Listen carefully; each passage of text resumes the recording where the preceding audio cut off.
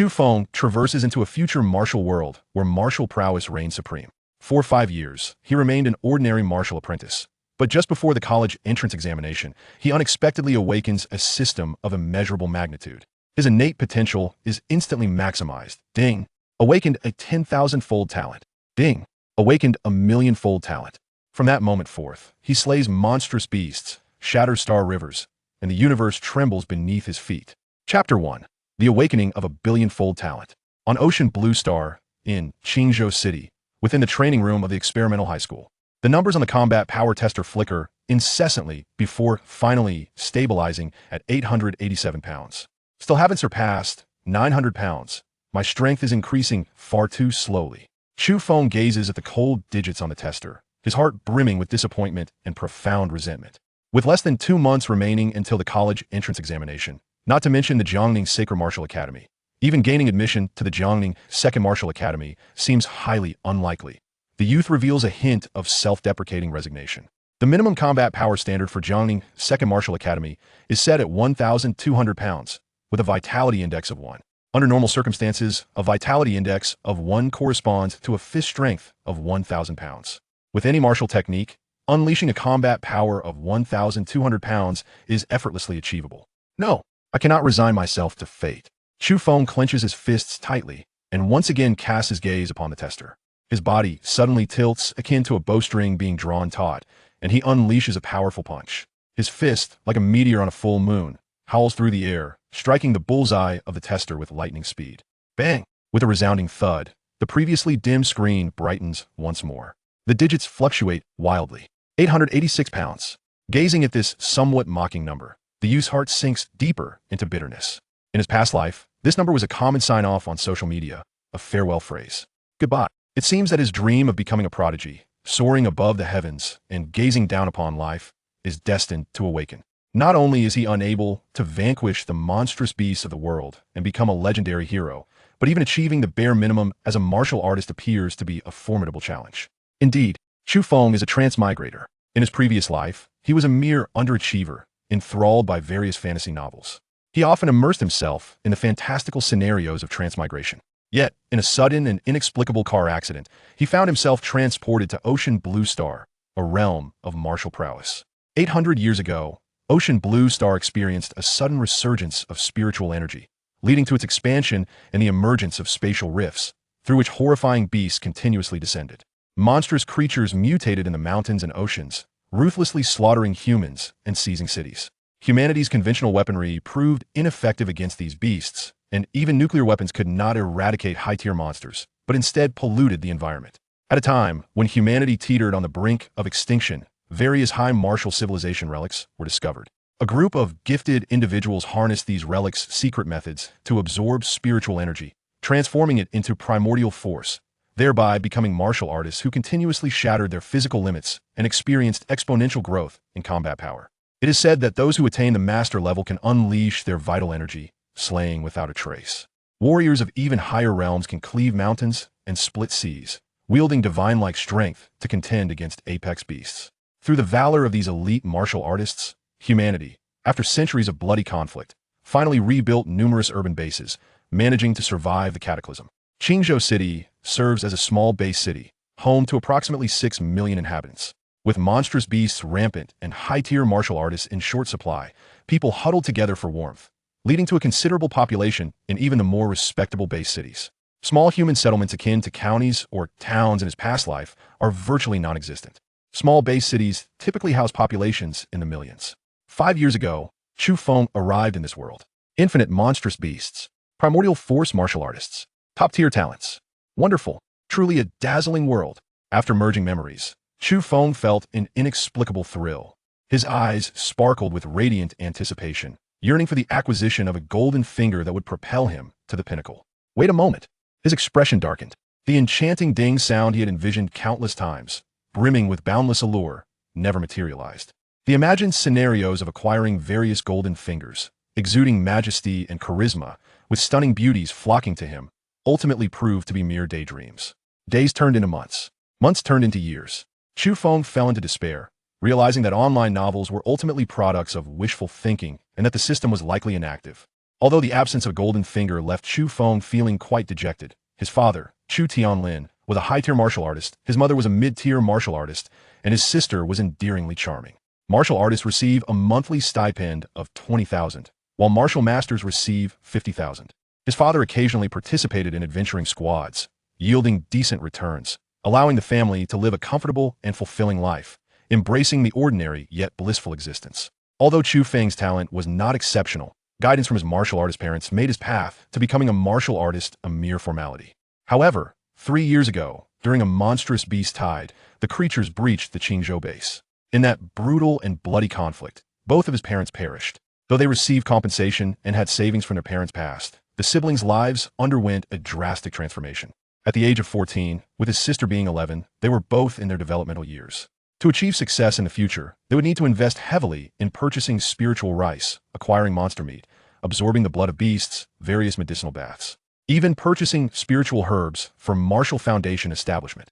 A pound of spirit rice costs several dozen yuan, while the flesh of demon beasts can reach hundreds of yuan, and premium demon meat may even cost several hundred to 1,000 yuan. A single vial of blood chi powder commands a staggering price of 50,000 yuan. Initially, the siblings managed to maintain their previous standard of living, but soon their expenses exceeded their income, leading to a swift decline in their lifestyle. Meanwhile, Chu Feng's blood chi value and strength began to grow at a sluggish pace. His combat prowess, once among the top in his class, has now dwindled to an average level. At 17, facing the impending college entrance examination, it seems unlikely he will even qualify for a martial arts academy. If he fails to gain admission to a martial institute and lacks resources, he may never even become a martial artist. No, I cannot resign myself to fate. The heart-wrenching image of his father in his final moments flashed through his mind. Chu Tianlin trembled, his blood-stained hands shaking as he offered fragmented admonitions. Do not think about revenge. Take care of your sister. Just live. Yet if I cannot even become a martial artist, what else can I do?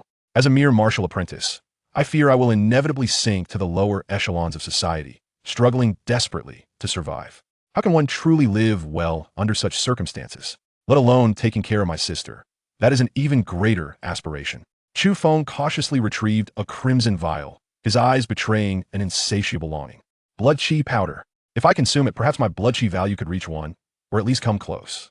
Blood chi powder is the finest elixir for enhancing blood chi, yet he had only used it once at the age of 13 during his Martial Foundation establishment. Following the death of his parents and the subsequent financial strain, he had never used it again. The second use should yield notable results. The efficacy of elixirs diminishes with repeated use.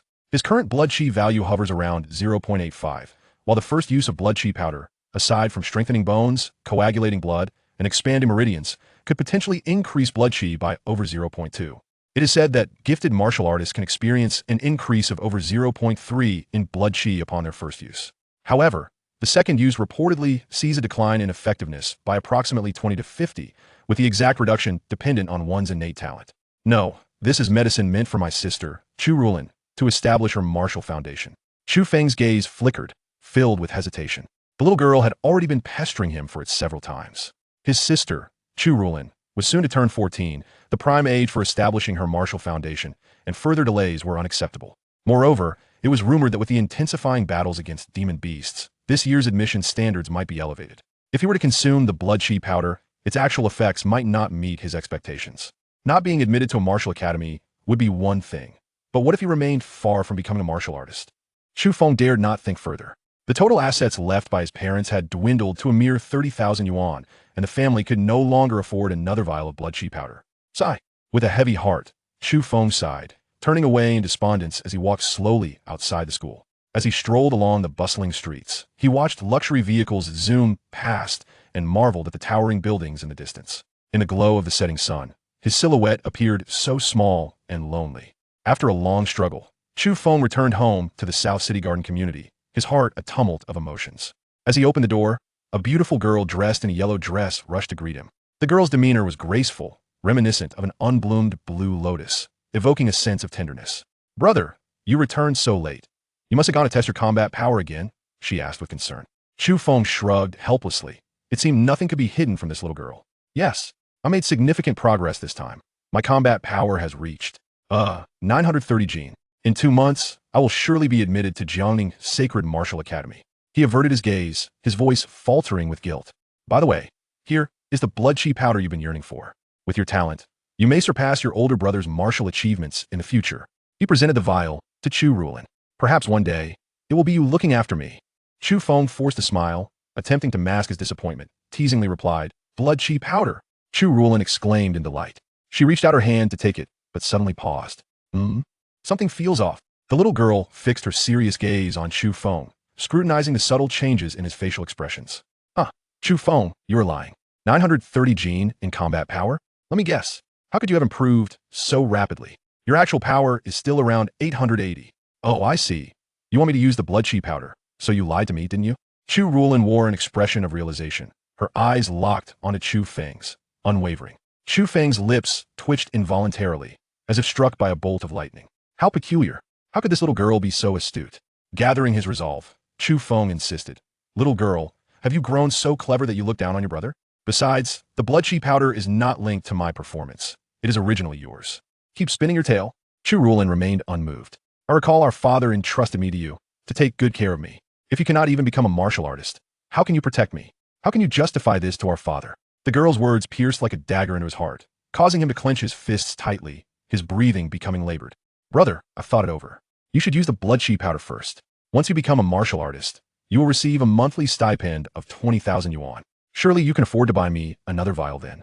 She gently grasped Chu Feng's hand, her voice soft. Chu Feng bit his lip until it nearly bled. Yet before he could voice his thoughts, Chu Rulin interrupted him. A real man should not be so wishy-washy. I believe you will become a martial artist. Don't let me down. Chu Feng's face flushed crimson, veins bulging as he clenched his fists tightly. Although he knew his sister was deliberately provoking him, his heart still felt as if it were being squeezed painfully. After a long pause, Chu Feng solemnly declared, All right, Rulin, I promise that within a month, whether I become a martial artist or not, I will obtain another vial of blood chi powder for you. No further words were necessary. With his sister speaking so earnestly, he understood he had no reason to refuse. Moreover, deep down, he felt a sense of unwillingness. Martial artists defy destiny. Without unwavering resolve, how could one attain mastery? Should he find himself far from becoming a martial artist, Chu Feng had already formulated a backup plan. He would shamelessly approach his good friend Luo Hua, determined to procure a vial of blood chi powder for his sister. Chu Rulin nodded gently, retreating into her room. Glancing at the blood chi powder in his hand, Chu Feng wasted no time entering his own room. I will use it now and break through to become a martial artist. A long-suppressed shout echoed within him. Chu Feng poured a cup of hot water, then opened the vial, cautiously pouring out the purple blood chi powder liquid. He mixed the two and shook them thoroughly, diluting the medicinal properties. Then, tilting his head back, he drank the entire cup of liquid in one swift motion. Instantly, a torrent of medicinal power surged within him, vast as an ocean of spiritual energy, filling his entire being with a searing heat that threatened to explode. Having experienced this once before, Chu Feng felt a surge of excitement rather than fear. He allowed the medicinal power to wreak havoc within his body, continuously cleansing his muscles, bones, meridians, blood, and even his mind. Enduring the excruciating pain coursing through his body, Chu Feng diligently practiced the foundational body tempering technique. He executed various intricate movements, guiding the immense medicinal energy within him. As wisps of mist enveloped his entire being, each pore ablaze, as if set aflame. The impurities within his body were continuously expelled, forming a layer of pitch-black residue that emitted a noxious stench. Upon completing the entire set of movements, the surging waves within him gradually began to subside. After a prolonged period, the intensity of the cleansing diminished. When the searing sensation within him had largely dissipated, Chu Feng felt as though he had been reborn. His entire being brimmed with boundless energy, as if a single punch could fell a fierce beast. His physique had undergone a remarkable transformation. His muscles were now more solidified, and his bones more resilient, rendering him seemingly impervious to blades and arrows. Chu Feng hurried to the bathroom to take a shower. He pondered, I wonder if my blood vitality has reached one yet? It should hold promise. He silently contemplated, believing that this enhancement would be considerable. Suddenly, a mechanical voice resonated. Ding! Host's blood vitality detected to have reached 1, meeting the system's minimum activation standard of billions. The system is now activating. Chu Feng was momentarily taken aback. Chapter 2, Tenfold Talent. System? Chu Feng's dazed gaze suddenly ignited with brilliance. After 5 long years, he had long abandoned all hope, even considering the notion itself to be a jest. Yet, unexpectedly, the system had activated. In a surge of exhilaration, he pinched himself fiercely. The intense pain assured him that this was no mere illusion. Damn! Chu Feng roared, clenching his right fist tightly. veins bulging and trembling incessantly, as if to vent the hardships and tribulations of the past years. Given that the host's blood vitality was merely 101, he could only endure the infusion of the tenfold talent energy. The process commenced. A wave of mysterious and colossal energy surged down from above, enveloping him. A refreshing sensation spread throughout his being, starkly contrasting the immense pain he had previously endured while absorbing the blood chi dispersal. At this moment, Chu Feng felt only waves of comfort, as if this energy were cleansing every cell and gene within him, transforming his blood, nurturing his bones, purifying his marrow, and nourishing his mind. Before long, the infusion concluded, and a layer of grayish-white residue formed around his body. Chu Feng felt as if he were radiating light, a divine essence enveloping him. His mind was clearer than ever, thoughts racing with unprecedented speed, problems that had once baffled him now effortlessly unraveled. Numerous profound insights into his cultivation burst forth, making him exponentially wiser. Around him swirled countless minuscule vortices, perpetually drawing in the surrounding spiritual energy. A brief moment of awareness revealed that half of the medicinal potency from the previous blood chi dispersal still lingered within him, hidden throughout his body. He could not afford to waste this potency. With his newfound talent, repeating the foundational body refining technique should pose no challenge, he mused. Stepping forward, he immediately began the basic body refining technique, each gesture flowing seamlessly as intricate seals manifested one after another. His movements were as graceful as flowing water, remarkably accelerated beyond measure. The tenfold talent was astonishing. Chu Feng was astounded by his own prowess. His actions surpassed those of mentor Jiang Chao by an immeasurable degree. Previously, he had exerted all his strength to complete the basic body refining technique in half an hour, suffering considerable fatigue afterward.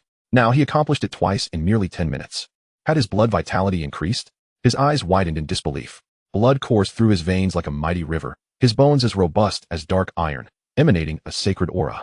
And this was merely the residual potency of the blood chi dispersal. How terrifying! The famous phrase from his past life surged forth in his mind. Chu Feng was overwhelmed with excitement, pondering what might occur when he achieved a millionfold, 10 millionfold, or even a billionfold talent. Standing atop this world would be effortlessly within his grasp. Avenge his father, eradicate the beasts of the world, and cleanse the cosmos. What could possibly be difficult? After a lengthy moment, Chu Feng patted his chest, gradually calming his tumultuous emotions. The journey must be undertaken step by step. Genius does not equate to strength. How many remarkable talents had failed to mature, leaving behind naught but bones. Once composed, Chu Feng resumed his practice of the body refining technique, determined to absorb the remaining medicinal potency to enhance his blood vitality. After an hour of diligently performing the technique 12 times, he finally felt fatigue. Yet a small portion of the residual potency remained unabsorbed. With a deep breath, he lifted his head, his gaze sharp as a blade, his entire body vibrating with a subtle resonance, exuding a formidable aura that hinted at imminent danger. The medicinal potency of the blood chi dispersal had been fully absorbed. Though untested, his blood vitality was assuredly above 3, likely exceeding 35. He exhaled, releasing a breath like a white sword, a hint of pride gracing his features. This blood vitality, he surmised, was likely unrivaled in the Qingzhou Experimental High School. However, his combat power remained uncertain. The genius Zhao Wuji from Class 3 had cultivated a yellow-grade combat technique, reportedly capable of unleashing nearly 3 times the blood vitality in combat power. With a solid foundation in martial arts, the next step to rapidly enhance his combat prowess lay in discovering a potent combat technique. Combat techniques are classified into 5 grades: heaven, earth, profound, yellow, and ordinary. The school currently taught only the basics, while ordinary and yellow-grade techniques were available. They required the completion of tasks and achieving certain rankings in midterms and finals. This necessitated time. He had scoured the Tianxi Mall repeatedly, but even the cheapest yellow-grade combat technique required a sum of 100,000 yuan. Inwardly lamenting, Chu Feng thought, martial arts truly consumes wealth. No wonder the saying in fantasy novels emphasizes wealth above all else. Ordinary grade combat techniques could be purchased for several thousand yuan, but their enhancements were generally modest, 1 or 2 times at most, certainly not sufficient to rival Zhao Wuji. Just as he furrowed his brow, uncertain of where to find a secret combat technique, a sudden flash of inspiration illuminated his mind. Chu Feng hurried to the bookshelf, retrieving a uniquely textured tome from a hidden compartment beneath. The cover bore 3 powerful characters in seal script, 10 absolute fists. This was his father's treasured possession. Chu Tianlin had once cryptically informed Chu Feng that this manual was the most precious item he had ever acquired during a venture into an ancient sect. Each absolute fist doubled combat power, and mastering all 10 absolute fists would multiply it tenfold. At the time, he had not comprehended its significance. But now he understood, it was likely a threshold for earth-grade martial techniques. The price of a typical yellow-grade martial technique could reach hundreds of thousands. While profound-grade techniques started at 1 million, Earth-grade techniques were virtually non-existent on the market, often exceeding 10 million. As for heaven-grade techniques, they were legendary treasures.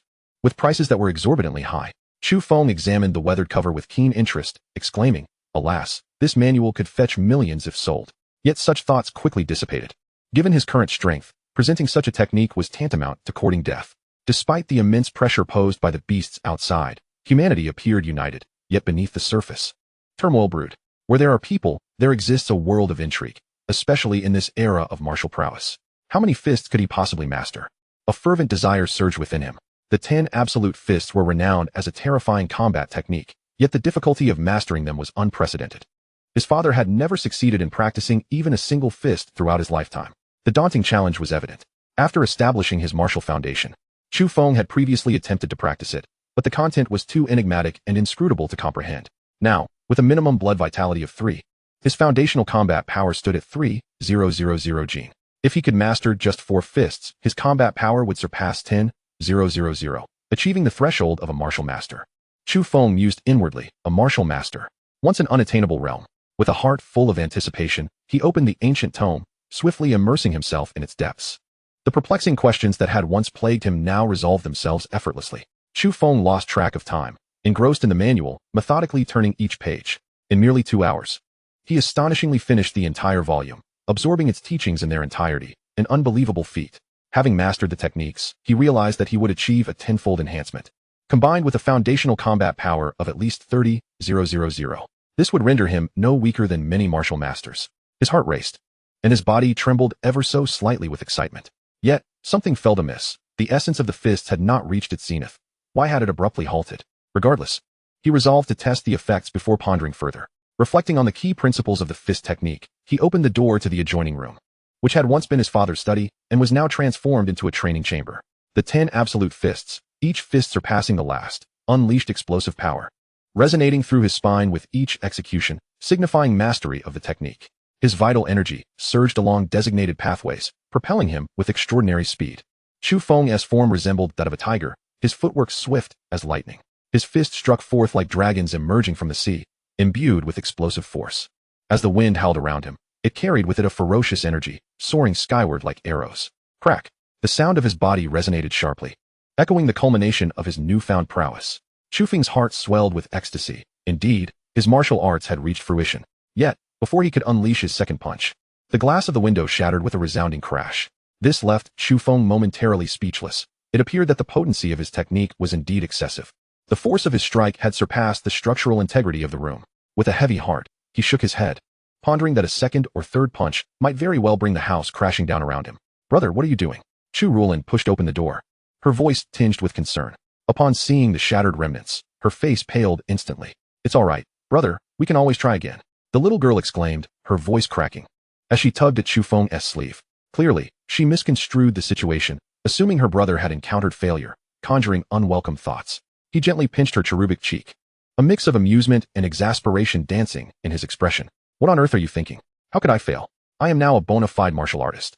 And it was my fist's wind that shattered this glass." "Really?" Chu Rulin blinked her bright, sparkling eyes, her skepticism evident. "Of course. The moment I became a martial artist, I awakened a formidable martial talent. Just wait. Soon I shall procure for you foundational spiritual herbs far superior to the blood chi powder." As he spoke, Chu Feng lifted his sister into the air, spinning her joyfully. This sense of accomplishment, this exuberance, was something he felt compelled to share with his family. "Wonderful. I knew you would succeed, brother," Chu Rulin chirped, her face alight with joy. I'm so hungry. Please prepare something delicious for us to celebrate. I'll step out for a moment and be right back," Chu Feng declared, hastily opening the door and striding out. He could hardly contain his eagerness to test his newfound abilities. Chapter 3, Battle Power Exceeds 10,000. A martial master in the making. Shura Martial Arts Hall. The bold crimson characters were robust and powerful, exuding a palpable aura of bloodlust, as if they were poised to consume those who dared approach. However, interwoven within the lines was an indomitable spirit of combat. At this moment, illuminated by the soft glow of lights, the hall emanated an overpowering presence that left onlookers in awe. Truly, it was the most enigmatic martial arts hall in Qingzhou. Just a few characters were enough to ensnare one's imagination, Chu Feng mused. Despite having passed by the hall numerous times, each encounter brought forth new feelings. It was rumored that these characters were inscribed with the blood of high-tier magical beasts.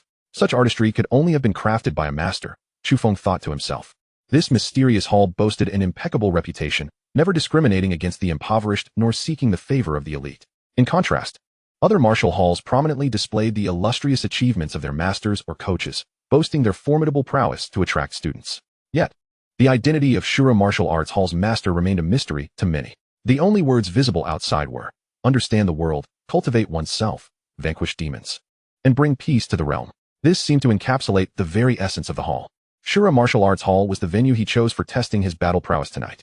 It was one of the few large martial halls situated in the civilian district of South City, and it was also the closest to Chu Feng's home.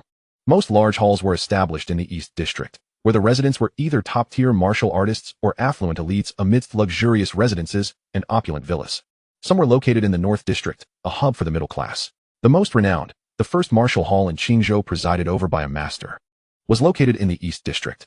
Only Shura Martial Arts Hall could be found in the civilian area of South City. Meanwhile, the West District, predominantly a slum, reportedly had very few martial halls, with those present being of lamentably small scale.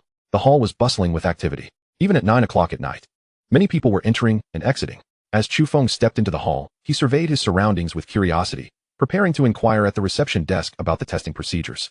A tall, elegant woman clad in a sleek black dress approached him with a welcoming smile. Hello, I am Tian Qingzhu. Welcome to Shura Martial Arts Hall. Our hall has recently launched the Genius Purple Gold Herbal Bath No. 1 and a Rapid Advancement course for martial artists, both of which have received tremendous acclaim. We also offer discounts for new clients. Is there anything you might need? Manager Tian did not treat Chu Feng any differently due to his modest attire. Purple Gold Herbal Bath? Rapid Advancement course? Chu Feng silently repeated to himself. The Rapid Advancement course seemed reasonable, but he desperately needed the herbal bath. However, he had already inquired previously and learned that the herbal bath was suitable for him, yet he himself was not suited for it. The cost for a single session was 30,000, far beyond his means. Chu Feng gently shook his head, responding with politeness, Sister, I am here to test my blood chi and battle power. Manager Tian maintained her composure. At Shura Martial Arts Hall, we offer two pricing options for testing battle power. The precision version at 500 per 10 minutes, and the basic version at 200 per 10 minutes. Or 500 for half an hour. The basic version is quite accurate as well. Which one would you prefer? Chu Feng's composed response piqued Manager Tian's interest, prompting her to become even more enthusiastic in her explanation. Let us go with the basic version. I'd like half an hour, please. Chu Feng promptly decided. Having just mastered the 10 absolute fist, he needed to refine his skills further, and in his excitement, he feared that 10 minutes might not suffice. Following the manager's lead, he proceeded to the counter to pay 500. As the beautiful manager operated the computer, she spoke with a hint of pride. Our testing machines are extremely popular. During the day, there is often a queue for testing and martial arts experimentation, and the results are quite impressive. Soon, Manager Tian retrieved a purple card inscribed with the number 3. Exiting the counter, she gestured towards a row of black rooms across the way. The testing machine is in room 3 over there. Do you need me to accompany you? Before Chu Feng could respond, a voice filled with urgency rang out. Sister Qingzhu, I wish to consult Coach Gao about some questions. Where can I find him? A young man clad in a brown jacket, meticulously dressed, entered the hall. Tian Qingzhu displayed a hint of apology. This is for our VIP clients, and there are operating instructions available. Chu Feng waved a hand, interrupting her. No need for explanations. I can manage on my own. Having lived 2 lives, he possessed a modicum of social acumen. Recognizing that the jacket-clad youth was clearly a second-generation heir and an important client of Shura Martial Arts Hall, the priorities were abundantly clear. Chu Feng inserted his card into the testing room. Inside, the setup was distinctly divided. The left side was for testing blood chi, while the right side was for assessing battle power. Although he anticipated the outcome, he felt a flutter of anxiety. He carefully adjusted his posture, striving to sit at the testing station with utmost precision, then reset the silver circular blood chi testing device and adeptly secured it around his right arm. An accurate assessment of blood chi necessitated a blood sample, which the basic version did not require. Chu Feng activated the switch with his left hand, clenching his right fist tightly. Feeling the surging blood chi coursing through him like a turbulent river, unceasing in its flow. His vibrant life force resembled a coiled magical beast, and the surging blood chi immediately transformed into a flurry of pulsating numbers. 156, 283, 370. The final figure settled at 372. Gently, he removed the testing device, scrutinizing it repeatedly to ensure that the number remained unchanged and accurate. Only then did he exhale deeply, clenching both fists and thrusting them upwards in triumph, whispering fiercely, yes, yes, a blood chi value of 372, exceeding his expectations significantly. This score would surely rank him as the top at Qingzhou Experimental High School. A smirk played at the corners of his mouth, revealing a hint of rebelliousness. With the blood chi value established, it was time to elevate his battle power. Gazing at the battle power testing device on his right, a fierce light ignited in his eyes, and the spirit of combat surged within him, boiling over. Battle power. Explode for me. The yuan force within him erupted in a thunderous roar, following the trajectory of the 10 absolute fist. With a swift stride, Chu Feng leaped forth. His body akin to a bullet discharged from a gun, surging forward like a thunderclap. Mid-stride, his upper body suddenly inclined forward, resembling a drawn bow, gathering formidable power. His tightly clenched right fist struck out suddenly, akin to a dragon's claw lunging forth. Bang! With a muffled thud, the testing device's screen erupted into a flurry of flickering numbers. 7438. The digits eventually settled. Blood vitality at 372 corresponded to a foundational combat strength of 3,720 gene, rendering 7,438 gene nearly double the base combat strength. Indeed, a single punch yielding double the power. How formidable! Chu Feng's body involuntarily trembled slightly, and the corners of his eyes glistened with moisture. Once more, a glint of unparalleled anticipation shone in his gaze as he prepared to unleash a second punch, capable of shattering stone and splitting the earth, which erupted forth in a terrifying display against the testing device. The numbers began to leap wildly before finally settling at 11163, a combat strength exceeding 10,000, marking him as a martial master. Chu Feng's blood surged with exhilaration. The title of martial master was a dream cherished by countless martial artists. The range of combat strength from 1,000 to 10,000 delineated the realm of martial artists. Within that, 1,000 to 3,000 indicated beginner martial artists, 3,000 to 6,000, intermediate martial artists, 6,000 to 9,000, advanced martial artists, and 9,000 to 10,000, peak martial artists, also referred to as great martial artists. The range for martial masters spanned from 10,000 to 100,000, while the master tier ranged from 100,000 to 1 million, subdivided similarly to the previous classifications. Combat strength from 10,000 to 30,000 denoted beginner martial masters. With a combat strength of 11163, Chu Feng had already met the criteria for a beginner martial master. Chapter 4. Surely, the testing device is faulty. Has he truly transitioned into a martial master? Just moments ago, he was striving as a martial artist, and now he finds himself a martial master? The distinction between martial masters and martial artists is profound. Even a beginner martial master can teach at a martial arts academy. Chu Feng's mentor, Jiang Chao, is merely an intermediate martial master. Once registered with the Martial Artists Association, one can receive a monthly subsidy of 50,000 yuan. Martial masters command respect wherever they go and can lead a comfortable life. It is a meteoric rise. Although he had anticipated this, Chu Feng found it challenging to suppress his excitement, his complexion tinged with a hint of crimson. A young martial master. If only he could become a young grandmaster. How thrilling! Chu Feng gasped. Though his thoughts seemed audacious, he felt an inkling that he would achieve it soon. 11,163. Not sufficient. Explode, explode, explode. Chu Feng unleashed the 10 absolute fists in a frenzy, eager to ascertain where his limits lay. Bang, bang, bang. The numbers on the testing device oscillated wildly. 14883, 18604, 22325, 26047, 29766, 33495. His combat strength surpassed 30,000, crossing the threshold of an intermediate martial master. Yet, Chu Feng continued to batter the testing device, showing no signs of respite. 37208, the 10 absolutes, suppressing yin and yang. Chu Feng bellowed, delivering a final, devastating punch. The numbers ultimately settled at 40921. This was a staggering combat strength, positioning him among the elite of intermediate martial masters. If this were to occur outside, it would undoubtedly cause a tremendous stir. It is worth noting that this was accomplished by a mere 17-year-old. However, after the initial thrill, Chu Feng fell into contemplation. He realized that the intent of his 10 absolute fists had not reached perfection with the 10th strike. There could very well be an 11th or even 12th punch. Moreover, the previous 10 punches bore several flaws. Correcting them could yield further enhancements. He meticulously recalled every detail of the 10 absolute fists, his mind swirling with various possibilities. Formulas and symbols flashed incessantly before him. If someone were to open the door at that moment, they would find Chu Feng with closed eyes, his body instinctively following the techniques of the fist, delivering different punches while occasionally making corrections, resembling a madman. So that's it. Let me try the revised 10 absolute fists. Chu Feng opened his eyes, his gaze bright and sharp. It was the confidence of possessing a treasure, an air of unparalleled superiority. As Chu Feng moved like a dragon, his iron fist struck the testing device with fervor. The numbers danced wildly in response.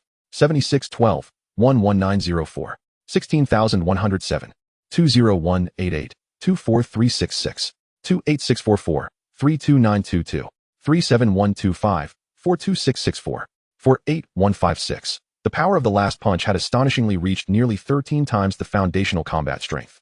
If the 10 absolute fists were fully developed, the final enhancement might reach 20-fold. Chu Feng fell into contemplation once more, striving to perfect the subsequent techniques of the 10 absolute fists. A while later, a crisp sound interrupted his thoughts. The screen of the testing device went dark, shutting down automatically. The door of the testing room slowly opened. It seemed that half an hour had elapsed. Chu Feng reluctantly ceased his calculations. Reflecting on the extraordinary experiences of the night, he shrugged and gestured to himself. Regret? What am I thinking? I am already a young martial master. If I were to share this, I would undoubtedly gain renown at the experimental high school. He patted his stomach, feeling a surge of hunger wash over him. Clearly, he had expended too much energy tonight and needed to return home for a hearty meal. With the machine powered down, it was likely that the data had reset automatically. The young man cast a glance at the testing device, pondering for a moment. What does it matter? Even if it hasn't reset, no one knows who I am. Besides, I will eventually dominate everywhere. There's no need for deliberate concealment. It's all good. Chu Feng smiled nonchalantly. He straightened his attire, standing tall like a spear, his gaze radiating a bright light. A confidence that emanated from within accentuated the spirited and extraordinary demeanor of the young man. He retrieved the purple card from the door and prepared to exchange it at the counter before heading home to feast with his sister in celebration. As Chu Feng stepped outside, he soon heard a familiar voice approaching. Sister Qingzhu, having listened to Master Gao's elucidations, I have greatly benefited and feel my combat strength will see a significant increase. I am preparing to test my strength once more. It was the voice of the young man in the jacket, who was coincidentally walking towards Tian Qingzhu. Chu Feng nodded slightly to the two and continued on his way. Great. He just came out. Room 3 is unoccupied, so let us head there. A gentle voice chimed in. Yet Tian Qingzhu stood frozen, her head turning slowly. Her voice tinged with distraction as she gazed at the young man who was gradually receding from view. Something was amiss. This young man exuded an inexplicable aura. Was it confidence? No, it was sharpness. There seemed to be a latent coldness and sharpness within him, like a concealed dragon in the depths, silent until it roars, shaking the very earth. This young man is extraordinary. It seems I must get to know him next time. He might be a hidden genius. The young man in the jacket also sensed Tian Qingzhu's unusual demeanor and glanced back curiously towards the direction Chu Feng had departed. Is that young man formidable? He inquired. I'm not sure. He should be visiting the Shura Martial Arts Hall for the first time today. I would assume his strength is considerable. But I believe.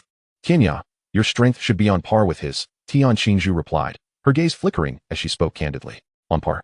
Though the two young men had yet to compete, Tian Qingzhu felt instinctively that the illustrious Tianya before her was not a match for that young man.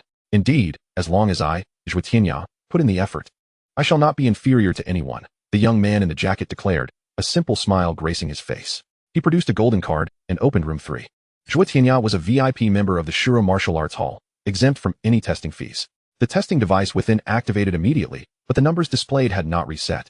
They remained fixed at the last figure Chu Feng had achieved, 48156. The automatic data restoration feature was designed to prevent abnormal shutdowns caused by sudden power loss. This was something Chu Feng had not anticipated. 48156. Zhui Tianya let out an exclamation of disbelief as he gazed at the astonishing number. This was already the combat power of a mid-tier martial artist. Yet, it was that ordinary-looking youth who had just stepped out moments ago. Gulp. The boy in the jacket swallowed hard, his mind racing with an absurd thought. Could this be the result of that youth's prowess? Tian Qingzhu was equally taken aback. Covering her red lips with her petite hand, her expression a portrait of shock. After a long pause, the beautiful manager murmured, how is this possible? Zhui Tianya's complexion paled further, and in a daze, he asked, could he have cheated? No, the machine must be malfunctioning. 48,156. This combat power was beyond him. Even the most exceptional geniuses from Qingzhou No. 1 High School, Lin Jinan and Li Qinyu, could not compare. Lin Jinan and Li Qinyu were the creme de la creme from the three prominent master families, nurtured meticulously since childhood, having consumed untold numbers of spiritual herbs and supplements. Yet, compared to this youth, they would seem insignificant. This defied logic. It was far too exaggerated. Yes, it must be a malfunction, Zhui Tianya muttered in a daze, as if grasping at the last straw. Chapter 5. The Tremor of the Shura Martial Arts Hall. Was the machine broken? It shouldn't be. Tian Qingzhu was clear-headed. This batch of machines had been acquired at great expense from Jiangning, and it was hardly 6 months old. How could it possibly be faulty? There was only one possibility. That youth was an extraordinary genius, and 48156 was indeed his true combat power. Zhui Tianya gradually calmed himself, determined to test the machine's integrity. After clearing the numbers, he unleashed a powerful punch, creating a gust of wind. With a sharp crack, the numbers surged, finally settling at 7362. The machine was not broken. The youth managed to utter a few words with great difficulty. As a staff member of the martial arts hall, Tian Qingzhu, a mere observer, had witnessed countless geniuses and quickly regained her composure. The discovery of such an unparalleled talent sparked excitement and anticipation in her bright eyes. Casting a glance at the despondent Zhuo Tianya, a flicker of compassion crossed Tian Qingzhu's gaze as she comforted him. Tianya, my junior. Only through diligent practice can one reach the pinnacle of martial arts. You are the most hard-working martial artist I have ever seen. I believe that as long as you continue to strive, you will eventually stand on equal ground with others. Zhuo Tianya pondered for a moment, his gaze gradually brightening.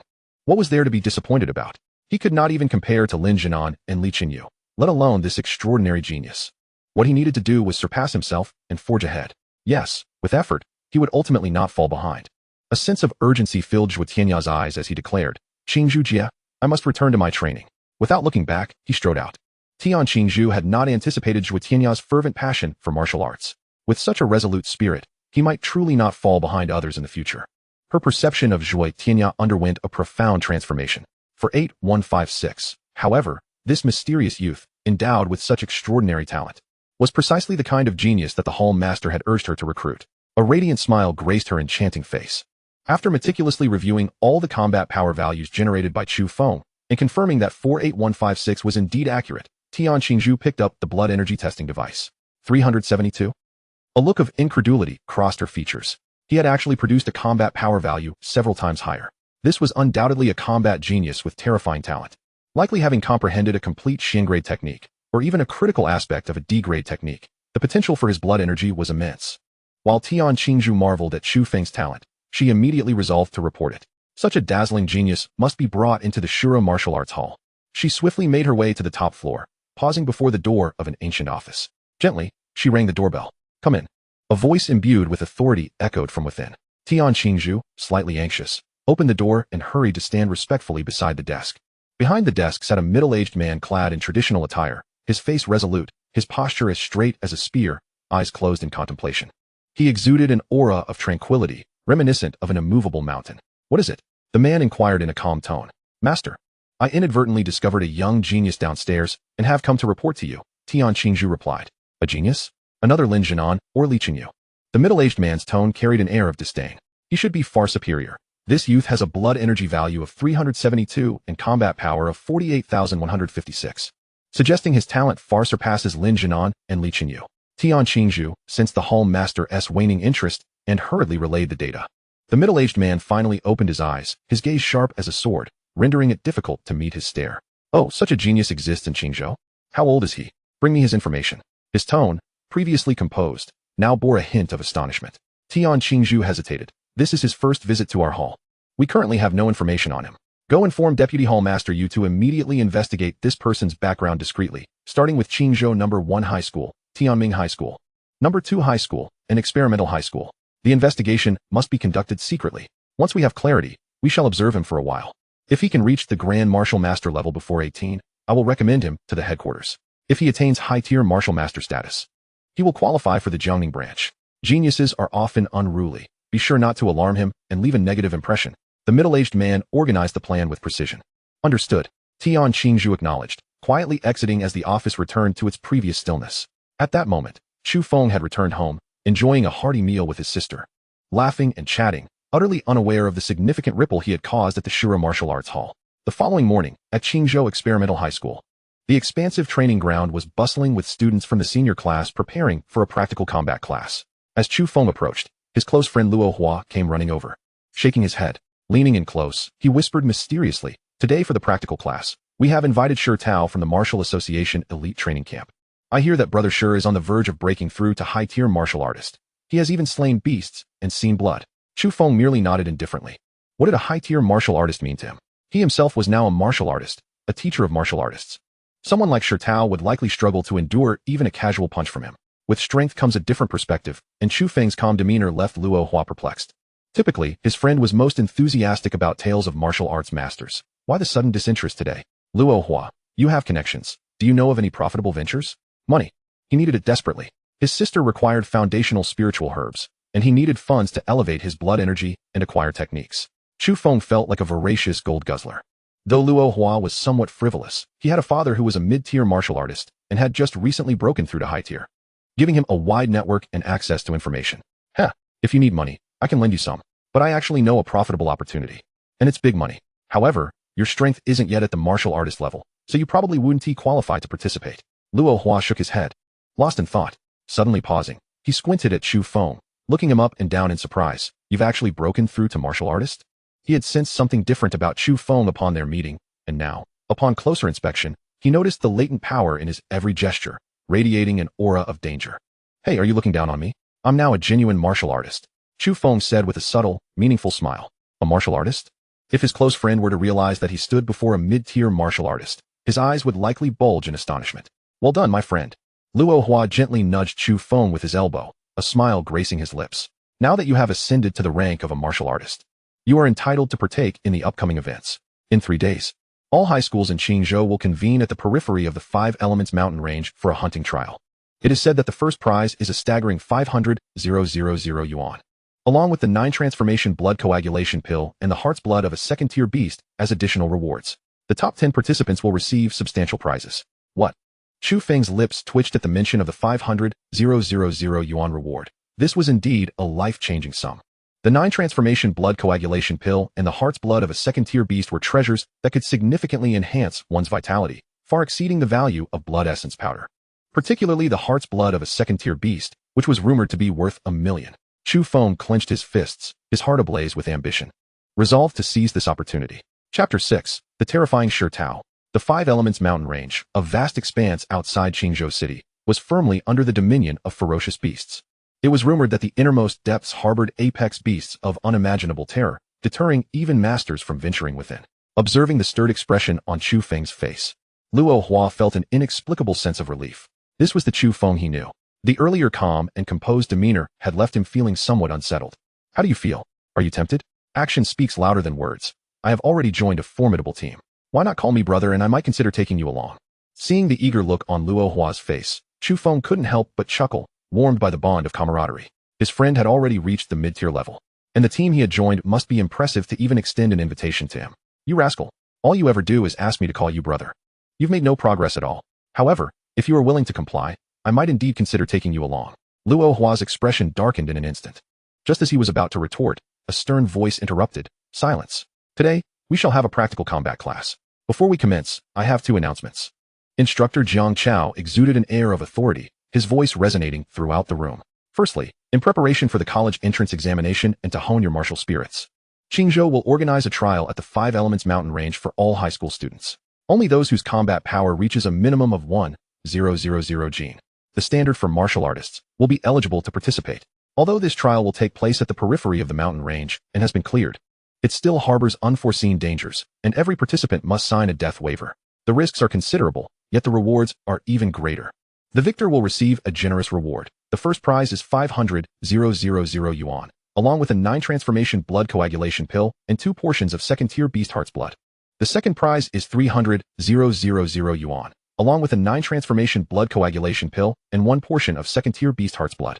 The third prize is 100,000 yuan, plus 1 portion of second-tier beast heart's blood. The top 10 will all receive rewards, with the 4th to 10th places earning 50,000 yuan and 1 portion of first-tier beast heart's blood. Those ranking 11th to 50th will only receive a portion of first-tier beast heart's blood. As soon as Jiang Chao's voice trailed off, the room erupted into chaos. I know the 9 transformation blood coagulation pill is worth 500,000 yuan each, and the heart's blood of a second-tier beast is valued at 1 million, while even the first-tier version is worth 200,000. Wow. The first prize alone amounts to 3 million. This is a golden opportunity for fame and fortune. Brother, what are you thinking? There are only a few dozen high schools in the city, with the likes of number 1 high school, Tianming, and number 2 high school filled with experts. The first prize is unlikely to be ours. Even placing in the top 50 would be acceptable. The first-tier beast heart's blood would significantly enhance my strength. I plan to borrow a fine steel blade from my father for the occasion. The students who had reached the rank of martial artist were brimming with excitement. Their fighting spirits ignited. Now, I shall announce the second matter. Today we will have a practical combat session. We are honored to have with us Shi Tao, an elite student currently training at the Martial Arts Association. Let us give him a warm welcome. The room erupted in enthusiastic applause. A tall, robust young man, over 6 feet in height, stepped forward, his physique resembling that of a powerful bear, exuding an aura of intimidation. Shi Tao, formerly a student at the experimental high school, had performed admirably in martial arts and was selected for elite training by the Martial Arts Association. Hello everyone, I am Shi Tao. and I am honored to return to my alma mater for this practical class. As martial artists, combat is paramount. Those who have not slain beasts or shed blood are not true martial artists, merely practitioners of flashy techniques. During our practical session, I expect each of you to showcase your best skills. I assure you, I shall not hold back. Shi Tao gazed down at the students from his elevated position, his tone laced with arrogance. The training ground fell into an immediate hush, the previously vibrant atmosphere dampened, even stifled. Many lower-ranked students instinctively lowered their heads. Fear etched upon their faces. After a moment, applause finally broke the silence. Shi Tao exudes a lethal aura. How terrifying. I hope someone steps up to challenge him before my name is called. Indeed, I'm merely a beginner martial artist. I doubt I could withstand even one of his punches. What is so impressive? He has merely been through elite training. Under such favorable conditions, even a pig could become a high-tier martial artist. Who knows? I might have already reached the level of a great warrior. Shi Tao truly radiates dominance. No wonder he is from the elite training camp. I wonder if he has a girlfriend? Some students gazed at him with starry eyes, whispers circulating among them. Instructor Jiang Chao cast a peculiar glance at Shi Tao, his expression one of disapproval. You are here to inspire the students' fighting spirit, not to flaunt your prowess and dampen their enthusiasm. All right, let us proceed to the practical segment. I encourage everyone to participate actively, especially those aspiring to join the trial. Facing Shi Tao is surely preferable to confronting the ferocious beasts of the 5 Elements mountain range. The instructor's rare attempt at humor elicited laughter, lightening the mood considerably. As Shi Tao stepped onto the combat stage, his expression darkened, feeling insulted at being compared to beasts. Which junior wishes to come forth and receive my guidance? His gaze swept across the room. Noticing the lack of volunteers, a smirk of disdain crept onto his lips. If no one dares to step up, I shall resort to calling names. I shall take on Shi Tao's challenge. A bold voice rang out. Under the gaze of all present, a young man with sharp eyebrows and bright eyes rose, making his way to the combat stage. It was Qin Xingyu. The students from Class 5 immediately erupted in applause, cheering for their classmate. Qin Xingyu, go for it. His willingness to challenge Shi Tao alone earned him the admiration of his peers. Moreover, during the last assessment, Qin Xingyu had reached the peak of the mid-tier martial artist level. He might very well have achieved high-tier combat power by now. As Qin Xingyu ascended the stage, his eyes burned with determination as he locked gazes with Shi Tao. Come at me. Shi Tao regarded his opponent with a fleeting glance, a mocking smile playing on his lips, laced with provocation. This instantly ignited Qin Xingyu's anger. He lunged forward, his form darting towards Shi Tao like a bolt of lightning. With a fierce right punch, he unleashed a storm of air, a sound akin to thunder rumbling, as if a cannonball had been discharged, hurtling towards Shi Tao. This punch alone could shatter stone. Wind and Thunder Fist, a yellow-tier martial technique. This should yield nearly 7,000 combat power. There's hope. Luo Hua remarked with a hint of excitement to Chu Feng, his anticipation for Qin Xingyu's victory growing. Chu Feng remained composed, merely nodding slightly. After all, he had trained in Earth-tier martial techniques, rendering yellow-tier techniques beneath his notice. A flicker of seriousness crossed Shi Tao's face. He stepped back, leaning his upper body backward, and countered with a palm strike. Instantly, his arm swelled, his muscles resembling the gnarled roots of an ancient giant tree, exuding immense power. This was his signature move, the stone and metal palm. With a resounding thud, the 2 strikes collided. Qin Xingyu's face flushed crimson as he was forced to retreat 3 steps. Shi Tao, however, merely swayed slightly, maintaining his ground without budging an inch. Students from Class 5 collectively exhaled, their expressions a mix of relief and complexity. Fortunately, the disparity was not as dire as anticipated. A catastrophic defeat did not ensue immediately. However, despair loomed as Qin Xingyu found himself at a disadvantage, with defeat seemingly inevitable. Despite being the pinnacle of the 5th class, the prospects for his peers seemed grim should they take to the stage. The 2 contenders engaged in a dazzling exchange, their combat a mesmerizing spectacle. So, you are junior brother Xingyu? If this is the extent of your prowess, you might as well concede. Chapter 7, The Duel. After Shi Tao's taunt, he deftly evaded one of Qin Xingyu's strikes. His fist, swelling ominously, bore a hue reminiscent of rock, brimming with destructive power.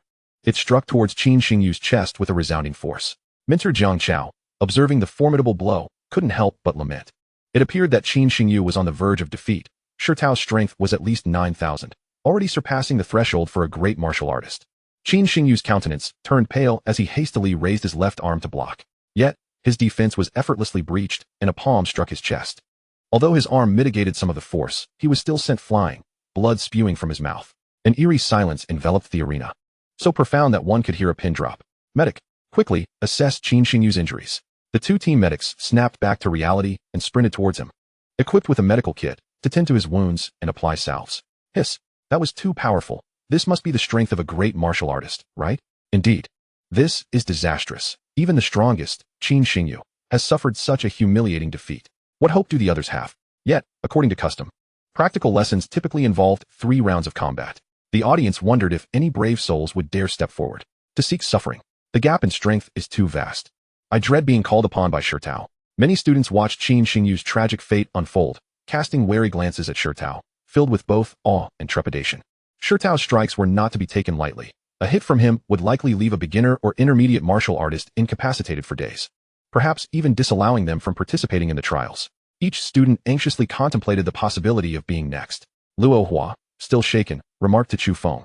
That last punch from Shirtao was overwhelmingly powerful. His combat strength must exceed that of high-level martial artists. If I were to face him, I'd surely be knocked out. It was just all right, nothing special, Chu Feng responded disinterestedly. The levels of martial prowess had little allure for him. He had even discerned several flaws in Shirtao's technique. However, he acknowledged that Shirtao's agility was commendable. Yet, his nonchalant comment inadvertently stirred a hornet's nest. Others, filled with admiration and fear for Shirtao, found Chu Feng's nonchalant demeanor jarring, as it conveyed an air of indifference. The heightened sensitivity of martial artists' hearing drew immediate attention to his words. Just all right, Luo Hua exclaimed in exaggerated disbelief, soon noticing that the surrounding martial artists were regarding Chu Feng with incredulity. Even Shirtao's gaze turned icy, laced with malice. Luo Hua's complexion turned ashen, and he hastily tugged at Chu Feng's trousers, urging him to be cautious. But it was too late. Is that you, Chu Feng? When did you become so brazen? You seem to think you're a martial artist. The surrounding students regarded him with derision, their tones dripping with mockery. Indeed, even the mightiest, Qin Xingyu, had succumbed. How could a weakling, who wasn't even a martial artist, boast so audaciously? Was this not pure comedy? Chu Feng remained unfazed, as if the surrounding chaos were of no concern to him, offering no explanations. Explanation? What was there to elucidate? Admitting to being a mid-tier martial artist would likely invite even more scorn. He mused silently. Why must I justify my actions to them? However, Chu Feng's demeanor became the final spark igniting Shirtao's fury. He could hardly wait for Mentor Jiang Chao to announce the outcome of the bout or to comment on the fight. He erupted instantaneously. This student must possess extraordinary strength. Come, let us duel. Shirtao pointed ominously at Chu Feng, his expression tinged with cruelty. This is it for Chu Feng. Let's see if he dares to accept the challenge. To accept would likely lead to a prolonged ordeal. To decline would result in a tarnished reputation. Onlookers regarded Chu Feng with gleeful anticipation. Are you referring to me? Chu Feng replied coolly. Indeed you. Are you certain you wish to challenge me? However, I always prefer to have stakes in my duels. Shall we wager? Let Mentor Jiang Chao bear witness. Chu Feng's words dripped with provocation. Upon being called out, he resolved that if a duel was to occur, he would seize some advantage. With trials imminent, his own prowess remained uncertain in securing victory. If his vigor reached 5 or more, victory seemed assured. This challenge is madness. Has Chu Feng lost his senses? His bravado is unmatched. He could outtalk a titanium battleship. From now on, let us call him the Giant, a titan of words. A wager? Is he truly foolish enough to propose such a ludicrous excuse? Is he attempting to frighten Shirtao with some colossal wager? Huh. Will Shirtao be intimidated? The crowd stared at Chu Feng as though he were a fool, their mockery palpable. Sharp-tongued. What stake do you propose? Shirtao's fists clenched, his teeth gritted. He too feared that Chu Feng might suggest an unimaginable wager. Not much. Just a soul-cleansing pill. I don't possess one, but I'll wager 300,000. The soul-cleansing pill was rumored to be a spiritual elixir available only to elite training squad members, contingent on completing training tasks and earning points. Each month, one could claim a pill, valued just over 200,000. Thus, the wager was decidedly in Shirtao's favor. Very well, I shan't take advantage of you. I'll also add a first-tier beast's heart blood, worth over 400,000. No need to raise the stakes further. As if fearing Chu Feng might reconsider, Shirtao generously offered. Placing the items before Mentor Jiang Chao, he genuinely worried that Chu Feng might blurt out an outrageous wager that would prompt Jiang Chao to halt the duel. Luo Hua, didn't you promise to lend me money? Come, lend me 300,000.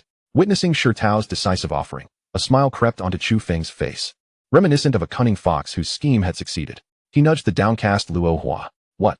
Everyone, including Jiang Chao, was left dumbfounded. Good heavens, this is madness. He has no money and is brazenly borrowing to wager. What a spectacle. If he loses, he'll be left with nothing. Luo Hua wished he could vanish into the ground. He made no move to produce funds, tugging at Chu Feng in a desperate plea to reconsider. Hurry, don't dawdle, Chu Feng urged. He seemed oblivious to the concept of embarrassment. As long as I am unembarrassed, it is you who should feel awkward. Luo Hua's face flushed crimson as he trembled. Finally extracting a card from his pocket under the scrutinizing gazes of the crowd, whispering, there's 31,000 in here. Password 111111. His father was merely a mid-tier martial artist, and this was all his savings. Chu Feng took the card, unhurriedly approached Minter Jiangchao, placed the card down, and then stood opposite Shirtao. Chapter 8. The Might of a Fist. With both party stakes established, Minter Jiangchao found it difficult to intervene, reluctantly allowing the valuation of both sides before nodding in acceptance. Chu Feng, hands clasped behind his back, exuded an air of a seasoned expert. "Make your move," he said casually.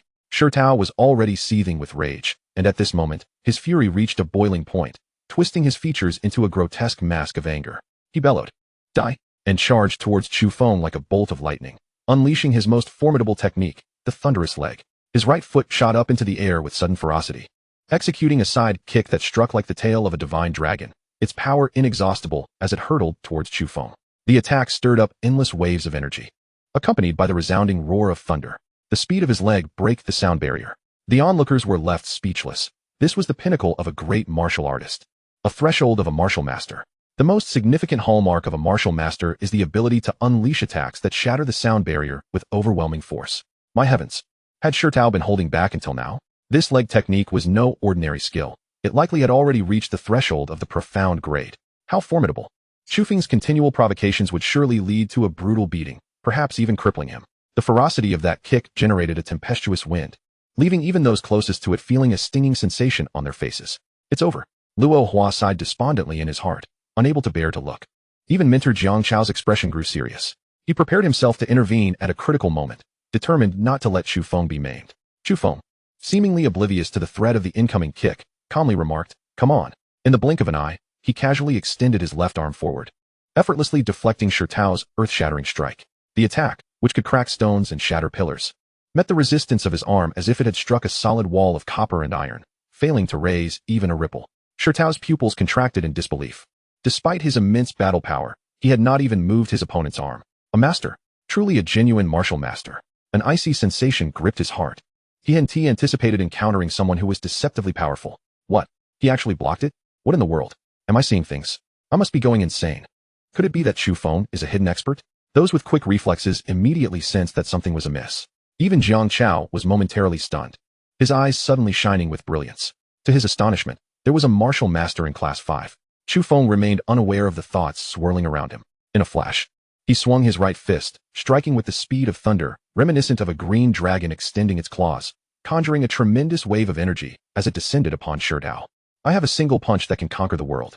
It was the 10 absolute fist, and Chu Feng had only unleashed his third punch, his battle power reaching 16,000. Had he executed the final punch, it would have undoubtedly obliterated Shirtao on the spot. Even this third punch was a breathtaking blow that left all spectators in shock. No! Shirtao screamed, hastily throwing out his right fist in a desperate attempt to counter. But could he withstand such force? The punch was effortlessly deflected, crashing heavily into his chest. Bang! Shirtao was sent flying through the air, landing heavily 5 meters away. Coughing, he spat out a mouthful of blood before quickly retrieving a healing pill and swallowing it. Collapsing weakly onto the ground, the arena fell silent, all eyes wide with astonishment, stunned into immobility. Gulp! Someone's audible gulp echoed through the training ground, breaking the stunned silence. How could this be possible? Some muttered in disbelief. My goodness! He won! Chu Feng won! Moments later, someone shouted in exhilaration. Yes, he won! Incredible! Chu Feng has defeated an elite student. Unbelievable! Chu Feng is a martial master. Silence! Mind your words. Chu Feng is already a young martial master. He should be addressed as such. I can't believe it. Chu Feng was never showing off. It was merely my own lack of insight. Chu Feng, I apologize. The students of Class 5 erupted in jubilant cheers, creating a cacophony of excitement. Young Master Chu Feng, he smiled gently, for in 2 lifetimes, he had never been addressed in such a manner.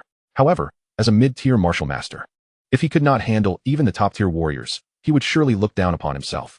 Chu Feng's calm demeanor only deepened the aura of mystery surrounding him, igniting fervent admiration among the students. Shixiang Shirtao, I believe I have won, right? I suppose I should claim my reward. Chu Feng rubbed his hands together, a shy smile gracing his face as he spoke to Shirtao. You. Shirtao's head drooped in defeat, fainting away. In truth, he was merely feigning unconsciousness. Utterly humiliated by Chu Feng's demeanor and actions, Chu Feng paid no mind to whether he was genuinely unconscious or simply pretending. The spoils of victory must be claimed. He confidently grasped 2 porcelain vials, inspecting them briefly before placing them in front of him. As he inhaled their fragrant aroma, a wave of fatigue dissipated. What excellent items! Unfortunately, the cleansing marrow pills and beast blood potions were too violent in their potency for establishing a foundation. Otherwise, they would have been perfect for his sister. Chu Feng carefully stored the 2 spiritual medicines while holding onto the card, ready to return it to Luo Hua. He glanced back at his mentor. Noticing that after the match concluded, Jiang Chao had been on the phone, neglecting to announce the results. Thus, he had no choice but to brazenly claim his reward. Chu Feng swiftly descended from the platform, extending the card towards Luo Hua. Here is your card back, brother. Thanks. Luo Hua stared blankly as he received the bank card. Still feeling somewhat dazed, looking at Chu Feng with a strange expression, as if meeting his best friend for the first time. Let's grab dinner together tonight, Chu Feng said nonchalantly, giving his shoulder a light pat. Around him, classmates quickly encircled Chu Feng. Young Master Chu Feng, let your little brother tag along for dinner tonight. One student, who was on friendly terms with Chu Feng, boldly suggested. Yes, we want to join too.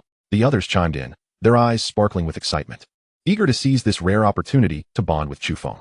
All right, everyone can come. Chu Feng smiled warmly. The scene erupted in cheers, each face reflecting the adoration of fans meeting their idol, eyes gleaming with admiration. Young Master Chu Feng, have you reached the level of martial master? Young Master Chu Feng, how did you cultivate? Young Master Chu Feng, could you take me along during the trials? Even a bold girl asked, you have a girlfriend, right? An array of peculiar questions left Chu Feng both amused and exasperated. Silence. Today as 2 practical sessions have shown you the harshness, haven't they? But the trials against the beasts are even more perilous. All martial artists wishing to participate in the trials must sign up at the trial office, but must also sign a death waiver. This concludes today as practical class. Chu Feng, please stay behind. The rest of you may disperse, Jiang Chao hastily declared, not even pausing to provide commentary on the 2 practical sessions, rushing to conclude the class. Chapter 9. The terrifying talent of a martial artist. As the excited discussions among the students gradually faded into the distance, Chu Feng's name would undoubtedly echo throughout the entire school. It was a case of silence preceding a thunderous roar. Soon, the once spacious training ground was left with only Chu Feng and Jiang Chao. Jiang Chao's gaze burned intensely upon Chu Feng, as if he had discovered a rare treasure. The fervor in his eyes made Chu Feng feel somewhat uneasy. Mentor Jiang, is there something you wish to discuss with me? Jiang Chao's eyes flickered before he solemnly stated, I have reported your situation to the principal, and he wishes to meet with you. Chu Feng raised an eyebrow, realizing that his earlier display of strength had not gone unnoticed, and he was surprised that it had reached the principal so swiftly. The principal of Qingzhou Experimental High School, Jiang Tian, was an extraordinary figure, renowned for his elevated prowess as a grandmaster. The realm of a grandmaster involves transforming one's energy into formidable force, capable of slaying from a distance, nearly akin to a celestial being. Each grandmaster is a living legend. A grandmaster must not be insulted. However, Chu Feng remained unfazed. He was now a mid-tier martial master, and with his extraordinary talent, he believed the status of grandmaster was not far off. To meet the master alone often fills many students with trepidation. Yet, the calm demeanor of Chu Feng caught Jiang Chao's attention, prompting an involuntary murmur of admiration. Before we meet the principal, I must confirm something with you. You are a gifted martial artist, correct? Despite having his suspicions, Jiang Chao approached the question with caution. A martial artist who has awakened their innate talent is colloquially referred to as a gifted martial artist. Gifted martial artist? Chu Feng mused internally, a playful smile curling at the corners of his mouth. His sudden surge in talent could indeed be considered an awakening, making him a bona fide gifted martial artist. Yes.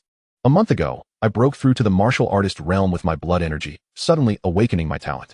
After a month of arduous training, I have attained my current strength, Chu Feng replied, feigning an honest demeanor. Aside from concealing the system and altering the timeline, he had spoken the truth. Jiang Chao nodded.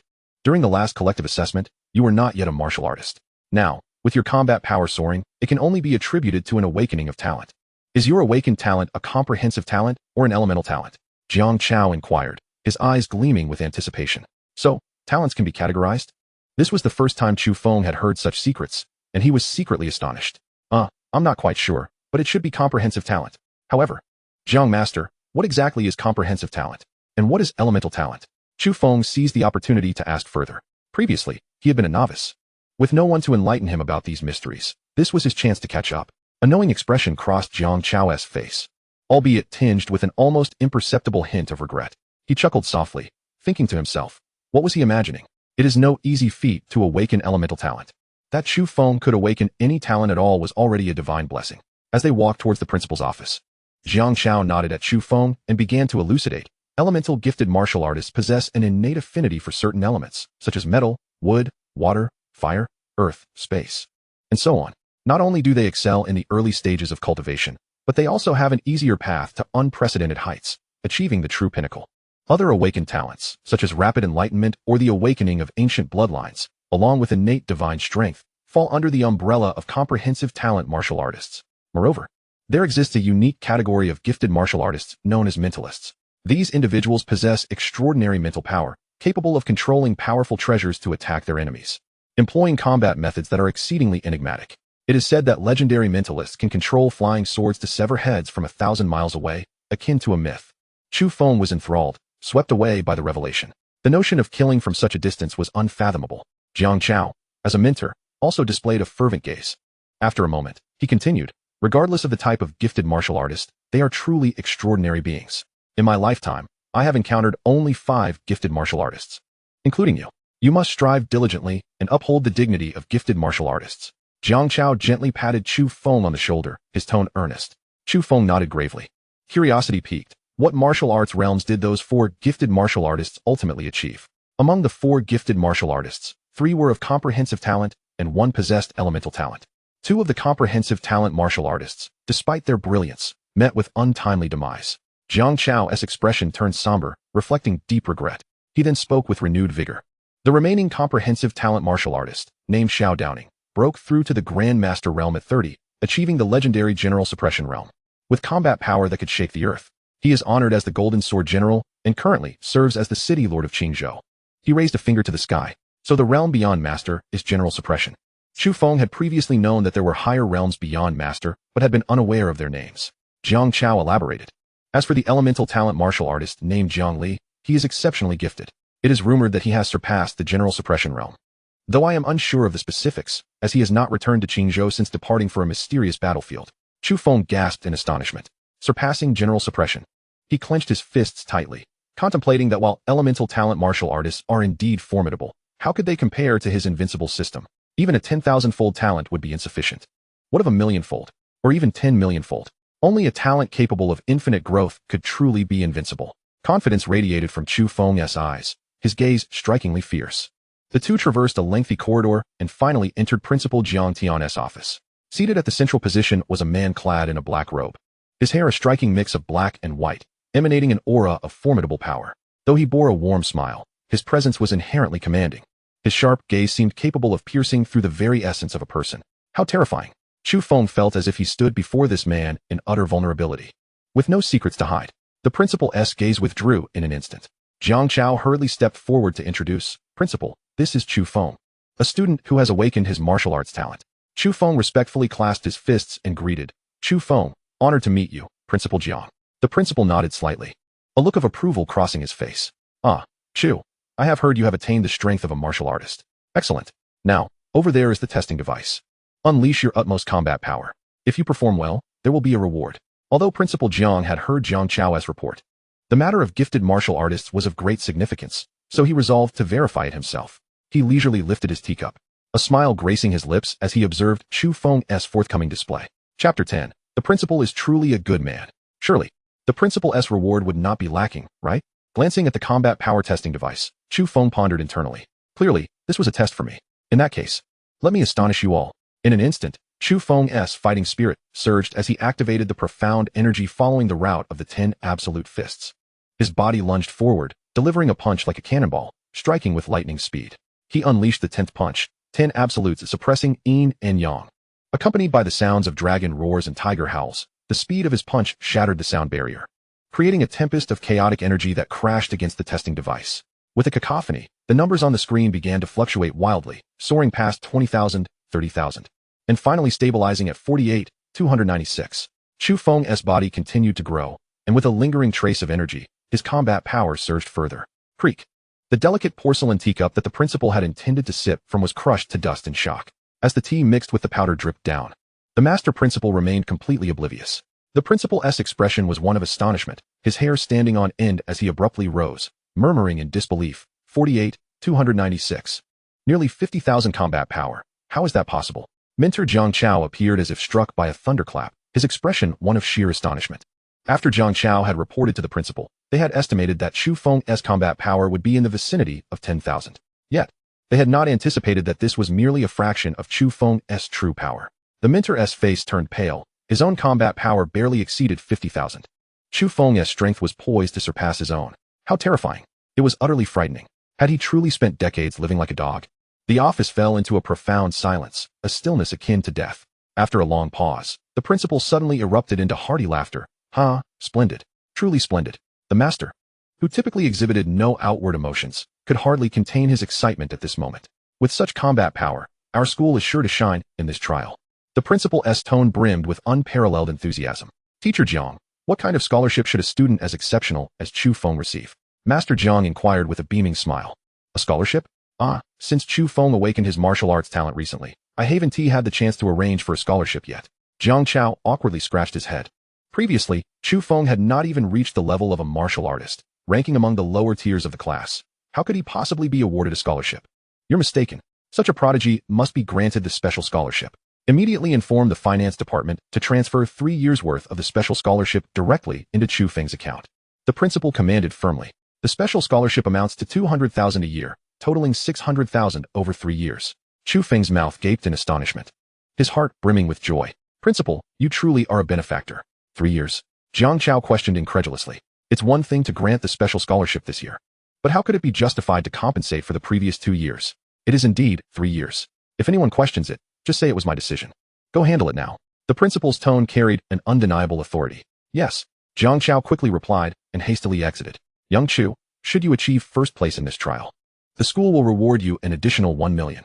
Personally, I will also grant you 5 portions of second-tier beast heart blood." Chu Feng's heart surged with excitement. 1 million. 5 portions of second-tier beast heart blood, exceeding a value of over 1 million. He was on the verge of striking it rich. At that moment, Chu Feng appeared exceedingly obedient. "I shall certainly strive to meet the principal's expectations." The master pondered for a moment, as if recalling something, and then inquired, "By the way, have you yet visited the Martial Artist Association to undergo the assessment for your martial master badge?" "Not yet. I intend to go after class to take the assessment." Originally, Chu Feng had discussed with his sister to take the assessment after school, collect the first month's allowance, and then purchase the blood chi elixir. "You haven't taken the assessment? Then I suggest you refrain from doing so for now. Consider this. If your performance at the Martial Artist Association is too remarkable, it will surely attract attention, and during the beast trial, you will undoubtedly be given special treatment, which may hinder your chances of achieving a good result. Although you performed admirably in the practical classes, your reputation is mostly confined to our school. Most people outside are still unaware, and even if some have heard, they likely dismiss it with a laugh. It is far better to lay low and amass wealth quietly. After the trial, you can take the martial assessment just the same." Indeed, Jiang Chao's wisdom was profound, though Chu Feng feared no peers. If he were to be targeted with ulterior motives and subjected to underhanded tactics, it would be detrimental to his chances of claiming first place. Playing the role of a pig to eat the tiger was far more exhilarating. Chu Feng wholeheartedly agreed, respectfully stating, "The principal's foresight is commendable.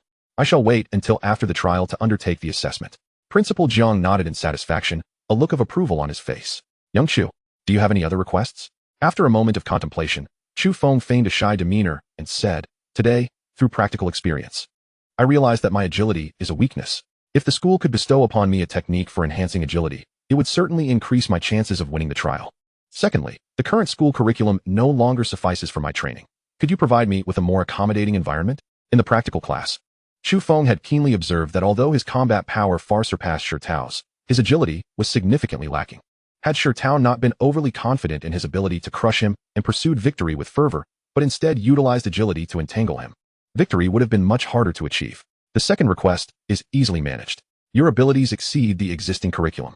Aside from the school's essential arrangements, you may allocate the rest of your time as you see fit, the principal declared decisively. As for the agility techniques, the school only possesses a few foundational martial arts, which may not meet your expectations. The principal sighed. "Very well. I have a foundational technique called Golden Rock Breaks the Void that you may take back in practice. Once you have memorized its contents, return it to me. But be warned, do not share it with others, nor disclose any information, lest unforeseen calamities arise." Chu Feng could scarcely believe his ears. A foundational technique, valued at over 10 million, was an absolute treasure in anyone's possession. How could it be so freely bestowed? Even a single study could be worth hundreds of thousands, if not millions. While marveling at the principal's generosity, a warm current surged within him. Principal Jiang rose and opened a golden safe beside him, retrieving an ancient, weathered scroll.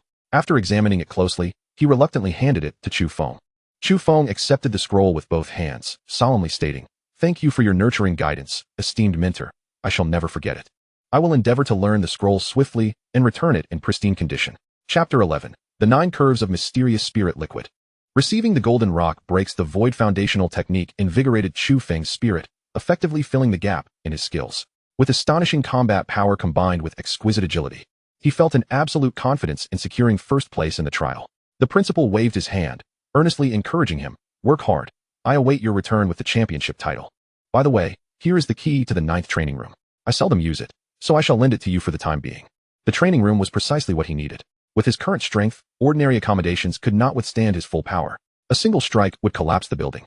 He had initially planned to rent a training facility at the Shura Martial Arts Hall, but he was astonished that the principal had considered this as well.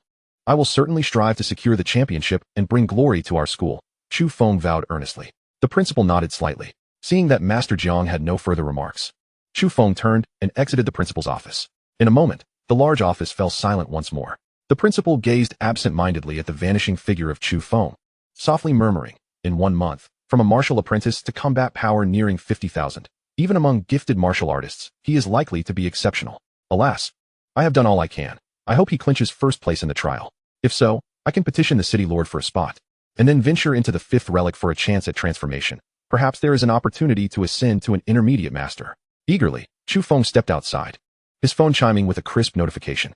Upon opening it, he saw a bank message. A transfer of 600,000 yuan had been received, bringing his account balance to 63,285,560. Clearly, the special scholarship promised by the principal had been credited. Finally, he had funds to purchase the finest foundational elixirs for his sister. Elated, Chu Feng pumped his fist in triumph. After some consideration, he decided to first register for the trial at the office, then head directly to the Jioding Mall to buy the foundational elixirs for his sister. Upon arriving at the registration office, he found a considerable number of students already signing up. A blood chi value of 1 or above and combat power of at least 1,000 are required to register. If you wish to sign up, you must first undergo testing. A middle-aged teacher stated sternly. "Hey, isn't that Chu Feng? Look," someone exclaimed, their keen eyes catching sight of him. "That's him. He's so handsome." The key point was his strength, having been selected as an elite member of the Martial Artist Association. This was the crux of the matter. His arrival sparked a wave of excitement, akin to a celebrity's entrance. Chu Feng felt a tad bashful, scratching his nose. At that moment, a bespectacled young female teacher approached. Her eyes filled with curiosity. "You must be Chu Feng." "Yes, teacher. I would like to register for the beast trial." Chu Feng nodded affirmatively. "No need for testing. Simply fill out the form and sign the death waiver." The female teacher guided him to the side. Strength reigns supreme. Only with strength can one earn respect. Chu Feng mused internally. He needed to strive harder to reach the level of a master. Only then would he possess the foundation to stand firm. "Gather at the school square at 9 o'clock on Friday morning. Do not be late," the female teacher reminded warmly as Chu Feng completed the process. He nodded in acknowledgement and departed from the registration office, then took a taxi straight to the Eastern District to purchase foundational elixirs. Here stood the Jioding Mall. Chu Feng alighted from the vehicle, gazing upward in awe. Before him towered a colossal skyscraper, like a sword piercing the heavens, soaring into the clouds. The bustling streets below, teeming with vehicles and pedestrians, thrummed with vibrant life. The Jioding Mall stands in stark contrast to the Tianqi Mall, primarily serving as a physical retail establishment. In Qingzhou, Jioding Mall is undoubtedly the largest shopping center, offering a plethora of elite medicinal pills, martial arts techniques, various materials from magical beasts, an array of weapons, and everything a martial artist could possibly require. Furthermore, the prices are fair, ensuring honesty to both young and old alike. It is rumored that Jioding Mall is the largest in the Dragon Kingdom, supported by a formidable conglomerate, with the Qingzhou branch merely serving as a tertiary outlet. From the 1st to the 3rd floor, one can find an extensive selection of medicinal pills, with a sign indicating that the 2nd floor specializes in foundational cultivation elixirs. Chu Feng ascended to the 2nd floor via the elevator. The dazzling array of medicinal pills was overwhelming, and the fragrant aroma was intoxicating. A graceful lady clad in a white qipao approached him, inquiring, "Sir, how may I assist you? How many types of foundational cultivation elixirs do you have? Which one is the best?" Chu Feng asked, feeling somewhat confident with over 600,000 on his card. The qipao-clad beauty momentarily displayed a flicker of surprise. This seemingly ordinary young man was boldly inquiring about the finest foundational elixir. Truly, one should never judge a book by its cover. She quickly adopted a more alluring demeanor, responding with a charming smile. "Our best elixir is the Jade Dew Emerald Pill, a perfect foundational cultivation pill valued at 30 million yuan each. Unfortunately, we currently have none in stock at this branch, but if you wish, we can expedite an order that should arrive in approximately 2 days." While Chu Feng maintained a calm facade, his pupils constricted sharply. 30 million was exorbitantly priced. He had thought 600,000 was a substantial amount. How naive he was. Such was the limitation of poverty on one's imagination. "No stock? Then what about the other varieties?" Chu Feng inquired, concealing his surprise. "Our finest available foundational elixir at this moment is the 9 Curves Mysterious Spirit Liquid, which is also highly effective. Most of the prominent martial families in Qingzhou procure this, valued at 1 million yuan per portion. We also have the Qingling Peiyuan powder, worth 500,000, and the Gathering Qi Mysterious powder, priced at 200,000. There's also the ordinary blood Qi powder, valued at 50,000. The Qipao Beauty enumerated 6 or 7 types of foundational elixirs, all the while smiling at Chu Feng. Internally, Chu Feng felt a pang of hesitation. Should he purchase the 500,000 Qingling Peiyuan powder now, or wait 3 days for the trial results before acquiring the 9 Curves Mysterious Spirit Liquid? His sister possessed no extraordinary advantages. She needed the best for her foundation. 3 days would not make a significant difference. If the esteemed martial families could use it, so could his sister. With determination, Chu Feng smiled and asked, "Is there any possibility of a discount on the 9 Curves Mysterious Spirit Liquid?" Upon hearing his inquiry, the Qipao Beauty's eyes sparkled, and she sweetly replied, "Sir, 1 million is indeed the lowest price. Even the martial families receive it at this rate." She tapped her fingers on the counter, and Chu Feng frowned, displeased. "Is there really no room for negotiation? I shall look elsewhere first. You might want to request a reconsideration from your supervisor. Perhaps I will return another day." With that, he turned to leave. "Sir, 1 million is truly the best price," she exclaimed urgently. But Chu Feng, without looking back, hurried out of the building. He understood that with Jioding Mall's reputation, 1 million was likely the lowest price. Unless one were a VIP customer. Otherwise, there would be no further reductions. Chapter 12. Battle power exceeds 70,000. Chu Feng found an excuse to exit the Tiandi building. Feeling somewhat disheartened that he had failed to procure a foundational cultivation elixir for his sister, he needed to excel in the upcoming trial and secure first place. He called his sister and then took a taxi straight to the school. In the 9th training room, Chu Feng produced a transparent glass vial containing the heart's blood of a first-tier magical beast. Within lay a handful of blood, maintaining its form. With a faint semblance of a fearsome beast, teeming with vitality, yet exuding an intense aura of ferocity. This was a remarkable find. The efficacy of this blood was likely far superior to that of the blood Qi powder. After observing it for a while, Chu Feng unhesitatingly swallowed it whole. With his current physique as a martial artist, there was no need for dilution. Gulp. As he swallowed, he felt as though he had ingested molten lava. A searing heat violently stimulating his stomach. Simultaneously, an overwhelming torrent of energy coursed through his meridians and blood vessels, thoroughly cleansing every cell in his body, including his meridians, blood, bones, and internal organs. A thick mist enveloped Chu Feng as his body underwent a transformation. He endured the excruciating pain and began practicing the foundational body tempering technique, harnessing the medicinal potency to enhance his strength. Layers of intricate seals were formed as his body shifted through an astonishing array of postures, sometimes leaping like a fish, at times crouching like a frog, and rapidly adjusting his stance. 1 iteration, 2 iterations, 3 iterations. Chu Feng persevered through over 20 cycles of the foundational body tempering technique. He urged himself to persist, taking deep breaths to control the flow of his blood and the operation of his meridians. With each repetition, he perceived his blood becoming more vibrant and viscous, while his bones felt increasingly solid, akin to dense clouds. His skin glimmered with a stone-like hue, the texture tightly woven. A bullet would merely leave a faint mark upon impact. Through introspection, Chu Feng sensed that his blood Qi value was rapidly ascending, likely surpassing 5. The efficiency of energy absorption and transformation was astonishing, perhaps 1,000 times that of an ordinary person, a notion that was simply staggering. 1 hour, 2 hours, 3 hours. By the 4th hour, Chu Feng sensed his limit. The unrelenting cycle of motion was becoming exhausting, even for a martial artist. His body felt heavy, as if laden with lead, and he was utterly fatigued. He gradually ceased his movements and collapsed onto the resting mat, gasping for air. Half an hour later, he sprang to his feet, feeling an invigorating surge of energy coursing through him.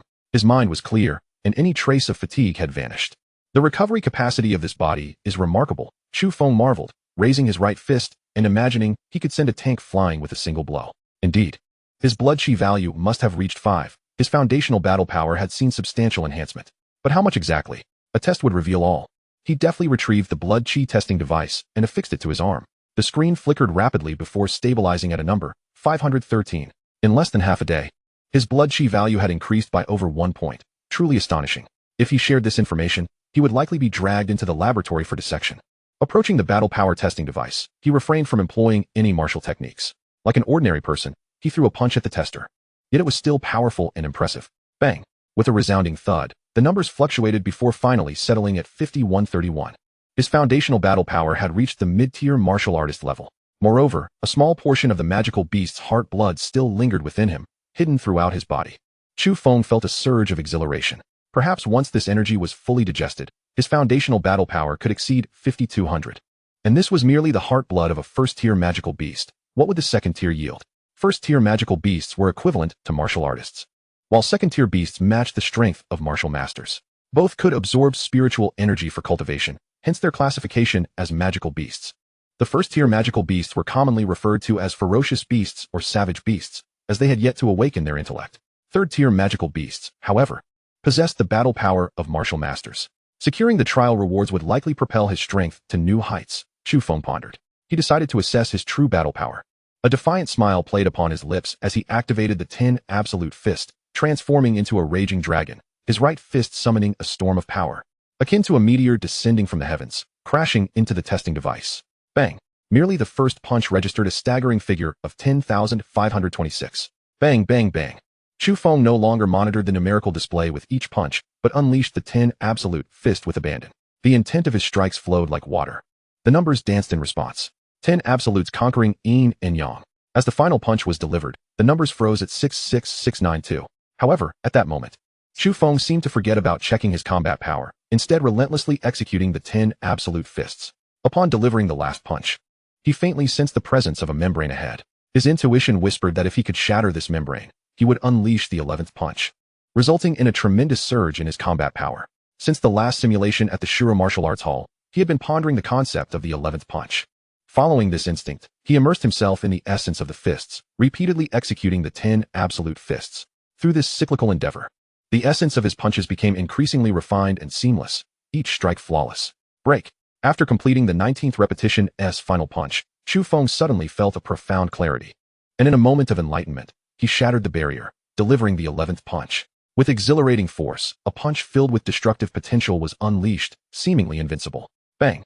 With a resounding crash, the numbers on the testing device began to wildly fluctuate once more, finally settling at 76953. Chu Feng, elated at this figure, was momentarily taken aback. Then his pupils constricted. 15 times. He had achieved a combat power 15 times that of his foundational strength, truly astonishing. This would not be deemed weak even among Earth-grade techniques. Would it? Earth-grade techniques typically yield a power output of 25 times the foundational strength. Achieving 50 times qualifies as a mysterious grade technique. Earth-grade techniques can unleash between 10 to 30 times the power, and celestial-grade techniques can unleash a staggering 30 to 50 times. If he could create the 12th and 13th punches, it was likely that the 10 absolute fists would at least be among the top tier of Earth-grade techniques, potentially reaching the threshold of celestial grade. After executing the 11th punch, Chu Feng had a vague feeling that with 2 more rounds, the essence of these fists could be perfected. Yet, the subsequent 2 punches felt distant and likely unattainable in the short term. Today's training would conclude here, he mused. What is that smell? The impurities seeping from his body mixed with sweat, emanating an unpleasant odor. Chu Feng hastily dashed into the inner chamber for a shower. After tidying up his attire, he emerged from the door, feeling refreshed. Chapter 13, Mastery of Movement Techniques. Once Chu Feng stepped out of the training room, he noticed the sun setting, painting the sky with vibrant hues. Goodness, he had been training for so long. Chu Feng felt a wave of reflection wash over him. It seemed that the saying in fantasy novels about a day in a cave equating to 1,000 years in the world was not without merit. He needed to hurry home. His sister must be anxiously waiting. Just as he reached his doorstep, the door swung open from within. Brother, why have you trained for so long? Did you pass the martial artist assessment? Did you bring back the badge? His sister, Chu Rulin, with her adorable big eyes, inquired eagerly. Before training, Chu Feng had called her to inform her that he would be training for an extended period and might return home late. Little girl, what is a martial artist badge? I am already a martial master. Today, I excelled in the practical class, and the principal awarded me a special scholarship. A special scholarship? Chu Rulin exclaimed, her mouth agape in shock. Chu Feng affectionately ruffled his sister's hair. 3 days from now, I will represent the school in a competition lasting 2 days. The principal is concerned that my abilities might be exposed, making it difficult to catch others off guard. So he advised me not to take the martial artist test for the time being, given the perils of the beast trial. Chu Feng was worried about his sister's concern and merely mentioned it was a competition. By the way, I ordered a foundational elixir for you from the Juding Mall, which is far superior to the blood chi powder, but it's currently out of stock. It should arrive in 2 to 3 days. If I secure first place in the trial, I'll buy the 9 Curves Mysterious Spirit Liquid. If I don't, I'll purchase the Qingling Peiyuan powder worth 500,000. Chu Feng had already made up his mind. Is it better than blood chi powder? It must be quite expensive, right? Chu Rulin blinked her big eyes. Her delight tinged with a hint of concern. Not at all. Besides, I'm now a martial master. Once I win the competition, there will be a substantial prize money. And money won't be an issue. Chu Feng said with a touch of pride. I'm hungry, it's time to eat. His sister, Chu Rulin, had always been very sensible. helping with household chores ever since the family's misfortune and had become quite an excellent cook over the past 2 years. Let's eat. After they sat down, Chu Feng promptly transferred 100,000 yuan to his sister. I've sent you some money. Buy whatever you want from now on. And feel free to order takeout from Tongqing Building without holding back. Chu Ruolin was clearly taken aback by her brother's lavish generosity and hesitated before nodding in agreement. Golden Rock breaks the void. Upon returning to his room, Chu Feng eagerly retrieved this technique. This was an Earth-grade technique, treasured even by masters, which spoke volumes of its value. The essence of this technique is derived from the phrase, "The great rock spreads its wings and soars into the skies, ascending to heights of 90,000 miles." The technique consists of 3 levels. The first level, Golden Rock spreads its wings. The second level, soaring to the heavens. And the third level, flickering shadows. Chu Feng gazed at the preface, the outline of the technique igniting excitement within him. Even just the outline revealed an extraordinary essence, befitting an Earth-grade technique. Chu Feng's thoughts raced like a supercomputer, and soon he found himself captivated, immersed in the profound intricacies of the technique.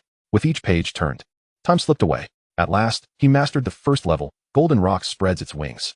As his inner energy circulated, he felt as though he had sprouted a pair of ethereal wings, gliding effortlessly, as light as a swallow, with the wind at his feet. If he were to sprint, he would undoubtedly be as swift as lightning, unmatched by anyone. His eyes sparkled as he murmured to himself, "In the beast trial, even if I encounter a formidable beast, escaping should pose no problem." Filled with exhilaration, Chu Feng realized that with this movement technique, he could venture deeper into the mountains and hunt more advanced beasts. Continuing. Nearly 2 hours later, he also mastered the second level, soaring to the heavens, which significantly extended his airtime. Even masters could not fly, making this second level immensely beneficial even to them. After expressing his admiration, Chu Feng resumed his training. It was over 3 hours later when he finally closed the manual. Remarkable. Truly a transcendent movement technique. Chu Feng's gaze sharpened, radiating a brilliant light. Principal Jiang had indeed rendered him invaluable assistance. Let us head to Nanping Mountain to test the technique's might.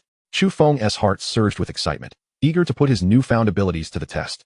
Nanping Mountain, the second highest mountain within the city after Qingshan, stood about 1,000 meters tall, perpetually shrouded in mist, a favored spot for citizens to hike and the only scenic spot in the southern district. By now, it was nearly 10 at night, and there should be few people on the mountain, making it ideal for testing the technique's prowess. Chu Feng pondered as he gazed at the towering peak. With a gentle leap, he felt the wind beneath his feet, like a cannonball fired from a barrel, propelling him along the sloped path for several meters. Behind him, it felt as if he possessed celestial wings, and with the slightest motion, he could soar through the clouds. Incredible! Chu Feng swung his fist, elated at the sensation. This was indeed an Earth-grade technique. If his foundational blood qi were to increase again, this movement technique would become even more formidable. Ascending the mountain, as Chu Feng sprinted, he stirred up a whirlwind of sound. His figure was scarcely visible, only a fleeting shadow remaining. At that moment, 2 youths, around 17 or 18 years old, a boy and a girl, were nestled together on the mountainside, affectionately entwined. They were evidently a couple. My combat power has reached 5,008. If I place in the top 50 in this trial and secure the reward of a beast's heart's blood, I can advance to a higher tier of martial artist. The tall youth boasted. Haige, you're amazing. The curvaceous girl beamed with pride, showering him with compliments. Amid their tender exchange, they suddenly felt a fierce gust of wind rush past them, its speed unparalleled. Caught off guard, they were nearly knocked off balance. What was that? Did a shadow just flash by? Could it be a ghost?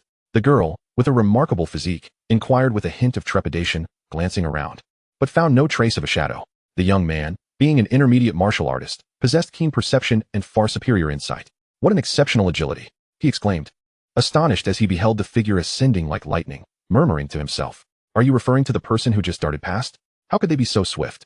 The girl questioned incredulously. It must be a master from a higher realm. Such a sharp technique likely belongs to the Earth grade, or perhaps even the Celestial grade. The young man contemplated, an expression of reverence emerging on his face. The girl, frightened by the notion of a master, felt her heart racing. She tugged at the boy, urging him to move aside quickly. It's late at night. We must not provoke a master. As they reached the edge of the mountain path, an echoing howl pierced the stillness of the night, imbued with a force capable of shattering gold and stone. The sound, initially distant, approached in an instant.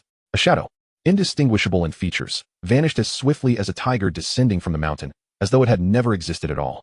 The young couple exchanged astonished glances, their shock lingering long after. Chapter 14, a mere step away from 100,000 combat power. The following morning, Chu Feng arrived at school early, embarking on a new day of rigorous training. Brimming with enthusiasm, his foundational combat power, fueled by his vitality, had reached an impressive 5,001, while his true combat power exceeded 70,000. Coupled with his extraordinary Earth-grade martial arts, his prowess was undeniably remarkable. Yet, he craved more. Achieving the 12th punch of the 10 absolute fists, which would elevate his combat power to 100,000, was his self-imposed goal. He decided to first practice the foundational body tempering technique, absorbing the residual energy from yesterday's first-tier monster's heartblood. Chu Feng had performed the foundational body tempering technique countless times, becoming intimately familiar with each movement, achieving perfection in execution. Crackling sounds echoed as he centered his spine, supported by his bones, striking various postures while channeling his inner energy to absorb the remaining vitality, accelerating his blood flow. This relentless process invigorated his physique, stimulating his fascia, honing his bones, and refining his blood. The sounds of sizzling resonated continuously as he meticulously adjusted his breathing, harmonizing his inner energy, fascia, bones, and blood into a state of resonance. It felt as if countless insects were crawling within him, biting and causing a tingling discomfort. Yet this was indicative of profound cellular transformation occurring within. His internal organs were being nourished, enhancing his vitality and fortifying his body. The training of his muscles and fascia was nearing completion. Once he ingested the marrow cleansing pill, his blood might undergo a metamorphosis. Through introspection, Chu Feng felt every subtle change within his body. He practiced the foundational body tempering technique 20 times, finally digesting the last vestiges of the medicinal potency. After a moment of stillness, achieving a tranquil state of mind, he retrieved his prepared pen and paper, beginning to elaborate on the 12th punch of the 10 absolute fists. He sketched and refined the various directions, the flow of his inner energy, and the intricate formulas. Yet, no matter how he reasoned, he could not uncover the path forward. The door to understanding remained elusive. After a prolonged period of contemplation, he discovered a few potential routes, but they felt insurmountably distant, not something he could navigate in the short term. After an hour, he ceased his deductions, realizing he had yet to grasp the specifics of the 12th punch. The realm was still far beyond his reach, and he could not hope to enter its threshold anytime soon. He resumed practicing the 10 absolute fists, attempting to achieve enlightenment through repetition. Unfortunately, the several vague directions remained shrouded in mist, hindering any sense of clarity. It seemed unlikely he would be able to develop the 12th punch before the trial, and Chu Feng felt a twinge of regret. Since he could not decipher the boxing technique, he resolved to enhance his vitality instead. He produced the porcelain vial he had won from Shi Tao, containing the renowned marrow cleansing pill, valued at 200,000. This pill was specifically designed to refine the marrow and transform the deepest levels of the body. Its potency surpassed that of the heart blood from a first-tier ferocious beast, though it could not compare to that of a second-tier beast. He uncorked the vial, pouring out a jade-green pill, the size of a longan, translucent and exuding a powerful medicinal aroma. One whiff filled him with a sense of comfort and clarity. What an exquisite pill! Chu Feng swallowed it whole and began to practice the foundational body tempering technique once more, refining his marrow and fundamentally enhancing his blood. He felt the temperature of the marrow liquid rising rapidly, as if boiling, continuously purging impurities and expelling them alongside his blood from the deepest recesses of his body, along with his sweat. As time passed, his marrow liquid transformed into a crystal-clear substance reminiscent of jade. Its ability to produce blood had been enhanced significantly. Chu Feng could not recall how many times he had practiced the foundational body tempering technique until he sensed the absorption of the medicinal power had slowed considerably, prompting him to cease his training. About half of the medicinal potency remained unabsorbed. As his cultivation progressed, Chu Feng realized that the foundational body tempering technique was becoming insufficient. With the increasing strength of the spiritual herbs he was absorbing, the effectiveness of the foundational body tempering technique was diminishing. It seemed that after the trial, he would need to promptly transition to a more advanced body tempering technique. Days melded into one another without regard for time. And soon it was Thursday afternoon at 6 o'clock. Chu Feng concluded his training, intending to spend the remaining time at the library researching trial-related materials. He sought information on which parts of the beasts were valuable, how to dissect them more efficiently, the combat power and characteristics of various beasts, as well as their weaknesses, and so forth. Once completed, he planned to procure equipment, such as tools for cutting the beasts and large bags for storing their materials. Chu Feng had already inquired and learned that the materials from beasts slain during the trial belonged to the students themselves. Let us proceed to test his combat power one last time. After 2 days of refining and absorption, the medicinal potency of the marrow cleansing pill had been fully digested. Chu Feng approached the testing apparatus, making slight adjustments to his physical state. As usual, he began by measuring his foundational combat power. With a step forward, his body leaned back like a taut bowstring, delivering a punch. Accompanied by the sound of thunder, it struck the testing device with force. Bang! With a dull thud, the apparatus began to register his power, ultimately settling at 6530. Not bad. His foundational combat power had increased by over 1,000.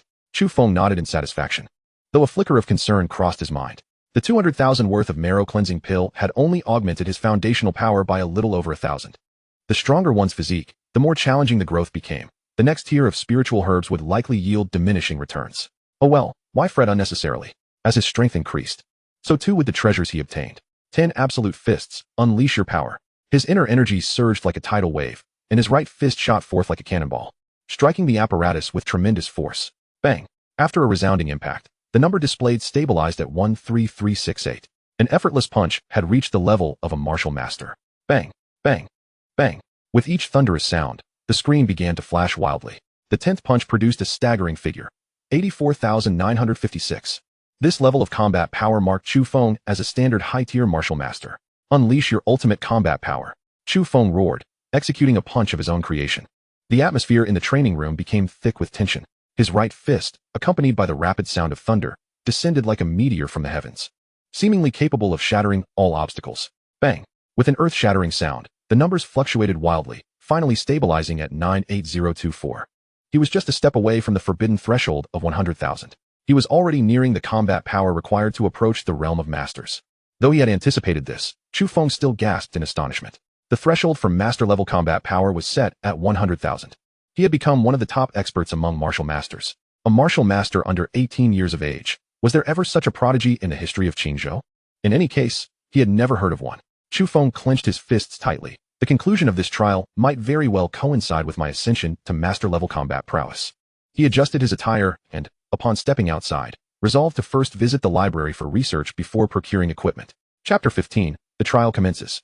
On Friday morning, Chu Feng casually consumed a light meal, and after inspecting his gear, he informed his sister of his participation in the competition, which would last 2 days, advising her to remain safe at home. He then hailed a cab to the school. At this moment, the square of Experimental High School was already adorned with fluttering banners, proclaiming fervent slogans such as "Slay the Beasts" and "Bring glory to our school." The area was teeming with people, including competing students and their parents bidding farewell. Upon his arrival, Chu Feng spotted his close friend, Luo Hua, who was fawning over a female classmate, flanked by 3 exceptionally poised young men. The young lady, garbed in a light yellow dress, possessed an enchanting beauty, with a striking figure and an air of aloofness that suggested a reluctance to engage with others. This girl was Luo Hua's dream girl, Wang Yanran, the belle of Experimental High School, a prodigious talent training with the elite team of the Martial Arts Association. Chu Feng, you've arrived, Luo Hua exclaimed, his expression slightly awkward. Chu Feng's presence naturally drew the attention of many. Luo Hua hurried over. Are you sure you don't want to join our team?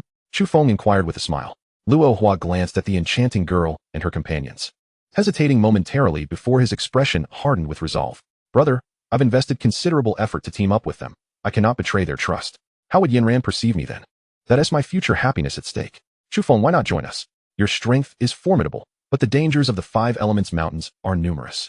I hear that Lin Jinan and Li Qingyu, those geniuses, are also planning to form a team. Wouldn't it be wiser to join ours? Chu Feng calmly interrupted. No, I prefer to go solo. I'm accustomed to operating alone and shall not seek the company of others. I could accompany Luo Hua, but bringing along those I deem inconsequential is out of the question. After discussing the team formation over the phone the previous night and grasping the general situation, Chu Feng decided to act independently. While forming a team might offer relative safety, it could also hinder the efficiency of hunting. Given Chu Feng's current prowess, he felt he could easily outpace others, viewing them as mere burdens. Luo Hua nodded, a hint of regret in his demeanor. Then do keep an eye on Lin Jinan. Shirtao is his lackey. Although Shirtao cannot participate due to severe injuries, Lin Jinan may pose a threat to you. After exchanging a few more words, Luo Hua returned to his team. One young man expressed his dissatisfaction. Why doesn't Chu Feng want to join the team? Is it merely the threshold of martial prowess? His arrogance knows no bounds.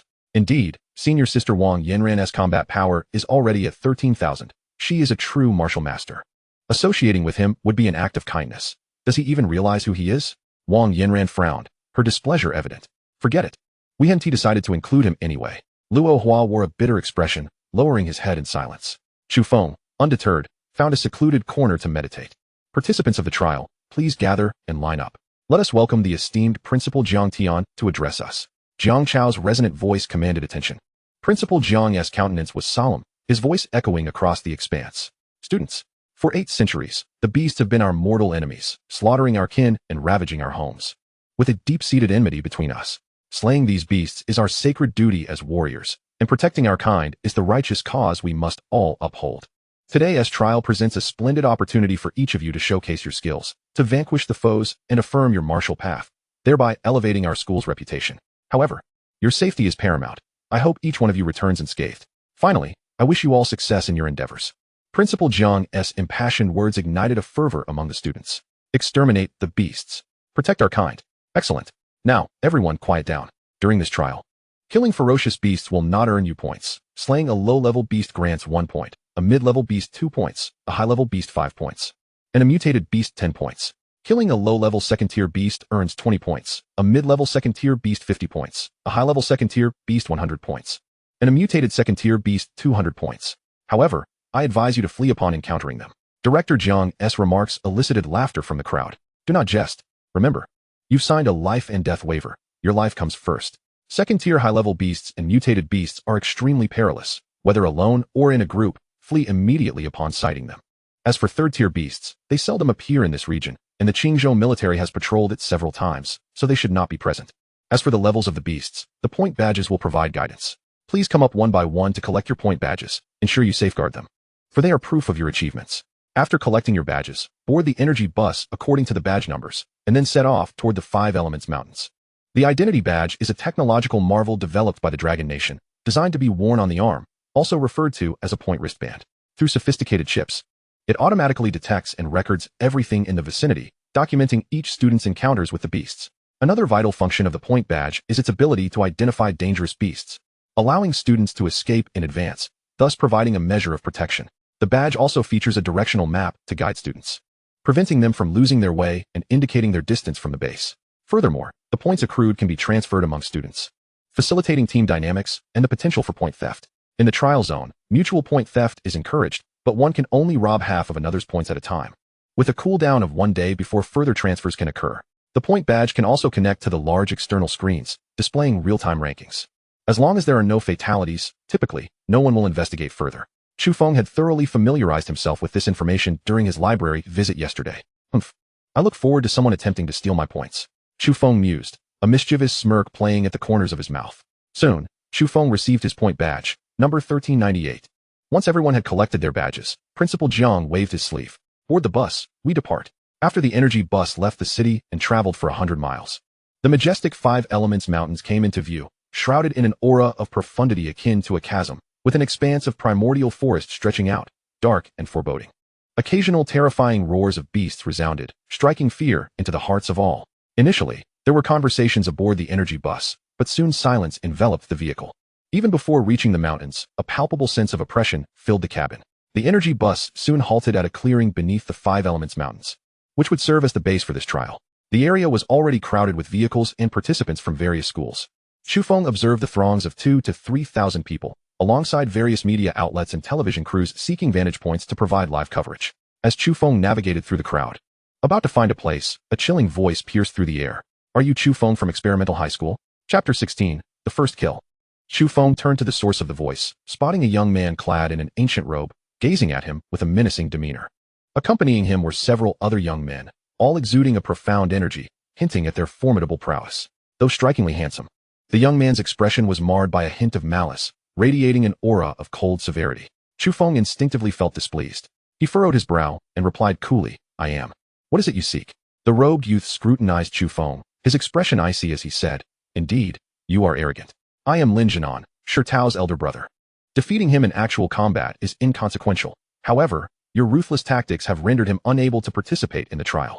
He has requested that I teach you a lesson. I initially thought little of it, but your arrogance has incensed me. You would do well to hope we do not cross paths during the trial. As Lin Jianan concluded, a fierce glint ignited in his eyes. Oh, I find myself in stark contrast, eagerly anticipating the moment I encounter you during the trial. Chu Feng, undeterred by his threats, merely brushed his nose in a bashful manner, responding with a shy smile. Lin Jianan, renowned for his prodigious talent, would undoubtedly accumulate points. To Chu Feng, he represented a veritable source of points on the move. Lin Jianan was momentarily taken aback, seemingly incredulous, before his gaze turned menacing. Very well, you little rascal. Just wait and see. If I fail to impart a lesson upon you that you'll never forget, then I am not skilled. With that, he spat disdainfully on the ground and led a group toward the first high school S team. As a famous genius of this generation, Lin Jianan's every action was bound to attract attention.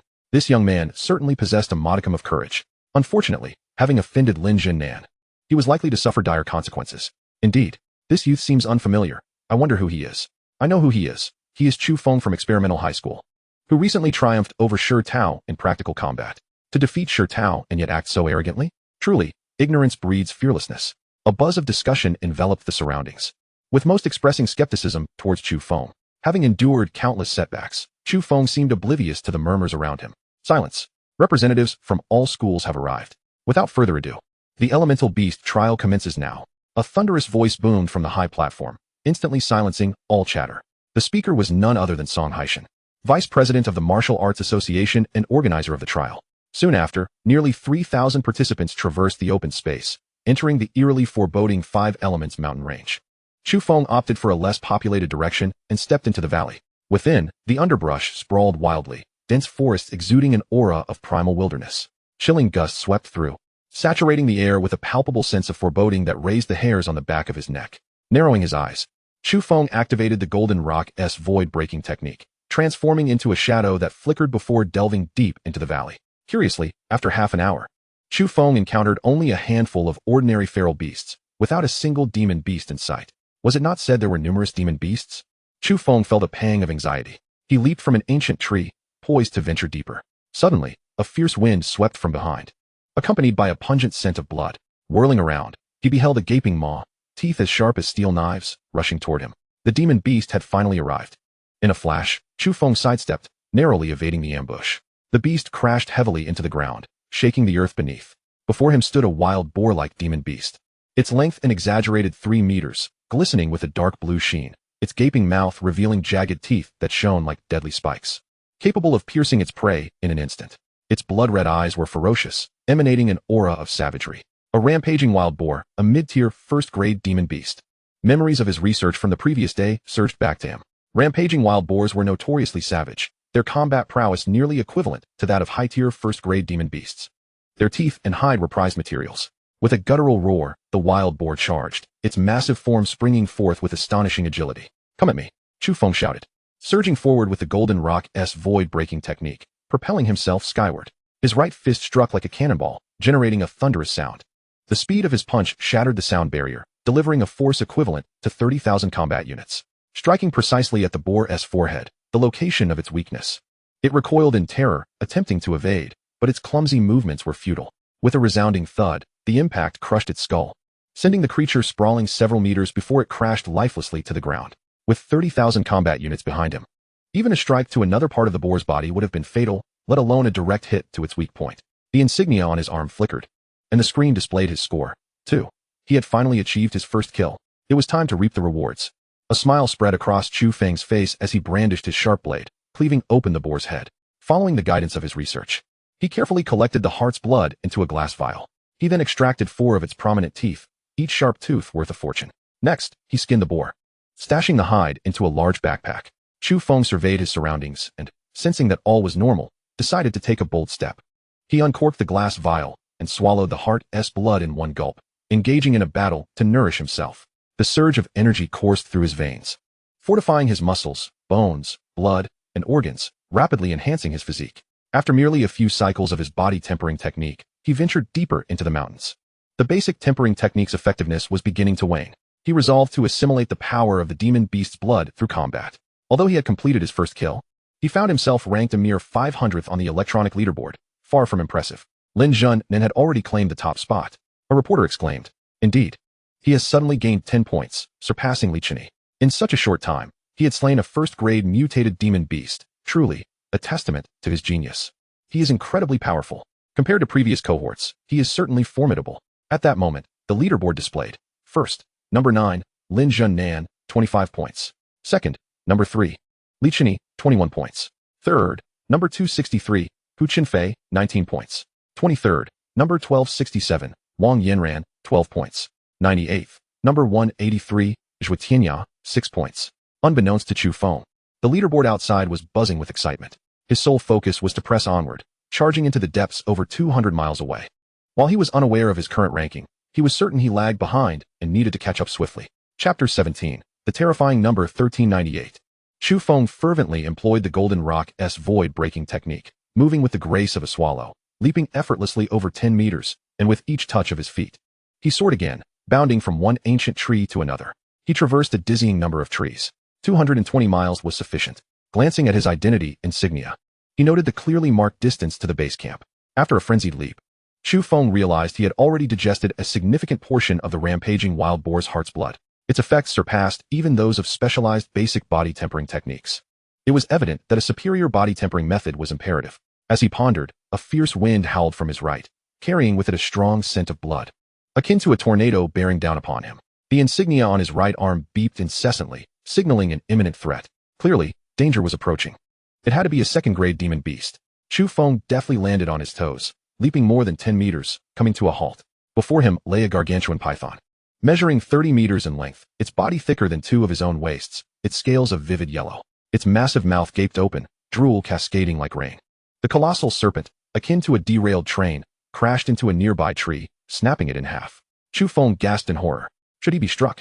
Even with his formidable physique, he would undoubtedly suffer grievous injuries.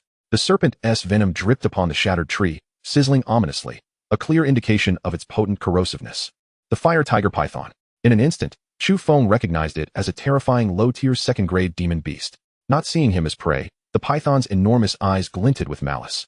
Its massive tail lashed out like a whip, slicing through the air with the speed of lightning. Its combat power was at least close to 30,000. Quite formidable, but still insufficient before me. After dodging the python's ferocious strike, Chu Feng resolved to take decisive action. Swift as a thunderclap, he charged towards the serpent's vulnerable underbelly. With a single strike, the massive body of the fire tiger python fell like a mountain. After collecting its heart's blood, Chu Feng consumed it directly and began processing the materials. As he busied himself with this task, a whirlwind of excitement swept through the base camp. The ranking of student number 1398 soared rapidly, as if propelled by a rocket, moving swiftly into the top 100, then the top 50, and finally the top 10. Such an astonishing rise in ranks left everyone in the square utterly astounded. Ultimately, it settled at third place. Goodness, how could this person's rank have surged so dramatically? He's already at third place? Hu Qinfei has dropped to fourth, murmured a reporter, bewildered. How did this 1398 suddenly emerge? Does anyone recall him? What was his previous ranking? The reporter who spoke had previously noted that number 1398 was struggling at the 520th position. He widened his eyes, unable to believe it, and exclaimed, incredible. Just a minute ago, he was at 520, and now he's leaped to fourth place? What? How many points did he have before? A female reporter, keenly aware of a crucial detail, interjected, I remember he only had 2 points before. Now he has gained 20 points in one go. My goodness. The male reporter was left speechless, as if he could swallow an egg whole in astonishment. To gain 20 points, that's equivalent to slaying a second-tier, low-level monster. How powerful must his strength be? He pondered. Yet, he realized he had never heard of this genius named Chu Feng before. Defeating a second-tier monster is one thing, but killing it is an entirely different concept. Monsters typically possess exceptionally formidable defenses. Even if one can defeat them, killing them is a daunting challenge. To slay a second-tier low-level beast implies a strength equivalent to that of a mid-tier martial artist. This young man, at the tender age of 17 or 18, must possess such strength, remarked Zhou Ning, the chief reporter of Qingzhou Television, with a tremor in his voice. Even the young elite of the 3 great master families, Lin Jinan and Li Cheney, seem to be only low-tier martial artists. There's no doubt, the combat power of number 1398 surpasses theirs. I have a startling hypothesis. This individual could very well be a rare, gifted martial artist.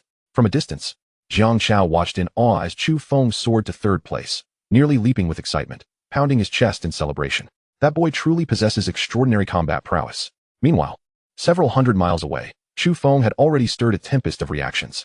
After consuming the heart's blood of the second-tier monster, he felt as if he had plunged into molten lava, his entire being ablaze. He was compelled to halt, practicing the foundational body tempering technique for over 30 repetitions.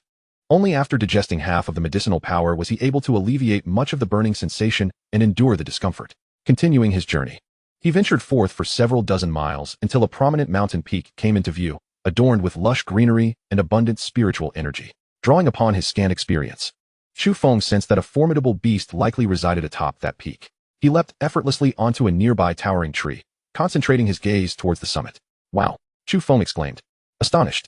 The mountain peak was not home to merely one powerful beast, but rather a terrifying horde of them. All the creatures shimmered with a silvery hue, their foreheads marked by a faint crescent shape.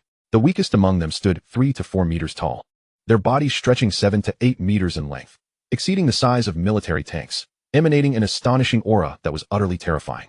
Is that a silver moon wolf pack? Chu Feng gasped, his eyes burning with deep-seated hatred. The silver moon wolf, a formidable species of monster. Among them, even the weakest were low-tier second-grade beasts, while the remainder consisted of 60 to 70 mid-tier second-grade monsters. Yet, that was not the most shocking revelation. The most fearsome sight was two wolf kings atop the peak, resembling small mountains themselves. Clearly male and female, the male wolf king bore a massive crescent on its forehead, radiating a white sheen. Nearing the threshold of third-tier beasts, equivalent to the realm of masters, with two elite second-tier high-level beasts, alongside several mid-tier and low-tier monsters. This constituted a fearsome army capable of sweeping away any martial artist below the master level. Under such circumstances, any warrior beneath the master rank would undoubtedly flee in terror. However, after observing for a considerable time, the hatred in Chu Feng's eyes showed no signs of waning. The reason was simple. He had witnessed his own parents, his closest kin, tragically fall victim to a low-tier silver moon wolf. You must be eradicated. Chu Feng's blood surged, his eyes reddening. Fists clenched tightly, oblivious to the pain as his nails pierced his palms, blood flowing freely. The blood feud was profound, an eternal grudge. After a moment's contemplation, he gracefully descended from the tree, placing his pack at its base, and retrieved a bow and arrows. Crouching low, Chu Feng activated the Golden Rock's Void Break technique to its utmost potential, stealthily approaching within 1,000 meters of the Silver Moon Wolf pack. Chapter 18, The Leader. Yesterday, during his equipment procurement, Chu Feng had whimsically purchased a ranged weapon. The bow, known as the Iron Arm Bow, crafted from fine steel and mysterious iron, required a combat power exceeding 10,000 to draw, a feat impossible for martial artists below that threshold. Even high-tier martial artists could not fully unleash its power. Low-tier martial artists could only harness 50% of its strength. To achieve full capacity, one needed over 100,000 combat power, which was perfectly suited for Chu Feng. The Iron Arm Bow was a common weapon for wilderness expeditions, priced at 50,000. The true enhancement of its power lay in the type of arrows used. Chu Feng had invested heavily in a single arrow named the Divine Energy Arrow, which was touted to possess the backing of master-level energy, rendering it a formidable tool for slaying beasts of a higher tier. This arrow cost him a staggering 150,000, a painful purchase he made for emergencies. Now, the Divine Energy Arrow was about to make its debut. The two Silver Moon Wolf Kings posed a significant threat. One had to be eliminated first, or else entering their midst would be tantamount to suicide. Chu Feng stealthily concealed himself behind the underbrush, drawing the Iron Arm Bow to its full tension. The Divine Energy Arrow radiating a ghostly light like the deadly beam of hell. Whoosh! With a sharp, clear sound, the Divine Energy Arrow shot forth. Enveloped in a brilliant glow, slicing through the air with an exquisite arc, resembling a rainbow, beautiful yet lethal. With the bow drawn like a full moon and the arrow akin to a shooting star, once released, it startled all beasts. Endowed with the energy of a master and the bowstring drawn to its limit by Chu Feng's combat power exceeding 100,000. It equated to a full-force strike from a master. In the blink of an eye, it struck the male wolf atop the mountain. Thud! The enchanted arrow, imbued with a faint azure energy, pierced through the wolf's head effortlessly. With a resounding explosion, the wolf's head burst apart like a watermelon, showering the sky with blood mist. Yet, the arrow's momentum did not cease. It traversed through the beast's massive body, sending the male wolf crashing to the ground, lifeless. A mournful howl echoed as the surviving female wolf king witnessed her mate's demise, emitting a heart-wrenching cry that reverberated through the valley. In an instant, her eyes blazed with fury as she sought her adversary. Chu Feng emerged from the thicket, laughing heartily, though his voice was laced with profound sorrow. Kill. Today, I shall annihilate every last one of you. He stood like a vengeful deity from the depths of hell, pronouncing a death sentence upon the beasts. The female wolf king, now consumed by rage, let out a piercing howl towards the heavens. She could never have anticipated that a mere human would dare to provoke the great wolf clan. Nor could she fathom why someone would stealthily assassinate her mate. How could she not be enraged, not filled with hatred? Her colossal form, exuding an overwhelming aura, trampled the earth as she charged down. The vast horde of beasts surged forth like a torrential flood, echoing their ferocious roars. Facing the overwhelming threat of death, Chu Feng exhibited not the slightest hint of fear, nor any inclination to flee. Instead, his murderous intent surged forth with fervor, brimming with heroic spirit. As he charged forward defiantly, akin to a general claiming the heads of foes amidst a sea of adversaries, his extraordinary demeanor was utterly captivating. At that moment, the main headquarters remained oblivious to the astonishing battle that was about to unfold deep within the mountains, yet they found themselves ensnared in a different heart-stopping shock.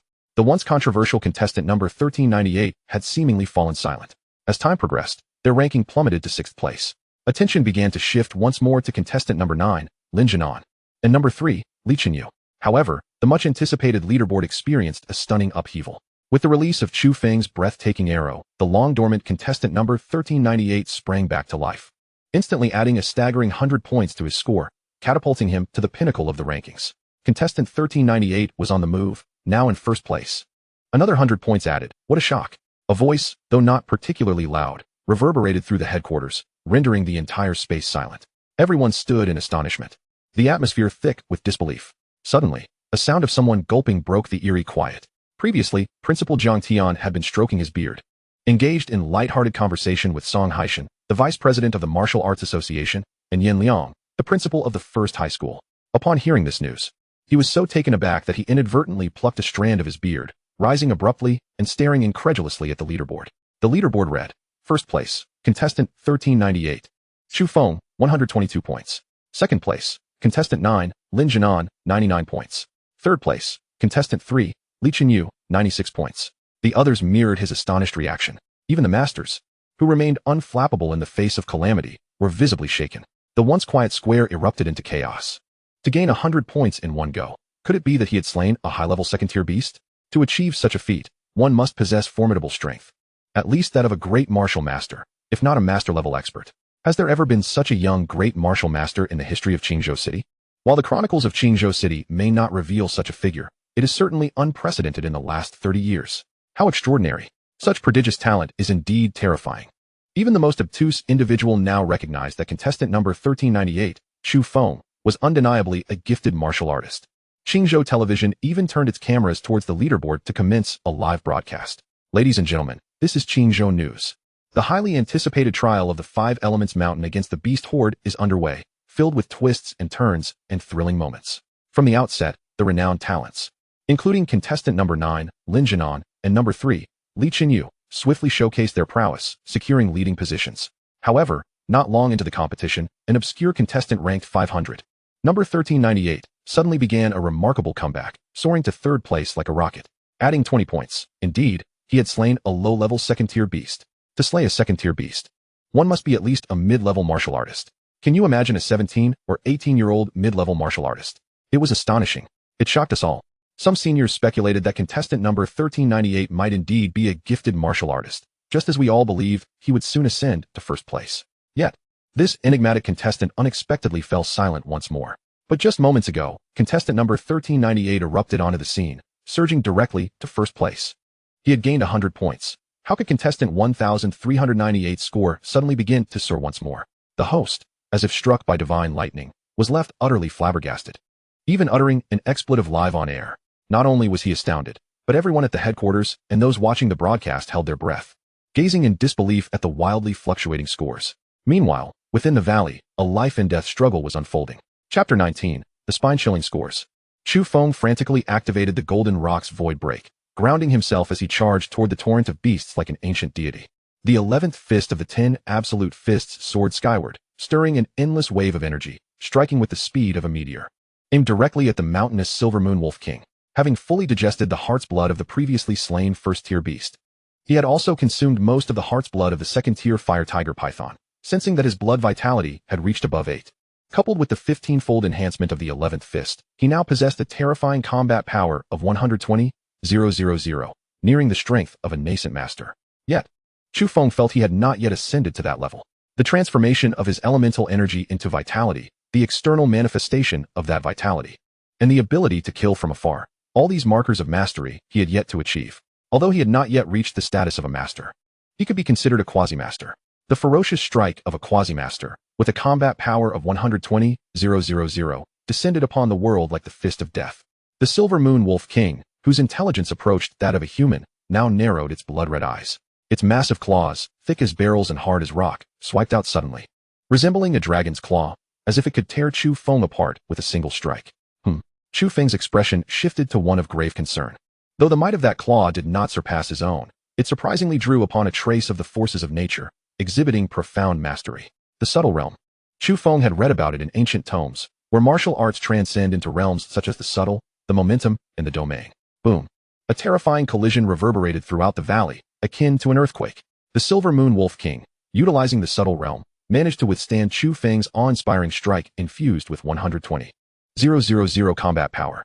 Though it was forced back, it remained unscathed. The Silver Moon Wolf King had actually comprehended the subtle realm? Impressive. Chu Feng's heart raced with realization. This mastery that invoked the forces of nature could very well be the key to his ascension into the realm of masters. Had he not just slain a Wolf King? He might have quickly found himself in peril when besieged by two beasts of the subtle realm, along with the multitude of surrounding beasts. Time to unleash the subtle. Fight! Fight! Fight! Chu Feng pondered meticulously over the Wolf King's astonishing claw, his fists surging forward as he plunged into the horde of wolves. Bang! A fist capable of shattering mountains directly obliterated a mid-level second-tier wolf, blood spraying forth. Chu Feng no longer sought the Silver Moon Wolf's weaknesses. Instead, he charged forward, fully embracing the thrill of battle, guided by that trace of the subtle essence. With another resounding strike, he dispatched a low-level wolf, but the mountainous Silver Moon Wolf King, filled with rage, charged forth, its colossal claws looming, while other wolves surrounded him, countless claws and jaws aimed to rend him to pieces. Chu Feng found himself in dire straits. In a split second, he activated the third level of his movement technique, floating light glimmering shadow, narrowly escaping amidst the terrifying onslaught. Even so, he sustained a claw strike, akin to being struck by a heavy hammer, blood seeping from the corner of his mouth. Yet, Chu Feng, driven by madness, turned back and plunged once more into the wolf pack, disregarding both the Wolf King and the lesser wolves, raining down punches. With each resounding blow, a wolf would crash to the ground. Only the Wolf King could barely withstand Chu Feng's assault. All other low-level and mid-level wolves fell to his fist. Chu Feng resembled a blood-soaked god of war. As time flowed on, the terrifying number of wolves dwindled. 20. 10. After he dispatched yet another wolf, only 3 beasts remained, including the Wolf King. At this moment, the 3 remaining beasts trembled violently, their eyes filled with terror. Witnessing their companions slaughtered, even the Wolf King was gripped with fear. With a quavering roar, the 3 beasts turned and fled without a fight. The relentless, merciless figure before them evoked sheer dread. "Wanna run? You shall die? Now calm." Chu Feng's heart was as clear as a mirror. So this is the subtle realm. In an instant, a single punch unleashed a ripple of celestial power, allowing the force of the strike to be wielded with remarkable precision. Previously, the terrifying combat strength of 120,000 had been dispersed, akin to a broad attack. However, it now manifested with exquisite focus, its lethality surpassing anything witnessed before. A resounding crash echoed as the once invincible Beast King was abruptly cleaved in two. Its mountainous form collapsed to the ground, stirring up clouds of dust. Channeling the Golden Rock's ability to pierce the void, he pursued the frenzied beasts fleeing for their lives, akin to a kunpeng swooping down for its prey. With 2 thunderous booms, 2 monstrous beasts were obliterated, their bodies reduced to mere flesh and blood mist, drifting through the air. Had there been a camera capturing this scene, it would have left the world in awe. There stood the diminutive human amidst a sea of corpses, each beast's lifeless body towering over him. Yet, he resembled an ancient war deity returned, exuding an aura of savage ferocity that radiated an overwhelming dread. Even the divine would bow before him, let alone a few beasts. "Father, mother, your unworthy son has finally avenged you. Yet it is not enough. I vow to slay every beast in my lifetime and restore peace to this world." Chu Feng bowed deeply in the direction of Qingzhou City. At that moment, an overwhelming fatigue washed over him. The frenzied battle had drained nearly all of his energy. Moreover, sharp pains surged through various wounds on his body like a relentless tide. He took out a healing potion to tend to his injuries, glancing at the distant corpses with a satisfied expression. This time, he had truly struck it rich. In comparison, the prize for first place in the trials paled in significance. With a newfound sense of joy, he began to collect his spoils. Unbeknownst to him, his entrance into the Silver Moon Wolf Pack had sent shockwaves throughout the entire base, even reaching every corner of Qingzhou City. It was a true, earth-shattering event. Within less than a minute of his points soaring to the top, they began to fluctuate violently. This surge was akin to a volcanic eruption, unstoppable in its momentum. The score for number 1398 surged, with an immediate increase of 50 points to reach 172. A reporter, caught off guard, gaped in disbelief, rendered speechless by the spectacle that would etch itself into his memory forever.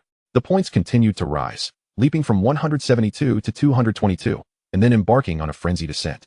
242, 292, 962, insanity. It's reached 962, a dazed reporter murmured. Yet, no one responded, for the entire assembly was left in stunned silence. As he spoke, the points surged once more. 1012. The square fell into an eerie quiet, with not a single sound remaining, only the frantic fluctuations of number 1398 score. 1542, 1862, 1962. The score soared past 2000 without hesitation. 2012, 2562, 2962. Incredible, it has surpassed 3000. Someone could no longer contain their astonishment. Chapter 20. A historic record. The points appeared to dance incessantly, captivating all eyes, including those of the masters, who watched in rapt attention. The numbers accelerated with each passing moment. 3032, 3132, 3232. Each leap added 100 points, yet no one cared. They were all consumed by curiosity over how high the score would climb. 32-82. After another increase, the score stabilized at 33-32. It paused for a minute, then two. With silence enveloping the crowd, their subconscious minds anticipated another surge. Chu Feng had slain 8 second-tier initial Silver Moon Wolves, and an astounding 59 second-tier intermediate Beast Wolves, along with 1 Silver Moon Wolf King. This singular act netted him 3,210 points, which, when combined with the previous 122, totaled an astonishing 3,332 points. 5 minutes later, the crowd began to grasp that this frenzy of scoring had perhaps reached its zenith. A collective sigh of relief emerged, for further increases might strain their hearts. 3,332 points. This was nothing short of a miracle. The one expressing this sentiment was none other than Song Haishan, the vice president of the Martial Arts Association. With a nostalgic expression, he recalled, in the 50 recorded trials held by the Qingzhou Martial Arts Association, no one has ever reached 3,000 points. Even 2,000 points remained elusive. Not even prodigious warriors like Zhang Li and Xiao Downing exceeded 1,500 points. Master Zhang Tian had anticipated that Chu Feng would shine in the trials, but such astonishing achievements filled him with both joy and incredulity. It seemed this young man had held back during the last test. What extraordinary talent could allow him to reach such heights in just 1 month? It was simply unfathomable. If the seasoned masters were so astonished, one could only imagine the shock experienced by the citizens of Qingzhou and the reporters. Qingzhou television was reaping massive rewards from this broadcast. Countless viewers were glued to their screens, causing ratings to soar to an unprecedented 88, leaving all competitors trailing far behind. Contestant number 1398, though few had seen him, had become a household name throughout Qingzhou. The chief reporter of Qingzhou television basked in the limelight as the broadcast ratings surged, elevating his reputation. As he rambled on, eager to unearth further details about contestant 1398, Zhang Tian's brow furrowed. He stepped forward, his tone grave, commanding. The coverage of the trials ends here. You have all worked hard. Please leave the trial base immediately and return to rest. He decisively halted the media's reports. On what grounds? You have no such authority. The reporters initially protested, but upon seeing Zhang Tian's master badge, they fell silent and obediently exited. It was a matter of respecting the masters. After expelling all media personnel from the base, the Martial Arts Association promptly enforced a rule barring unrelated individuals from entering the venue. The development of a genius requires time. Many have faltered along the way. Particularly, Principal Zhang Tian understood that Chu Feng's family currently consisted solely of a 13 or 14-year-old sister. Should adversaries or ill-intentioned individuals exploit this, the consequences could be dire. When Principal Zhang Tian resumed his seat, the expressions of the other masters were a mix of envy and admiration. Each master was a cunning fox. It required no investigation to surmise that Chu Feng was undoubtedly a student from the experimental middle school, someone of great importance to Zhang Tian. Otherwise, he wouldn't be so protective. Vice President Song Haishan chuckled wryly. Old Zhang, you're going too far. You won't even let young Chu collect his martial badge? Huh. That has nothing to do with me. It is young Chu's desire to make a remarkable impression. By the way, from what you just said, it seems Chu Feng ranks among the best in the history of similar trials? Zhang Tian inquired with a self-satisfied smile. Of course, as far as I know. The elemental talent warrior, Lord Zhang Li, scored 1783 points during the high school beast trial. Even our current city lord, Xiao Downing, only managed 1364 points. In terms of scores alone, Chu Feng has already reached an unparalleled tier, Song Haishan replied. Nearby, Principal Yan Lifei shook his head. I fear it goes beyond mere points. His strength is likely an absolute domination. If he could slay first-tier and second-tier advanced beasts with some external assistance, such as divine arrows, then achieving such a massacre of second-tier beasts a second time would be unattainable for even high-tier martial artists. At the very least, it would require a great martial artist, possibly someone on the precipice of becoming a master, to accomplish such feats. Though it seems unbelievable, it is the only explanation. The master's gazes were intensely piercing. From the mere fluctuations in the standings, Yan Lifei gleaned a rough estimation of Chu Feng's capabilities. Such a youthful martial artist, a grandmaster, has not graced Qingzhou City in decades. It seems a dragon is about to emerge from this place. Song Haishan inhaled sharply. Yet he could not help but concur with Yan Lifei's assessment. Yan Lifei fixated his penetrating gaze on Principal Zhang. Principal Zhang, how long has it been since Chu Feng awakened his martial prowess? The others immediately turned their attention to Zhang Tian, recognizing the significance of the inquiry. Zhang Tian extended a finger, a mysterious smile gracing his lips, and replied, just over a month. What? Impossible. What kind of talent is this? It is nothing short of terrifying. The esteemed masters present were left as astonished as journalists, momentarily rendered speechless, as if turned to stone. Chu Feng, oblivious to the monumental storm he had stirred in Qingzhou, was gritting his teeth, nearly on the verge of tears. What a waste. Truly a reckless spender. Why so violent? Look at how many materials I've ruined. In the chaos of battle, several silver moon wolves had been utterly reduced to scraps. And the vital blood he so desperately needed had vanished, along with the valuable wolf pelts and claws. Most heart-wrenching was the silver moon wolf king he had initially targeted. Possessing near-master strength, the potency of its vital blood would have been tremendous, yet he had shattered its skull with a single arrow. In that fierce clash, he had slain nearly 69 beasts but only managed to collect 42 vials of vital blood. Chu Feng's heart felt as if it were bleeding. Nevertheless, he consoled himself with the thought of his substantial gains. 42 vials of beast blood alone were worth over 10 million. He then proceeded to gather the wolf pelts, fangs, and claws, filling a massive bundle to the brim. Regrettably, he lamented not purchasing an additional bag, having to discard the less valuable materials. Despite having comprehended the subtle nuances of martial arts, he still had not touched the threshold of the master realm. Was his blood energy insufficient? Had his yuan power not reached perfection? Chu Feng pondered incessantly. Following the frenzied battle, the remnants of the second-tier beast blood had been completely consumed. Regardless, enhancing his blood energy remained paramount. He estimated his blood energy to be around 83 and promptly drank 2 portions of intermediate second-tier wolf blood. Once digested, his blood energy should surely surpass 10, he mused. He began to slowly circulate his body-forging technique and resumed his training. Chapter 21, The Master Realm. Perhaps it was the tranquility following vengeance, or perhaps the exhaustion and hunger from the battle that allowed Chu Feng to absorb the second-tier beast blood with remarkable ease. In just over an hour, he had nearly completed the process. His blood energy surged, reaching an intense peak. Crack! A faint sound resonated, and Chu Feng felt an overwhelming surge of yuan power break through a barrier within him, initiating a metamorphosis. Yuan power transformed into qi, the hallmark of a master. Chu Feng's heart raced with excitement. The aspiration of countless martial artists, the ultimate symbol of a martial artist as pinnacle strength, was soon to be his. A youthful master. A moniker synonymous with extraordinary talent. As Chu Feng reveled in his exhilaration, a mechanical voice echoed once more. Host's blood energy detected at 1,000.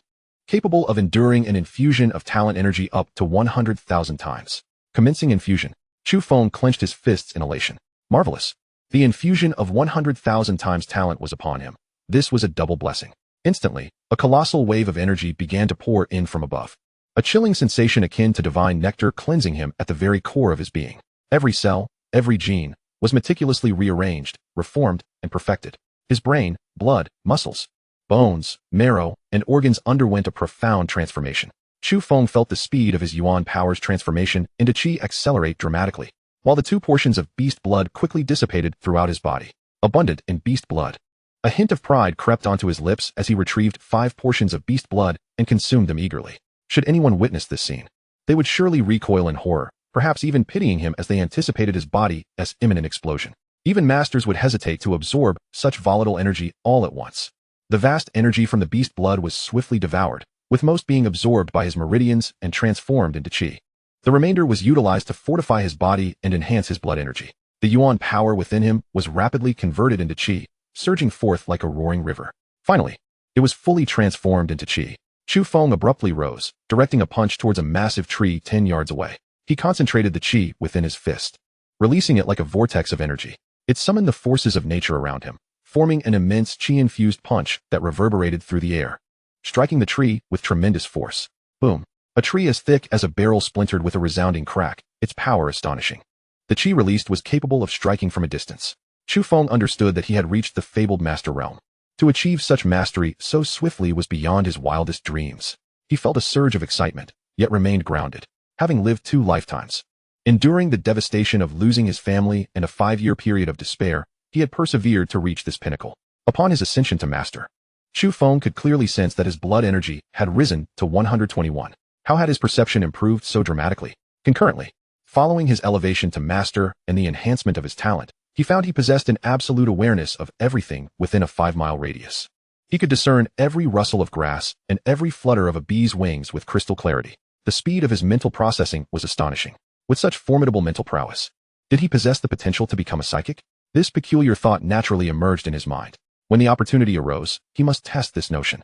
His blood energy value corresponded to a foundational combat power of 12,100, and with the 15-fold amplification of his 10 absolute fists, his combat strength reached approximately 190,000, likely placing him at the lower end among masters. A master typically required blood energy exceeding 10 and an understanding of the subtle nuances of martial arts to break through. Such formidable individuals possessed astonishing comprehension, and it was rare for them to lack a few advanced or even earth-tier techniques, which could amplify combat strength by tenfold or more. The very fact that Principal Jiang could lend him the Earth-tier technique, Golden Falcon Breaking Void, illustrated that such techniques were not exceedingly rare among masters. Even seasoned masters might possess heavenly-tier techniques. Chu Feng's mind raced with thoughts as he yearned to enhance his combat prowess. Having slain so many second-tier beasts, securing first place in the trial should be effortless, undoubtedly making a resounding impact. As the saying goes, a tree that stands out in a forest will surely be blown down by the wind. This might incite envy from certain individuals or factions. Although he still had over 30 portions of second-tier beast blood, his foundational body-forging technique had clearly become outdated, and the absorption rate lagged. Despite the surge in absorption speed following the awakening of his 100,000-fold talent, the energy contained within second-tier beast blood was still exponentially greater than that of first-tier beasts. Moreover, as he reached the Master Realm, the conversion of a portion of second-tier beast blood yielded less than 1 blood energy point. It was evident that, with the enhancement of chi quality and physical attributes, the conversion yield from second-tier beast blood would continue to diminish. Unless he hunted third-tier beasts, those of master-level strength, which were indeed formidable, his current abilities were likely insufficient.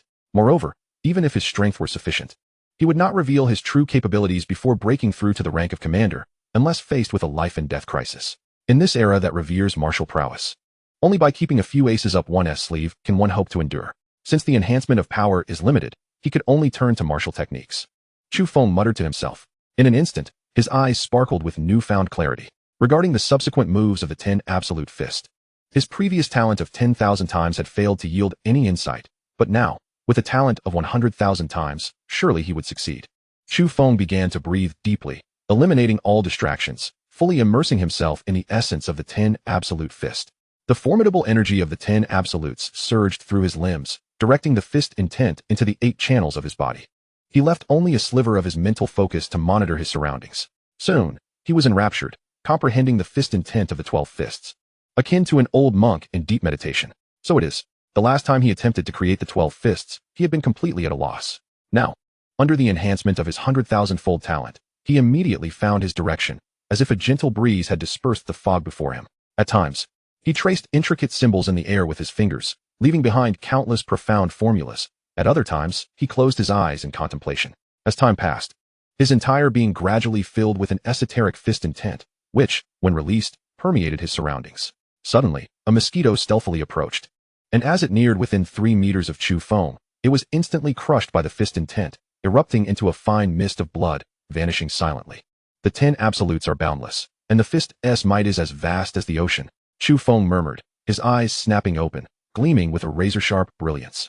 Slowly, he rose to his feet, his right fist slightly elevated, and he grasped at the void with a sudden intensity. In an instant, his aura surged like a boundless sea. As if with a mere gesture he could shake the very fabric of space. Go! Chu Feng exclaimed lightly, his fist unleashing a torrent of power akin to a tidal wave breaking free, sending forth a flurry of snow. Within a radius of 20 zhong, the ground trembled violently.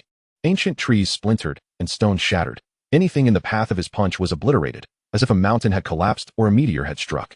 Chapter 22, 500,000 Combat Power. The night sky was adorned with countless stars, the silver moon hanging like a crescent hook. As dusk descended, Chu Feng paid no heed, still engrossed in contemplating the punch he had just executed.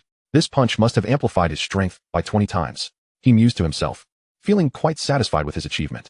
Moreover, he sensed keenly that the 13th punch would yield an even greater enhancement. After all, it was a blow at the pinnacle of the 10 Absolute Fist's intent. Seizing the moment, he resolved to continue forging ahead in creating the 13th punch.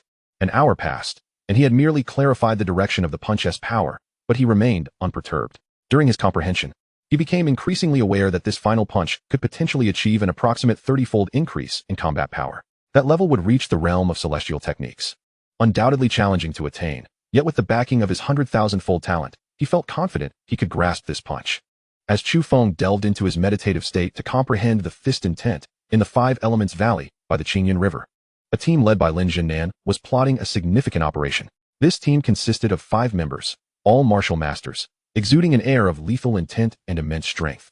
Largely composed of elite members from the Martial Artist Association, such a formidable team could easily deal with low-tier second-grade demonic beasts, and with adequate preparation, they could also tackle mid-tier second-grade beasts. After a day of fierce battles, Lin Zhennan's points had already reached 496, while the others ranged between 200 and 400. Howren, are you certain there is a mutated second-grade violent ape within? Lin Zhennan asked gravely. A robust young man. whose hands were incessantly pounding his chest as if in fear, replied, "It should be. That violent ape stands at least 7 or 8 meters tall, resembling a mountain. Entirely black save for faint golden markings on its brow, indicating a trace of the mountain giant ape's bloodline. Its aura is terrifying, fortunately. It was merely there to drink water, and didn't he notice me, or I'd likely be doomed." Upon hearing the mention of the mountain giant ape, the other members gasped in shock. The bloodline of the mountain giant ape is formidable. Many young adults of the species possess master-level strength, if not greater. I recall ancient texts stating that mountain giant apes enjoy brewing spirit wine, and many of their lairs contain stored spirit wine. I wonder if this violent ape's lair holds any? Lin Jianan's eyes gleamed with insatiable greed.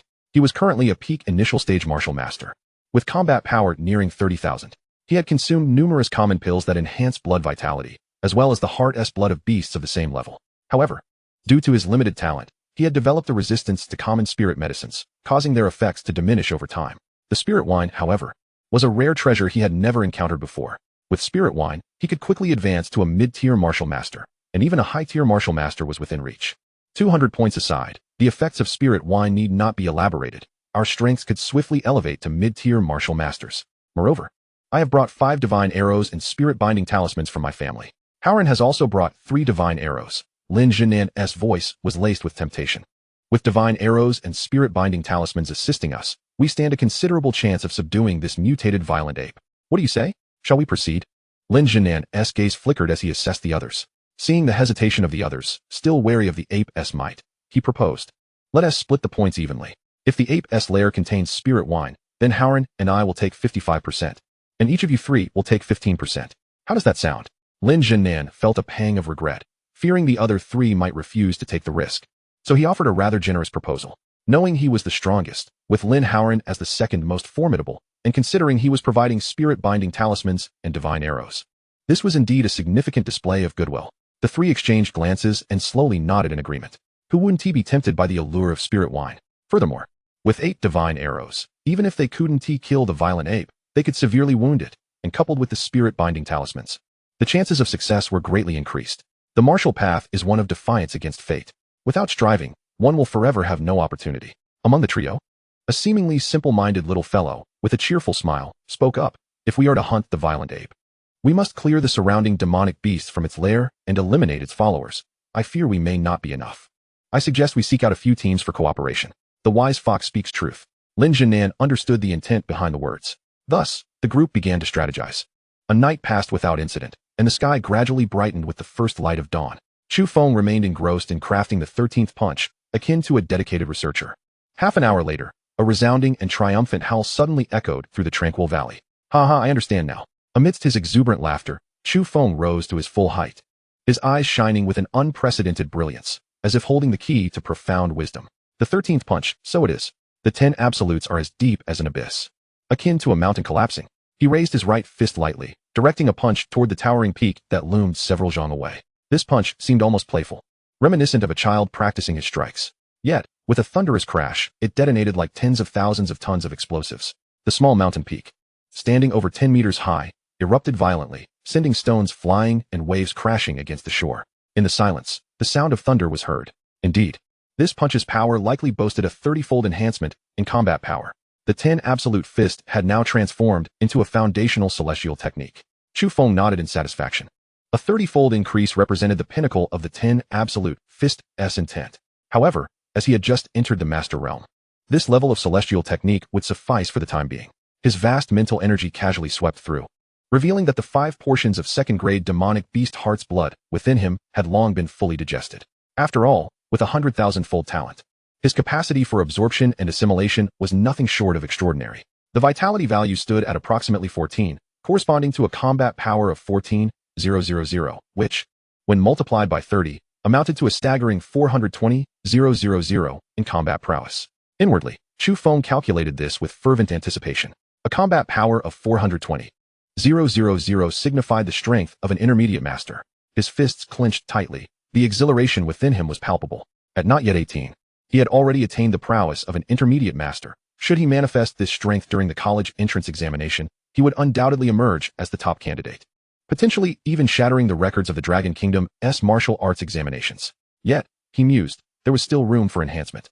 He retrieved 5 portions of the Silver Moon Demon Wolf's heart blood and consumed them directly. Chu Feng still possessed over 30 portions of the Demon Wolf's blood.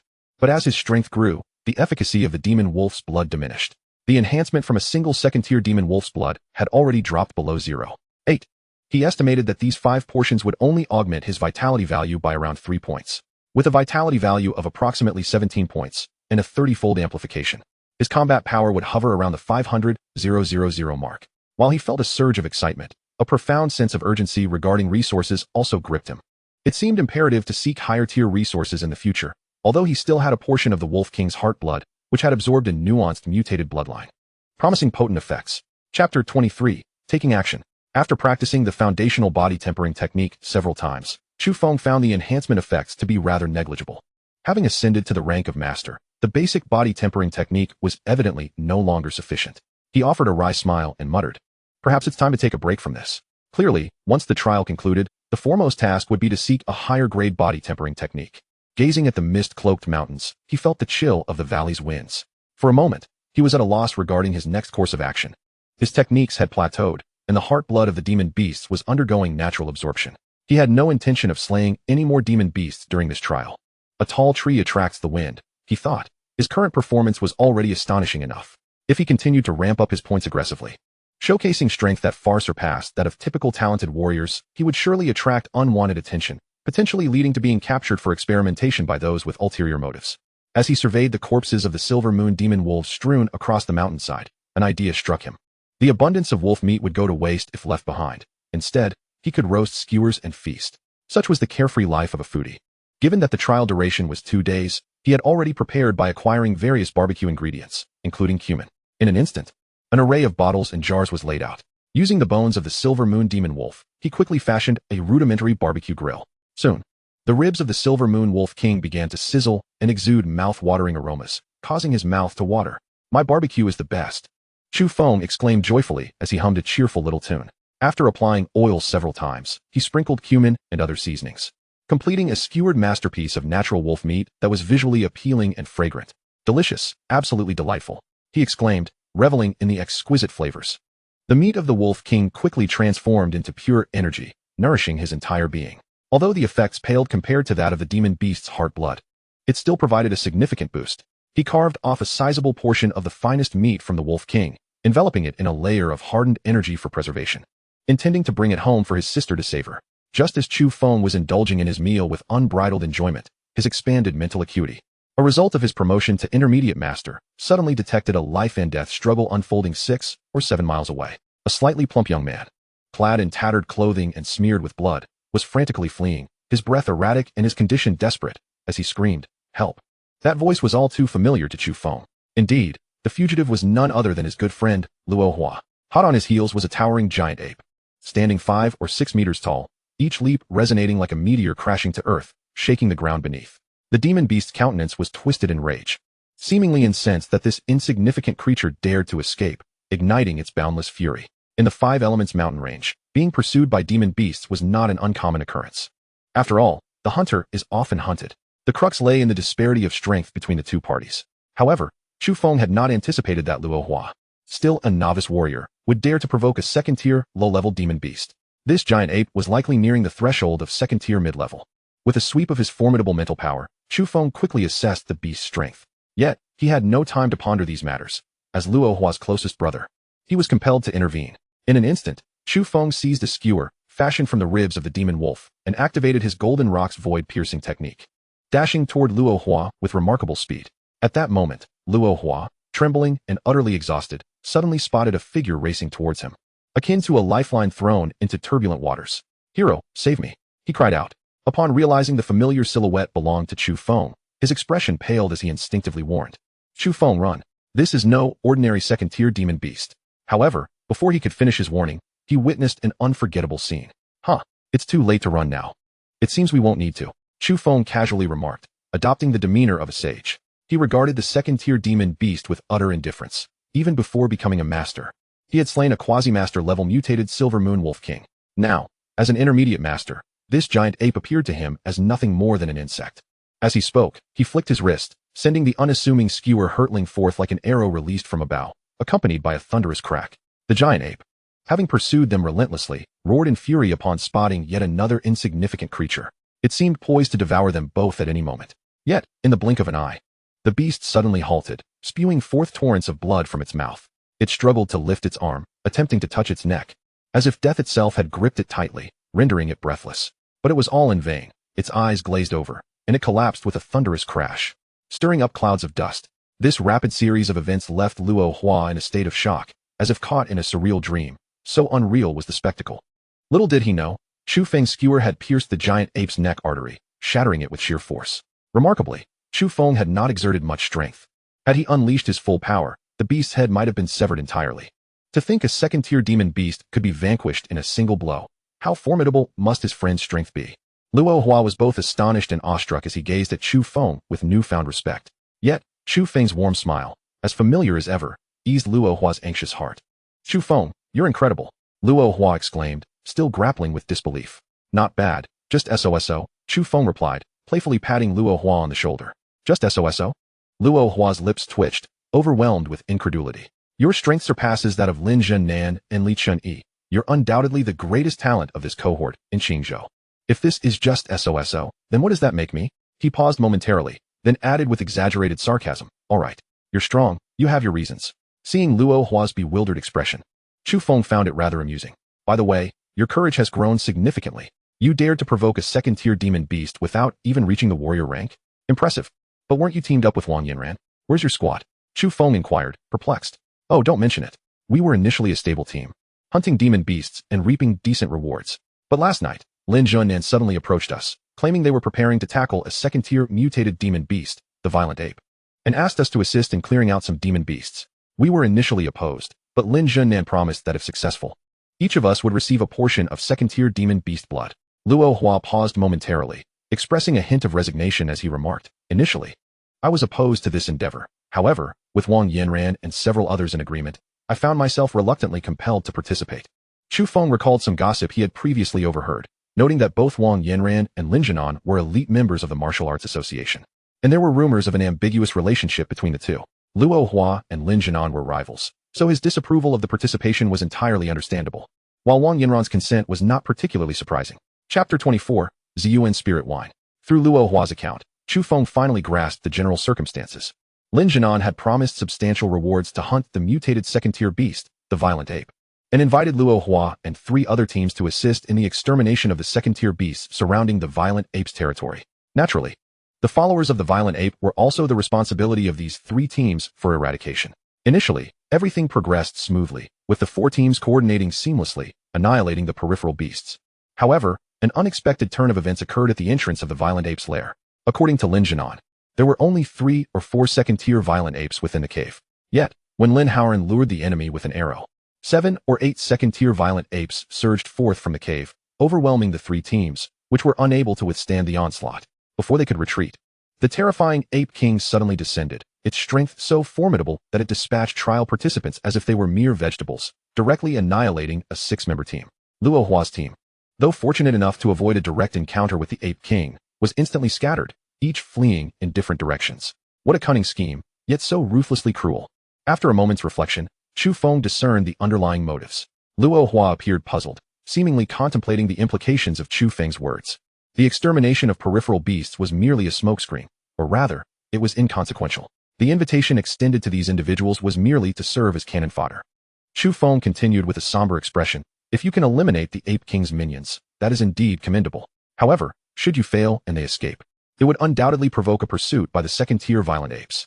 This would grant them the opportunity to deal with the Ape King while simultaneously eliminating any isolated second-tier violent apes. The ape, as the apex of all beings, is the closest beast to humanity. Not only are they intelligent, but they also harbor deep grudges, assuredly seeking vengeance against the weak humans who dared to provoke them.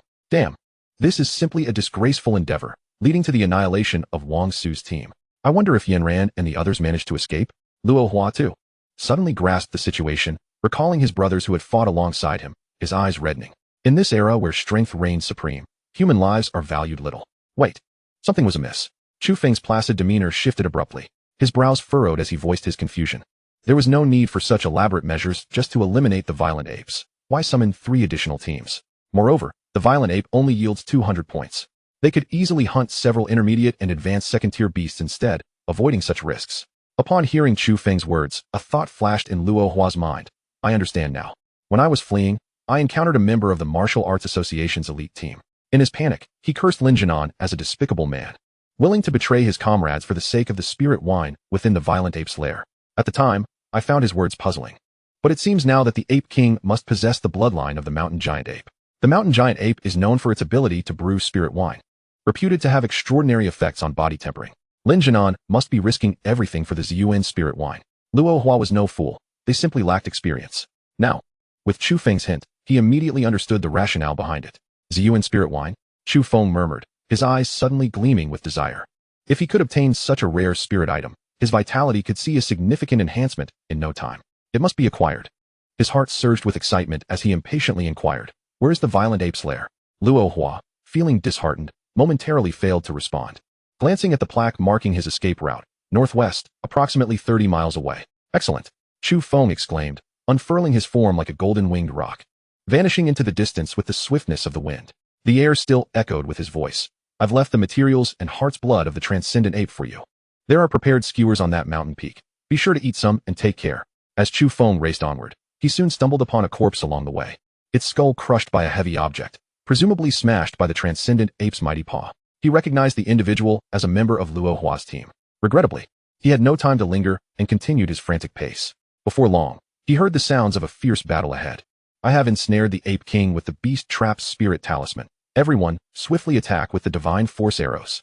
Chu Feng appeared like a shadow, silently materializing atop a millennia-old tree. Before him stood a violent ape, terrifyingly colossal, at least 8 or 9 meters tall, with muscles as hard as rock, radiating destructive power. At that moment, 2 arrows were deeply embedded in its body. He recognized them as Divine Force arrows. Surrounding the violent ape was an invisible barrier shimmering with spiritual light. Containing it within, the Ape King charged violently, each strike possessing the force of artillery. Yet, that barrier seemed on the verge of collapse, only to restore itself in a flicker of light. Hurry, kill this beast. Lin Jinan's eyes brimmed with fury, his demeanor disheveled.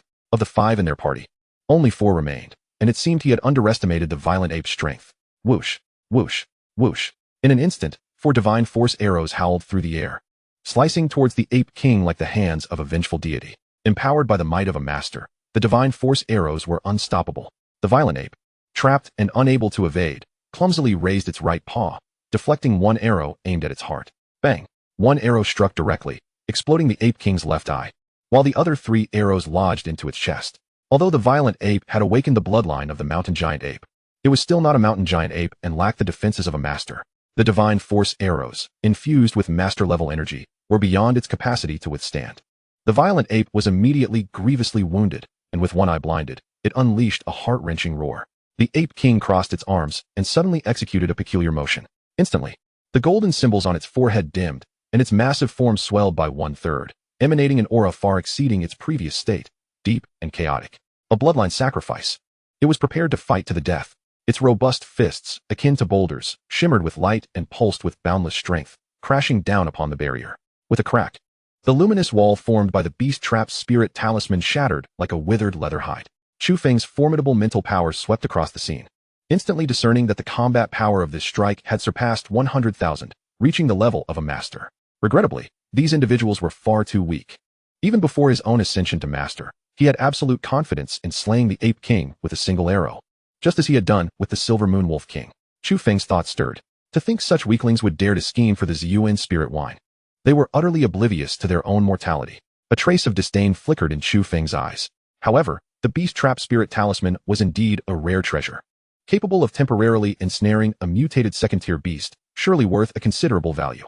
As Chu Feng pondered, the Ape King surged forth, driven by deep-seated hatred, charging towards Lin Jinan and his companions. Run!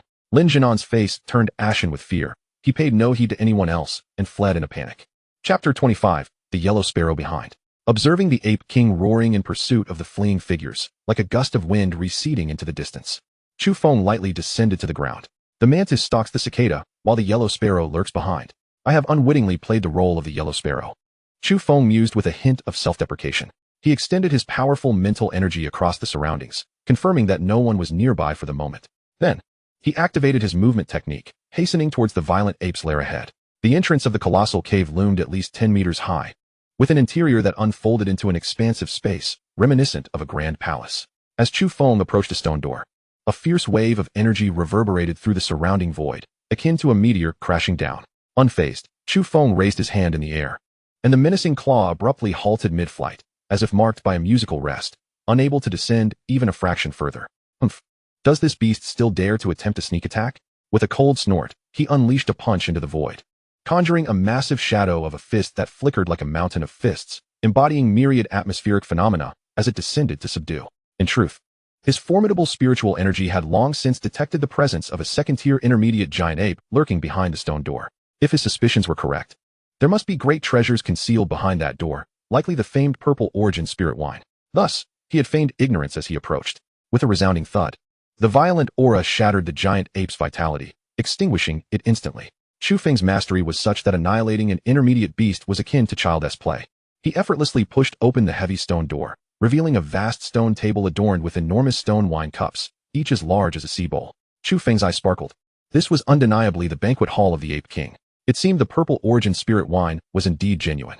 Soon, in the northern section of the stone chamber, he discovered a hidden cellar containing 2 massive jars. With a swift motion, he summoned the jars to his side and eagerly opened one. Instantly, a rich aroma of wine wafted forth, intoxicating and enchanting. Just a single inhalation of the fragrant vapors sent his internal energy surging, hinting at imminent advancement. Remarkably, he also sensed an increase in his vitality. Without a moment's hesitation, Chu Feng seized the jar and gulped down a generous mouthful. The purple elixir erupted in his throat with a spicy, fiery sensation akin to molten lava. His internal energy surged forth, propelling him toward further refinement. Simultaneously, his vitality began to noticeably rise. Had it not been for his formidable mental fortitude, he would have already succumbed to intoxication. Indeed, these were treasures of heaven and earth. With these 2 jars of wine, his vitality would undoubtedly experience a significant boost. Chu Feng felt invigorated, recalling that after digesting 5 portions of beast heart blood, he had only increased his vitality by 3 points, barely reaching 17. Now, just one hearty sip had already contributed an increase of 2 points.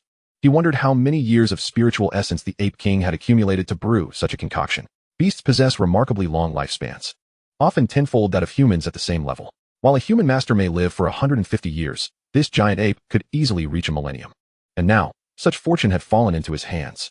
By consuming these 2 jars of purple origin spirit wine, it was conceivable that he could attain the realm of a grandmaster or even a commanding general. At that point, who in Qingzhou City could contend with him? And he was merely a 17-year-old student.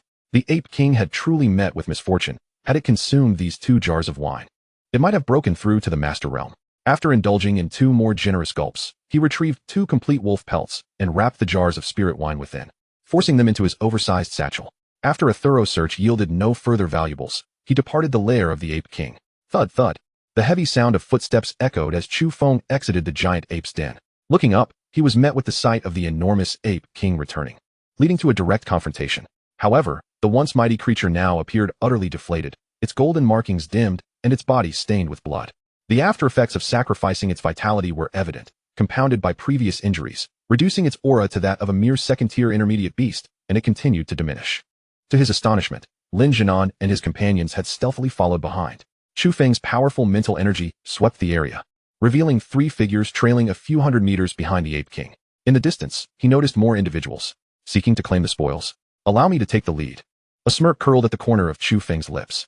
Lin Jianan and his companions clearly intended to wait for the Ape King's strength to wane further before striking with minimal risk to themselves. Seizing a nearby dagger, Chu Feng leaped forward like a cannonball, charging toward the battered Ape King. Stop!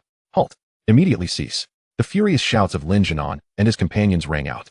With a surge of its unleashed power, the Ape King quickly dispatched one of their team members.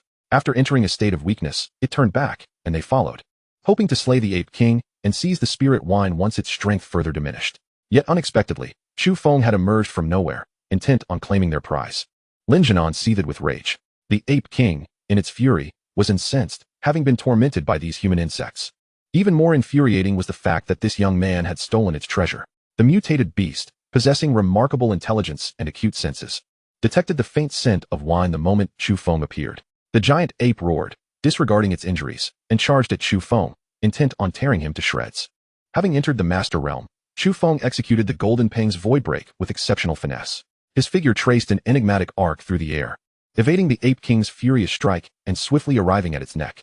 Yes, it was a throat-slitting maneuver. In a flash of blade light, blood rained down. There was no suspense. Even the peak period violent ape was no match for Chu Feng's mastery. He simply hadn't prepared to unleash his full power. At that moment, Lin Jianan, in his frantic dash, recognized who had intercepted them, causing him to tremble with rage and pale in countenance. Chu Feng, if you dare to kill the Ape King, I will. His threat faded as the Ape King succumbed. Chu Feng's speed had been astonishingly swift, far surpassing the speed of sound. It was over. This was impossible. Despite the Ape King's decline, it was still a second-tier intermediate beast. He had anticipated striking only after its strength had dropped to the initial tier. The group exchanged glances, stunned into silence as Chu Feng's power exceeded their wildest imaginations. What do you want from me? Chu Feng's voice was as frigid as if it had emerged from the depths of hell, devoid of any emotion. Lin Hao and Jihu were equally astonished by Chu Feng's strength, rendered mute and fearful. Lin Jianan, with nearly 30,000 battle points, was now akin to a helpless chicken in Chu Feng's grip, utterly unable to resist. Chu Feng was like a humanoid beast, leaving them to ponder just how formidable his strength truly was. With a resounding slap, Chu Feng struck Lin Jianan, sending several teeth flying and causing half his face to swell dramatically. With a swift motion, another slap landed, causing the other side of Lin Jianan's face to swell up in an equally grotesque manner. At that moment, Lin Jianan resembled a grotesque caricature of a pig.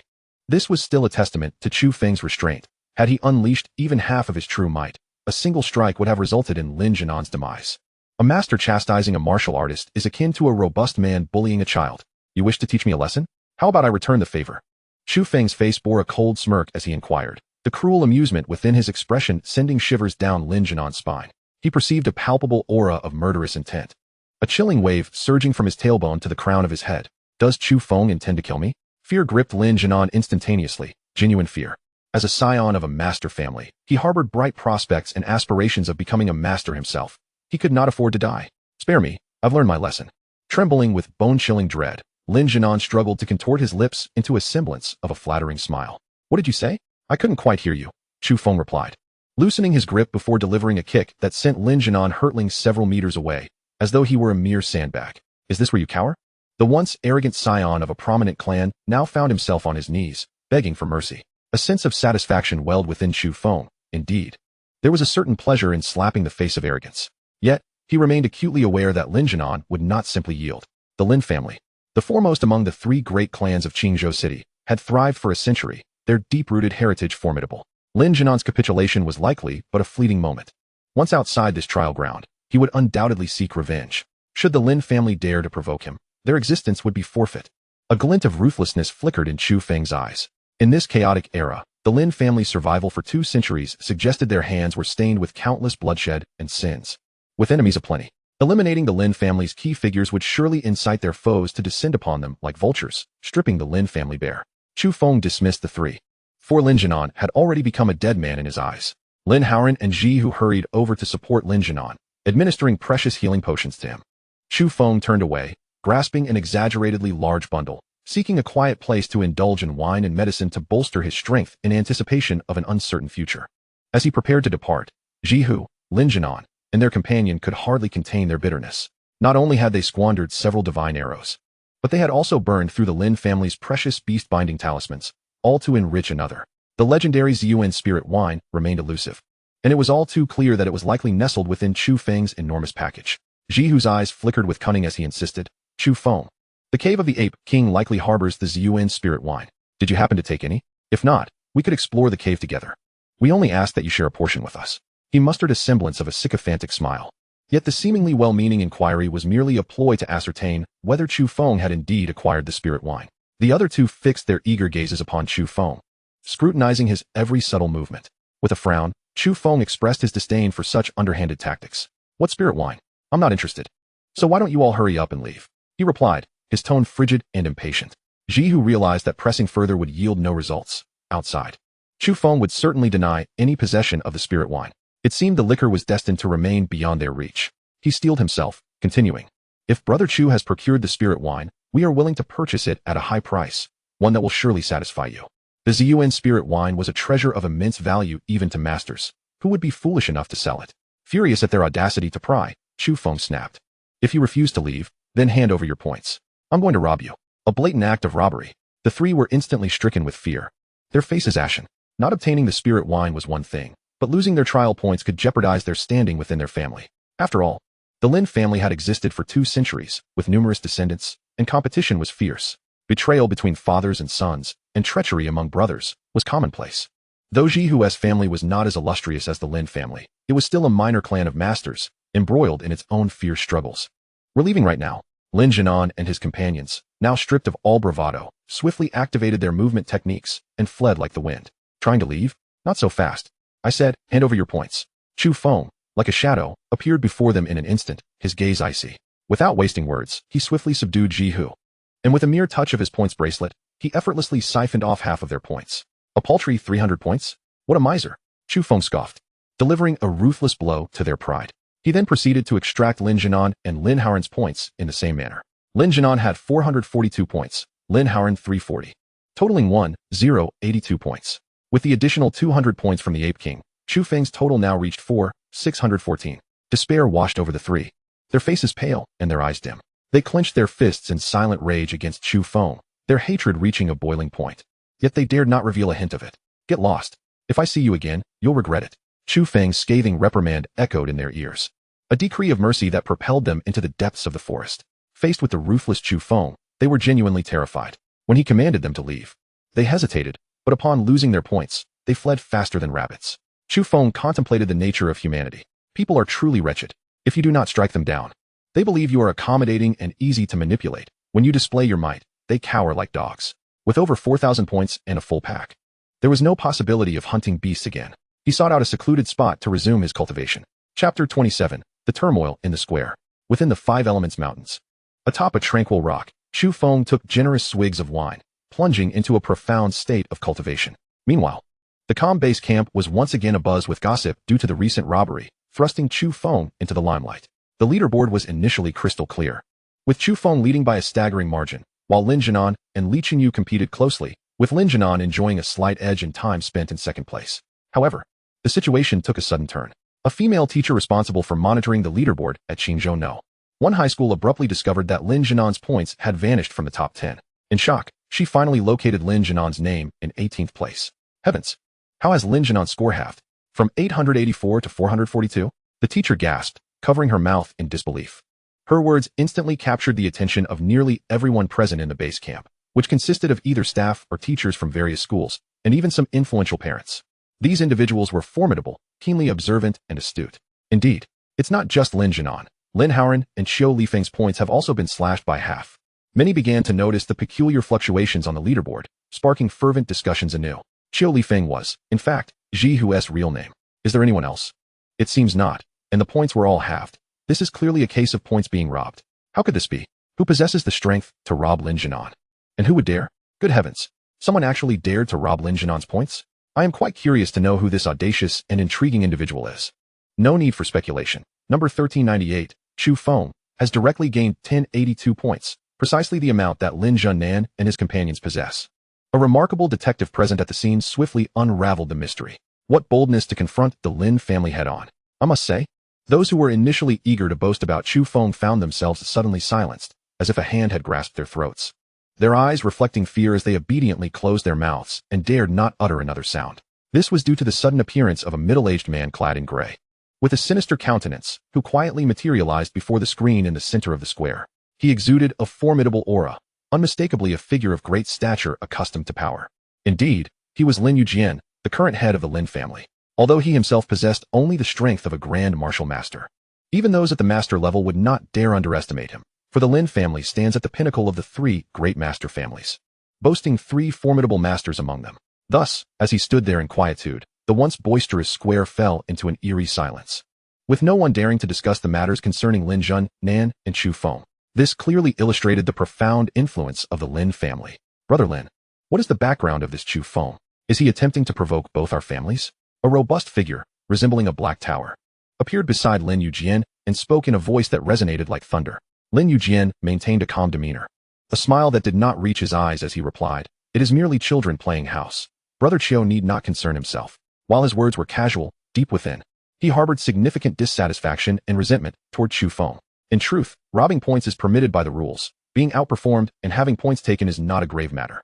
However, the crux of the issue was that Lin Jianan was his son, and he was certain that Chu Feng and his son had considerable animosity. Otherwise, he would not brazenly rob Lin Jinnan's points unless Chu Feng were a fool. More importantly, striking the Lin family's face in public was, in his eyes, a serious matter, a matter of utmost importance. Initially feeling somewhat embarrassed and reluctant to appear at the center of the point square, he feared that public discourse would further tarnish the Lin family's reputation. Words can be as destructive as fire. Hence, he stepped forward, deftly defusing the provocation from the Chu family while soothing the crowd's emotions, exemplifying the high moral standing of the Lin family. Truly, he was deserving of his position as the Lin family spokesperson. Yet, internally, he had already resolved to seek vengeance against Chu Feng. Whether that vengeance would culminate in death would depend on the unfolding events. The tower-like figure from the Chu family cast a surprised glance at Lin Yujian, his expression filled with confusion, but out of caution, he glanced at the masters on the high platform and wisely chose to remain silent. Just as the atmosphere shifted subtly, the most luxurious energy vehicle sped into the base camp. A middle-aged man, as straight as a spear and emanating a formidable aura, stepped out of the car and headed directly for the platform. His movements were as if he walked upon clouds, his agility astonishing all who beheld him. Upon seeing the newcomer, the masters on the platform rose in unison, their expressions immediately serious. Song Haishan, the vice president of the Martial Arts Association, greeted him with a smile, clasping his fists. The master of the Shuro Pavilion graces us with his presence, illuminating our 5-element trial. Indeed, what wind has brought such an esteemed figure to our midst? Remarked Jiang Tian, the principal of the experimental middle school, who had previously encountered Wu Yuanlang, the master of the Shuro Pavilion in Qingzhou, and jested accordingly. The other masters also warmly welcomed him.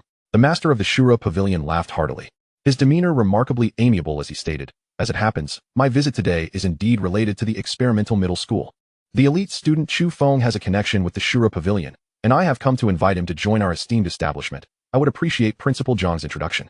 The direct approach of the master of the Shuro Pavilion left the masters astonished, as they had not anticipated that Chu Feng would attract the attention of such a formidable organization. They were well aware that the Shuro Pavilion was not merely a local power in Qingzhou, but a vast organization deeply rooted within the Dragon Kingdom, with branches spread across numerous base cities. It was rumored that the head of the Shuro Pavilion was a significant figure within the Dragon Kingdom's monarch alliance. The true rulers of the Dragon Kingdom. The Shuro Pavilion in Qingzhou was merely a tertiary branch, and even the city lord's mansion had to show deference. In Qingzhou, entities like the Shuro Pavilion, the Jiuding Mall, the Bloodkill Society, and the Tianling Gang were forces that even the 3 great master families had to handle with caution. Naturally, the Shuro Pavilion was notorious for its stringent selection criteria, often going years without inviting a single individual in the Qingzhou base city. Principal Jiang Tian stroked his long beard, his face beaming with joy as he responded, "Absolutely. It is an honor for Chu Feng to receive the Pavilion Master's recognition." Internally, he felt a surge of pride while discreetly casting a glance at Lin Yujian, the warning in his gaze unmistakable. Lin Yujian's brow furrowed, his heart filled with frustration. The fact that Chu Feng had garnered the favor of the Shuro Pavilion complicated matters. It seemed that any thoughts of retribution would require careful planning. Meanwhile, Chu Feng, immersed in his training, remained blissfully unaware of the tempest he had stirred within the trial base. Suddenly jolted awake by the beeping of his points wristband, he realized it was already 3 in the afternoon, with the trial concluding at 5. The wristband was alerting all participants to hurry back to the base. After half a day of cultivation, he had refined 10 portions of second-tier monster heart blood and imbibed a considerable amount of purple element spirit wine. At this moment, his blood energy had surged to an astonishing 25 points, corresponding to a foundational battle power of 25,000.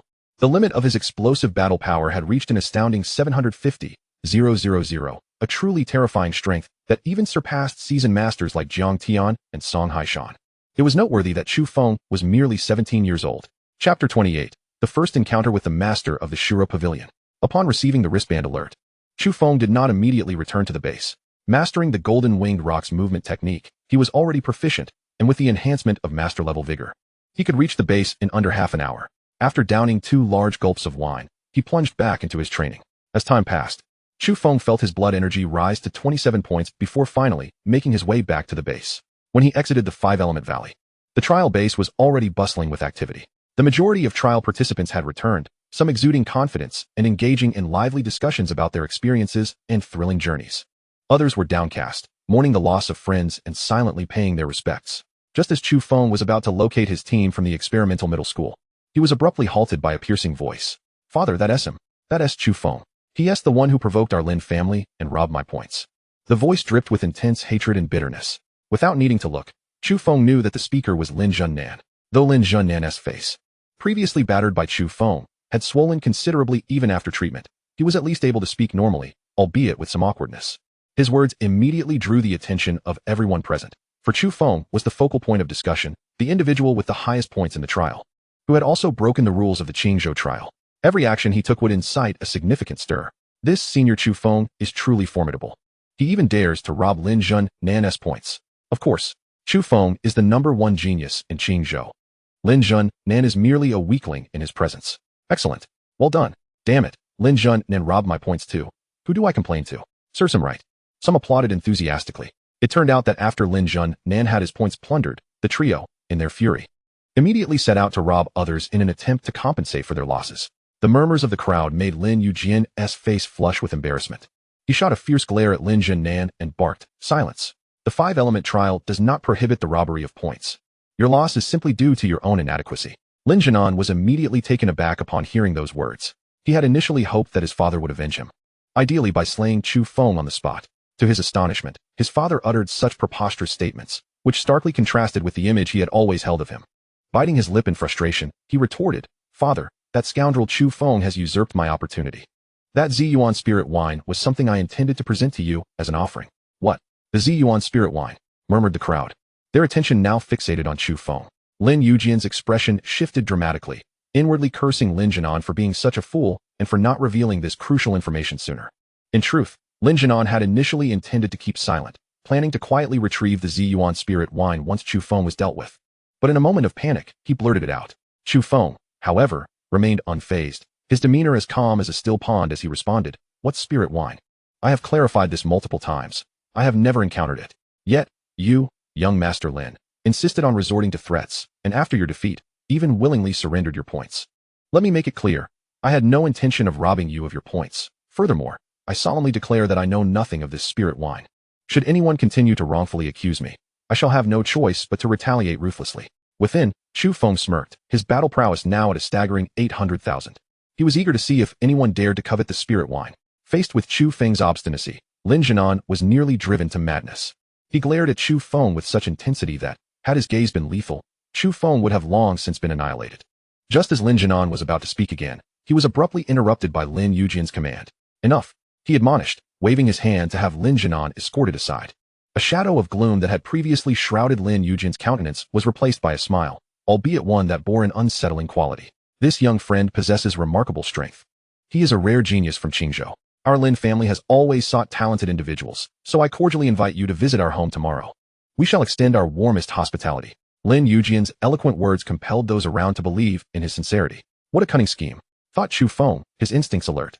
Lin Yujian himself likely did not believe his own words, as the barely concealed coldness and malice he exuded was palpable to Chu Feng's formidable mental acuity. Chu Feng feigned ignorance, donning an expression of surprise and delight. Indeed, the head of the Lin family possesses a grand and open heart. I shall certainly pay a visit when the opportunity arises. What a masterful actor, Chu Feng mused inwardly, recognizing that beneath the facade of magnanimity lay a deep-seated cunning, indicating that a confrontation with the Lin family was inevitable. Their exchange left the surrounding onlookers bewildered. The atmosphere had shifted dramatically. In truth, Lin Yujian yearned to subdue Chu Feng, but with the latter's formidable prowess, he feared he might not stand a chance. Moreover, he suspected that Chu Feng had already attained master-level strength with the acquisition of the Ziyuan spirit wine, potentially on the brink of greatness. To engage him now would likely lead to humiliation. It would be wiser to maintain a facade of cordiality while plotting his demise later. From their prior conversation, Lin Yujian recognized that Chu Feng was a strategic thinker, having snatched opportunities that rightfully belonged to both Lin Jianan and himself, thus marking him as a target for elimination. "Chu Feng, come here. Allow me to introduce you to a noteworthy figure," called out Principal Jiang Tian, his expression one of approval. The previously gathered masters and the head of the Shura Martial Hall had also been observing Chu Feng's actions, impressed by his demeanor and keen intellect. Chu Feng approached with due respect. Principal Jiang introduced several other masters before finally presenting the head of the Shura Martial Hall. "Chu Feng, this is Wu Yuanlang, the master of the Shura Martial Hall.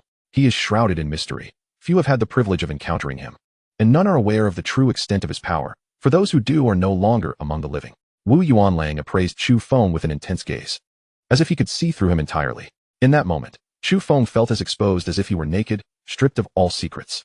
His formidable mental prowess, however, could not penetrate the depths of the Hall Master's strength, which he sensed was unfathomably vast. A sense of awe washed over him, The Shura martial hall was indeed formidable, and its leader was exceptionally powerful. He quickly clasped his fists, respectfully stating, "I am Chu Feng, honored to meet you, master." "Haha, do not heed old John's fanciful tales.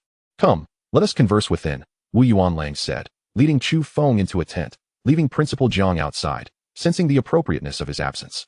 As the two entered the tent, Wu Yuanlang spoke candidly, "I'll be frank. Young friend, your talents are extraordinary, even among the most gifted martial artists. The Shura Martial Hall wishes to recruit you as a member." Wu Yuanlang was taken aback by his inability to ascertain Chu Feng's true strength, a revelation that astonished him. This indicated that Chu Feng had mastered the subtle nuances of his abilities, signifying his advancement to the master level, likely not a weak contender among his peers. A young master. Even in the second-tier base city of Jiangning, he would be considered a genius, and this was likely not Chu Feng's limit, given that he had only awakened his gifts a month prior. If he could recruit Chu Feng into the Shura Martial Hall, it would be a monumental achievement, perhaps even elevating his own status further within the larger base city. The smaller base cities, like Qingzhou, were deficient in spiritual energy and resources, making it impossible to compare to the larger ones. In Jiangning, with a population exceeding 100 million and a first-grade spiritual vein, the richness of spiritual energy far surpassed that of Qingzhou. Each year, several hundred gifted martial artists emerged, and in first-tier base cities like Zhonghai and Yanjing, resources were plentiful, yielding even more talents. After recounting the illustrious history of the Shura Martial Hall, Wu Yuanlang presented his enticing offer. "The benefits we provide at the Shura Martial Hall are among the finest in the Dragon Kingdom. Should you choose to join us, we shall grant you an initial capital of 50 million and offer you 2 Earth-grade techniques or 1 Heaven-grade technique for free. As for subsequent techniques and resources, they can be offset by contributions to the hall or purchased at a mere 80% of market price." What? Chu Feng's heart raced with astonishment. Though he had anticipated that the benefits at the Shura Martial Arts School would be substantial, he never imagined they would be to such an extravagant degree. Good heavens! An initial funding of 50 million, coupled with the complementary provision of a celestial-level martial arts technique, was simply dazzling to his titanium alloy eyes. He had thought himself somewhat affluent, only to realize that he possessed less than the initial funding offered by the Shura Martial Arts School. Suddenly, a joke from his previous life came to mind, stating that a person could toil their entire life to earn a few million. Yet such wealth would merely suffice to purchase a watch for the affluent. How remarkably similar. Nevertheless, this situation reflected the immense financial and material resources of the Shura Martial Arts School, undeniably a colossal force within the empire. Chu Feng felt an undeniable attraction. It seemed prudent to seek shelter beneath such a grand tree, and the Shura Martial Arts School appeared to be an excellent choice. Master Wu, an astute figure, immediately discerned Chu Feng's intrigue. Seizing the moment, he stated, "Joining the Shura Martial Arts School comes with another benefit, the opportunity to reside in the luxurious district of the school. The security surrounding this area is formidable, and any attack against it would be regarded as a declaration of war against the Shura Martial Arts School. Any provocation would be swiftly eradicated." Pausing for effect, Wu Yuanlang lowered his voice conspiratorially. "I sense that you have had some unpleasant dealings with the Lin family. Given your prowess, it would not be a simple matter for them to eliminate you. However, the Lin family is known for their insidious and ruthless tactics. They may resort to capturing your sister to coerce you into submission. But fear not, for once you join the Shura Martial Arts School, your sister can reside in the luxurious district, alleviating your worries." Chu Feng's expression darkened, anger surging within him. The Shura Martial Arts School had conducted a clandestine investigation into him and was disturbingly well informed. He suppressed his fury and retorted, "How can the Shura Martial Arts School engage in such covert investigations? This seems contrary to your principles." The master remained composed, his demeanor unwavering as he replied, "It has been several days since your last visit to our school. If we could not uncover such basic information, we might as well disband. Moreover, we have not disturbed you or your family during our investigation. That is our reputation. A sword can slay or save. It is merely a tool, contingent upon the wielder's intent." At this moment, Chu Feng regained his composure. He understood that a powerful institution like the Shura Martial Arts School would undoubtedly conduct thorough assessments when recruiting talent. This was unavoidable. A sword can kill, yet it can also save. The crux lies in the wielder's attitude. Chu Feng recognized the validity of this statement, but his sister, Chu Rulin, was his only kin. Hence, his emotions were stirred, leading to an exaggerated reaction. After a moment of contemplation, he was about to pose a few pressing questions when suddenly, Jiang Tian's voice echoed. "Chu Feng, have you finished your discussion with the master? The award ceremony is about to commence." Chu Feng's face bore an apologetic expression as he addressed the master. "I am almost swayed by the generous conditions of the school, but time is of the essence, and I indeed require more time to contemplate. Once I have clarified my thoughts, I will reach out to you promptly, if that is agreeable." After all, joining a superpower was a significant decision. With such an extraordinary system at his disposal, it was uncertain whether entering the Shura Martial Arts School would be a blessing or a curse. Chu Feng felt it prudent to deliberate further. Wu Yuanlang, unfazed, smiled warmly and replied, "Of course. Once you have made your decision, feel free to visit the Shura Martial Arts School to find me. After a simple assessment, you can join our family." Having weathered countless storms, Wu Yuanlang was confident that the Shura Martial Arts School was Chu Feng's sole choice. With a respectful fist salute, Chu Feng exited the tent. Chapter 30. Prophet's Vice President Song Haishan stood upon the awards podium, his voice resonating like thunder, amplified by the pure essence of qi, instantly capturing the attention of the audience. The Five Elements trial has come to a splendid conclusion. The participants have dazzled us with their extraordinary performances, illuminating this trial like a vibrant masterpiece, forever etched in the annals of the Qingzhou Five Elements trial. Among you, numerous talents have emerged, especially student number 1398, Chu Feng, whose brilliance has created a historical record of 4,614 points. The value of this score speaks for itself. It is truly unprecedented and will be difficult to surpass. Additionally, Li Qinyu and several other competitors have also achieved remarkable results, which is indeed commendable. Song Haishan stroked his long beard, a broad smile gracing his face as he addressed the densely packed crowd below. A thunderous applause erupted from the audience, the sound waves so powerful that they scattered the clouds. In an instant, Chu Feng became the focal point of the event, with countless gazes filled with envy, desire, and jealousy directed at him. Only the Lin family appeared grim, particularly Lin Jinan, whose eyes glinted like a venomous snake as they fixated on Chu Feng. Internally, he seethed with rage. What miracle! It was merely my score that he pilfered. The first place should have been mine. Although Lin Jinan had managed to seize some points afterward, they still only placed 13th, with the second position going to his old rival, Li Qinyu. This trial had not only seen him robbed of points, but had also left him battered and humiliated, resulting in his ranking plummeting beyond the top 10, effectively shattering his pride. Enough talk, let us commence the awards. Song Haishan's powerful voice resonated once more. First, let us invite our trial champion, student Chu Feng, to the stage to receive his award. As Chu Feng stepped onto the platform, the brilliance of the setting sun cast a radiant glow upon him, making him appear like a dazzling star, truly the most luminous figure on this land. As he ascended the stage, his striking visage incited a chorus of enthusiastic screams. "Chu Feng, you look so handsome. Boss Chu, you must look after me from now on. I want to roll with you. Chu Feng, I want to have your children." Some infatuated admirers even emitted piercing cries. Song Haishan, with a warm demeanor, presented the golden medal to Chu Feng, saying, "Young friend Chu Feng, your extraordinary talent is commendable. I hope you will continue to excel and contribute even more to humanity." "I shall certainly strive to do so." Chu Feng humbly accepted the medal. This was not only a prize from the Martial Arts Association, but also included 50,000 yuan in cash, along with a 9-revolution blood condensation pill and 2 vials of second-tier demon beast heart blood, all intended to aid in his cultivation. Song Haishan then handed Chu Feng a golden anonymous card and 3 porcelain vials. The prizes that had once stirred his blood were now incapable of eliciting even a flicker of emotion within him. 3 days apart. And yet I see you in a whole new light. Chu Feng mused inwardly. By the way, remember to attend the Martial Arts Association for your assessment promptly. Such a talent should not go unregistered. Song Haishan added as an afterthought. "I will certainly attend the assessment without delay." Chu Feng responded, somewhat amused. As he descended from the podium, a low, grave voice unexpectedly reached his ears. "Beware of the Lin family." In that instant, Chu Feng recognized that this was a discreet warning from Song Haishan. His expression shifted, and he lost all interest in the ongoing awards, instead contemplating his next course of action. Should he join the Shura Martial Arts School immediately? "Hey, what are you thinking? You're zoning out." Principal Jiang Tian lightly patted his shoulder, smiling as he reminded him. Only then did Chu Feng realize that the award ceremony had concluded and people were beginning to disperse, boarding their energy vehicles to leave. He awkwardly rubbed his nose, glancing around to ensure no one was watching, and leaned in to whisper, "Principal, do you think the Shura Martial Arts School is reliable?" After a brief moment of contemplation, Principal Jiang Tian replied, "As a leading force in the Dragon Kingdom, the Shura Martial Arts School has maintained a stellar reputation. How could it possibly be unreliable? However, you must make your own judgment." They were aware of Chu Feng's extraordinary system, and therein lay the crux of his internal conflict. Perhaps it would not hurt to join the Shura Martial Arts School, provided the constraints were not overly severe. After all, there is no completely safe haven. Should the limitations prove too burdensome, he would reconsider. Chu Feng quietly resolved within himself. He nodded at Principal Jiang, hoisting the enormous backpack into the trunk of the spiritual energy vehicle, beginning his journey back. Simultaneously, he made a phone call to his sister, Chu Ruolin, not only to assure her of his safety, but also to remind the young girl to remain vigilant. Upon the return of the spiritual bus to the city, it happened to pass by the entrance of Jiuding Mall, where Chu Feng alighted without hesitation.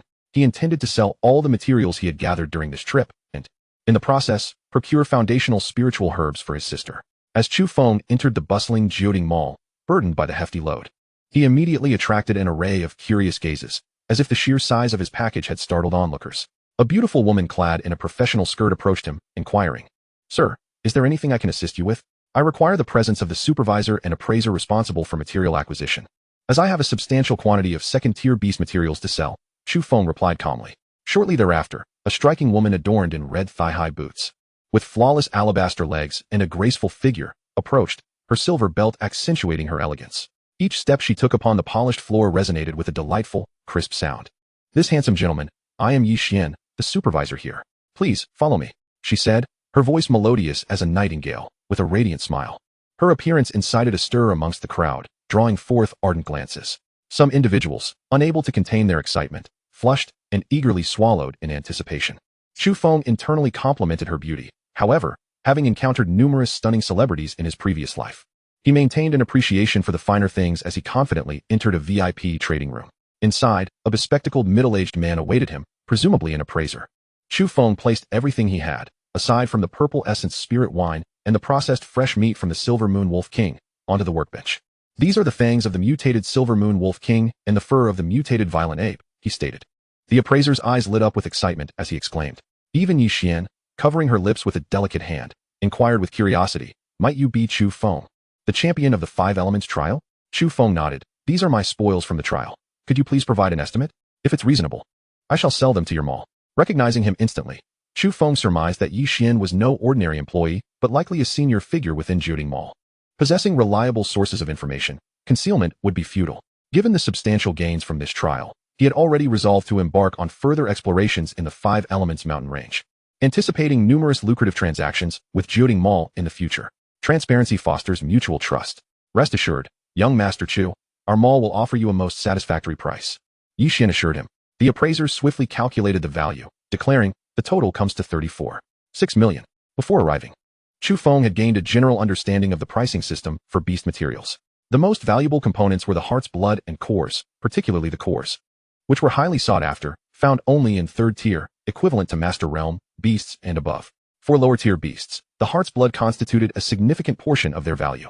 This price seemed fair. Yi Xian decisively stated, "We will round it to 35 million. However, should you acquire more valuable materials in the future, please remember Jiuding Mall." Chu Feng nodded in satisfaction, excitement bubbling within him at the unexpected fortune gained from a single trial. If he were to sell the heart's blood, particularly the 2 samples from mutated beasts, the profits could potentially double. This figure did not even account for the invaluable purple essence spirit wine. Adventure indeed promised immense profit. Yet, unbeknownst to Chu Feng, he had significantly underestimated the dangers of the trial. Many students had perished within the 5 Elements mountain range. His extraordinary strength was a key factor in his survival, unlike Lin Jianan, who had expended 8 divine arrows and a beast confinement spirit talisman without managing to defeat the mutated Ape King. The value of that solitary talisman exceeded the worth of the entire mutated Ape King. With 35 million in hand, he was finally no longer impoverished and could procure the finest foundational spiritual herbs for his sister. Chu Feng's eyes sparkled with determination. Chapter 31. The storage ring. Noticing that Chu Feng had no objections, Yi Xian elegantly presented him with a golden card, softly stating, "This is our Jiuding Mall's password-free VIP card. 35 million has been deposited within. Would you like to verify it?" Chu Feng casually accepted it. "No need. I trust the credibility of your esteemed mall." Jiuding Mall was a commercial behemoth in the Dragon Kingdom, with formidable backing. They would not resort to deceit over such a sum. Yi Xian nodded with a smile, explaining, "With this card, you may directly access the VIP trading room on the 1st floor in the future and enjoy a 5 discount on any purchases." While a 5 discount may seem modest, it amounted to a significant saving on high-priced treasures. A flicker of joy appeared on Chu Feng's face as he straightforwardly declared, "Excellent. I wish to purchase the finest foundational spiritual herb, the Jade Du Emerald Pill. Might your esteemed mall have it in stock?" The instant the 35 million transaction was completed, Chu Feng had resolved to procure the best foundational spiritual herb for Chu Ruolin. The foundational stage of martial arts was a once-in-a-lifetime opportunity, immensely important for any martial artist. As his only family, after years of relying on each other, Chu Feng would not hesitate to invest whatever it took for her well-being. Yi Xian's expression shifted slightly as she replied, "The Jade Du Emerald Pill is indeed out of stock at the mall. However, I happen to have one on me, which I can sell to you. Yet, the effects of the 1,000,009 Curves Mysterious Spirit Liquid are quite commendable as well. Are you certain you wish to purchase the 30 million Jade Du Emerald Pill?" Chu Feng understood her well-meaning suggestion. Nonetheless, he laughed heartily. "No need. My sister must have the Jade Du Emerald Pill, so please proceed with the transaction, Miss Yi." Yi Xian regarded him with approval. Your sister is fortunate to have such a brother. She must be very happy. As if conjuring a magic trick, she produced a verdant jade vial, containing precisely the jade dew emerald pill. As Chu Feng uncorked the vial, a fragrant aroma wafted forth, invigorating and soothing, with gentle medicinal properties that were undoubtedly exceptional for foundational cultivation. He quickly resealed the vial and transferred 28.5 million from his card to Yi Xian. After completing the transaction, Chu Feng did not leave immediately. He rhythmically tapped on the table, his gaze inadvertently drifting to the silver ring adorning Yi Xian's hand. Miss Yi, did you use a spatial storage device to conjure the jade dew emerald pill just now? Had it not been for Chu Feng's extraordinary mental fortitude, he would not have perceived that the pill had originated from that ring. Astonished, he realized that storage rings were indeed real. It was utterly marvelous. If he possessed a storage ring, he would no longer need to carry such an unwieldy burden. Future expeditions would be not only more convenient, but also far more discreet. Others would have no inkling of the extent of his gains or treasures. Presently, if he acquired a millennium-old Hisho Wu or a 1,000-year-old Zhugua, the fragrance would be impossible to conceal in a backpack. With a storage ring, any treasure would remain undetected. Yi Xian's expression shifted slightly at his words, instinctively retracting her arm. After a brief moment, she composed herself, feigning calmness as she remarked, "You are quite well informed, Chu Feng. I did not expect you to be aware of storage rings." Indeed, it was a storage ring. Chu Feng felt a surge of excitement within, rubbing his hands together. He eagerly inquired, "Might I ask, Miss Yi, how much is your storage ring worth?" A playful smile appeared on Yi Xian's face as she replied softly, "If you wish to purchase my storage ring, I advise you to save your efforts. It is not for sale." Not for sale. Disappointment flashed across Chu Feng's face. Unwilling to relent, he pressed, "Is there no price at which it could be sold?" "Humph. Storage rings cannot yet be crafted by human technology. They are discovered within ancient ruins and are exceedingly rare. Let us put it this way, even if it were to be sold, its worth would be at least in the billions, and such items are typically traded using star crystals." Yi Xian raised her delicate brows, slightly exasperated as she remarked. Star crystals, as Chu Feng had previously learned, were a rare and precious resource for cultivation, one he had yet to even lay eyes upon. This storage ring must be extraordinarily valuable. Although Yi Xian possessed one, she cherished it dearly and would certainly never part with it. Feeling somewhat awkward, Chu Feng rubbed his nose, offering a wry smile as he waved goodbye to Yi Xian. He promptly hailed a cab, intending to return home to celebrate with his sister. In the eastern district of Qingzhou City, within an expansive and opulent villa area, stood a magnificent loft that soared toward the heavens, exuding an imposing presence, adorned with intricately carved beams and opulent decorations. At that moment, in the grand hall at the center, a burly elder occupied the main seat, his expression cold and aloof, radiating a formidable aura. Seated beside him was a grim-faced man, Lin Yujian, while a young man with a swollen face stood nearby, cautiously attempting to curry favor. He was none other than Lin Jinan. The burly elder furrowed his brow, expressing his displeasure. "In our Lin family, 3 masters are currently occupied. Our ancestor is in seclusion attempting to break through to the general realm, while my second uncle leads a team to vigorously expand the trade routes with Yangzhou. Only I, a master at the initial stage, am here to oversee the Lin family. If I were to fail to capture Chu Feng and allow him to escape, it would spell disaster for the Lin family. According to the information, Chu Feng possesses the strength of a grand martial master. Should he have comprehended the nuances of the realm, having obtained the purple origin spirit wine, he has a high probability of having advanced to the master realm. Although I have been a master for several years, I have yet to progress to the mid-master stage. Defeating him may be feasible, yet capturing or killing Chu Feng would prove exceedingly challenging. Jinan, your suggestion is untenable." Lin Jinan, feeling embarrassed, lowered his head obediently, refraining from further comment. His previous suggestion for his uncle to directly eliminate Chu Feng to vent his pent-up resentment had been swiftly dismissed. Lin Yujian chuckled dryly. Nodding in agreement, elder brother speaks wisely. With our ancestor in a critical period of seclusion and my second uncle absent, it is unwise to resort to outright assassination. Instead, we should lure Chu Feng to our home, then induce him to consume the divine drunkenness, and covertly transform him into a human puppet. That would be the most prudent course of action. His voice was low and venomous, reminiscent of a demon emerging from the depths of hell. Lin Jinan trembled, a chill racing down his spine, his skin prickling with dread. If Chu Feng proved to be too astute to be deceived, then a secondary strategy of using others to eliminate him would be necessary. The Tianling gang, known for their arrogance yet backed by a powerful and mysterious influence, could be utilized. Likewise, the Blood-Killing Society, reputed to wield considerable power across Blue Sea Star, could be hired for the right price, even to eliminate a master or a general, should the price be sufficient. The burly elder pondered for a moment before nodding. "Your proposal, third brother, is feasible. Jinan, you shall take the lead and extend an invitation to Chu Feng to visit the Lin family. If he declines, We can resort to the Tianlang gang to do the deed under the guise of the gang leader. It should not be difficult to eliminate Chu Feng in that capacity. He paused, his expression shifting, and added ominously. However, the gang leader is notoriously cunning. I fear he may not act. Should that fail, we will have to enlist the blood-killing society or await our ancestors' emergence from seclusion. Lin Yujian interjected. We can directly approach the gang leader, unless our ancestor intervenes. However, we may also utilize the second-in-command, Red Fox. Chapter 32. A battle power of 900,000 as night fell. Chu Feng finally returned to his home in the South City Garden community. Brother, you're back. Chu Ruolin exclaimed with delight as she rushed to greet him. Chu Feng affectionately ruffled his sister's hair, savoring the warmth of the moment. After a while, he produced a verdant jade screen. Gazing at her with gentle eyes as he said, Look, brother has brought you a gift. What? Blood chi powder? Chu Ruolin's beautiful eyes sparkled with excitement. Hee. It must be better than blood chi powder. This is a highly valuable foundation-building elixir. Chu Feng replied with a subtle smile, deliberately withholding the name and price of the elixir from her. In an instant, tears welled in Chu Ruolin's eyes as she said, Brother, you're the best.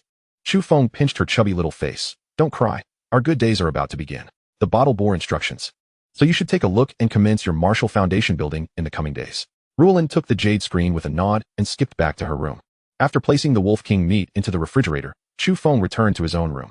Though he was uncertain of the Lin family's next move, he had already caught a whiff of impending danger. In the face of cultivation, one must be prepared for all eventualities. This was Chu Feng's strategy. He retrieved the 9-turn blood condensation pill and 5 portions of second-tier demon beast heart blood, swallowing them down before taking a few sips of purple origin spirit wine, immersing himself once more in his cultivation. After a considerable time, a change finally appeared on Chu Feng's otherwise placid face. The blood coursing through his veins underwent a remarkable transformation. The blood surged like a mighty torrent, exuding an infinite vortex, continuously absorbing the surrounding energy. The 9-turn blood condensation pill had fortuitously triggered a further advancement in his blood. The 5 portions of heart blood and the purple origin spirit wine were quickly consumed. The blood energy surged forth like a tidal wave, more vigorous than ever, even producing a rumbling sound. Not enough, I require more energy. Chu Feng downed another 5 portions of demon beast heart blood, draining the entirety of the opened purple origin spirit wine. Boom. The blood energy erupted instantaneously, akin to a long-awaited rain after a drought, roaring and transforming, emitting a thunderous resonance that radiated an aura capable of suppressing all. The blood was like mercurial sludge, and the energy akin to ethereal smoke. Achieving mastery in blood cultivation was a prerequisite for becoming a general. Upon introspection, he discovered that his blood cells were now completely distinct from ordinary cells, plump like droplets of blood, filled with the indomitable sparks of power. Regrettably, he had yet to reach the stage of condensing blood beads. Chu Feng sighed deeply. Blood beads represented the pinnacle of blood cultivation, a direct passage to the general realm. Yet, the turbulence of his blood energy surged like an ocean tide, an inexhaustible power that seemed capable of subduing any adversary with a mere gesture. After introspection, Chu Feng noted that his blood energy value had just exceeded 30 points. Achieving the level of blood mercury with a mere 30 points was nothing short of astounding. It was a testament to an extraordinary talent. The astonishing changes in his blood had even prompted a slight transformation in his mastery of the nuances of the realm. Chu Feng estimated that he would soon reach the second level of the nuanced realm, even if his battle power remained unchanged. His control over the energy would become more refined and profound, undoubtedly enhancing his power. With a battle power of 900,000 and an imminent breakthrough to the second level of nuance, this round of cultivation had yielded impressive results. Chu Feng pondered silently. Suddenly, the jarring sound of a ringing phone shattered Chu Feng's meditation and contemplation. He answered the call. Hello? Is this brother Chu Feng? This is Luo Hua. You won the championship today. Hurry out and celebrate. We're at the Tianhao room in the Dynasty Hotel. You have to come. Luo Hua implored, urgency lacing his voice. The Dynasty Hotel was the most luxurious hotel in Qingzhou, and the Tianhao room was its most expensive suite. Chu Feng furrowed his brow and hesitantly replied, It's already late. I think I won't go. Luo Hua's tone shifted to anxiousness. Brother, you absolutely must come. Yanran is here. You need to come and support me. I've already boasted about you. By the end of his plea, desperation laced his words. With a resigned expression, Chu Feng chuckled. All right, enough with the theatrics. I'll be there shortly. Having won the championship, it seemed only fitting to celebrate. He bid his sister farewell, informing her of his departure, and hailed a cab to the Dynasty Hotel. At the Dynasty Hotel, luxury vehicles congregated at the entrance, while countless beautiful women and affluent businessmen flowed in and out, creating a scene of grandeur. Sir, do you have a reservation? A handsome attendant inquired, surveying Chu Feng's ordinary attire with a smile that lacked sincerity, tinged instead with a hint of disdain. Chu Feng let out a cold snort and replied with evident irritation, I haven't made a reservation. My friend booked the Tianzi room. I'm merely here to enjoy a meal. The waiter offered an awkward smile, suddenly realizing his blunder. With a hint of panic on his face, he exclaimed, "You must be Mr. Chu Feng, right? My sincerest apologies. Please, do come in. The Tianzi room has been instructed to welcome you immediately." He nearly committed a grave error. Chu Feng ignored him entirely and strode inside. Upon opening the door to the Tianzi room, he was momentarily taken aback by the presence of individuals he had never expected to see. Luo Hua, Wang Yanran, and surprisingly, Lin Jinan were all gathered there, along with Shi Tao and several other students from Class 5, including Qin Xingyu. A frown creased Chu Feng's brow at this unexpected assembly. What game were Lin Jinan and Shi Tao playing? He contemplated making a swift exit, but Luo Hua had already scampered over eagerly. "Boss, hurry inside. Everyone has been waiting for you. How did they end up here? What does this mean?" Chu Feng queried, his expression darkening. Boss. Young Master Lin has already explained the situation to Yanran and me. The events during the trial were merely a misunderstanding. Moreover, he wishes to apologize for any unnecessary grievances between you two. Shi Tao has also expressed regret for his previous arrogance and is keen to extend his apologies. Luo Hua hastily clarified. Apologies? A cold smile flickered at the corner of Chu Feng's mouth. A weasel paying a New Year's visit to a chicken is hardly a gesture of goodwill. Shi Tao hurriedly approached Chu Feng, ingratiatingly proclaiming, "Chu, I was blind before and offended you. I'm just a minor character. Please, consider me inconsequential." Such sycophantic words from a man of his imposing stature sent a shiver down Chu Feng's spine, leaving him almost nauseated.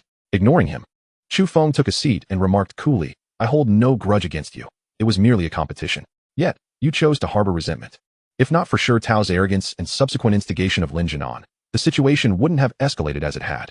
Shi Tao, feeling as though he had been granted a reprieve, slunk back to his seat, crestfallen.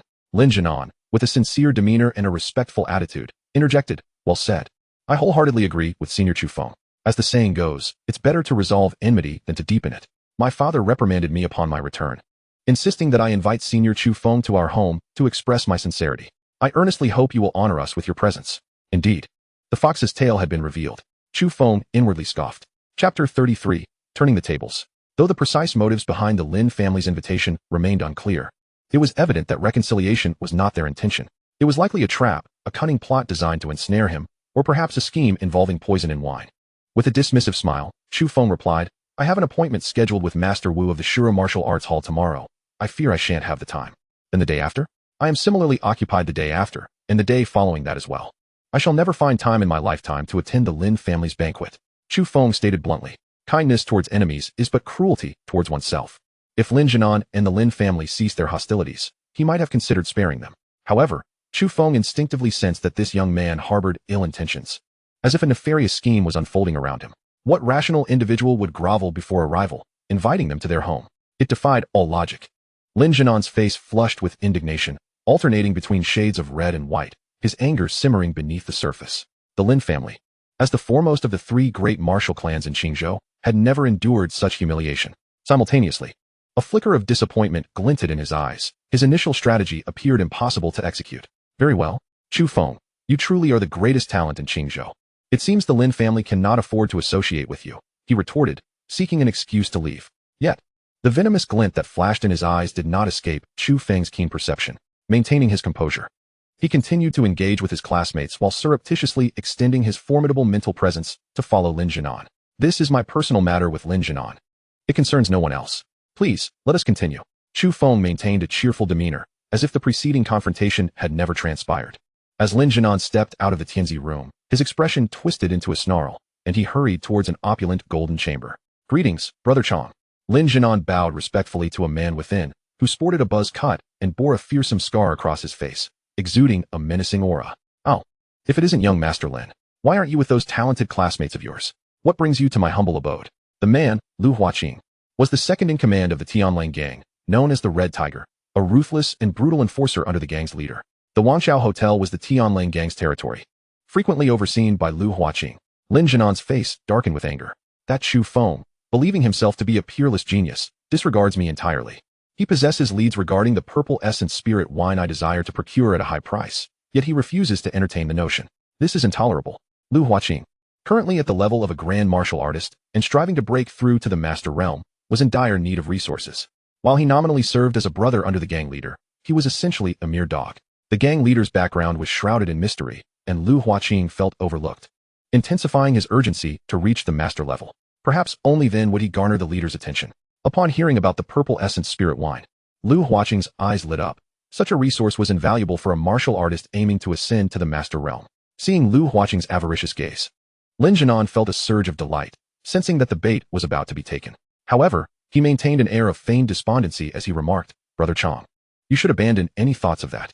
He carries himself with an air of superiority, dismissing everyone. You risk returning empty-handed." Lin Jianan resorted to the most rudimentary form of provocation, knowing Lu Huaqing's brash nature made it effective. "Oh, so this Chu Feng possesses a significant background." Lu Huaqing's eyes narrowed menacingly, revealing a glimmer of malice. "Not at all. The major powers in Qingzhou are merely these few families. I've heard nothing of Chu Feng having any remarkable connections. He has simply awakened his talents, earning the title of Qingzhou's greatest genius, and he carries himself with excessive pride. Yet, his strength is formidable. Despite his youth, he is already an intermediate or even advanced martial artist." Lin Jianan exaggerated, concealing Chu Feng's true abilities. "Oh, just an intermediate martial artist with no backing. Does a fallen genius remain a genius?" Lu Huaqing scoffed dismissively. "Today, I intend to confront this arrogant Chu Feng. If he is sensible, he will sell me the spirit wine. If not, I shall not hesitate to demonstrate that in my Tianlang gang, even so-called geniuses must bow down." "Ah, that may not end well." Lin Jianan feigned concern, though inwardly he was elated. "Go, stay out of this. It has nothing to do with you." Lu Huaqing waved his hand impatiently. Without warning, the Tianzi room door swung open once more, and a man bearing a terrifying scar entered. This individual was none other than Lu Huaqing himself, his expression grim as he surveyed the crowd, his voice icy as he inquired, "Who is Chu Feng?" The diners exchanged alarmed glances at the imposing figure, panic rippling through them. Only Chu Feng remained unfazed, fully aware of Lin Jianan's every move, monitoring him closely.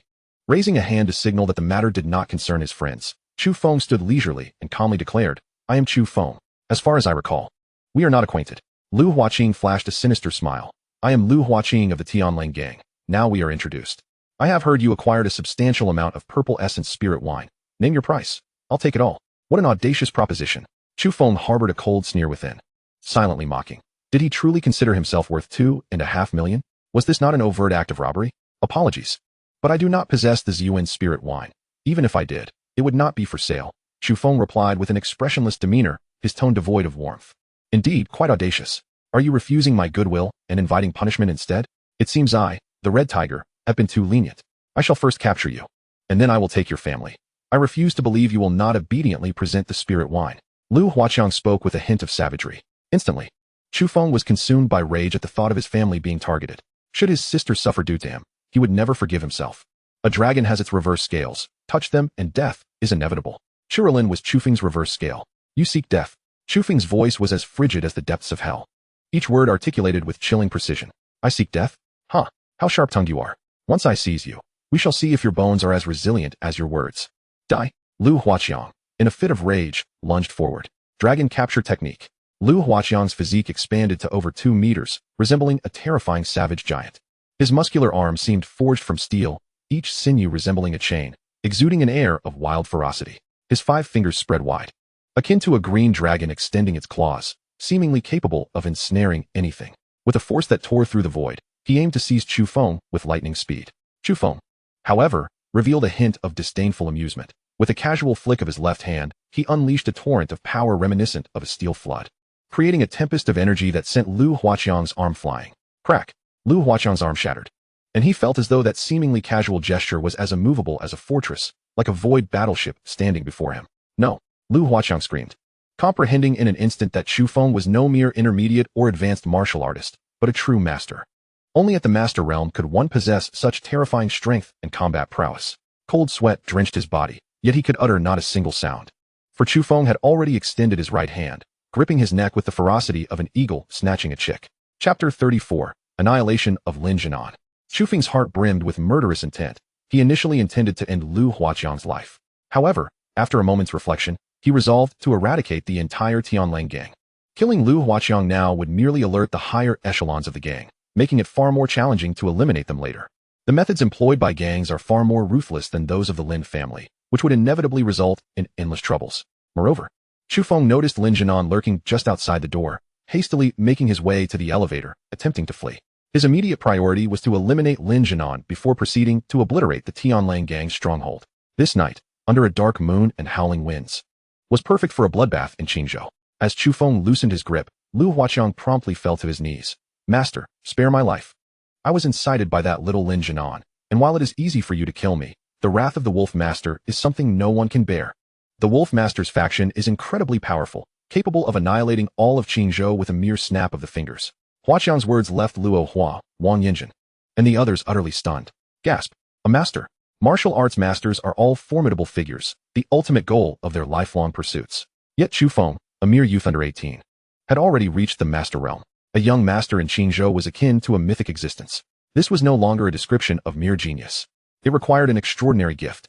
They were left in shock, their scalps tingling, devoid of even a hint of jealousy. The disparity was simply too great. Chu Feng let out a cold huff and declared frostily, "For the sake of the Wolf Master, I shall spare your wretched life today." Scram. Lu Huaqiang hurriedly crawled away. Eager to escape. "I have matters to attend to. I shall take my leave first, and we will reconvene another day." Chu Feng turned to address the others. At that moment, Luo Hua's face was a mask of dejection, feeling utterly foolish for nearly endangering his brother Chu Feng. He had been manipulated by Lin Jinan, primarily by Wang Yinjin, and he wondered whether she was fully aware of the situation. Anxiously, he called out, "Boss." Chu Feng cast a sidelong glance at him, though he secretly loathed the man's foolishness. He understood that Luo Hua had been used. His character was not malevolent. He would not betray him. Without breaking stride, Chu Feng's mental acuity had already scanned the surroundings, pinpointing an ideal location, the path Lin Jinan would inevitably traverse. As Chu Feng vanished, a familiar voice echoed in Luo Hua's ear. "If I can still trust you, make your way to the hall, and keep an eye on Lu Huaqiang's movements.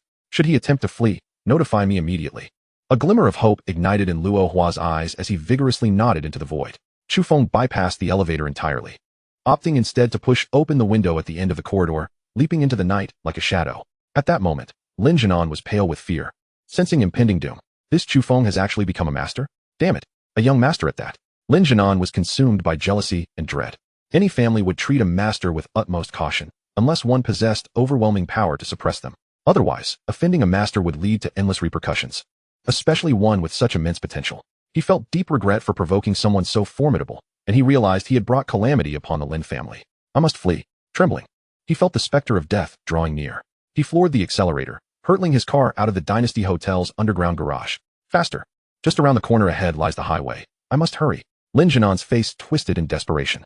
Yet, as the car rounded the corner, a terrifying figure suddenly emerged from the shadows. That figure appeared as if a celestial being had descended, delivering a kick that struck like a missile, carrying the force of a mountain and stirring a whirlpool of wind. The luxurious car was tossed into the air like a toy, flipping multiple times before crashing onto the ground several dozen meters away. It's over. Lin Jinan's heart sank into despair. He knew the assailant could only be Chu Feng. He had even fabricated a car accident scene. How meticulous. Lin Jinan's regret surged as he realized how he had provoked this harbinger of doom. Before he could leap from the vehicle to escape, he found his energy immobilized, unable to muster even a flicker of power. Instantly, he was ensnared by a terrifying force from the void, rendered as helpless as a fish awaiting slaughter. The butcher's knife was in hand, and he was but the meat. In an instant, he was entrapped within a web of fierce energy, helplessly landing before Chu Feng. In that moment, Chu Feng's youthful figure radiated an aura that evoked a sense of reverence, his cold, sharp presence akin to a dragon emerging from the depths, capable of shaking the very stars. Regret consumed him. He lamented having provoked such a monstrous figure. The Lin family was likely doomed. No. A glimmer of desperation flickered in Lin Jinan's eyes. Please, Chu Feng, grant me another chance. I have realized my mistakes. This time, I will sincerely facilitate a reconciliation between you and the Lin family. Too late. I have already granted you an opportunity, which you squandered. Now, you shall perish, and the Lin family shall follow you, reuniting in the underworld. Chu Feng replied coldly, his gaze piercing. In the past, at the Five Elements Mountain, a moment of mercy had unleashed such terrifying consequences. If it were not for his rapid breakthrough in strength, his sister might have also suffered. Chu Feng could not permit himself to repeat such an error. He unleashed a punch, the ferocity of which obliterated Lin Jinan's head as if it were a watermelon, a mist of blood dispersing in the wind. Chu Feng discarded the headless corpse like refuse beside the blazing vehicle. This marks the first life I have taken on Blue Sea Star. However, it is still insufficient. Tonight, let the blood flow throughout Qingzhou City. A tumult of emotions surged within Chu Feng. The martial path emphasizes the clarity of one's thoughts. If he cannot even protect his own sister, what significance does cultivating martial arts hold? After pulling off this significant heist tonight, he would promptly join the Azura Martial Arts Hall. Initially hesitant, Chu Feng had now resolutely made up his mind. Ding dong. The notification sound of his phone rang, revealing a message from Luo Hua. Upon opening it, He saw that Lu Huaqiang had descended and was leaving with 2 lackeys in a luxury vehicle. License plate, Qing EXXXXX. A figure vanished into the vast darkness like a golden eagle spreading its wings. Inside the opulent limousine, Lu Huaqiang was rolling a cloud of smoke, his expression dark and erratic. Gritting his teeth, he commanded the driver, "Go to the headquarters." His earlier attempt to call had failed, so he decided to report this matter to the Wolf Lord. When had the imposing Brother Chong ever suffered such a significant loss? While he could not provoke a grandmaster, a primary grandmaster would pose no threat to the Wolf Lord. It was imperative to inform the elder brother. How to deal with Chu Feng would depend on the Wolf Lord's decision. Chapter 35, The Bloodkill Association. The car roared, swiftly arriving outside a luxurious villa. Unbeknownst to them, a shadow lurked hundreds of meters away, following them at a leisurely pace. The villa was vast, covering dozens of acres, with a 5-story building brightly lit inside. Surrounded by granite walls over a yard high, it stood grand and imposing. A stream, a tributary of the Qingyun River, rippled gracefully in front. Nestled against the mountains and waters, creating an extraordinarily serene and luxurious environment. The guards, upon seeing the red tiger Lu Huaqiang, immediately opened the gate with utmost respect. Standing at a distance, Chu Feng's gaze flickered as he murmured softly, "This is likely the stronghold of the Heavenly Wolf Gang. Yet, it may also be Lu Huaqiang's residence." After pondering for a long while, he ultimately decided to first visit the Bloodkill Association to procure intelligence on the Heavenly Wolf Gang. Following his recent conversation with the head of the Azura Martial Arts Hall, he had gained a general understanding of the major forces in the city. Particularly, he found the Bloodkill Association intriguing, aware that it was also a superpower with branches in various countries across Blue Sea Star. Its backing formidable and not inferior to the Azura Martial Arts Hall. Originally, Chu Feng had intended to accept assassination missions to swiftly acquire cultivation resources. Moreover, the intelligence network of the Bloodkill Association was highly developed, offering various types of intelligence for sale. Little did he expect it to be of use today. Caution is the mother of safety. Chu Feng's body crackled as his muscles and bones shifted, his stature mysteriously shortening, and his features becoming markedly rugged, instantly transforming him into a weathered middle-aged man, exuding a menacing aura that imparted an extreme sense of danger. The bone-shrinking technique, with his formidable mental strength sweeping through. Chu Feng nodded in satisfaction, pleased with his disguise. He made his way directly to the secluded Bloodkill Association. On the 2nd floor, in a room adorned in Mediterranean style, he stated in a hoarse voice devoid of expression, "I seek detailed intelligence on the Heavenly Wolf Gang." The middle-aged man in black across from him narrowed his eyes slightly, taking a thorough measure of Chu Feng before smiling and replying, "No problem. May I ask what kind of intelligence you require?" After a brief pause, and without revealing any emotion, Chu Feng inquired, "What are the prices?" "Rough intelligence costs 500,000, detailed intelligence is 5 million, and perfect intelligence is 50 million. Noticing Chu Feng's responses were meticulous, the middle-aged man categorized him as an experienced player and spoke candidly, "What does the rough intelligence encompass?" A myriad of thoughts raced through Chu Feng's mind. The price of 5 million for a single piece of intelligence was staggering. Indeed, poverty limited my imagination. He currently possessed just over 6 million, making even 35 million unattainable for a single piece of intelligence. It seemed the revolution had not yet succeeded. More effort was needed. The rough intelligence included the location of the Heavenly Wolf Gang's headquarters and the martial arts cultivation levels of its core members. The detailed intelligence added financial status and detailed profiles of peripheral core members, while the perfect intelligence encompassed significant events in the Heavenly Wolf Gang's decade-long history. The Wolf Lord's mysterious identity, and an overview of the forces behind it. The middle-aged man in black laid out the general conditions of the 3 types of intelligence. With only enough funds for the rough and detailed versions, Chu Feng's gaze shifted as he spoke in a low voice, "I'll take the rough version." After processing an anonymous card, the black-clad man promptly handed over several intelligence cards. With his tenfold talent, Chu Feng possessed an extraordinary memory, quickly memorizing all the contents. The Heavenly Wolf Gang rose 10 years ago, established single-handedly by the Wolf Lord Xiao Si, with its headquarters located at the leader of the Heavenly Wolf Gang. The Wolf Lord Xiao Si is a peak intermediate grandmaster known for his formidable strength, having eliminated primary grandmasters, and is characterized by his tyrannical nature and mysterious origins. The second in command, Red Tiger Lu Huaqiang, is a peak great master, notorious for his ruthlessness and propensity for bullying the weak. The third in command, the poison snake King Ma Zi, is also a great master. In addition to these 3, there are 8 formidable warriors, all of whom are high-level great masters, and several hundred peripheral members. Chu Feng formed a general impression, confirming that the villa he had tracked earlier was indeed the headquarters. After a moment of contemplation, he lightly tapped the table, considering purchasing intelligence on the Lin family as well. Yet, he ultimately decided to adopt a different identity for this transaction. Half an hour later, a tall, slender young man entered, transformed by Chu Feng's technique. "I wish to purchase intelligence on the Lin family. Chu Feng's voice thundered. The middle-aged man in black exhibited a bemused smile, internally pondering where this naive fool had emerged from. There are 3 types of intelligence. The rough version costs 1 million. The detailed version is 5 million, and the perfect version is 10 million. Which one does the friend desire? Chu Feng was taken aback. The rough version costing 1 million was higher than that of the Heavenly Wolf Gang, yet the perfect version was only 10 million, significantly lower. It seemed the Lin family wielded far greater power in Qingzhou, though their background paled in comparison to the Heavenly Wolf Gang. The tall, slender young man appeared perplexed. As if buying intelligence was exceedingly complicated, scratching his head, he said, "I'll take the 1 million version." In no time, the disguised Chu Feng obtained the rough intelligence on the Lin family.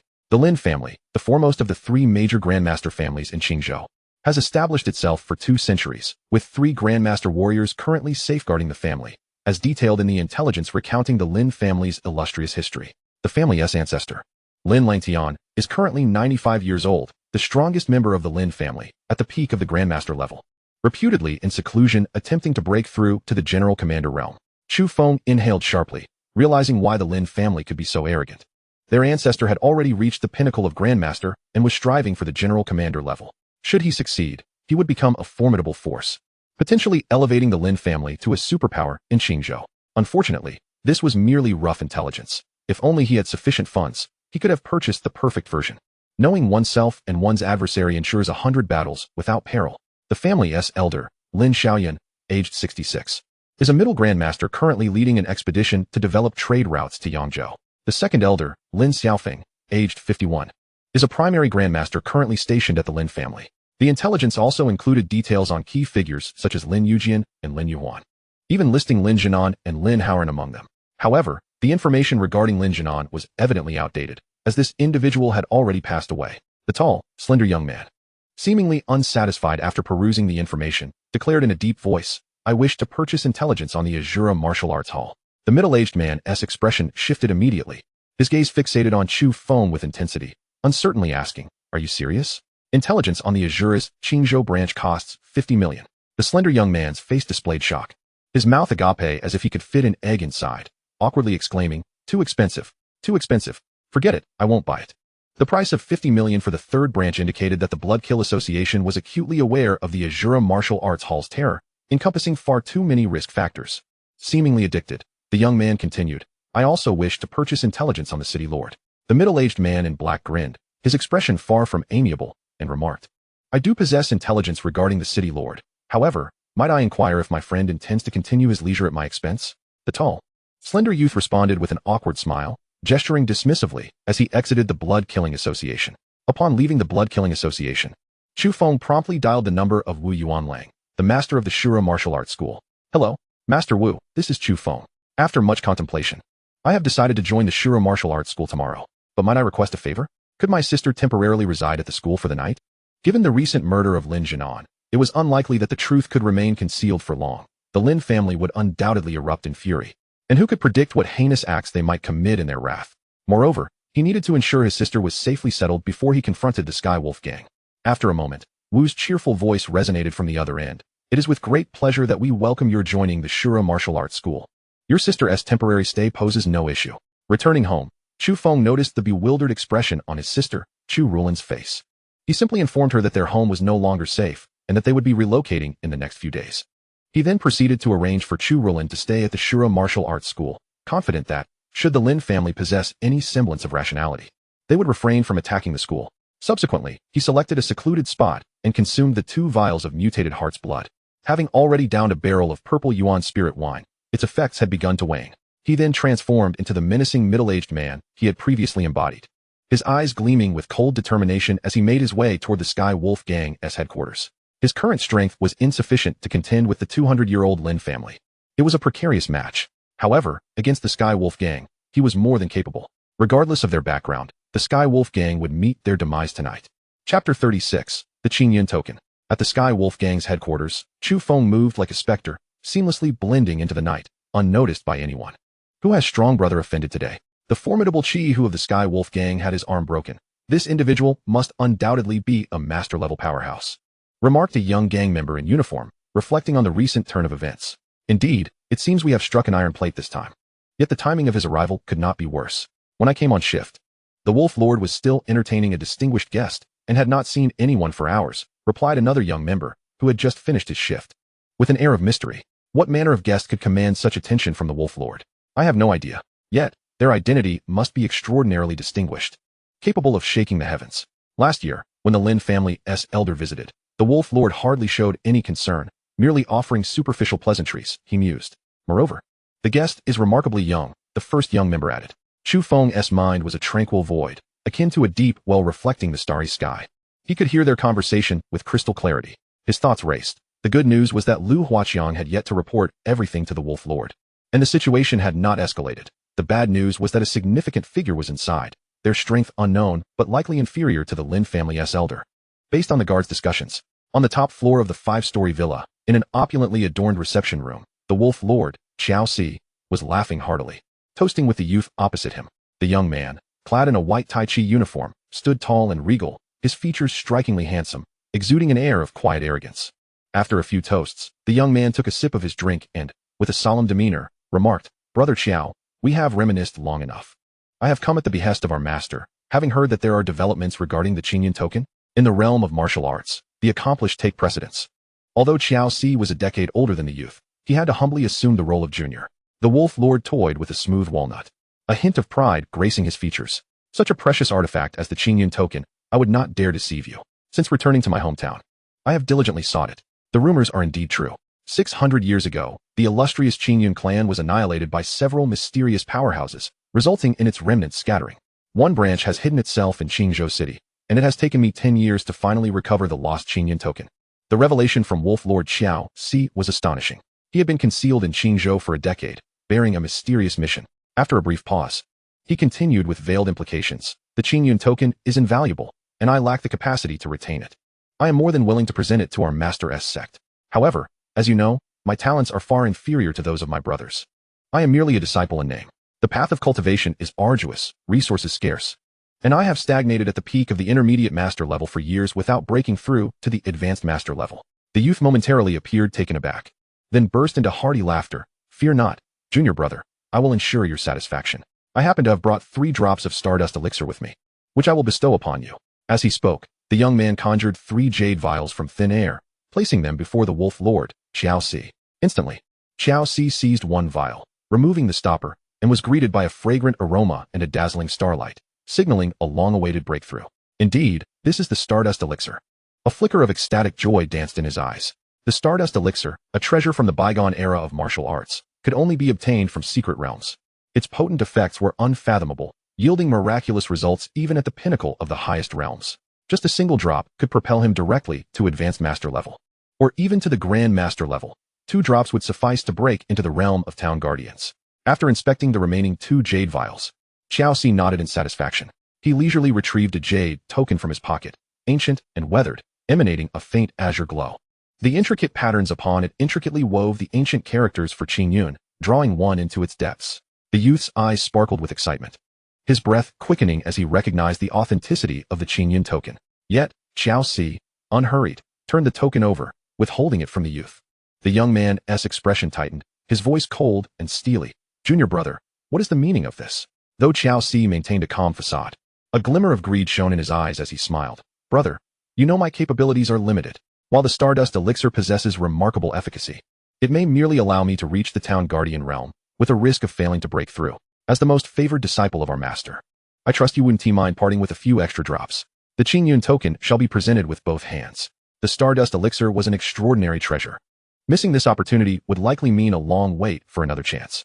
The young man tapped his fingers thoughtfully on the table, pondering the situation. Junior brother, you are aware that the stardust elixir is a rarity. Moreover, these 3 drops can undoubtedly elevate you to the early town guardian level, with a chance to break into the mid-level. Xiao Si remained unmoved, his response steady. 5 drops. If I present the Qingyun token to my elder brother, the rewards will far exceed 5 drops of stardust elixir. After all, the value of the Qingyun token is well understood by you. A cold smile crept into the Wolf Lord's heart. Did this young pup think he was unaware of the Qingyun token's worth? If it could be traded, its value would far surpass dozens of drops of stardust elixir. Unfortunately, with his current strength, parting with it would be tantamount to courting death. Even with a background, only a superpower could seize the stardust elixir. The young man appeared to struggle with indecision. However, he was acutely aware of the Qingyun token's value. Should his elder brother learn of its existence, he would likely part with 5 drops of stardust elixir without a second thought. Narrowing his eyes, he steeled himself, seemingly making a monumental decision. Very well. As you say, 5 drops of stardust elixir. He promptly produced 2 additional jade vials, placing them before Xiaoxi. After ensuring their authenticity, Xiaoxi erupted into laughter. Brother, your generosity is commendable. The Qingyun token is now yours. As he spoke, he placed the Qingyun token into the young man's hands. The youth's fingers caressed the token as if savoring a rare treasure. After a lengthy silence, he appeared visibly agitated, his hands trembling as he stowed away the Qingyun order. The transaction was completed, and both parties were exceedingly satisfied. Their rapport significantly enhanced as they exchanged toasts and shared knowing laughter. Outside the headquarters of the Sky Wolf Gang, a shadow soared through the air like a flock of wild geese, effortlessly leaping over a stone wall more than a yard high, landing silently within the courtyard.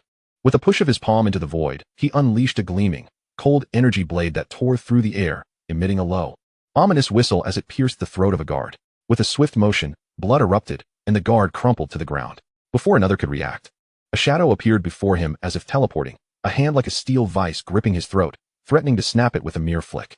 The guard's terror deepened as he realized his internal energy had been sealed, leaving him utterly powerless to resist. His face turned ashen, beads of sweat trickling down.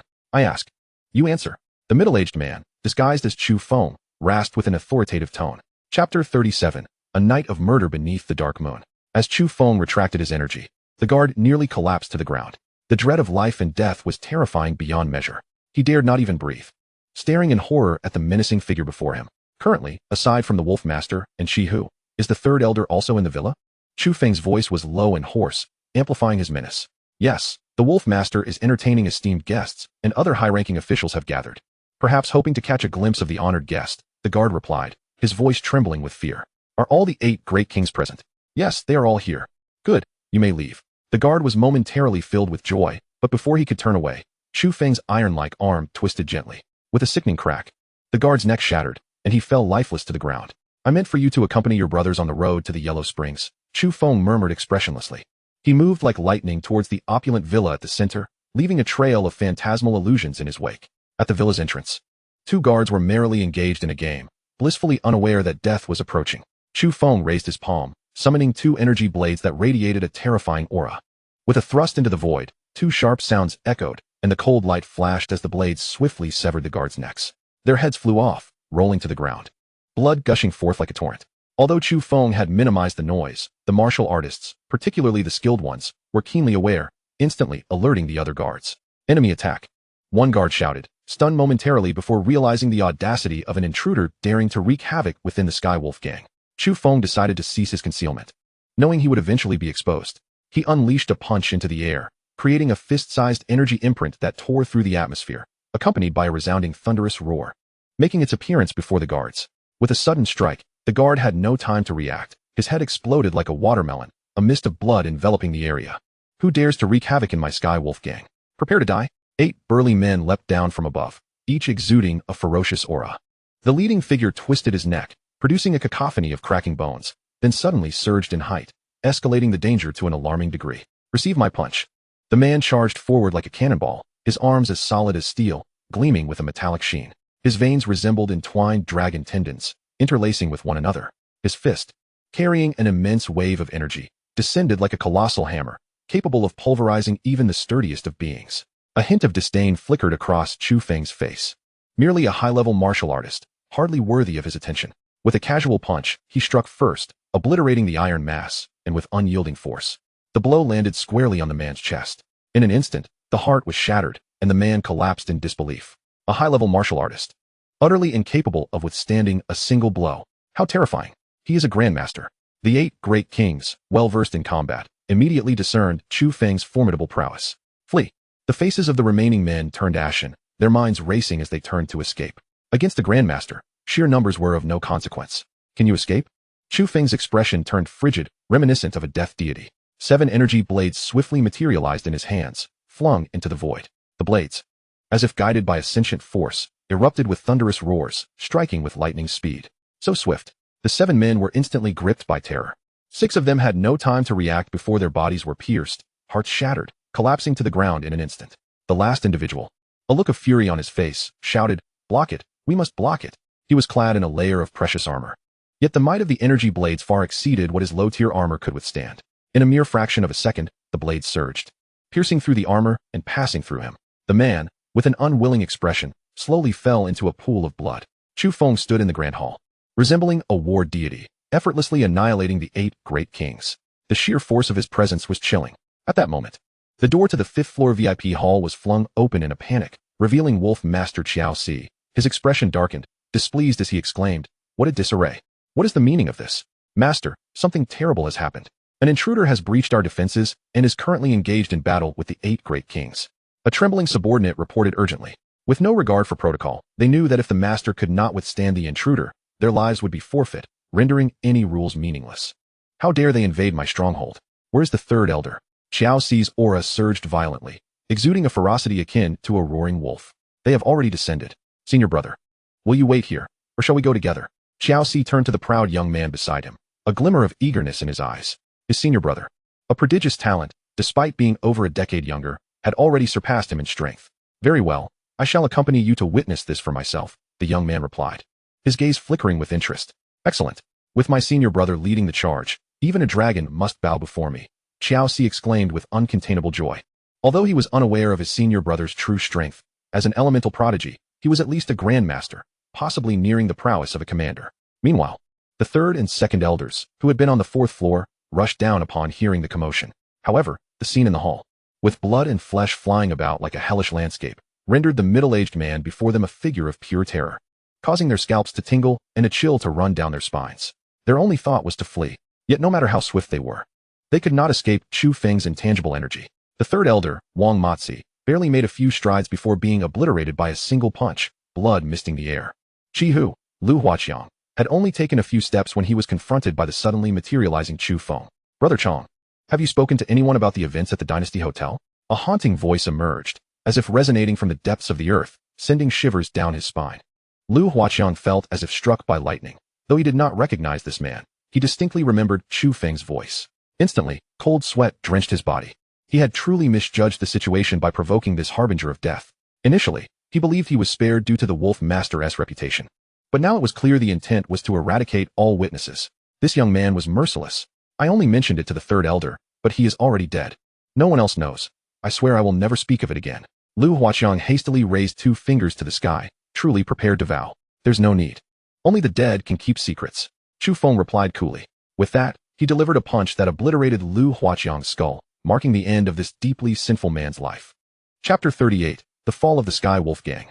Your methods are indeed ruthless. In a moment of self-reflection, the leader of the Heavenly Wolf Gang, Xiao Si, sternly questioned, "Why must you engage in a bloodbath against my gang, when we harbor no enmity towards you?" His expression was as frigid as ice, barely containing his burgeoning fury.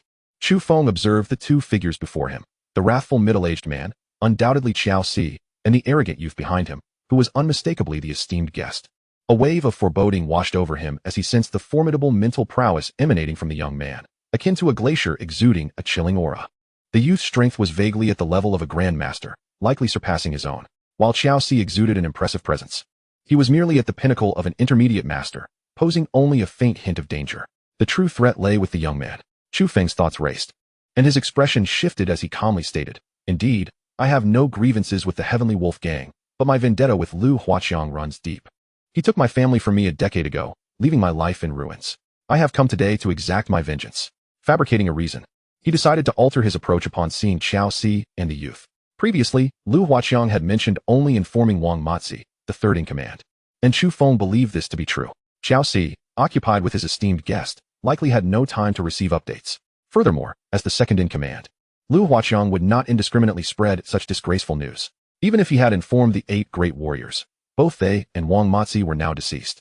With Lu Huaqiang himself dead and Lin Jinan eliminated by his own hand, it could be said that the individuals aware of these events had all been ruthlessly extinguished by the loathsome middle-aged man. Thus, there was no need to annihilate the Heavenly Wolf Gang, and given Xiao Si's mysterious origins and profound connections, killing him could lead to unforeseen consequences. Xiao Si raised an eyebrow, his expression darkening. He was uncertain of the truth behind Chu Feng's words. After all, the notorious Lu Huaqiang had countless sins to his name, so many that he might not even remember them all. A life for a life, debts must be repaid. Now that my great vengeance is fulfilled, I shall take my leave, Chu Feng casually declared. His thoughts were straightforward. If Qiao Si desired a confrontation, he would oblige. If not, he wished to avoid further complications. I seek no trouble, yet I fear none. What? You wish to depart? Qiao Si was momentarily taken aback by this audacity. Yet, he quickly regained his composure. Realizing that this man must be intimidated. With a sinister chuckle, he retorted, You think you can leave after slaughtering so many of my men? Such fortune is not to be had. You shall accompany them on their journey to the afterlife. Chu Feng's understanding of the martial world was still somewhat naive. Only through asserting dominance could one instill fear in their adversaries. Any hint of weakness would invite an onslaught as relentless as vultures drawn to carrion. Qiao Si signaled to the youth, indicating he must not allow Chu Feng to escape. In an instant, Qiao Si unleashed a torrent of violent energy, coalescing into a blazing blade of qi that flickered with fiery brilliance.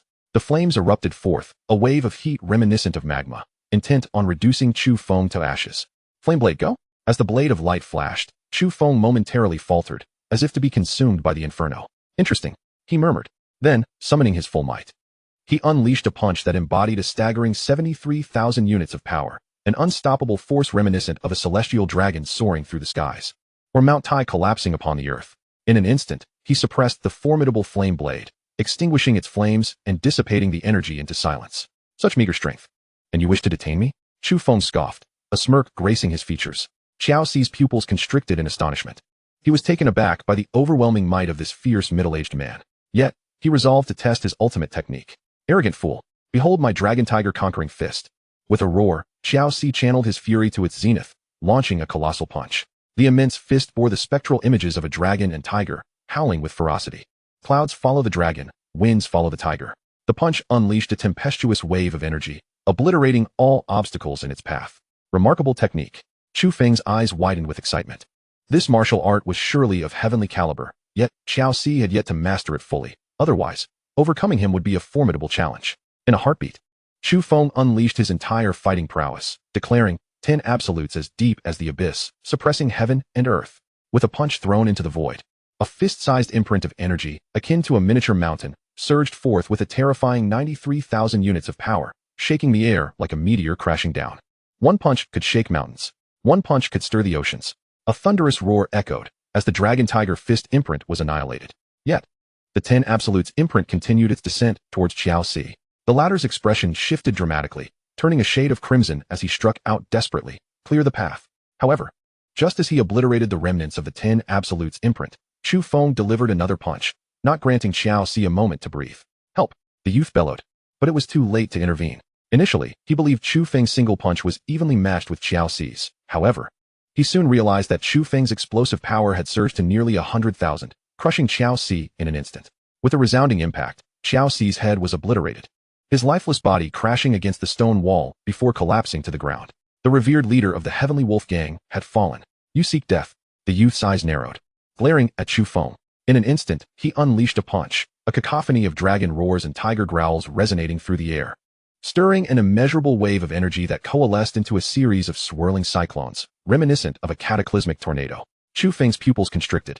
The same technique wielded by the youth was now magnified in potency. The ferocious qi surged without wind, forming a fist imprint the size of a water tank, shimmering with golden ripples.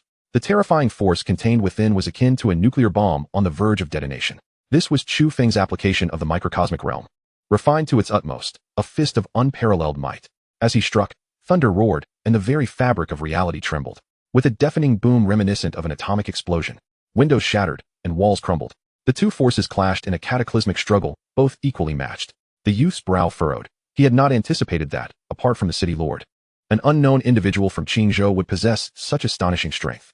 It was evident that this man was his equal, and defeating him within a short span of time would be impossible. Qiao Si was merely a nominal disciple of his master, not held in high regard, and seldom granted an audience with his teacher. Now that he had obtained the Qingyun order, there was no need to complicate matters further. The youth felt a growing inclination to retreat. Indeed, had Qiao Si garnered his master's favor, he would have presented the Qingyun order personally, for the reward would certainly surpass 5 drops of starry sky essence. Though Chu Feng had anticipated the youth's strength, he remained inwardly shaken. This individual was undoubtedly the most formidable opponent he had encountered. Moreover, given the youth's enigmatic background, he likely possessed hidden trump cards. Friend, I gather you are not of the Heavenly Wolf Gang. I believe we need not engage in a fight to the death, Chu Feng proposed tentatively, aware that the youth was merely Qiao Si's guest. The youth subtly glanced at Qiao Si's corpse, Had it not been for the 5 drops of starry sky essence still in Xiao Ci's possession, he would have departed long ago. The essence was highly valuable and must be retrieved. A glimmer of greed flickered in his eyes. After a moment of contemplation, the youth nodded. Very well. I ask that you leave the Heavenly Wolf Gang at once. I must collect the remains of gang leader Qiao for burial. Chapter 39, The Shocking Battle. Unbeknownst to the youth, his discreet movements had been keenly observed by Chu Feng's mental prowess. The wolf leader possesses treasures. Chu Feng's mind raced, quickly grasping the situation. It appeared that this treasure was of immense significance to the noble youth, a priceless rarity beyond measure. If he fought valiantly to kill the wolf leader only to allow this youth to reap the rewards, he would become a fool in vain. The treasure must be seized. At the very least, he would fight to the bitter end. With a determined glint in his eyes, Chu Feng raised his brow, silently resolving within himself. A mere matter of negotiation. A smile graced his lips, suggesting an amiable demeanor. Gradually retreating, he suddenly shifted like a shadow to stand beside Xiao Ci. With a sweep of his mental energy, he discovered the man was concealing 5 jade vials, wrapped in thick crocodile hide. This was the prize. Chu Feng swiftly reached into the air, snatching the crocodile skin pouch with lightning speed, and like a wraith, he darted through the crumbling ruins. You seek death. The young man seethed with rage, nearly bursting with fury. He had never anticipated such cunning from this middle-aged man. Unleashing his agility, he moved like a dragonfly skimming water, leaving behind multiple afterimages, swiftly blocking Chu Feng's escape route. Hand over the goods, or prepare to meet your demise. The young man's expression twisted into a grotesque mask of fury. His noble status had never prepared him for the mockery of an insignificant creature from Qingzhou. Heh! My dear friend, this is my hard-won loot. Whether you can seize it depends on the strength of your fists. Chu Feng declared coldly, his battle prowess surging forth. Die! The young man roared in a fit of rage, launching a punch that ripped through the air with a thunderous roar. The sound echoed like a dragoness roar, summoning fierce winds that churned the landscape as if a tornado had swept through. The overwhelming force carved a deep trench in the earth, leaving an indelible impression of terror. Come at me. Chu Feng countered with a punch of his own, rising like a tidal wave, as if the very mountains were collapsing. Boom. In an instant, the two clashed, their combat reminiscent of ancient deities locked in a fierce struggle, neither willing to yield. The exhilaration of battle ignited the dormant spirit wine within Chu Feng, and the blood essence he had consumed from 2 mutated beasts accelerated his power, sending his blood energy soaring towards 32 points, while his peak combat strength exceeded 940,000. Nearing 950,000. The young man, a master of the subtle realm, sensed the gradual increase in Chu Feng's might and was struck with shock. What kind of anomaly was this? No, it was imperative to finish this quickly. He could not afford to become a stepping stone for this young man. Suddenly, the young man unleashed a punch, his hand glowing white as jade, shimmering like the icy cold of the Arctic, emanating an ancient chill, fraught with danger. Frosty Jade Palm. Prepare to die, he bellowed, unleashing a formidable strike. What had begun as a balmy early summer was instantaneously thrust back into the depths of winter. The sheer power altering the seasons. The ground beneath cracked with chilling sounds, becoming encased in ice, the flora wilting as if trapped in a millennia-old frost cave. A bone-chilling cold swept over Chu Feng, nearly freezing him in place. Remarkable, he marveled inwardly, awestruck by the sheer potency of this martial art. This one strike boasted combat power nearing 1,000,000, with damage output far surpassing anything he had encountered before. Unbeknownst to him, his opponent was a gifted ice element warrior, whose mastery of ice techniques was akin to adding wings to a tiger. Chu Feng's vital energy surged wildly, forming a massive cyclone around him. He unleashed his most formidable punch, yet it did not fully disperse the opponent's icy hand, and he was struck by the residual chill, causing him to shiver uncontrollably, nearly immobilized by the cold. At this juncture, escape was impossible. The power of his opponent's divine palm could easily bring about his end. Desperation took hold, and Chu Feng summoned every ounce of his potential, focusing all his spirit into the confrontation. The young man grew increasingly alarmed as Chu Feng seemed to grow stronger with each passing moment. His punch's power continuously escalated, not merely in force, but in a sense of unity with the heavens and earth, surpassing the ordinary capabilities of a subtle realm master. This is bad. Realization dawned upon the young man as he sensed Chu Feng's imminent breakthrough to the second level of the subtle realm. Panic set in. This anomaly from Qingzhou was far too formidable. His mind swirled with confusion. He immediately intensified his attacks, each movement grand and sweeping. The icy energy surging like a tidal wave, freezing all in its path. Fully engrossed in the battle, Chu Feng's spirit ignited with a singular focus. He soon began to sense a further elevation in his subtle realm prowess. So it is, he discerned, the second level of the subtle realm, let it break forth. In an instant, his fist print diminished in size, yet profound symbols of enlightenment swirled around it, as countless spirals of energy consumed the natural essence of the world. amplifying the might of his punch. The first level of the subtle realm harnessed the power of the heavens, the second absorbed it. Boom. The earth-shattering force of the icy palm was obliterated, though his fist print dissipated as well, restoring their strengths to an equal footing. The young man muttered in disbelief. Second level of the subtle realm. His face paled, eyes widening in horror. Frozen for 1,000 miles. The young man, steeling himself, concentrated 90% of his energy into a single palm strike, determined that if he failed, he would retreat. 1,000 miles encased in ice, 10,000 miles of snowflakes. Instantly, the icy intent multiplied several-fold, transforming the landscape into a blinding expanse of white, as if ensnared in a world of ice. The purity of that strike, akin to crystalline marrow, had undoubtedly intensified in power. A chill coursed through Chu Feng, ascending from his tailbone to the crown of his head. He could not withstand this blow. To do so, he would require the third level of the subtle realm. Fortunately, with the experiences gained from the first and second levels, he now discerned the path to the third. His combat strength surged past 960,000, yet it was still insufficient. Chu Feng's mind raced with calculations. Operating like a supercomputer, processing trillions of complex formulas in mere fractions of a second. Third level of the subtle realm, grant me breakthrough, he roared. And his punch underwent a qualitative transformation, as if the tangible energy of his fist print had diminished, yet amplified in potency immeasurably. The fist print appeared silently, as if birthed from the void, unexpectedly manifesting before the icy palm strike, colliding in an instant. Bang! A crisp sound echoed as the icy palm shattered. The frozen world dissipating, clarity restored in an instant. What? Impossible. The young man's face twisted in disbelief, and he turned to flee. That had been a strike that consolidated nearly all his energy, yet it had failed to even injure Chu Feng. This man was utterly terrifying. He had to escape at once, lest he perish in this insignificant Qingzhou city. You think you can run? Prepare to die? Chu Feng's voice was frigid, devoid of any compassion. The young man had become his target. Had he not broken through to the third level of the subtle realm just moments ago, he would have met his end here today. Boom. A punch infused with Chu Feng's wrath surged forward, accompanied by a resounding thunder, stirring up relentless gales as it approached the young man. The young man's pupils constricted as fear gripped him, his mouth parted in shock. Unable to utter a sound against the overwhelming pressure of Chu Feng's energy. Desperately, he launched a palm strike, but with his energy nearly depleted. It only held 6 or 7 parts of its original strength. It was utterly insufficient to withstand the onslaught. Boom. The force shattered the palm strike, crashing into the young man's chest. The impact crushed his ribs, sending shockwaves reverberating outward, akin to a meteorite's fall. Please, don't kill me. My master is. The young man, spewing blood, his face ashen, trembled as he weakly extended a hand, feebly waving it in surrender. Chapter 40. The Shockwave of Qingzhou. The young man, consumed by a primal instinct to survive, even attempted to invoke his master's name.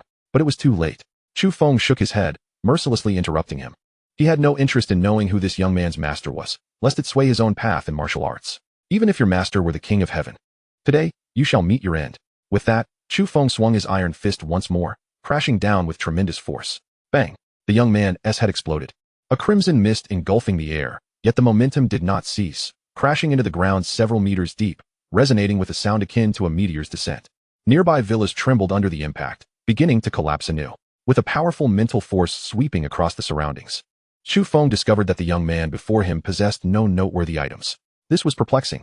Clearly of high status, how could he be devoid of any valuable possessions? Chu Feng felt a sense of confusion. He approached directly to conduct a search, yet still found nothing of interest. His gaze was suddenly drawn to a peculiar ring adorning the young man's hand. This ring was slightly larger than a typical one, exuding an ancient aura, and bore a crescent moon insignia. Could it possibly be a storage ring? A fleeting thought crossed his mind, and Chu Feng was instantly filled with elation. The storage ring he had longed for had seemingly fallen into his hands. Truly, the young man was a benevolent soul, a treasure-giving youth. He glanced regretfully at the collapsed luxurious villa in the distance, knowing full well that it housed many collections belonging to the notorious Wolf Lord, Xiaoxi, including perhaps some advanced martial techniques. Alas, the building had crumbled, making the search for its contents exceedingly difficult. Moreover, the scene of their previous battle had been so terrifying that, despite its brevity, the cataclysmic display of power would likely summon the patrol team from the Qingzhou base at any moment. It was time to leave. He surged forth like a golden rock breaking through the void, fading into the vastness of the night. Barely a minute after Chu Feng's departure, a formidable figure descended upon the headquarters of the Tianlang gang. Observing the shattered walls and the gaping chasms in the ground, he could not help but be struck with astonishment. This presence was at least that of a grandmaster, nearing the prowess of a regional commander. What kind of individual had the Tianlang gang offended? Furthermore, the sheer strength of this ice-based martial technique was astounding. Even now, the the chill lingered in the air. Was this person an elemental talent in martial arts? The towering figure's pupils narrowed slightly as he muttered in disbelief. Soon after, a patrol team rushed to the scene. Each member aghast as they beheld the once illustrious Tianlang gang, now obliterated, with the central villa reduced to mere rubble. The captain, chilled to the bone, approached the imposing figure standing before the deep pit and promptly bowed in respect. "My lord, the deputy city lord.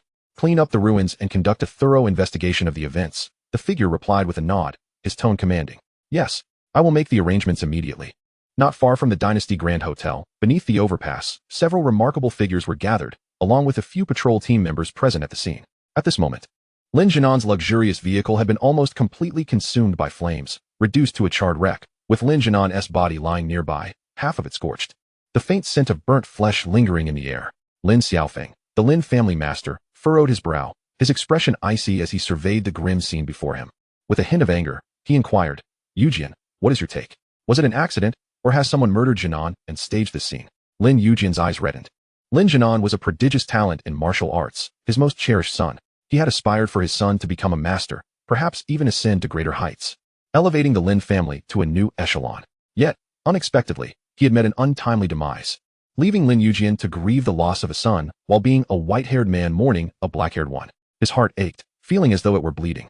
Hearing the question from the Lin family master, he immediately responded with a quivering voice, "Elder brother, this is undoubtedly a murder." Jinan's skull was shattered, and the scene was meticulously crafted. The clumsiness of the ruse indicates a direct challenge to our Lin family. Tears streamed down his face as he bowed deeply to Lin Xiaofeng, pleading, "Please, elder brother, seek justice for Jinan, apprehend Chu Feng, and avenge my son, preserving the Lin family's honor." Lin Yujian had no doubt that the perpetrator was Chu Feng. It was no longer a suspicion. He had firmly concluded that Chu Feng was responsible. They had arranged for Lin Jinan to book a top-tier private room at the Dynasty Grand Hotel, intending to invite Wang Yuyin to resolve misunderstandings with Luo Hua and Chu Feng, subsequently coaxing Chu Feng out. If Chu Feng refused to visit the Lin family, they would resort to using the Tianlang gang to eliminate him. But now, Lin Jinan was suddenly dead, his life extinguished beneath the overpass not far from the Dynasty Grand Hotel. To claim that this had nothing to do with Chu Feng was utterly implausible. Lin Xiaofeng's expression shifted. He too harbored suspicions of Chu Feng's involvement. Yet, if it truly was Chu Feng, it signaled a dangerous escalation. He might have already advanced to the master realm. As a junior master, Lin Xiaofeng knew that capturing Chu Feng was a slim possibility. Perhaps defeating him was feasible, but killing him seemed improbable. Clearing his throat, Lin Xiaofeng hesitated. "Chu Feng is highly suspect. Yu Huan, urgently contact Lu Huaqiang, the second in command of the Tianlang gang, to ascertain the details." Before he could finish, a figure rushed towards him, arriving breathlessly before Lin Xiaofeng. "Elder Second, we have a grave situation. I've just received news. The Tianlang gang has been annihilated, with their leader, Xiao Si, perished, and all the high-ranking members dead." The revelation sent shockwaves rippling through the gathered members of the Lin family, their faces paling in disbelief. The Tianlang gang, with its enigmatic background and the formidable Xiao Si, a peak mid-tier master reputed to possess exceptional martial prowess, had dominated Qingzhou City for a decade. The mere thought of their obliteration was chilling. Lin Xiaofeng and Lin Yujian exchanged glances, each reflecting the shock mirrored in the other's eyes. They had just plotted to eliminate Chu Feng with the Tianlang gang as assistants, only to discover that Lin Jinan was dead and the Tianlang gang had been destroyed. The implications of this sequence of events made their skin crawl. Would the next strike be against the Lin family? Could it be that Chu Feng had the backing of an elite powerhouse? Lin Xiaofeng broke into a cold sweat, fearing to delve deeper into the underlying truth. With a face drenched in perspiration, he declared, "This matter is of utmost importance. I must report to Second Uncle immediately and find a way to inform our ancestor." Lin Yujian's complexion had turned ashen. If any faction bore ill will towards Chu Feng, it was undoubtedly theirs. If the forces behind Chu Feng were truly responsible, even if they did not target the Lin family, they would likely not spare Lin Yujian either. Like a great rock soaring through the night, Chu Feng swiftly returned to the vicinity of the South City Garden, intending to check if anyone had visited his residence. He found a concealed corner and, with a series of crackling sounds, restored his original appearance. Under the soft glow of the streetlights, he returned home with a light step. Chapter 41, A Windfall. There was no sign of disturbance at the entrance. Chu Feng's formidable mental force swept through the house, revealing it to be exactly as he had left it. Indeed, no one had entered. His brow furrowed slightly. The Lin family, being the foremost family in Qingzhou with 2 centuries of heritage, surely could not have remained oblivious to the scene of Lin Jinan's tragic demise. Could it be that they felt uncertain about their ability to confront him? That seemed unlikely. In their eyes, he was merely a formidable martial artist, perhaps just stepping into the master realm. Had they already learned of the Tianlang gang's downfall? Thoughts swirled in Chu Feng's mind, yet he could not arrive at a definitive conclusion. Never mind. As long as the Lin family refrained from taking action against him, he could allow them a few more days of existence. The peril he had faced in annihilating the Tianlang gang still sent shivers down his spine. Had he not fortuitously broken through during the battle, he might very well have perished that day. The Lin family's elder, having cultivated for nearly a century, was on the verge of breaking through to the realm of a regional commander, potentially at any moment. Chu Feng deemed it prudent to bide his time. Once he ascended to the regional commander realm, he could deal with the Lin family at his leisure. Gazing at the ring and jade vial in his possession, he felt a thrill of excitement. After toiling through the night, it was time to examine the fruits of his labor. As he caressed the delicate jade vial, he surmised that the young man must have held it in high regard, indicating it was likely a remarkable treasure. Chu Feng uncorked the vial, and a faint yet rich fragrance immediately wafted through the air. He was taken aback, his heart racing in astonishment. Just a whiff of this aroma sent his internal energy spiraling into a frenzy, wildly circulating as if in pursuit of something. His blood vitality surged dramatically. The potency of this elixir was truly extraordinary. Without hesitation, Chu Feng sealed the vial again, muttering incredulously, compared to this spiritual liquid, the heart's blood of low-tier magical beasts and the purple origin spirit wine are nothing but dross. This item is far from an ordinary treasure of nature. He had previously perused the library, consulting volumes on the spiritual treasures of heaven and earth, yet had never encountered a record of such a rare marvel. This pinnacle of natural resources could surely elevate one's prowess as a commanding general and multiply one's vitality manifold with but a single drop. 5 drops, he was destined for prosperity. His heart soared with uncontainable joy as he set aside the 5 jade vials. He then grasped the long-desired storage ring. This singular ring was indeed a supreme treasure, unattainable even with wealth. Even if it contained nothing of note, possessing this ring alone would validate the knight's venture. However, how did one utilize it? He found himself at a loss. When faced with uncertainty, he recalled the classic trope from the mystical novels of his past life, blood recognition of ownership. With a decisive action, he sliced his fingertip, allowing a drop of crimson blood to fall upon the ring. His formidable mental energy swept across it, and a wave of ecstatic realization surged within him. Indeed, it worked. Inside was a space measuring several yards in circumference. Yet, the treasures within were not abundant. As he focused his mental energy, a jade vial appeared in his hand, another vial of spiritual liquid. Such liquid, by rights, should be beyond the reach of someone like Xiao Si. Could these 5 vials have originated from this young man? He pondered deeply. Then, a dozen bank cards manifested. Astonishingly, 5 of them were anonymous cards, each bearing a string of numbers and a limit of 100 million, totaling 500 million. He inhaled sharply. One cannot become wealthy without unexpected windfalls. A horse cannot thrive without night grass. Alas, the remaining 5 cards were registered, their limits and passwords unknown, rendering them useless. Should they be discovered by anyone with ill intentions, disaster could ensue. Harnessing his inner energy, he reduced the 5 cards to ash. Next emerged 3 tomes: Dragon Transformation Body Refinement Technique, Great Sun Tathagata Palm, and Mingyu Cold Ice Palm. The Dragon Transformation Body Refinement Technique, a sacred method of body refinement. His hands trembled with excitement. This was a practice that surpassed even the heavenly grade. It is said that martial arts techniques are divided by the cosmic principles of heaven and earth, with heavenly grade being the highest and yellow grade the lowest. In reality, above heavenly grade lies sacred and royal grade techniques, yet these are exceedingly rare and precious. Most people have never even heard of them. In all of Qingzhou, there could scarcely be more than a handful of sacred techniques. As Chu Feng's strength surged at an extraordinary pace, the foundational body refinement techniques had long become insufficient. Were it not for his prodigious talent, he would have gained nothing from them. The Dragon Transformation Body Refinement Technique was precisely what he needed. With this tome, his future cultivation would be akin to adding wings to a tiger. What a benefactor this young man was. Chu Feng's heart brimmed with exhilaration. The Mingyu Cold Ice Palm, a sacred technique. Chu Feng understood that this must be the formidable ice technique wielded by the young man during their confrontation. Alas, he was no innate martial artist. But should this book be sold, it would surely fetch a handsome price. The Great Sun Tathagata Palm, seemingly a sacred technique, possessed a profound and intricate mantra, comprising 12 distinct strikes. What a splendid technique. It was high time to replace the 10 absolute fist. Clenching his fists, Chu Feng realized that with the Great Sun Tathagata Palm, once he advanced to the rank of commanding general, even the lord of the Qingzhou base would not stand a chance against him. Among the remaining items were various unknown spiritual herbs, ores, and a few gleaming weapons. What was this? In a concealed corner of the storage ring, he discovered a green token.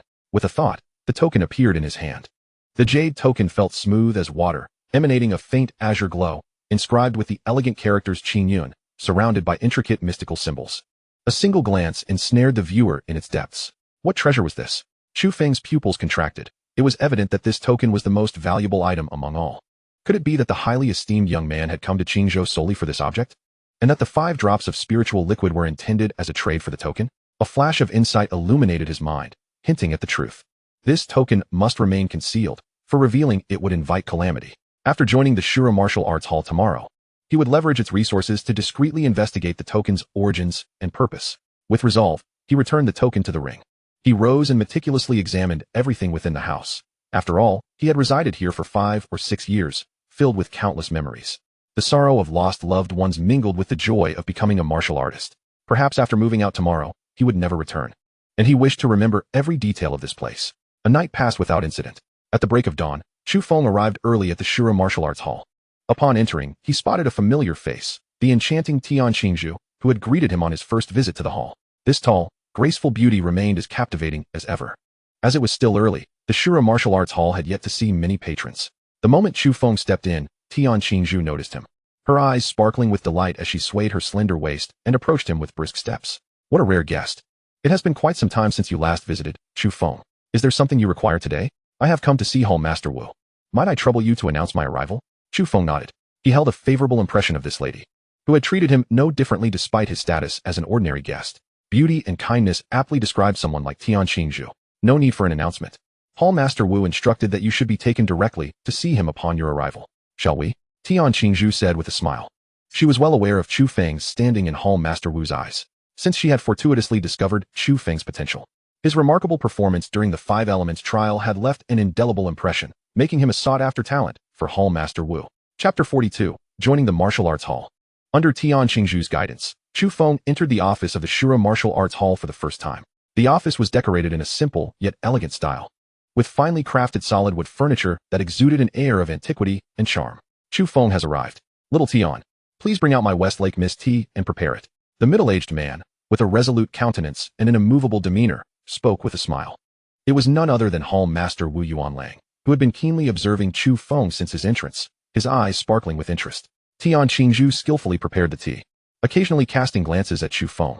The Westlake Mist tea was a treasured delicacy of the hall, rarely served even once a year, making its appearance for Chu Feng all the more significant. Unconsciously, she elevated Chu Feng's importance in her mind. After she set down 2 cups of fragrant, mist-laden spiritual tea, she exited the room. Wu Yuanlang lifted his cup and remarked pointedly, I observe that your movements are fluid and natural, embodying a sense of returning to simplicity. This must be characteristic of the master realm. Upon entering, he had immediately sensed that Chu Feng's aura had transformed entirely. He bore no resemblance to one deeply versed in martial arts. Every gesture exuded an essence that seemed to merge with the natural void. Chu Feng took a sip of the spiritual tea, and instantly his mind cleared, tranquility enveloping him as if he were amidst verdant mountains and ancient temples. His comprehension of all things sharpened. If he were to cultivate now, he would undoubtedly reap twice the rewards for half the effort. Excellent tea, he exclaimed, giving a thumbs up before casually stating, during the last trial, I had some insights and have since broken through to the master realm. Though Wu Yuanlang had suspected as much, his lips twitched, and a fleeting look of astonishment crossed his otherwise stoic face. A young master, even in an intermediate base city or a super base city, was undoubtedly a genius. Moreover, according to the investigation, Chu Feng had awakened his innate talent for just over a month, which significantly elevated his potential by several dozen times, truly marking him as a genius among geniuses. If one were to learn that Chu Feng had awakened his talent in less than 10 days, their expression would surely be nothing short of spectacular. Indeed, Master Wu's face instantly brightened with a beaming smile, and his demeanor became notably warmer. Suddenly, as if recalling something, he casually remarked to Chu Feng, last night, 2 significant events transpired in Qingzhou City. The genius disciple of the foremost family, the Lin family, Lin Jinan, has met his demise, and it is said that the Lin family has already concluded it was a murder. The other matter has stirred quite the commotion. The once mighty Tianlang gang was completely annihilated, with not a single survivor from the leader Qiao Si to the 8 formidable warriors beneath him. Have you heard about these astonishing events, young friend Chu? Internally, Chu Feng found it amusing. He knew more than just the surface details. The true culprit was sitting right before him. Yet, he also recognized Master Wu's veiled attempt at probing. Given that this was only their second meeting, and he had yet to become an official member of the Shura Martial Arts Hall, making it unlikely for the master to inquire directly, his gaze flickered as thoughts raced within him. The Lin family's secrets would inevitably be unveiled, and they would sooner or later face destruction. Informing the master would carry little consequence, and it might even earn his trust, so why not? As for the Tianlang gang, that was the doing of a man steeped in malevolence, and it bore no relevance to him. With a change of expression, as if making a resolute decision, Chu Feng stated, "Master, to be candid, I am the one who eliminated Lin Jinan. This individual had harbored numerous grievances against me and had made several attempts on my life. In a fit of anger, I accidentally killed Lin Jinan." He paused before continuing. "As for the obliteration of the Tianlang gang, I have no connection to that matter. Even if I wished to intervene, I lack the strength. I wonder who possesses such power and audacity to eradicate the Tianlang gang. An accident?" Master Wu's face twitched at the words. To claim murder as an accident was rather audacious. However, was the destruction of the Tianlang gang truly unrelated to this young man? The news he had received indicated that a conflict had arisen between Chu Feng and Lin Jinan at the banquet, and he had also clashed with Lu Huaqiang of the Tianlang gang. Observing Master Wu deep in thought, Chu Feng casually added, "If the Shura Martial Arts Hall fears the Lin family, then I, Chu Feng, would rather not bring trouble to the hall, and I shall forego joining." These words were half-truths, intended to gauge the strength and attitude of the Shura Martial Arts Hall. If they feared the Lin family, then their status as a significant force in the Dragon Kingdom would be laughable, and such a power would hardly be worth his allegiance. Master Wu suddenly erupted into hearty laughter, exuding a sense of bravado as he replied, "You young lad are employing such a crude provocation. The Lin family is nothing to us. The Shura Martial Arts Hall does not regard them as a threat. As for the Tianlang gang, they do pose some trouble, but merely a nuisance. Are you prepared? I shall contact the headquarters and initiate the process right away." Now this was beginning to resemble the demeanor of a true power. Chu Feng nodded and said, "I have one last question. After joining the hall, if I wish to take the college entrance examination, will the hall interfere? Additionally, I may need to venture out frequently for explorations, with unpredictable whereabouts. How will the hall manage such matters?"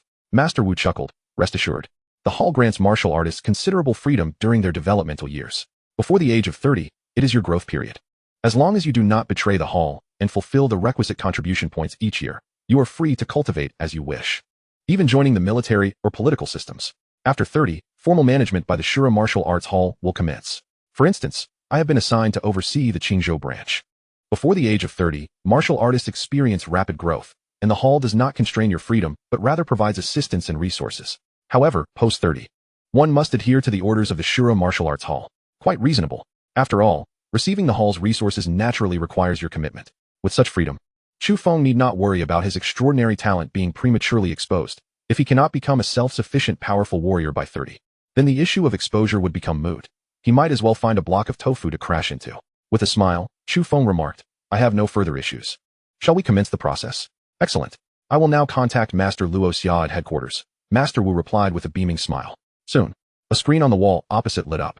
On the other side appeared an elder with a head of silver hair and a beard, exuding vigor and vitality, his eyes sparkling with intelligence that made one hesitant to meet his gaze. Master Wu respectfully addressed the screen. "Master Luo, this is the talented Chu Feng I mentioned yesterday." Then, turning to Chu Feng, he added, "Chu Feng, this is Master Luo Xia from the headquarters of the Shura Martial Arts Hall. You should greet him." Chu Feng quickly clasped his hands in salute. "I pay my respects to Master Luo." Master Luo Xia nodded slightly. "I have reviewed your file. Quite impressive. Let us proceed with the assessment." The test was straightforward, consisting of 2 parts, blood vitality and combat power. He grasped a golden ring-shaped blood vitality tester and adeptly fitted it onto his arm. This device was of a higher grade than the silver tester previously used, capable of accurately assessing blood vitality without the need for blood extraction. As the blood surged like a torrential tide, it emitted a thunderous sound, creating waves of vitality. The robust life force quickly transformed into a continuous stream of fluctuating numbers. Ultimately, under Chu Feng's intentional control, it stabilized at a blood vitality value of 22.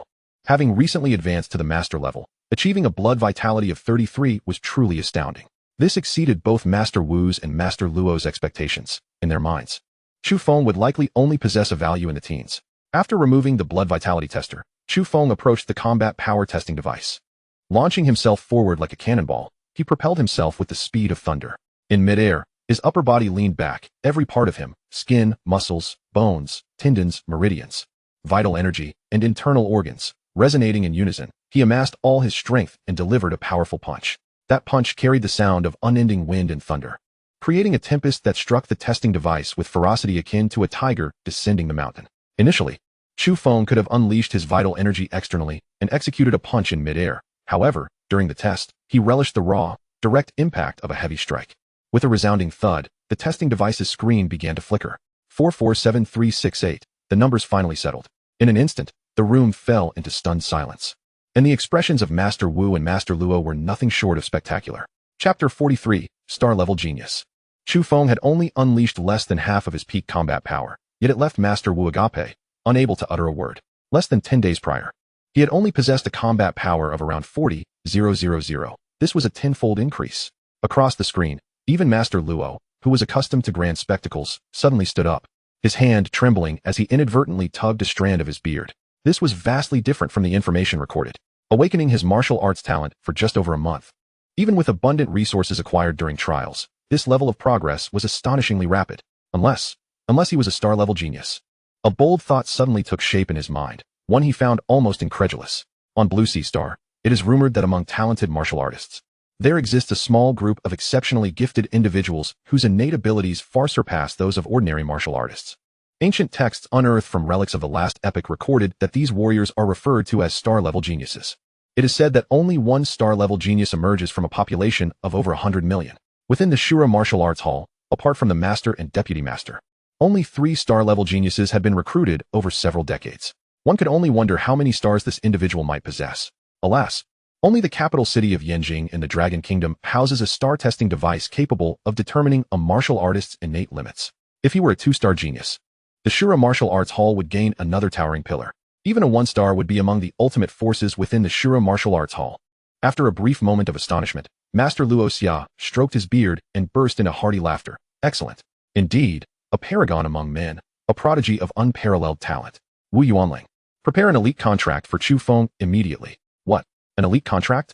The master of the Shura Hall, Wu Yuanling, reacted as if a cat's tail had been stepped on. His body bristling with agitation, pupils dilating. An elite contract. Over the past century, the Shura Martial Hall has issued a mere 7 of such contracts, 3 of which were ultimately deemed erroneous, a consequence of the singular celestial measurement device in the Dragon Kingdom. The 3 individuals fell short of even a 1-star genius, merely hovering at the brink of that designation.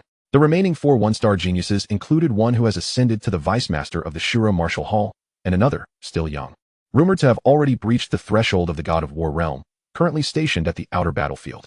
The other 2 have ventured out for trials, their whereabouts unknown. The significance of an elite contract is unparalleled. It signifies that Chu Feng possesses the potential of a star-level genius.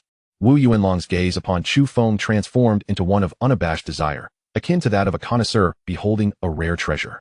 Though his heart raced and his breath became heavy with excitement at the prospect of discovering such a star-level genius, he understood that an elite contract was a serious matter.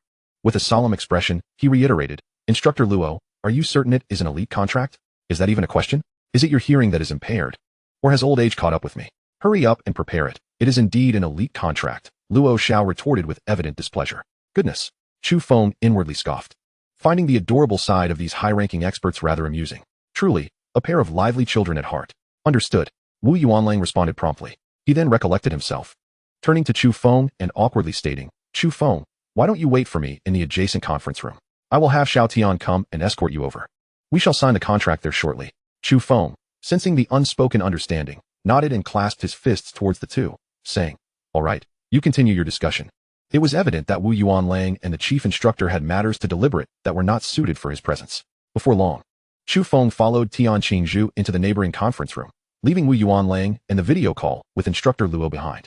Luo Lao?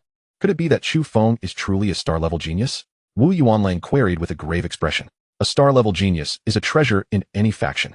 If the information you provided is accurate, then he is at least a 1-star genius. In my experience, having witnessed countless talents rise, this individual certainly ranks among the top 3, Instructor Luo remarked, his eyes sparkling with intrigue and deep contemplation. Wu Yuanlang's heart soared. This substantial contribution point was akin to a windfall. Excellent. I shall prepare the elite contract immediately. I never anticipated that our Qingzhou branch would have the opportunity to utilize an elite contract. Indeed, what specific requirements does he have? They must be met. Furthermore, we must ensure his personal safety to the extent possible, came Instructor Luo's authoritative voice through the screen. Should Chu Feng venture out and encounter a top-tier expert from the demon clan, even the human rulers would struggle to guarantee his safety. Understood. I have already reported the news of the Tianlang gang's demise to headquarters. I suspect he may be connected to this incident, but without concrete evidence, the truth remains uncertain. Wu Yuanlang replied with a calm demeanor. That matter has a perpetrator. It bears no relation to Chu Feng or the Shura Martial Hall. Be aware that I am preparing to list Chu Feng as a seed candidate for the 100 Nations Championship. He will fight under the banner of our Shura Martial Hall. Once I report this to the master, I will notify you accordingly, Instructor Luo declared with an unyielding tone. The mention of the seed candidate for the 100 Nations Championship made Wu Yuanlong's heart leap. The blue sea star is akin to Earth, hosting 1 or 200 nations. With the 5 most powerful empires known as the 5 extremes, the Dragon Kingdom, the United States, Gallia, the Ing Kingdom, and the Bear Kingdom. Additionally, there are numerous mid-tier kingdoms, such as Sakura Kingdom, Kuri Kingdom, Goryeo Kingdom, and Ba Kingdom, along with several smaller principalities. Prior to the resurgence of spiritual energy, nations were embroiled in continuous conflicts, and even in the last 8 centuries, after the demon beasts became humanity's greatest adversaries, all nations formed an alliance. While overt large-scale conflicts have diminished, undercurrents of strife persist. The alliance organizes the 100 Nations Championship every decade, where top-tier experts act as the backbone of their nations. Such competitions are akin to wars between nations. Thus, only geniuses under the age of 30 are allowed to compete, determining the rankings and resources of each nation while also serving as a predictive measure of their future fortunes. The upcoming 100 Nations Championship is set to take place in 3 years, yet the Shura Martial Hall currently lacks suitable seed candidates. If Chu Feng truly participates in the championship, his status will undoubtedly soar, likely surpassing even Wu Yuanlong's own, should he achieve remarkable results. He would ascend to the highest echelons of the Shura Martial Hall. Wu Yuanlong's heart was a whirlwind of emotions. He was acutely aware of Instructor Luo's stature, a co-founder of the Shura Martial Hall alongside the Master, wielding authority second only to the Master and Vice Master, a figure of immense influence within the hall. Yes, I shall do everything in my power to ensure Chu Feng's safety, Wu Yuanlang affirmed, his demeanor serious. Rest assured, the hall will not neglect your contributions. Since you discovered Chu Feng, I will ensure that your contribution points are duly allocated. Furthermore, when Chu Feng departs from Qingzhou for Jiangning or elsewhere, you will be transferred to accompany him in your duties, allowing you to enhance your own strength. Do not let me down. Instructor Luo nodded, offering a word of encouragement. Wu Yuanlong's heart brimmed with joy. Who would wish to remain in such a desolate place? He had long desired to leave the Qingzhou branch. Chu Feng, truly, you are my fortunate star. With an increasingly respectful demeanor, Wu Yuanlang stated, yes, I shall certainly strive to live up to the instructor's expectations. Then let us conclude here. Instructor Luo abruptly severed the connection. Filled with elation, the master immediately contacted the office to prepare the elite contract for delivery to the conference room. Chapter 44, Relocation. In the conference room of the Shura Martial Hall, Master Wu Yuanlang presented a meticulously prepared contract before Chu Feng. Chu Feng, this is the contract the hall has prepared for you. Please review it, and if everything appears satisfactory, we shall proceed to sign it. Wu Yuanlang stated with a beaming smile. The look in his eyes made Chu Feng shiver with unease. Why did he feel that something was amiss? As he flipped through the pages, his astonishment grew. The terms were extraordinarily favorable. After reading the contract, he was struck with disbelief, exclaiming, Master, this contract cannot be correct. Can it? I am actually signing it. The clauses within the contract were almost too generous to believe. An initiation fund of 200 million. An annual subsidy of 100 million. Access to the resource repository of the Shura Martial Hall at an advanced level. Eligibility to learn a new sacred martial art free of charge each year. Exemption from hall assignments until the age of 30. With an annual contribution point subsidy of 10,000. This was exponentially better than the terms the master had previously promised. Though he had anticipated the elite contract, the extent of this surprise far exceeded his imagination. Chu Feng was taken aback, a chill creeping down his spine. Could this possibly be a contract for servitude? Yet, he deemed himself not worth such a sum. Moreover, it posed no restrictions on his freedom. Indeed, it is not incorrect. Your unparalleled talent is a rarity in this world. And before the age of 30, your focus must be on cultivation. Naturally, the hall has its conditions. In 3 years, a significant competition will take place. And I hope that you will represent the hall in that event. Should you achieve commendable results, the rewards will be substantial, Wu Yuanlang stated. Directly introducing the matter of the competition. A competition 3 years hence? That posed no issue. Chu Feng boldly inscribed his name, followed by his fingerprint.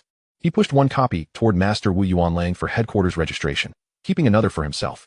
Wu Yuanlang was exceedingly pleased, his demeanor becoming even warmer as he extended a large hand, beaming as he said, Welcome to the family of the Shura Martial Hall. From now on, we shall be one. Chu Feng promptly extended his hand to shake with the master, the vice master of the Shura Martial Hall, Tian Qingzhu, and a few staff members applauded enthusiastically. As the hour was still early, the number of staff arriving at work was sparse, and only the core personnel gathered in the conference room.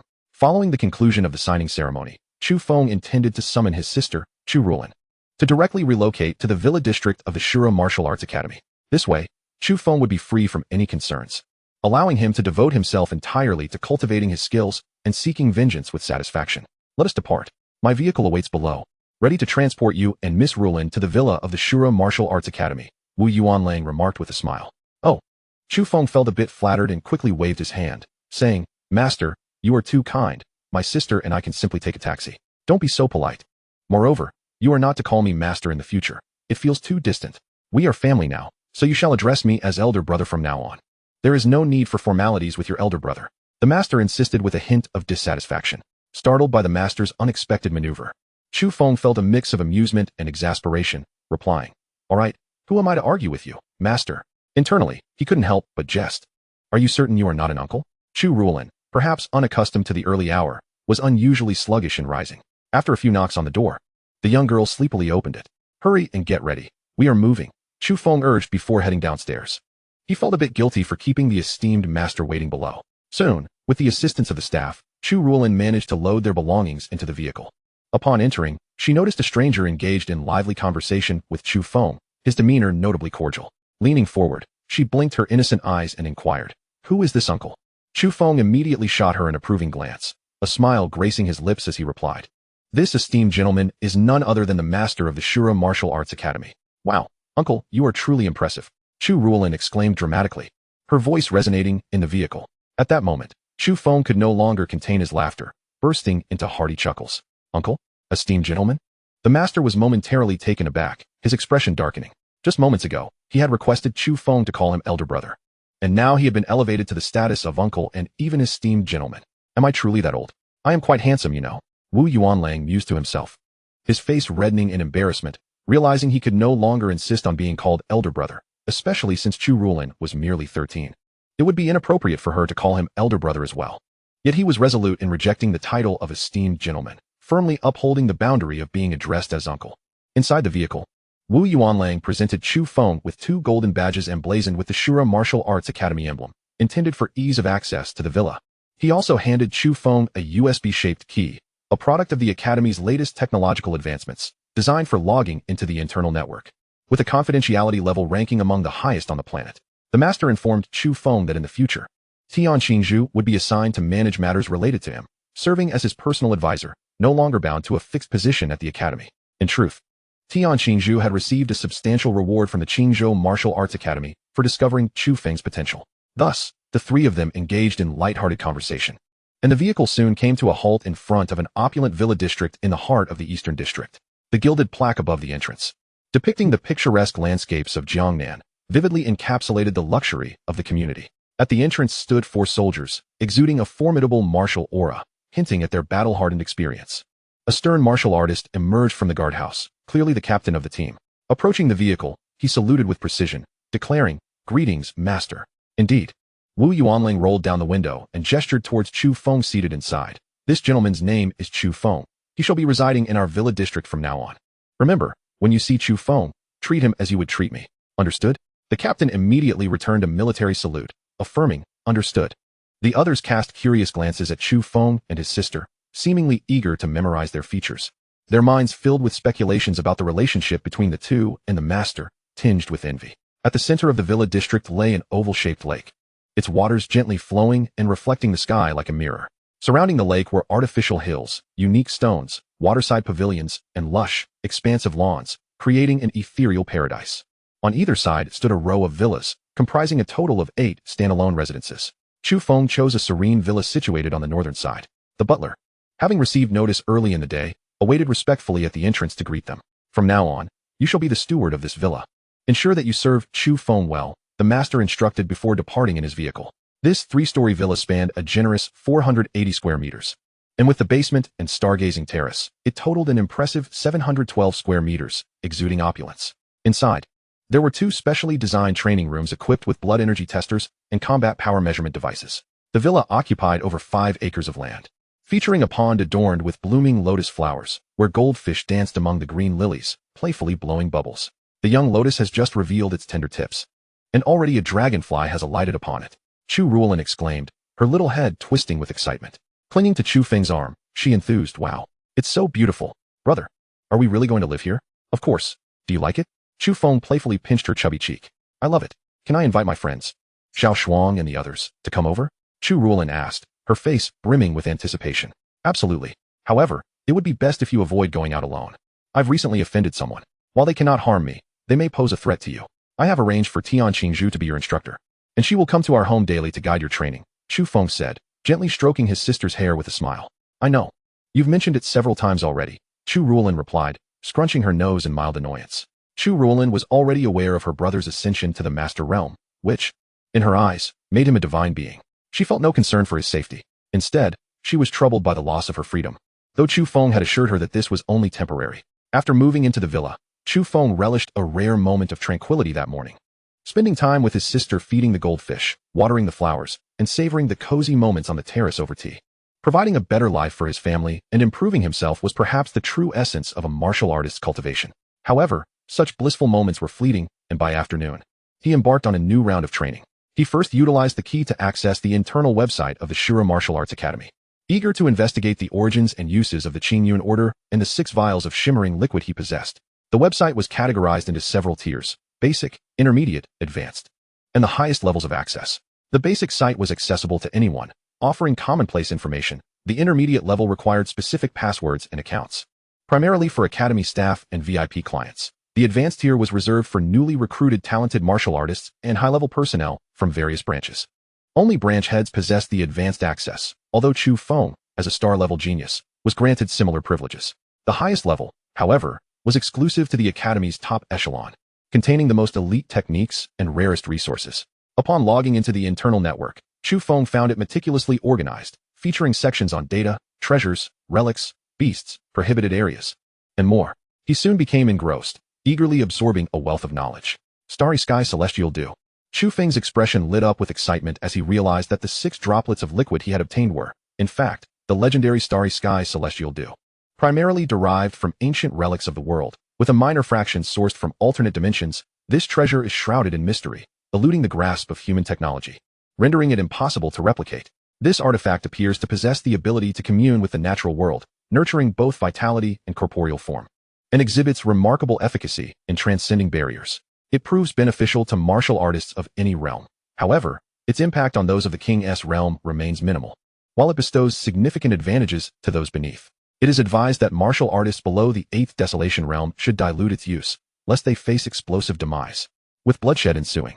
This treasure is hoarded by various powerful factions, with virtually no circulation in the market.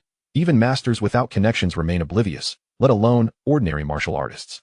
The Azura Martial Arts Hall exercises stringent control over it, valuing it at 200,000 contribution points. One contribution point roughly equates to 10,000 yuan, rendering the total to an astronomical 20 billion.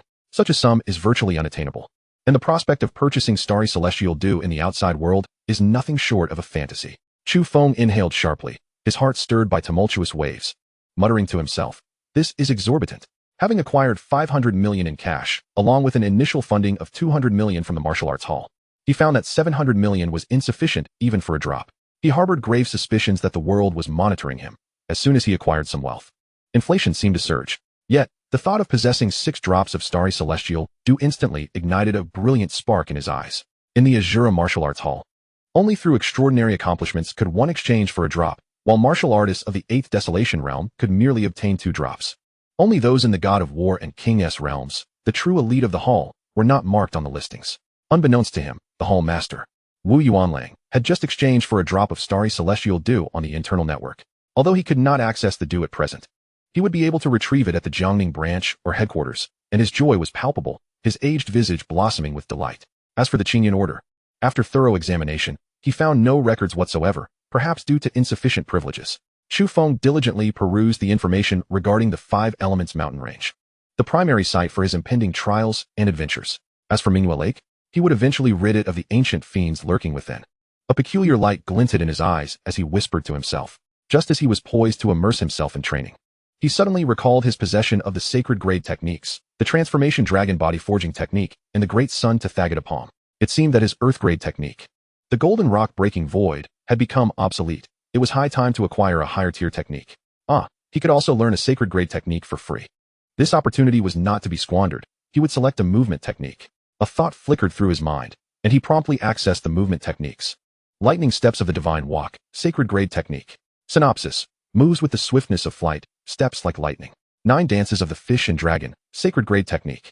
Synopsis: the carp leaps through the dragon's gate, the dragon soars across the seas. 3,000 thunder moves, sacred grade technique, incomplete. Synopsis: allegedly a fragment of the 9,000 thunder moves. If the remaining portions are found and compiled, its might could surpass that of king-grade techniques. Hiss. The prospect of completing a fragment that could surpass king-grade is indeed terrifying. Chu Feng's lips twitched, his face flushed. He pressed the exchange button without hesitation. The system instantly displayed all content.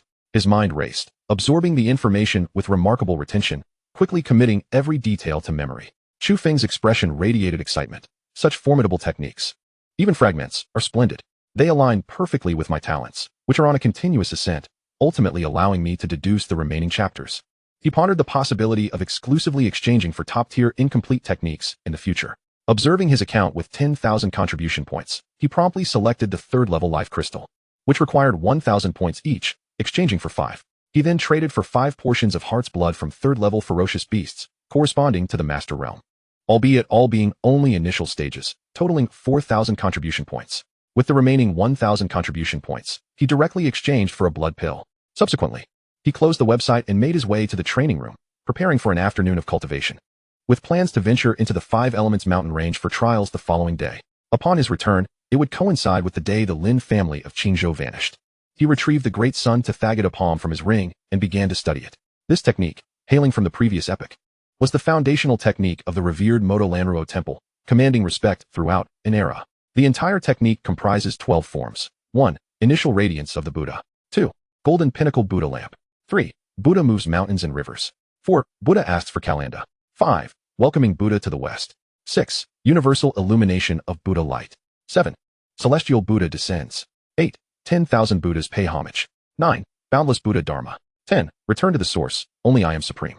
11. Universal salvation, achieving Buddhahood instantly. 12. Unity of deity and demon. Bodhi creation of the world. Upon finishing the overview, Chu Feng's heart surged with colossal waves. Could this truly be merely a sacred grade technique? After thoroughly perusing the technique, he was profoundly astonished by its vastness and complexity, akin to an unfathomable ocean. Its power far exceeded his expectations, surpassing the prowess exhibited by Qiao Si and that youth with their dragon tiger subduing demon fist by an immeasurable margin. The final 3 forms, each strike wielding unfathomable force, capable of shattering mountains and splitting seas, tearing the heavens asunder, were not mere exaggerations. Especially the last form, the unity of deity and demon, Bodhi creation of the world. The blossoming of nebulae, the shattering of the void. This represented a transcendent strike that could breach the limits of the cosmos, shattering the void of martial arts. However, this technique bore a fatal flaw. Its cultivation was excessively arduous. Most contemporary martial artists are not pure disciples of the Buddhist sect, lacking the cultivation of Buddhist principles and the innate understanding required to master such a pinnacle secret art. Otherwise, even a youth of exceptional lineage would not have access to it. Yet, Chu Feng hesitated not for a moment. This exceptional art must not be missed. With my current talent at 100,000 times, although the cultivation may be challenging, once I elevate to 1,000,000 times, will it still be difficult? With 10 million times, I could potentially master this technique in the span of a meal. Chu Feng soon became enraptured in the technique, immersed in its profundity. His mind functioned like a colossal computer, executing trillions of calculations per second, beginning to simulate the world of Buddhist philosophy. As time passed, Chu Feng gradually transformed into a meditative monk, golden light radiating around him, expanding outward in shimmering waves, as pure and flawless as crystal. Buzz, countless sacred figures of bodhisattvas, arhats, Buddhas, and Vajras materialized, appearing as if they had returned from the Pure Land, adorned with dignified countenances, reciting timeless Buddhist scriptures. In an instant, flowers rained from the heavens, and golden lotuses erupted from the earth. The Buddha light swiftly spread into the void, bathing the entire villa in a golden hue, accompanied by resounding chants of Zen, illuminating all beings with a dazzling brilliance. With his hand, now suffused with endless golden light, suddenly raised, he condensed a gigantic golden palm print, upon which countless monks chanted in unison. The Buddha light emerged. In a heartbeat, the palm struck forth, slicing through the expanse with infinite Buddha light, generating immense shockwaves that even sent the blood vitality testing device soaring away. Had this training room not undergone special reinforcement, this strike would have collapsed the very structure. Bang! A single palm struck the combat power testing device, crafted from titanium alloy and anchored deep underground, causing an imperceptible tremor. 999766. The digits ultimately settled on this number. In an instant, the Buddha shadows dissipated, and the unusual sounds faded into silence. Chu Feng opened his eyes. Merely the first palm of the minor achievement realm had yielded a combat power exceeding 1,000,000, surpassing 30 times the norm. If he were to cultivate to the major achievement realm, It could reach at least 50 times, should the Buddha light manifest perfectly in this form. It might attain 60 times the combat power. Reflecting on this, he felt an elation swell within him. The first palm alone exhibited the might of a sacred grade technique. Consider that the first form is merely an introduction, while the ensuing palm techniques possess unimaginable power. The Huangpin cultivation method generally manifests a foundational combat strength multiplied by 25. The pinnacle, known as the Xianpin technique, can achieve a staggering amplification of 510 times. The Daipai method can unleash an unparalleled combat power of 1030 times, while the Tianpi technique astonishes with an extreme potential of 3060 times. The Shengpin technique can reach an ultimate threshold of 100 times strength, and Chu Feng felt that with his fifth palm strike, welcoming the Buddha to the west, he could indeed attain that hundredfold power. He had stumbled upon a treasure. The Huangpin technique likely pales in comparison. Chu Feng clenched his fist in excitement. Just as he was preparing to continue his practice, an urgent knocking resounded at the door. Chu Feng opened the door to find Ruolin peering in with a look of astonishment. Brother, just now, our courtyard suddenly erupted with boundless golden light. As if the Buddha had descended. Did you see it? She exclaimed, patting her chest, as if still haunted by the experience. Did I? Chu Feng feigned ignorance. Indeed. Not only did I see it, but Sister Qingzhu witnessed it as well, Ruolin asserted earnestly. That must be an auspicious sign, a blessing from the Buddha, indicating that our family will soon enjoy immense fortune, Chu Feng quipped, then smiled and asked, Did Tian Qingzhu come by for something? Auspicious sign? Sister Qingzhu came to deliver something. She said it was what you ordered. Ruolin blinked, her trust wavering. Chu Feng slapped his forehead, realizing that in his obsession with cultivation, he had completely forgotten about the order he placed for the third-tier life crystals and the master-level beast heart blood. He hurried into the living room, where he found Tian Qingzhu poised elegantly, her gaze shimmering with a peculiar light. Am I sporting a flower on my face? Chu Feng asked, feeling slightly flustered under her gaze. Tian Qingzhu chuckled, her demeanor lively. No. Your items have arrived. Please sign for them. She hesitated, then promptly produced the life crystals and the beast heart blood. In truth, she suspected that the earlier phenomenon was related to Chu Feng, but out of respect for his privacy, she refrained from probing further. After accepting the items, Chu Feng wasted no time and dashed back into the training room. It seemed that practicing the grandson Tathagata here was no longer feasible, and with its power enhanced once more, it could potentially damage the testing apparatus and the training room. He resolved to practice in the 5 Elements mountain range tomorrow instead. For now, he would explore the might of the dragon transformation body forging technique. Chu Feng downed a vial of life crystals and consumed a portion of the master-level beast heart blood. Instantly, he felt a surge of energy coursing through him, akin to a torrent of molten lava, as if on the brink of explosion. The effects of the third tier indeed far surpassed that of the lower tier beast heart blood. He promptly activated the dragon transformation body forging technique, and in an instant, ethereal shadows flickered as he executed a series of intricate movements seamlessly.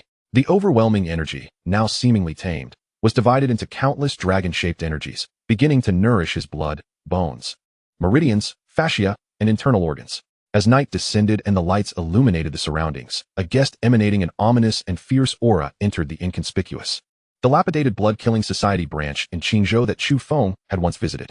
This individual was slender, pale, with deeply set eyes that bore a shadowy countenance. After a brief exchange, he was ushered into the VIP room.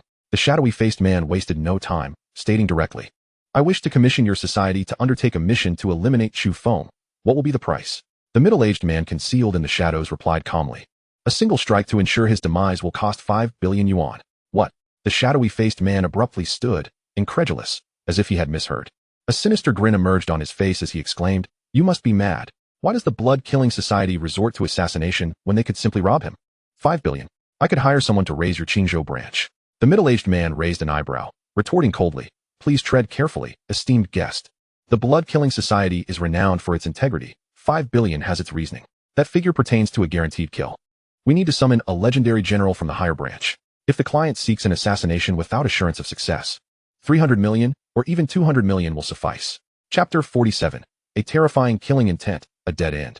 The shadowy-faced man, regaining his composure, returned to his seat, still wearing an expression of disbelief. He frowned, scoffing, for a mere initial stage master. Spending 5 billion for an assassination and requesting a general's intervention. Are you foolish, or am I? I possess all of Chu Feng's intelligence, 5 million, and the client can verify it. The middle-aged man remained unmoved. A flicker of pain crossed the man's face.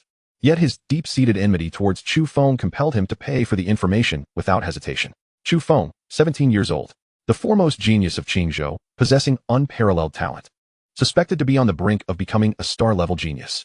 His strength remains uncertain, predicted to be initial stage master, possibly mid-stage. Chu Feng has joined the Shura Martial Arts Hall, where Wu Yuanlang holds him in particularly high regard. Rumors suggest he is backed by a high-tier master, or even a grandmaster, possibly Wu Yuanlang himself. As the man absorbed this information, his expression grew increasingly grim, ultimately leaving him speechless at the table. The middle-aged man of the blood-killing society remarked casually, if indeed a high-tier master or grandmaster is covertly protecting him, only a legendary general could guarantee a single strike to eliminate him. Not to mention the worst-case scenario, if the protector is Wu Yuanlang himself. Even if a legendary general were to intervene, success cannot be guaranteed, for Wu Yuanlang is a force to be reckoned with. After a pause, he continued, eliminating Chu Feng may be easy, but who will bear the wrath of the Shura Martial Arts Hall? Therefore, 5 billion is fair and just, not mere words. The Shura Martial Arts Hall is a colossal entity in Manhwa. Even the blood-killing society would think twice before provoking it. The man's complexion paled even further, as if he had aged significantly in that moment. With a defeated expression, he closed his eyes, seemingly unprepared for the realization that eliminating a seemingly insignificant Chu Feng would prove so arduous. Regrettably, it was too late. His sister had likely already taken residence in the Shura Martial Arts Hall's Villa District. However, his entire fortune amounted to only a few hundred million. 5 billion was utterly unattainable. After a prolonged silence, he finally inquired, what if I request a Grand Master's intervention? A Grand Master's assistance would be 300 million. A high-tier master would require 200 million, without guaranteeing a kill, should the mission fail. 70% of the funds will be refunded, the middle-aged man replied nonchalantly. The man's expression shifted, but he ultimately made up his mind. 300 million. Please enlist a Grand Master's assistance. Once the shadowy-faced man completed the payment and departed, the middle-aged man fell into a reverie, muttering softly, is this individual Lin Yujian from the Lin family? The following morning, after enjoying a meticulously prepared breakfast from the butler, Chu Feng informed his sister Rulin that he needed to prepare for the college entrance examination and participate in the school's collective training, which would likely take many days. He also called Tian Qingzhou, asking her to frequently visit and keep Rulin company. Then, he quietly departed from Qingzhou City, heading toward his destination, the Five Elements mountain range. However, as he walked, Chu Feng sensed something amiss. It felt as if a shadow were trailing him from the darkness. Yet, his formidable mental strength could only provide a vague assessment, failing to pinpoint the pursuer's exact identity. With a raised brow, Chu Feng feigned nonchalance and continued upstream along the Qingyun River. The Five Elements mountain range sprawls for thousands of miles, divided into outer, inner, and central regions. The last Five Elements trial took place in the outer Five Elements Valley. Chu Feng's aim was to reach the inner area of the Five Elements mountain range, to hunt master-level beasts, procure resources, and ascend to a higher realm. As he ventured upstream along the Qingyun River, the waters grew increasingly turbulent, surrounded by vast, unbounded forests, occasionally echoing with the roars of tigers and the cries of monkeys, enhancing the eerie ambience of this untamed mountainous expanse. Chu Feng activated his movement technique, traversing for an indeterminate duration until he finally arrived at the river's source. Towering cliffs loomed, steep and imposing, with a waterfall cascading down, producing a thunderous roar. This was indeed the origin of the Qingyun River. This is it. Chu Feng leaped nimbly, as light as a swallow, directly landing upon the precipice. According to the information he had accessed from the internal network, this was the inner region of the Five Elements mountain range. He hunched over like a stealthy hunter, cautiously making his way towards the center. As his mental energy expanded, Chu Feng quickly discerned the presence of prey. Deep within the dense forest, a colossal creature, towering over 10 meters and stretching over 20 meters in length, rose slowly like a magnificent mountain range. The beast, cloaked in a hue of deep azure and adorned with golden spots, appeared exceedingly fierce and terrifying. Its pair of crimson eyes glinted with a menacing light, fixated on the direction from which Chu Feng approached. The azure light leopard, a mid-tier master in strength. In an instant, Chu Feng made his assessment. With a low growl that resonated like thunder, the azure light leopard unleashed its presence. Raising its jade-like front paw, it emanated a chilling light akin to a curved blade. Sharp and keen, with a single step forward, it shattered a massive boulder, sending debris flying and enveloping the air in tumultuous dust. Its azure fur bristled as the winds began to coalesce around it, swiftly forming a ferocious whirlwind that swept across the area within a kilometer, obscuring the sky and stirring up a storm of dust and rocks, reminiscent of an apocalyptic scene. Chu Feng, seemingly oblivious, continued his advance towards the azure light leopard. Whoosh! In the eye of the storm, a streak of azure light shot forth like an arrow released from a bow, racing towards Chu Feng with blinding speed. In the blink of an eye, it accelerated and vanished from sight, only to reappear right before Chu Feng. It was astonishingly swift. Caught off guard, Chu Feng's complexion paled as he hurriedly summoned his internal energy, launching a punch in desperation. His violent energy coalesced into a terrifying fist the size of several meters, crashing down like a meteor, carrying with it an overwhelming force that stirred the air into tumult. In an instant, the color of the winds and thunder shifted. Suddenly, a monstrous figure loomed ahead, an azure light leopard, as tall as a building, casting a shadow that blotted out the sun. Its paw, as thick as a millstone and glimmering with a deadly sheen, swung towards him with lightning speed. With a thunderous roar, the impact reverberated across the landscape, unleashing a tempest of air that scattered the dark clouds overhead. The explosive force carved a deep gash into the earth, extending for kilometers and leaving the ground fractured and desolate, a scene reminiscent of the end of days. Chu Feng, with his meager strength as a novice master, was instantly overwhelmed.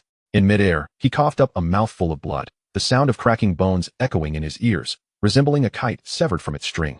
Propelled hundreds of meters away, severely injured, he struggled to rise, intent on employing his agility to escape.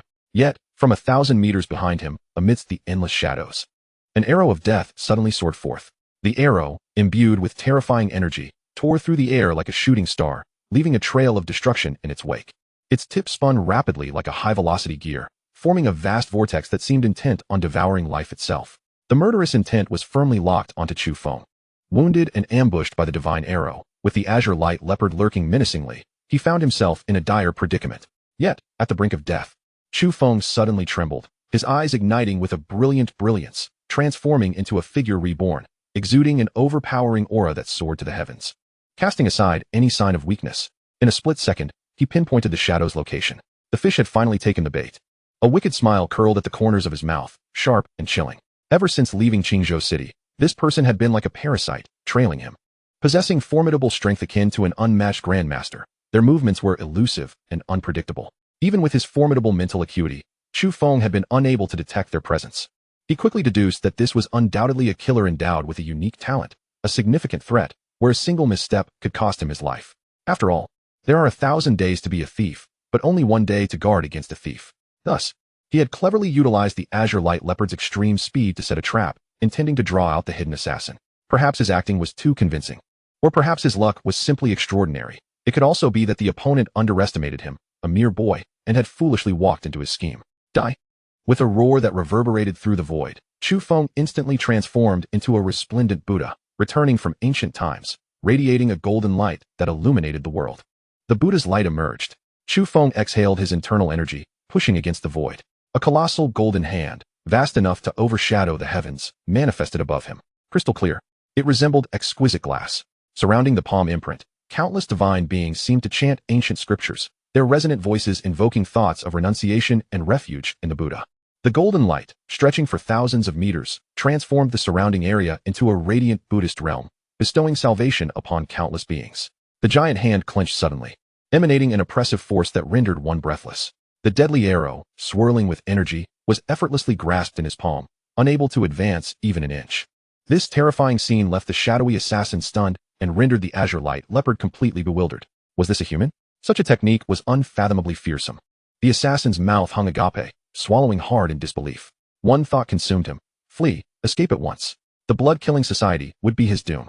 The blood-killing society had informed him that Chu Feng was merely at the early stages of mastery, perhaps at most mid-stage. This was a far cry from reality.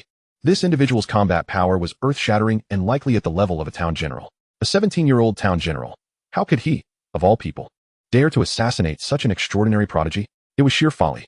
In that instant, his pupils constricted, and a cry of despair echoed within him. He realized that death was imminent. The divine arrow he had loosed was being hurled back by that colossal hand with a force akin to a mountain collapsing, upending the very fabric of reality. The shockwaves rippled through the mountains, sending forth airwaves that expanded for tens of thousands of meters. The speed of the divine arrow had accelerated beyond comprehension, locking onto him with unyielding precision. Accompanied by a thunderous roar, it vanished into the vast expanse. In the blink of an eye, it appeared before him. Puff!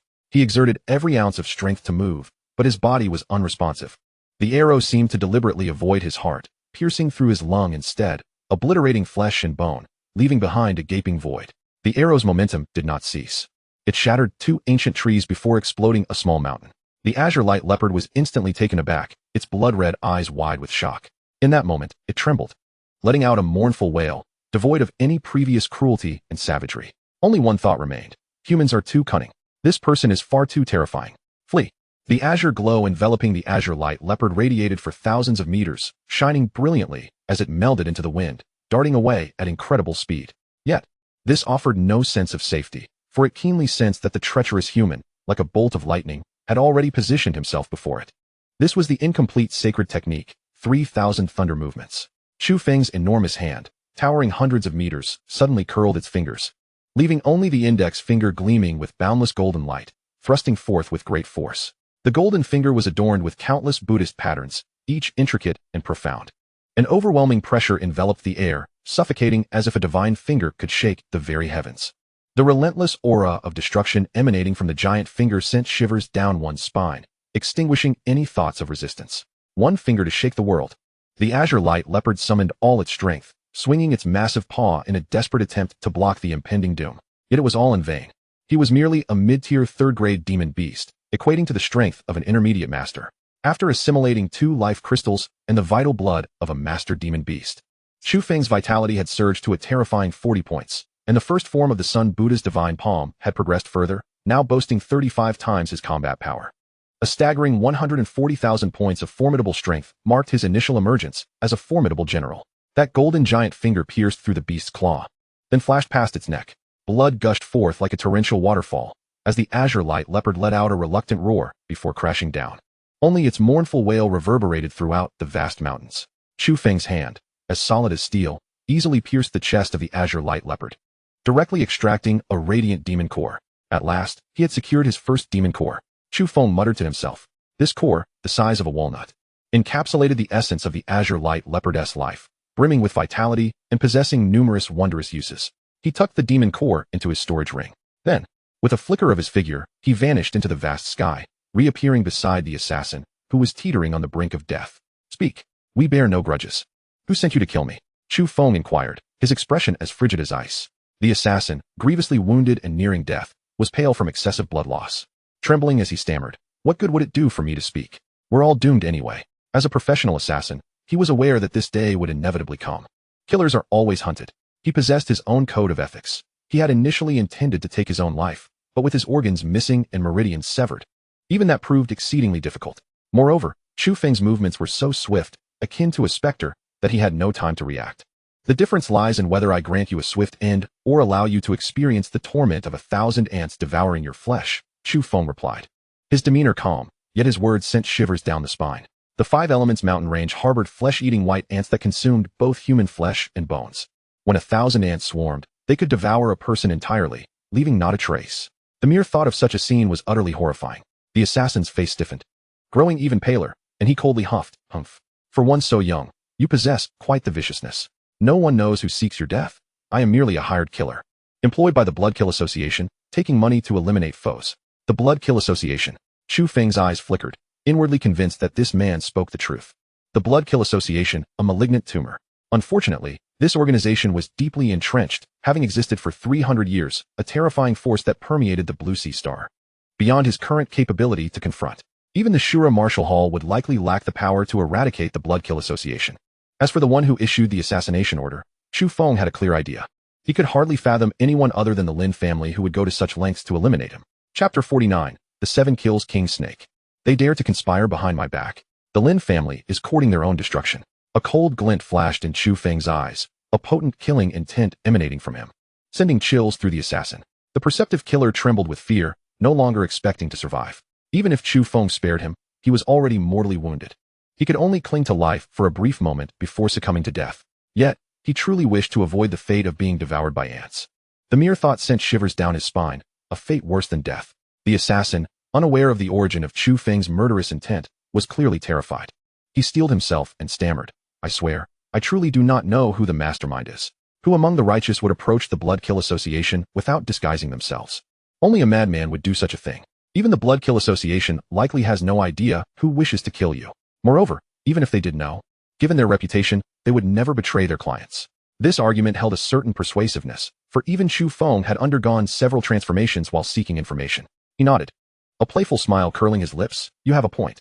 Who among the righteous would take up the mantle of an assassin? You may proceed on your way." With that, he unleashed his energy, and the assassin's neck snapped with a resounding crack, life extinguished in an instant.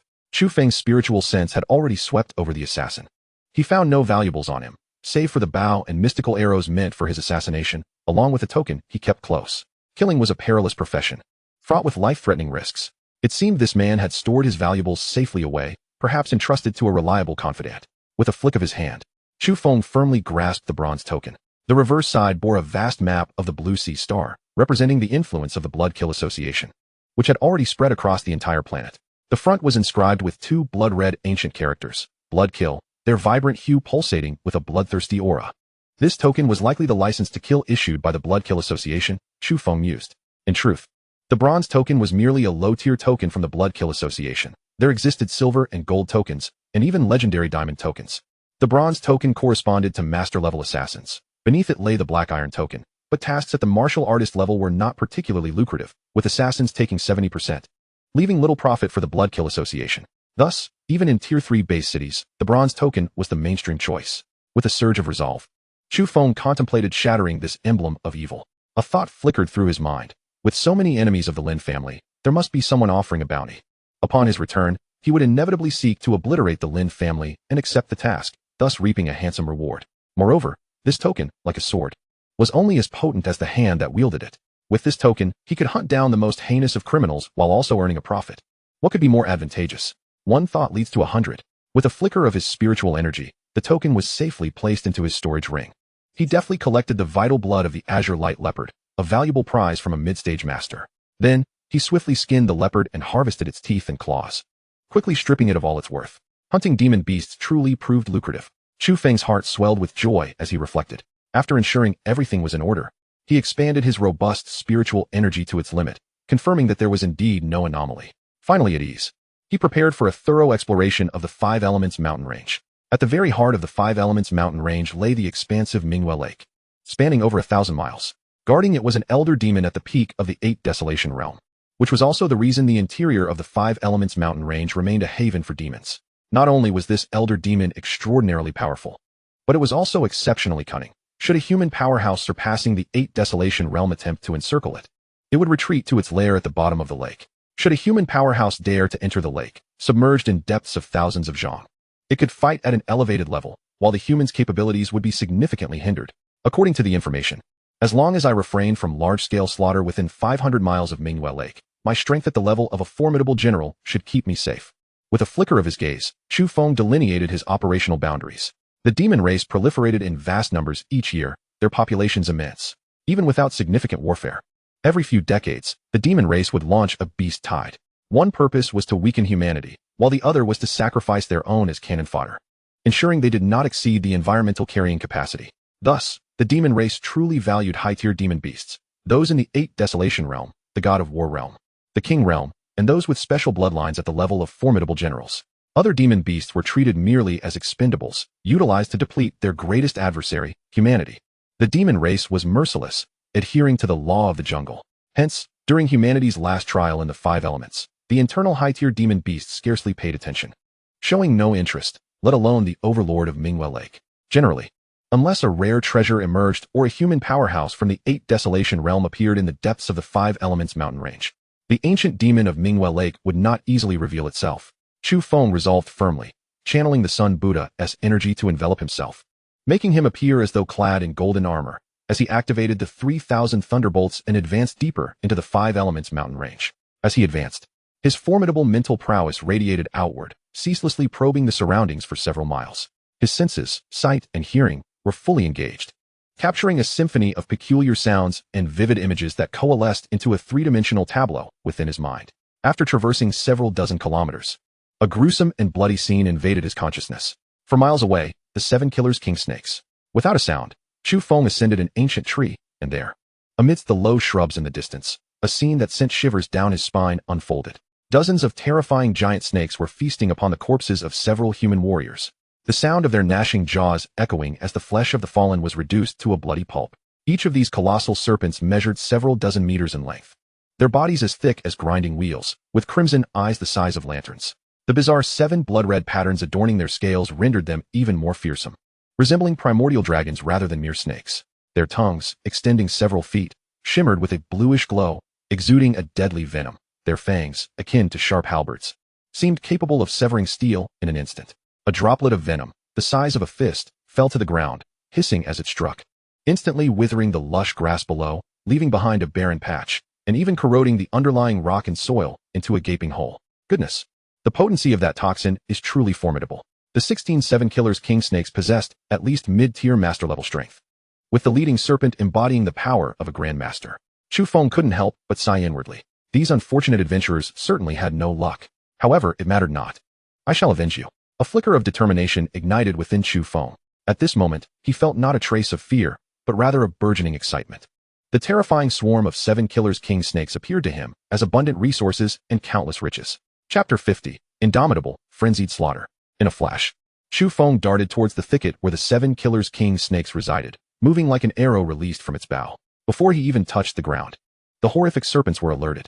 The 16 gigantic snakes, each several dozen meters long, immediately reared their heads, their movements reminiscent of pythons emerging from the sea. A spectacle that shook the very earth. The rumbling thuds of their bodies striking the ground reverberated like an earthquake. In an instant, the earth trembled, fierce winds roared, and dust filled the air, creating a terrifying scene akin to a horde of dragons pursuing the sun. The eyes of the leading serpent, glowing like lanterns, radiated a brutal, savage aura, as if enraged by this insignificant intruder. With a gaping maw, it unleashed a powerful spear of energy, shimmering with a blue hue, clearly infused with lethal toxins. This unleashed a wave of force that rippled for thousands of meters, sending countless beasts fleeing in terror. The wind carried a pungent odor, as though a single breath could render one unconscious. As the energy spear tore through the air, it corroded everything in its path. Faced with this overwhelming onslaught, Chu Feng merely smiled faintly. Excellent. Suddenly, he transformed into a golden Buddha, and before him appeared a colossal golden shield, radiating a pure, glass-like brilliance, as if capable of vanquishing demons and purifying all things. The energy spear was instantly shattered, dissipating into nothingness. The other 7-Killers king snakes launched a more direct assault, their saliva coalescing into terrifying blue toxic projectiles, raining down upon Chu Feng like a barrage of missiles. The power of these projectiles was so immense that they could melt even a steel fortress into molten iron. As the onslaught loomed, Chu Feng's expression grew solemn. He suddenly activated the Great Sun Buddha's energy to its utmost limit, causing the golden shield to expand dramatically, obscuring the sky. With a thrust of his immense strength, that formidable shield surged forward like a grand fortress. The blue toxic projectiles were all deflected at an even greater velocity, exploding into a myriad of fragments. The ground quaked violently, creating deep chasms that crisscrossed the earth as if the apocalypse had arrived. An endless wave of energy surged forth, intermingled with blue toxic crystals, corroding everything in an instant, leaving the land riddled with holes and lifeless, resembling a hellscape. The dozen or so 7-Killers king snakes found themselves in disarray. Yet they remained largely unharmed, for they were not afraid of their own venom. Die! In a flash of lightning, Chu Feng vanished, leaving only afterimages in the air, reappearing before the leader of the 7-Killers king snakes. With a pointed finger, the atmosphere shifted dramatically. That massive digit radiated boundless golden light, intricately inscribed with unfathomable Buddhist symbols, evoking a sense of reverence that quelled any thoughts of resistance. It was as though a divine finger descended from the heavens, exuding an overwhelming aura of deadly intent, as if to annihilate all existence. One finger that could shake the heavens. One finger that could extinguish all life. The Serpent King's bloodshot eyes faltered, a deep confusion clouding its gaze. As it struggled to awaken from its stupor, that finger had already struck its vital point. Boom! With a single thrust, the leader of the 7-Killers king snakes collapsed, as if a colossal hammer had struck the ground, creating a terrifying crater. Roar! The master-level 7-Killers king snake, possessing intelligence comparable to that of a human, instantly realized the terror before it, an insurmountable foe. In that moment, it fled towards the direction of Manhwa Lake, conjuring an unrelenting gale that could disperse even dark clouds. Countless ancient trees splintered under the force, as if nothing could withstand its path. Still hoping to escape, a smirk of derision curled at the corners of Chu Feng's mouth. His figure flickered and vanished, appearing amidst the serpents like a wraith. His golden hand, akin to the hand of death, struck out, causing one king snake to crash to the ground. With a single finger, another met its tragic end. The Great Sun Buddha's palm was invincible, its terror boundless. In mere moments, all the 7-Killers king snakes lay slain. This time, Chu Feng had gained experience, keeping his combat power below 1,000,000 to avoid turning the spoils into mere pulp, ensuring a fruitful harvest. Excitedly rubbing his palms together, he thought, this is a windfall. 16 master-level 7-Killers king snakes are immensely valuable. He resembled a seasoned butcher, meticulously collecting the heart's blood first, gathering valuable items like demon cores, snake skins, snake gall, and fangs, categorizing them with precision. After this flurry of activity, He found himself even more fatigued than in battle. Exhaustion, yet joy. Chu Feng chuckled to himself, feeling in high spirits. As the sky blazed with crimson hues and the sun dipped below the horizon, he settled cross-legged upon a massive stone, pausing his journey. Chu Feng's plan was to battle during the day, slaying beasts, and by night, reflect on his experiences, consuming the heart's blood of the beasts to strengthen his vitality and enhance his power. After a day of fierce combat, he discovered that his great son Buddha's palm was merely a step away from perfection. Now, a full-powered strike had achieved an astonishing 48-fold enhancement. His vitality had also reached 405, and his peak combat strength soared to a staggering 1,940,000. Such formidable power, even in the Qingzhou-based city. He stood atop the food chain. Chu Feng replayed the day's battles in his mind, seeking to identify any gaps and summarize his experiences. Then, tilting his head back, he downed 2 bottles of mid-tier master-level beast heart blood and swallowed a portion of life crystal, immersing himself in cultivation. The heart blood from the mid-tier beasts was far superior to the low-tier blood he had exchanged at the Shura Martial Arts Hall. The vast energy erupted within him, and he immediately unleashed the dragon transformation body refining technique, harnessing the surging energy to fortify his vitality, strengthen his physique, and purify his energy. A night of silence passed, and as dawn broke, sunlight cascaded down, enveloping Chu Feng in a sacred radiance, his skin gleaming like jade. He had surpassed a height of 1.80 meters. His physique perfectly proportioned, with sharp brows and bright eyes, exuding an irresistible beauty. Yet, the dense energy swirling around him emanated an intensely violent aura, resembling a colossal beast whose every move could stir the air into ripples. He projected an aura of immovable strength, akin to a mountain standing firm against the tides. He paid little heed to his physical transformation. The rapid growth of his strength would inevitably render his body more perfect, constantly evolving. Soon, Chu Feng rose to his full height, continuing his advance toward the heart of the mountains. Perhaps it was time to seek an equally formidable opponent, to engage in a thrilling battle that would expedite the perfection of the great Sun Buddha palm, allowing him to swiftly cultivate the second stance. He murmured to himself. In the blink of an eye, half a month had passed. He had advanced to a location merely 1,000 miles from Manhwa Lake. This area was predominantly a forbidden zone for humankind. Few warriors from Qingzhou City dared to tread here. Along the way, he even encountered beastly creatures of the town general rank. During these past 2 weeks, he faced countless master-level beasts, including swarms of bloodthirsty bats, the dominant saber-toothed tigers of the forest, demon-hunting Tibetan mastiffs, azure gold demon peaks, iron-feathered golden eagles, and horned wild boars. He fought in numerous bloody battles. Chapter 51, The Prehistoric Behemoth, the Mammoth. After countless fierce encounters, he ultimately triumphed over the beasts with his formidable strength. Among these encounters, he faced an endless horde of man-eating white ants and the town general tier iron-feathered golden eagle, which posed great danger. However, the rewards were equally significant. His blood vitality surged to an astonishing 60 points after absorbing the heart's blood of 30 master-level beasts. The first stance of the Buddha's light had reached perfection 10 days prior. The second stance, the Golden Summit Buddha lamp, had also reached a small success several days ago. But subsequent progress had been exceedingly slow. His peak combat power had reached a terrifying 3,600,000. The sheer magnitude of his resource accumulation was staggering, enough to incite envy even among town generals. His ring, spanning several dozen yards, was already filled to the brim, containing 156 beast cores, 2 of which were of town general caliber. He had collected heart's blood until his hands grew weary, and the materials from master-level beasts piled up like a small mountain. One morning, as the sun rose in the east and the golden crow set in the west, an extraordinary celestial phenomenon occurred, with both the sun and moon gracing the sky simultaneously. This rare spectacle of nature was breathtaking. He paused his cultivation to admire this rare cosmic mystery while toying with a beast core the size of an egg, radiating vibrant hues and brimming with life. A town general tier beast core was worth at least several million, potentially even reaching 1 billion. Just one could make him a billionaire. This prize was earned through his relentless slaughter of saber-toothed tigers in arduous battles. Yet, it would be challenging to find such worthy adversaries again, otherwise. The advancement of the second stance, the Golden Summit Buddha lamp, would not be so sluggish. Chu Feng murmured to himself.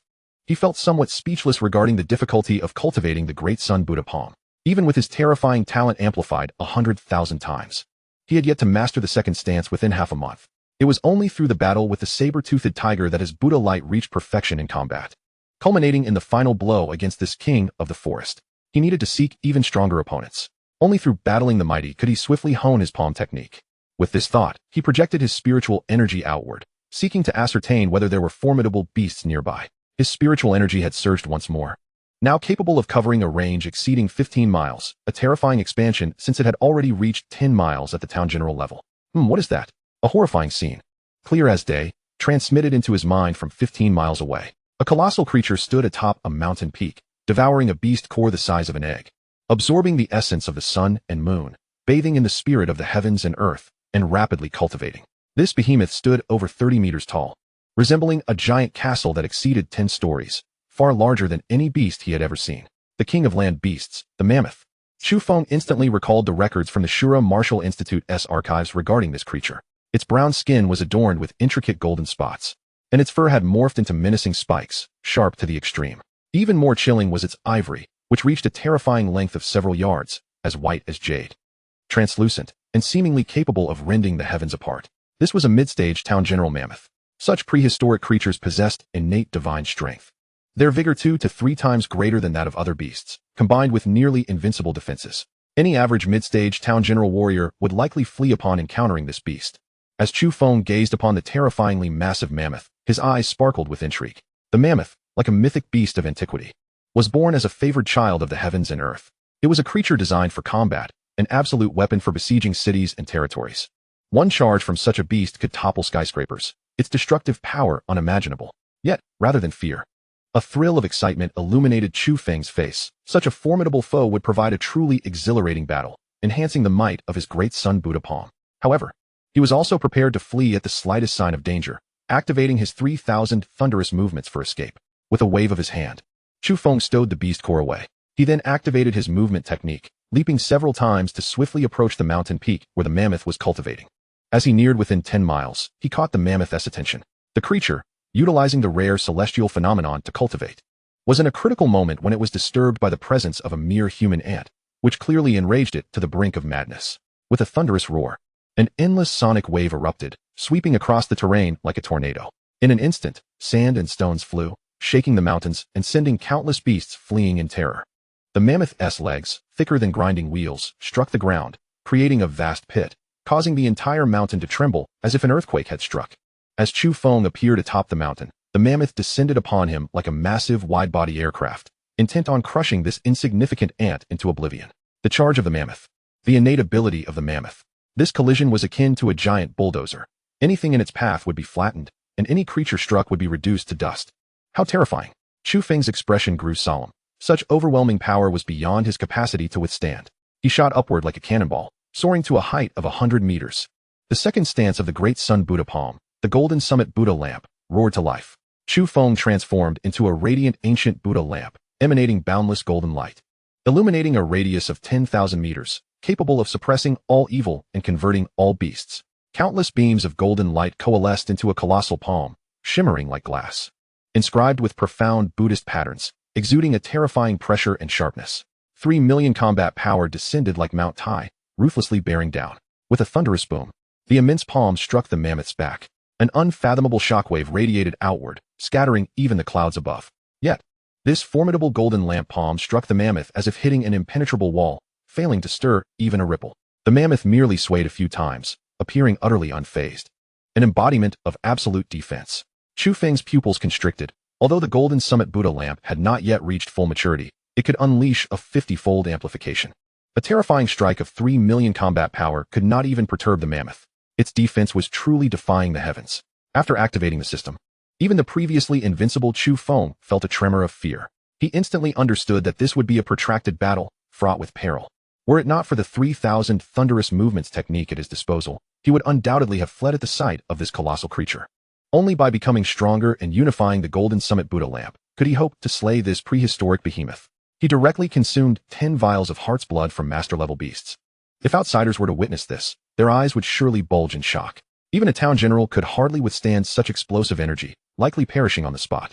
Yet, at this moment, Chu Feng was beyond caring. He needed a frenzied battle, a surge of blood vitality.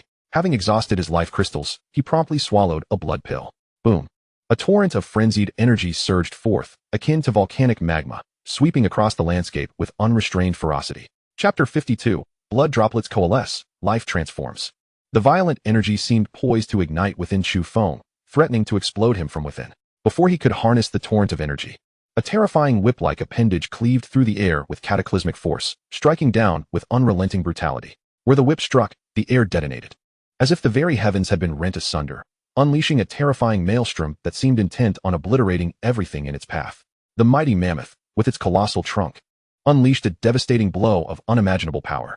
In the face of imminent peril, Chu Feng summoned all his internal energy, delivering a tremendous strike with the golden summit Buddha lamp, propelling his glazed divine palm with a force that spanned over 100 yards.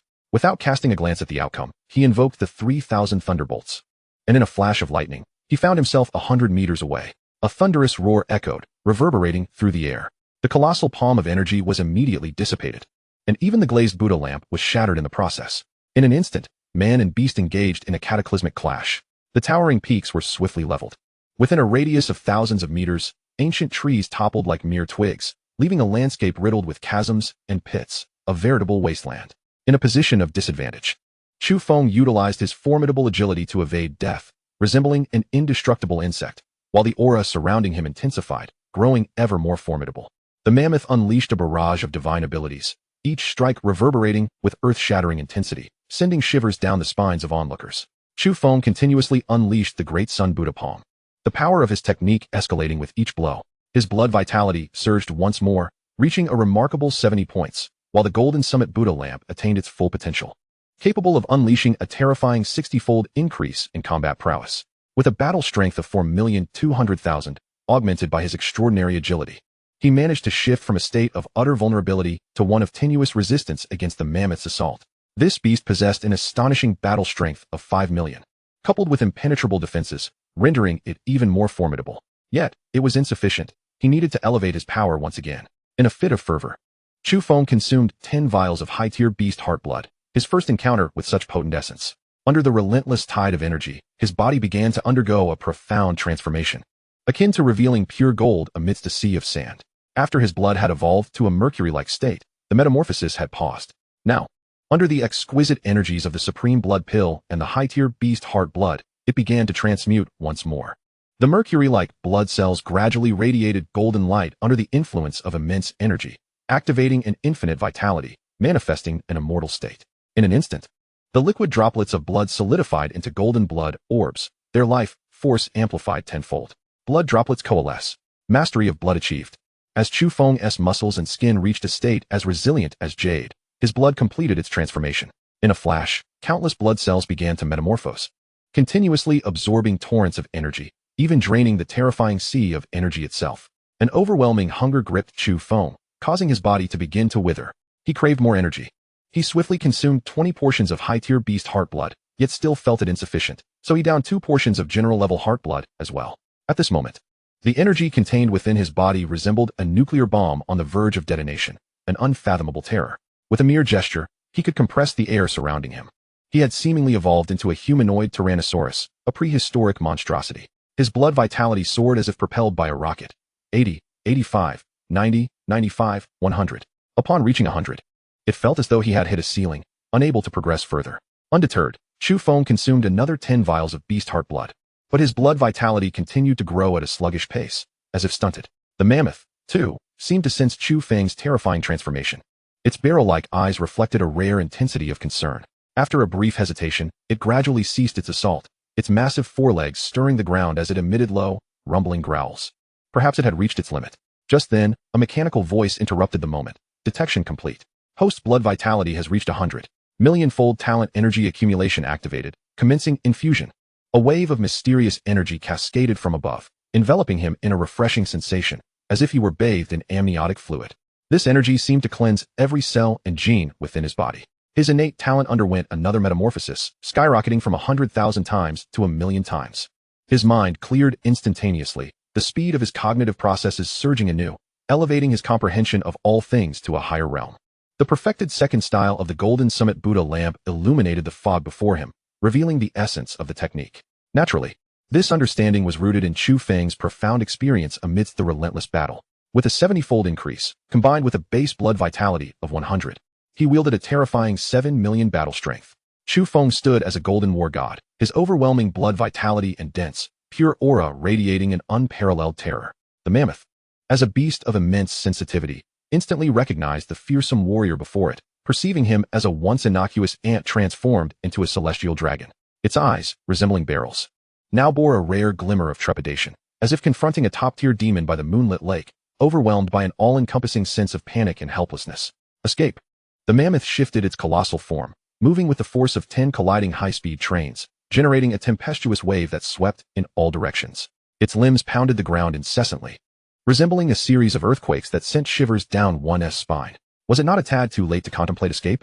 Chu Feng, standing resolutely against the fierce winds, remained unmoved as he let out a roar filled with sovereign might. His furious aura erupted, and the golden summit Buddha lamp blazed forth, illuminating the surroundings in golden radiance, transforming the landscape into a realm akin to a glazed Buddha kingdom. Countless arhats chanted profound ancient scriptures, their deep chants echoing grandly. A colossal palm, hundreds of yards in size, blotted out the sun, descending with overwhelming pressure. The fleeing mammoth's fur bristled, its hairs standing on end like sharp blades. Its mountain-like legs, thicker than millstones, launched upwards, attempting to withstand Chu Feng's cataclysmic strike. Boom! In a thunderous explosion, the mammoth's leg was sent hurtling away, while the glazed Buddha palm continued unabated, crashing into the mammoth's fortress-like body. Chapter 53. The Tremor of the Five Elements Mountain. Boom! The mammoth was propelled away like a derailed high-speed train, an unfathomable sight. A beast weighing thousands of tons, a terrifying creature towering over 10 stories, was sent flying hundreds of meters as if it were a mere toy. Such a horrifying scene sent chills down one's spine. Bang! The mammoth crashed to the ground like a meteorite, causing the earth to tremble and creating a deep pit over 10 meters in diameter. The violent shockwave uprooted ancient trees within hundreds of meters, resembling a post-apocalyptic landscape. The intense collision even sent ripples through the moonlit lake. Beneath the lake, within a cavern, a colossal beast, towering 70 to 80 meters, lounged like a mountain within its palace. Its eyes, larger than barrels, snapped open, exuding a brutal and vicious aura. Such a disturbance could only signify a mid-tier commander-level battle. Could it be that a formidable human warrior has invaded our Five Elements mountain domain? The monstrous beast seemed to casually flip over, instantly stirring dark tides, causing the lake to boil. The surface roared with fierce winds, and waves surged perilously high. The fearsome creature, which appeared poised for action, suddenly paused, shaking its head and stating, "Before my father departed, he instructed me to guard the Moonlight Palace diligently and to refrain from reckless actions. Now that all the esteemed lords have gathered, it would be wise to proceed with caution." The colossal beast's massive form gradually fell into silence, and tranquility returned to the surroundings once more. Consider yourself fortunate. I hope you possess the courage to venture to Moonlight Lake. It has been ages since I savored the exquisite flesh of a warrior. Yet, a flicker of reluctance crossed the sea monster's eyes, and its bloodthirsty gaze closed once more. Meanwhile, chaos erupted in Qingzhou City, the sharp wail of alarms ringing incessantly. Warning! The spiritual energy fluctuations in the Five Elements mountain range have exceeded 5 million and are still rapidly escalating. Warning! The spiritual energy fluctuations in the Five Elements mountain range have exceeded 5 million and are still rapidly escalating. In an instant, within an unremarkable courtyard beside the official building of the base city, all personnel were engulfed in panic. A tall, robust man, exuding a powerful aura, suddenly descended into the courtyard. Which monitoring station detected the spiritual energy fluctuations? He demanded in an authoritative tone, reporting to the Vice City Lord. It is from the inner region of the Five Elements mountain range that a terrifying anomaly in spiritual energy has been detected. To prevent a sudden attack from the fearsome beasts of the inner region of the Five Elements mountain range on Qingzhou, a spiritual energy monitoring tower had been constructed near the approach to the inner region. The authorities could only establish monitoring towers on the outskirts. The inner region was rife with master-level beasts, and even generals of the beast tribes, whose keen senses could easily detect the monitoring towers and obliterate them with a single swipe. Other base cities in the Dragon Kingdom similarly constructed spiritual energy monitoring towers around their urban areas and hazardous zones, akin to how Chu Feng's previous life monitored nuclear radiation. The previous lords of Qingzhou City were typically at the mid to late stages of the town general realm. Hence the warning threshold for Qingzhou's monitoring tower was set at 5 million combat power.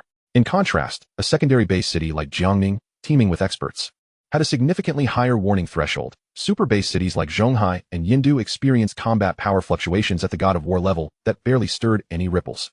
The rulers of the human race could suppress such power with a mere flick of their hands. The man's brow furrowed, his gaze flickering as he murmured to himself.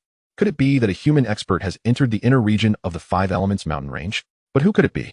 Or perhaps it is a conflict among the beast tribes, though that seems unlikely. The number of town general level experts in Qingzhou City was exceedingly limited, and their every action was under the watch of the monitoring division. As for a conflict among the beast tribes, with that ancient beast presiding, it seemed even less probable. After pondering for a moment, he concluded that this mysterious expert was likely from Yangzhou or another base city. He immediately commanded, "I will report to the city lord at once.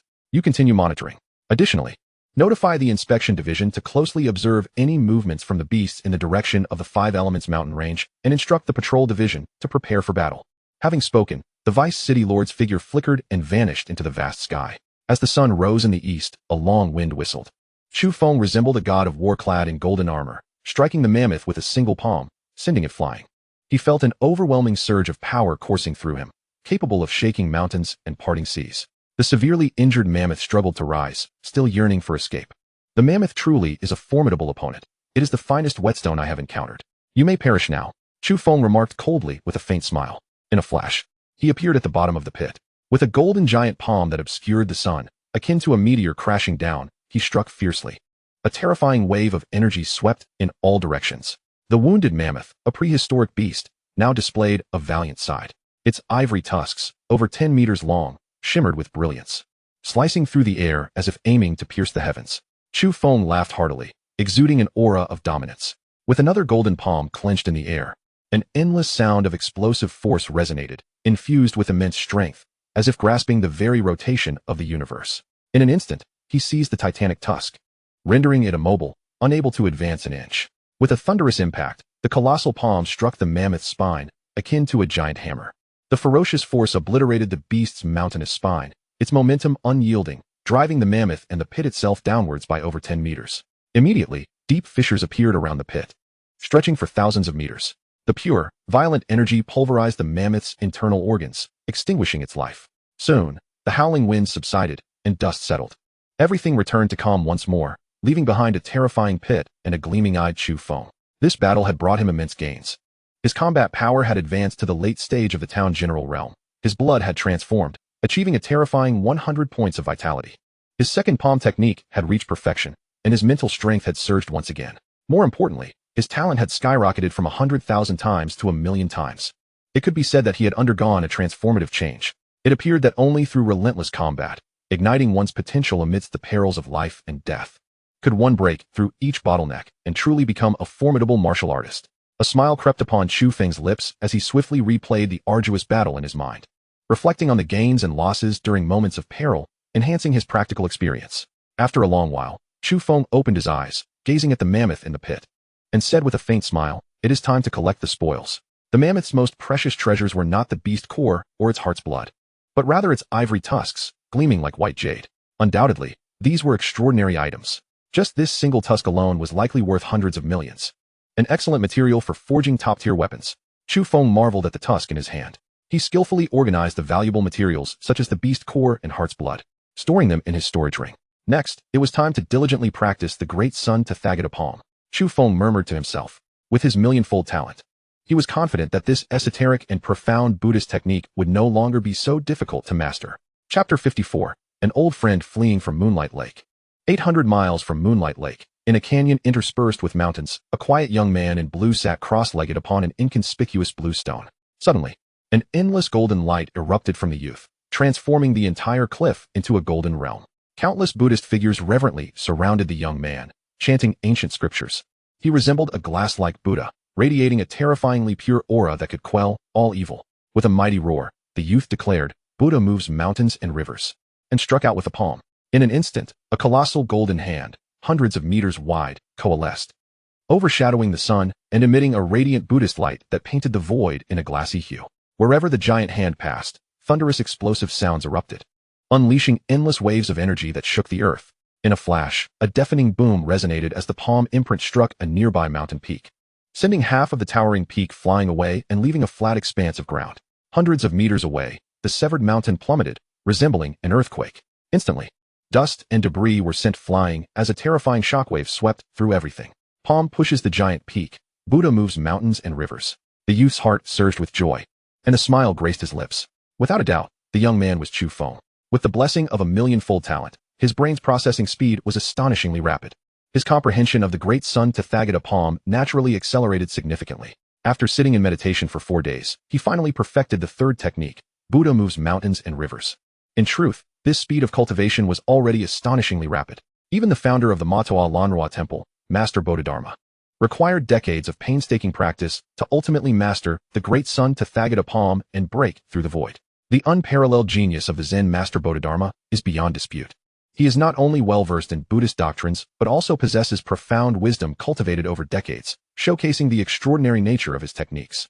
With an astounding 80-fold increase in combat strength, it is unfortunate that the augmentation of vitality remains rather sluggish.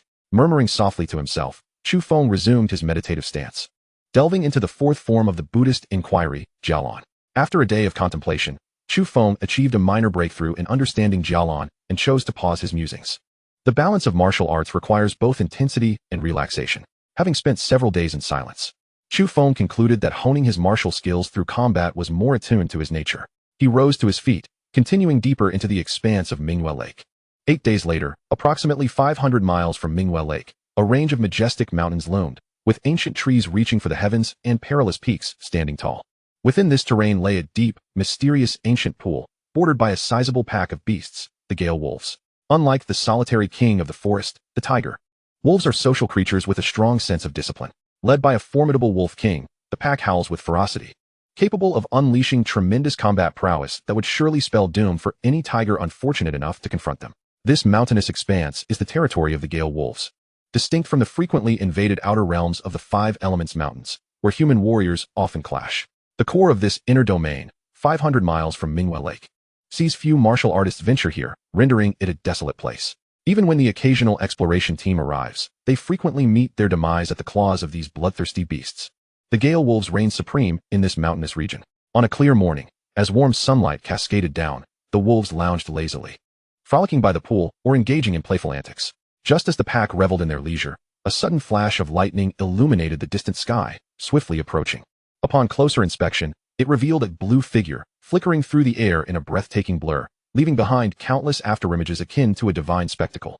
As the lightning flashed once more, the figure landed atop one of the Gale wolves, a creature towering over 20 meters, resembling a small mountain in repose. Strictly speaking, Chu Feng found himself standing upon a ridge that spanned the beast's back. The diminutive figure delicately pressed downward, akin to a startled swan. Yet, with a muffled crack, the massive wolf's steel-like bones shattered, flesh and blood erupting forth in a chaotic wave, unleashing a violent shockwave that swept across the area.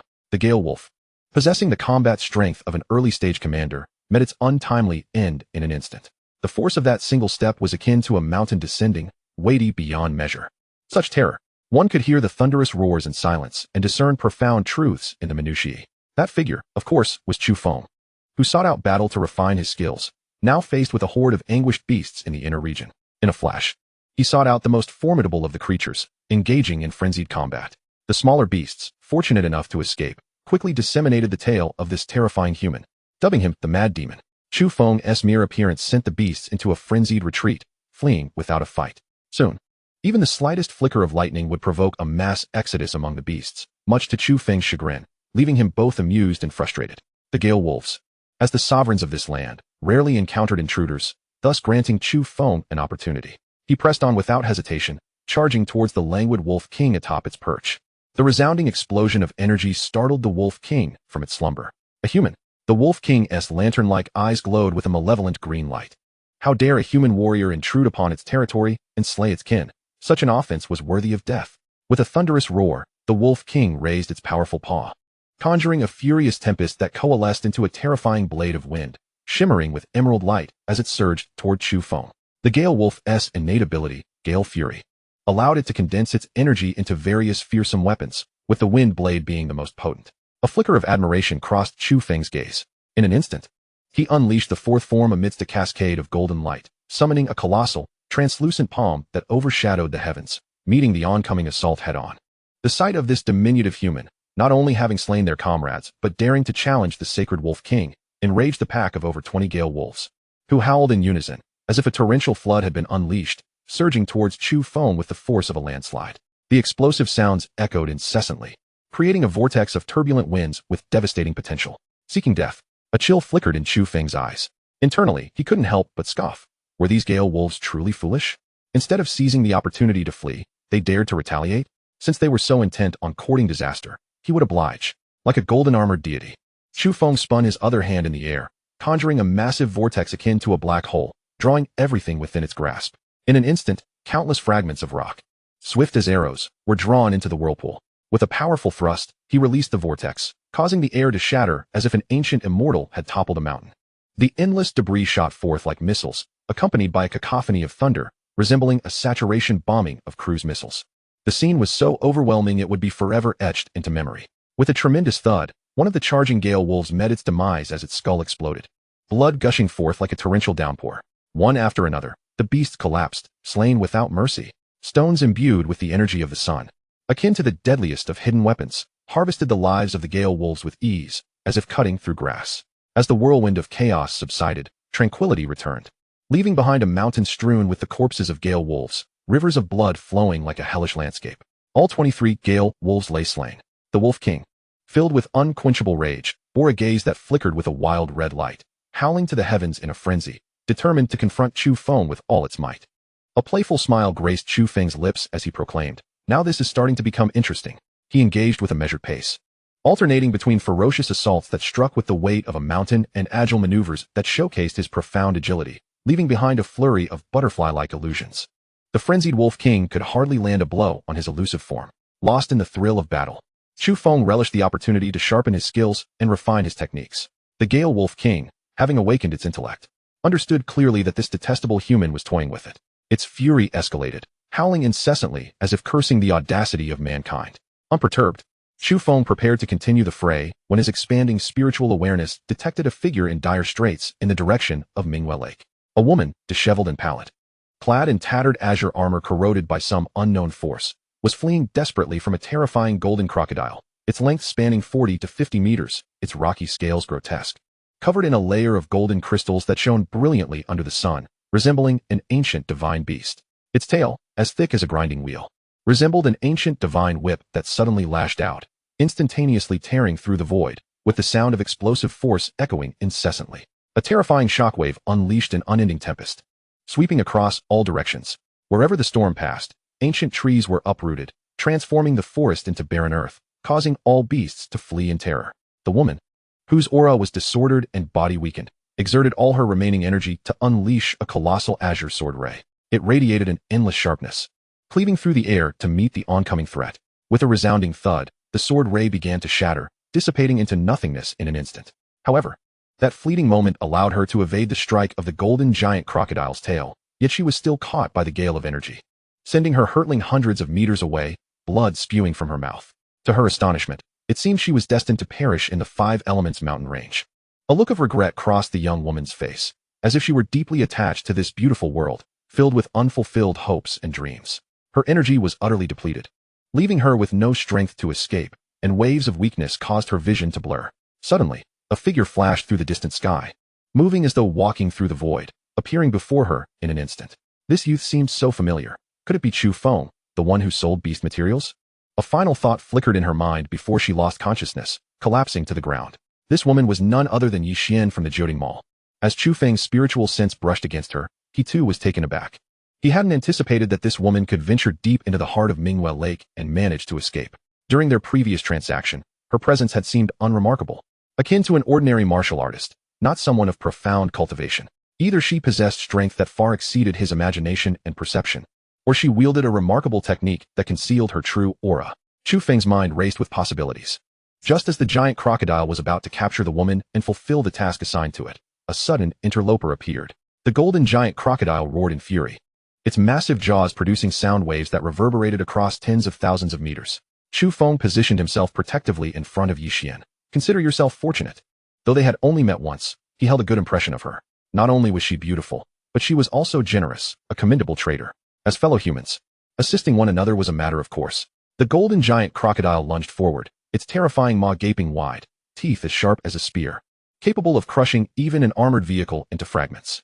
The foul stench, carried by the ferocious wind, was nauseating. How audacious of this beast, attempting to devour me. Die!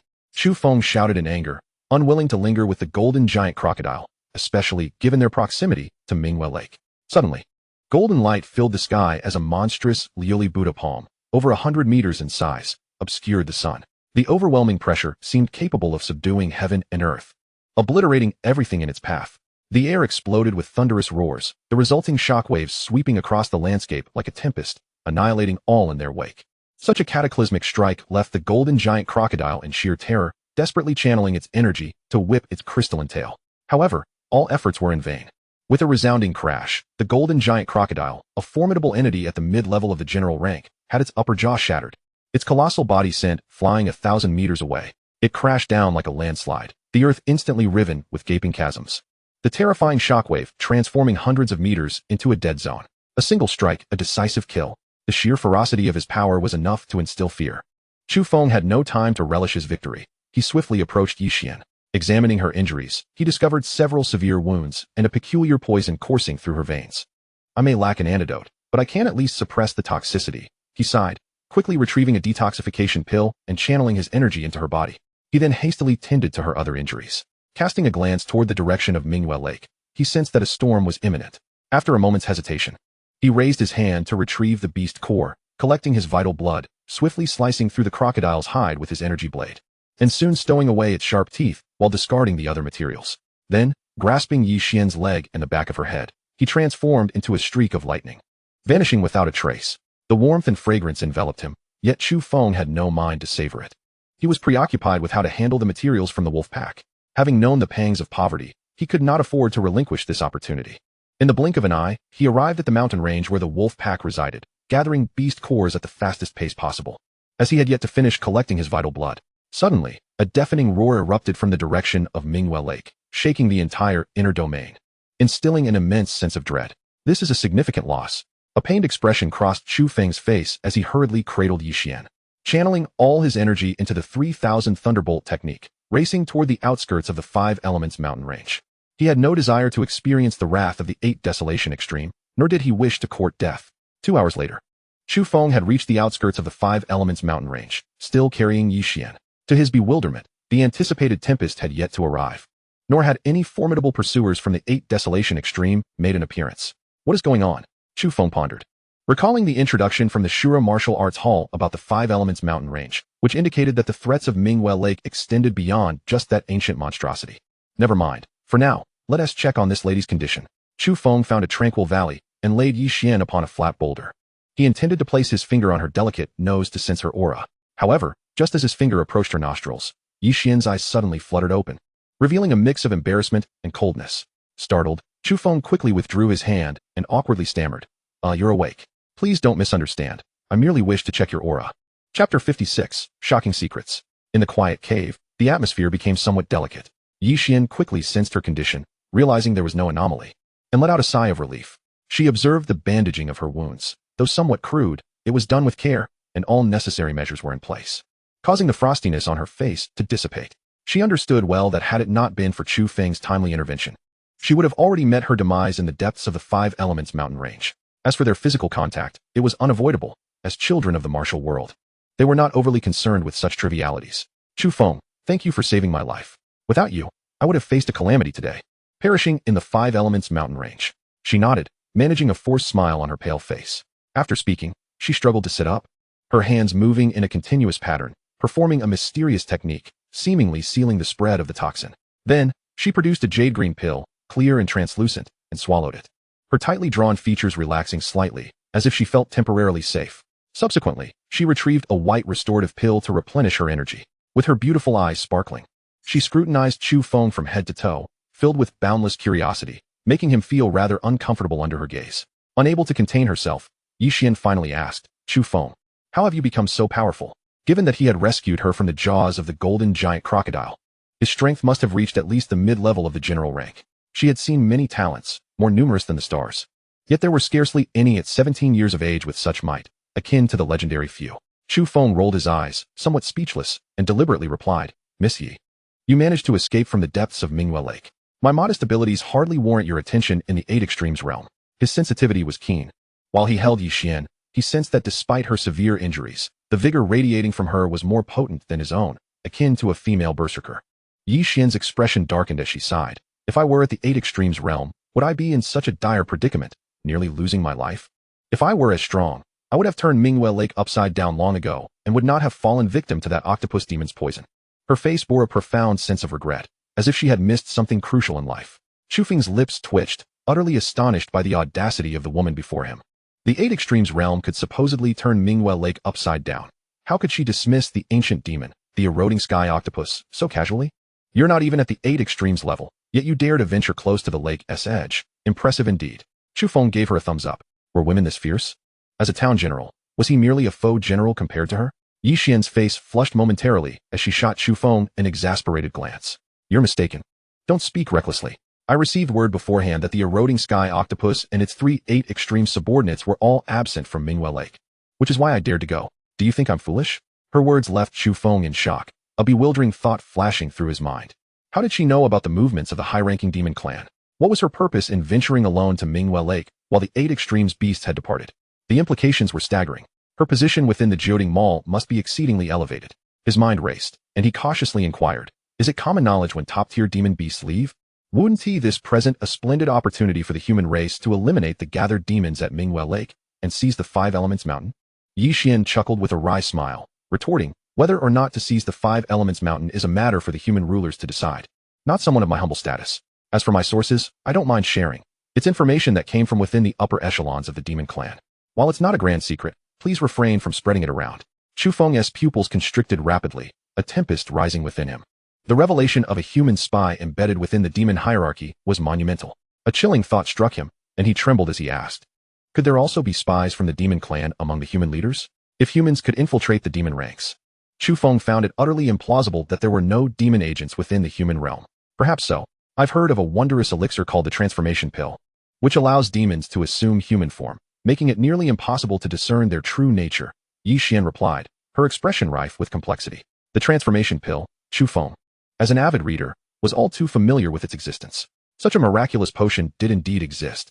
Any demon capable of utilizing the transformation pill would undoubtedly possess staggering strength, far beyond his reach. He felt no concern that a demon might be lurking among his acquaintances. The very thought of familiar faces being mere illusions of demons sent shivers down his spine. The two fell into silence, and after a moment, Yi Xian seemed disinclined to discuss the secrets of the human leaders further and shifted the conversation. She gazed at the spirited young man before her and smiled radiantly. Chu Feng, you are so young, yet already possess the strength of a town general. Your talent must have reached the star level. On behalf of Jioding Mall, I extend an invitation for you to join us. If the terms of the star level contract do not satisfy you, we can certainly negotiate. She swiftly elaborated on the details of Jioding Mall and the star level contract. With a raised brow and glimmering anticipation in her eyes, she awaited Chu Feng's response. Jioding Mall, the commercial behemoth of the Dragon Kingdom, even had international ventures, boasting immense financial power. The conditions of the star level contract, when it came to monetary compensation, surpassed even those of the Shura Martial Hall. In totality, the offer was considerably more generous than that of the Shura Martial Hall. Chu Feng pondered for a moment and, with a hint of regret, replied, I appreciate the recognition from Miss Yi and Jioding Mall. However, I have already committed to the Shura Martial Hall. Though I have long admired Jioding Mall, our paths have only crossed briefly. He politely declined. One must have integrity. For him to abandon the Shura Martial Hall and rejoin Jioding Mall was absolutely out of the question. Moreover, leaving the Shura Martial Hall, that would mean he could no longer survive in the Dragon Kingdom. Yi Xian's expression shifted to one of understanding, tinged with a hint of regret. However, the die was cast. Since Chu Feng had already joined the Shura Martial Hall, any hopes of recruitment were dashed. She nodded, her voice softening. Very well.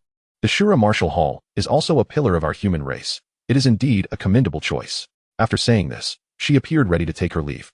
Chu Feng glanced towards Manhwa Lake. A look of deep reluctance etched on his face, yet he knew he was ultimately powerless to change the situation. In a subdued tone, she addressed Chu Feng. If there is nothing else, I shall return to tend to my injuries. The poison from the eroding sky octopus is exceedingly troublesome.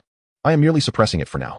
To fully eliminate it, I must return to Jiangning City. Your life was saved. I shall repay the debt in due time. Farewell. Suddenly, Chu Feng recalled the troubles he faced in his cultivation. He had contemplated many solutions, yet his blood energy value remained stagnant, a mystery he could not unravel.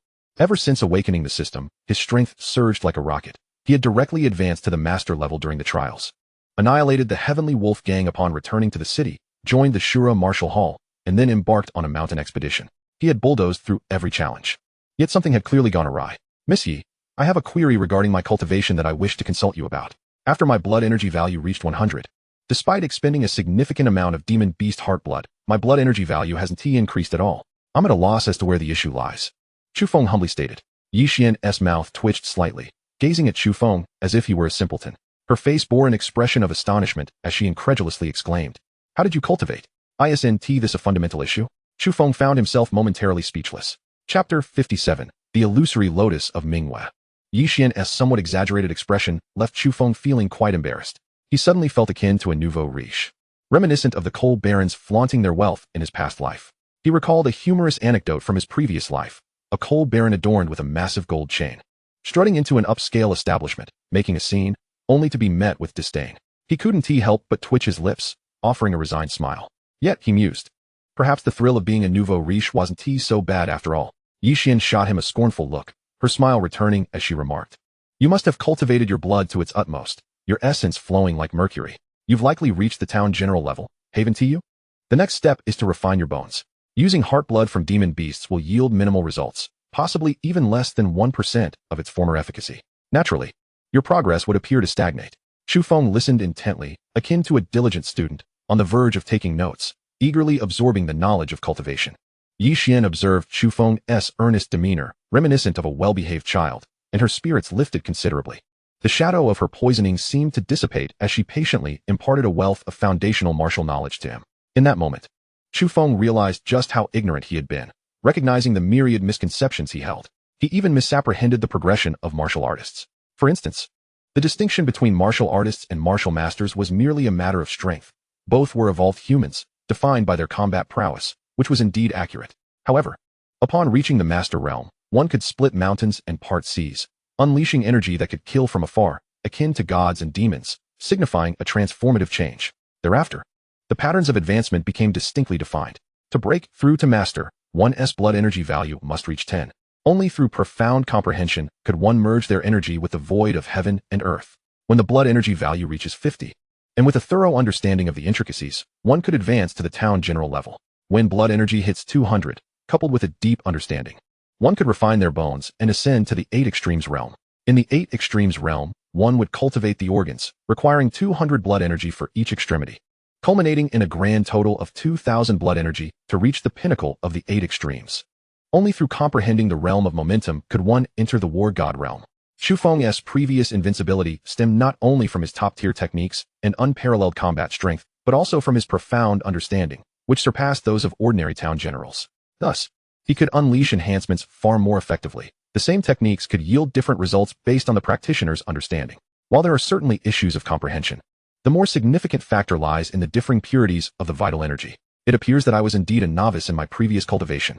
Chu Feng chuckled awkwardly, brushing his nose, as he self-deprecatingly acknowledged his naivety. During his studies in the experimental phase, his mentor was merely a martial artist, utterly unaware of the profound intricacies of cultivation that lay ahead. It was only through his own trials, coupled with his prodigious talent, that he discerned the subtle nuances of the Silver Moon Wolf King, inadvertently leading him into the realm of mastery. However, the time was too short, and with his rapid progress engrossing him in relentless training, he had little opportunity to seek clarification on these foundational principles.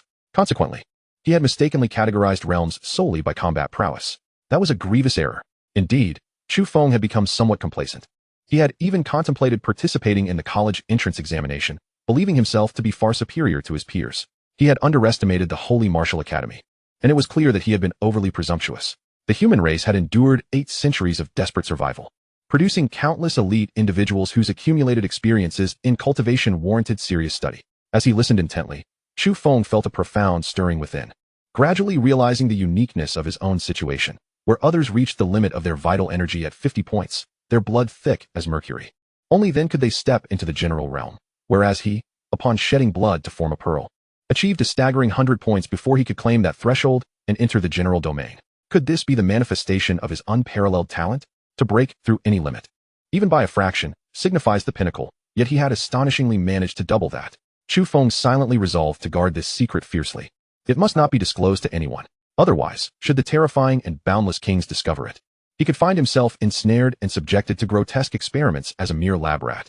In the realm of knowledge, there exists immense value, and Yi Xian's guidance had earned Chu Feng's utmost respect. With a playful gesture, he brought his hands together in reverence, akin to a disciple bowing to an elder or mentor of ancient times, and humbly inquired, "Might I ask, Teacher Yi, how should one practice bone refinement?" "Enough of your nonsense," Yi Xian chided, shaking her head, before continuing earnestly. Bone refinement generally requires the use of bone-refining pills, ideally in conjunction with a unique environment. Alternatively, one could utilize genuine treasures from nature, such as the roots of the Manhwa void lotus, which is the epitome of substances for refining bones. The speed of progress it offers is beyond imagination. At this point, a hint of regret flickered across Yi Xian's face, and she let out a long sigh. A sudden thought flashed through Chu Feng's mind, and he instinctively asked, "Is the Manhwa Void Lotus connected to Manhwa Lake?" His eyes sparkled with brilliant excitement. As he connected Yi Xian's previous hints, recognizing that the possibility was indeed substantial. Could it be that this young lady was genuinely in search of the Manhwa Void Lotus? Yi Xian regarded him with surprise, taken aback by his perceptiveness and intelligence. Her lovely eyes glimmered, finding Chu Feng a trustworthy individual, especially since he had saved her life. After a moment of contemplation, she seemed to reach a resolution, her expression grave as she lowered her voice. "Indeed, I came here specifically for the Manhwa Void Lotus. Otherwise, I would never have set foot in a third-tier base city, which is quite the backwater." Her tone dripped with disdain for Qingzhou as she began to elaborate on the Manhwa Void Lotus. This lotus takes root in the void, remaining unseen to the outside world, thriving in places rich with the essence of the five elements. The reason the Five Elements mountain range is named as such is precisely due to the abundant spiritual energy of the five elements. Such a secret was truly eye-opening for Chu Feng, who listened with growing astonishment. The Manhwa Void Lotus remains hidden from view and only reveals itself for 2 days every 100 years, during the month of May and June, under the light of the full moon, before vanishing once more. Consequently, the news of the Manhwa Void Lotus in Manhwa Lake is known to very few. Yi Xian was privy to this information because her ancestor, the pillar of the Yi family, had once acquired documents regarding the Manhwa Void Lotus within an ancient ruin. After guarding Manhwa Lake for many years, he obtained a Manhwa Void Lotus, which allowed him to break through to the King realm with the aid of the lotus petals, catapulting the Yi family to prominence and illuminating the entire dragon nation. A century ago, when the Yi family's ancestor obtained that lotus, he discovered that it was a dual lotus. The other flower vanished into the void before he could collect it. This is one of the highest secrets of the Yi family. I trust you, which is why I have divulged this to you. I hope you will not speak of it to anyone else," Yi Xian stated with a serious demeanor. Chu Feng nodded, aware that the Manhwa Void Lotus was not only a top-tier treasure, but also one of the secrets of the Lin family. Originally, it was his second uncle, Yi Nantian, who was to retrieve the Manhwa Void Lotus, but alas, he had urgent matters to attend to and could not come. He had managed to convince the elder to allow him to come, but regrettably, he had not only failed in his mission, but had also nearly lost his life in the process. Yi Xian's expression was complex, filled with regret and reluctance, as well as the sorrow of not fulfilling her family's task. She was about to return to the Jiangning branch to detoxify and recuperate. And with a day's time likely without relief, returning in time seemed unlikely. The next opportunity might not arise for another century. In the distance, Yindu, it was unrealistic for the Lin family to send someone again. It seemed that this time, the endeavor was utterly hopeless. A glimmer of determination ignited in Chu Feng's eyes, and he wore an eager expression that was unmistakable. With the 8 extremities realm beasts absent, even against a late general, he believed he could contend, and there was indeed a chance to acquire the Manhwa Void Lotus. Yi Xian scoffed lightly, a teasing note in her voice as she remarked, "What? Are you tempted? But such a celestial treasure is beyond your reach." "Oh, is that so? Then I shall certainly give it a try," Chu Feng replied, clearly unconvinced and ready to challenge her assertion. "Try all you wish. I stand by my words. Not only will you not acquire it, but should you even catch a glimpse of the Void Lotus, you can command me to do anything without hesitation," Yi Xian declared resolutely, her tone laced with unwavering certainty. In that moment, Chu Feng's pupils constricted, and he resolved to play his trump card to regain the upper hand, smiling broadly as he stated, "In my homeland, there's a saying, a man cannot say he cannot, and a woman cannot say whatever." Chapter 58, Star Soil and the Breath-Concealing Technique. Chu Feng's words from his hometown carried immense weight. Yi Xian was left bewildered, pondering for quite some time, without grasping their meaning. Her small face wore an expression of confusion, as if adorned with question marks. "What does that mean?" Chu Feng, feeling a surge of satisfaction, allowed a playful smile to curl at the corners of his mouth. "You didn't understand. That is precisely the point. But let us not dwell on that. Let us return to discussing the Manhwa Void Lotus. I kindly ask for your guidance, Miss Yi." Instinctively, Yi Xian sensed that Chu Feng's hometown saying was not a compliment. Her expression darkened, and with a cold huff, she replied, "I could offer guidance, but on one condition." It was evident that every matter came with a price. Chu Feng's mind whirred with apprehension. He remained non-committal, his tone casual as he asked, "What condition? Pray, tell me." Yi Xian bit her silver teeth, stating plainly, "The Manhwa Void Lotus has 6 petals. I require 4 of them." Chu Feng nearly erupted, an avalanche of exasperation flooding his thoughts. "For out of 6 petals? Wouldn't that make me a mere pawn in this transaction?" With a sardonic smile, he retorted, "Goodness, Miss Yi, you certainly have quite the appetite. To stab your savior in the back like this, how typical of a beautiful woman." Unmoved, Yi Xian maintained her stoic expression, declaring, "I haven't finished. I want to be taking the 4 petals for free. I will trade them for star crystals, and the price will be entirely fair. This is not a gift, It's a necessity dictated by the Yi family, a non-negotiable bottom line. Star crystals are a top-tier cultivation resource and serve as a form of currency among many high-ranking martial artists. One star crystal could equate to a trade value of 10 billion yuan, yet 10 billion yuan could hardly secure a star crystal. For those who possess them seldom lack for funds. Trading with star crystals signifies Yi Xian's sincerity. Hearing this, Chu Feng gradually tempered his dissatisfaction, pondering before responding softly. Even if it is a trade, wouldn't 4 petals be a bit excessive? I can offer 3 petals, and that is my bottom line. The roots of the Manhwa void lotus are regarded as a premier treasure for bone refinement, yet Yi Xian did not even mention them, seemingly indifferent. Her focus solely on the petals. The value of those petals was likely beyond estimation. The efficacy of this treasure is truly beyond the heavens. As if it were crafted by divine hands. Each fragment of it is nearly impossible to appraise in terms of value. Yi Xian's delicate nose crinkled in contemplation. And after a moment, a cunning smile flickered across her face. Very well, 3 petals it shall be. However, I possess 2 items that can assist in acquiring the Manhwa void lotus. They will exchange for 1 petal of the lotus. She then produced a small vial and an ancient tome. The tome, titled Breath Concealment Technique, possesses the ability to mask Chu Feng's presence, allowing him to stealthily approach the shores of Manhwa Lake without detection. Otherwise, if Chu Feng were to recklessly charge in, he would likely be besieged by ferocious beasts before even catching a glimpse of the Manhwa void lotus. As for the vial, it contained a rare soil, sparkling with starlight and shimmering in a myriad of colors, known as star soil. It exudes an inexplicable allure to various plants, capable of drawing the Manhwa void lotus nearer. It was clear that neither of these items was ordinary. As Yi Xian put it, they were acquired through her relentless efforts. Moreover, had it not been for the need to reclaim this star soil, she would not have fallen victim to the venom of that little octopus. These 2 items were irrefutable offerings that Chu Feng could not refuse. With a resigned smile, Chu Feng remarked, Miss Yi, you are quite the strategist. Let these 2 items suffice for 1 petal of the lotus. Yet, I am curious as to what makes this petal so valuable that it warrants your meticulous scheming. Yi Xian's gaze drifted towards the direction of Manhwa Lake, her eyes brimming with longing, and after a moment's pause, she spoke softly. It is permissible to share this with you. The efficacy of the lotus petal can transcend the heavens and reshape destinies. To put it plainly, a peak talent warrior consuming a petal may ascend to the realm of a star-level genius, while a 1-star genius may elevate to a 2-star genius. She paused briefly before continuing. Of course, there is a possibility of failure, yet even if one fails, their talent will still see a significant enhancement. At most, 2 petals will yield effective results, and should 2 petals fail to elevate one's prowess, further consumption would be futile. Such a miraculous treasure. If you were to divulge its existence, you would undoubtedly meet a most untimely end. Upon hearing this, Chu Feng's pupils constricted, and a tempest of emotions surged within him. The ability to enhance the talents of star-level geniuses was nothing short of astounding. To speak of it would surely reverberate throughout the entire empire, possibly even stirring the entirety of the Blue Sea Star. After a long while, he managed to quell the tumult within his heart. The fact that Yi Xian was willing to disclose such a treasure was a testament to the trust she placed in him. Of course, with the system at his disposal, he had the potential for infinite enhancement of his own talents, while the Manhwa void lotus held a deadly allure for other warriors. For him, it would merely be an embellishment, not a necessity.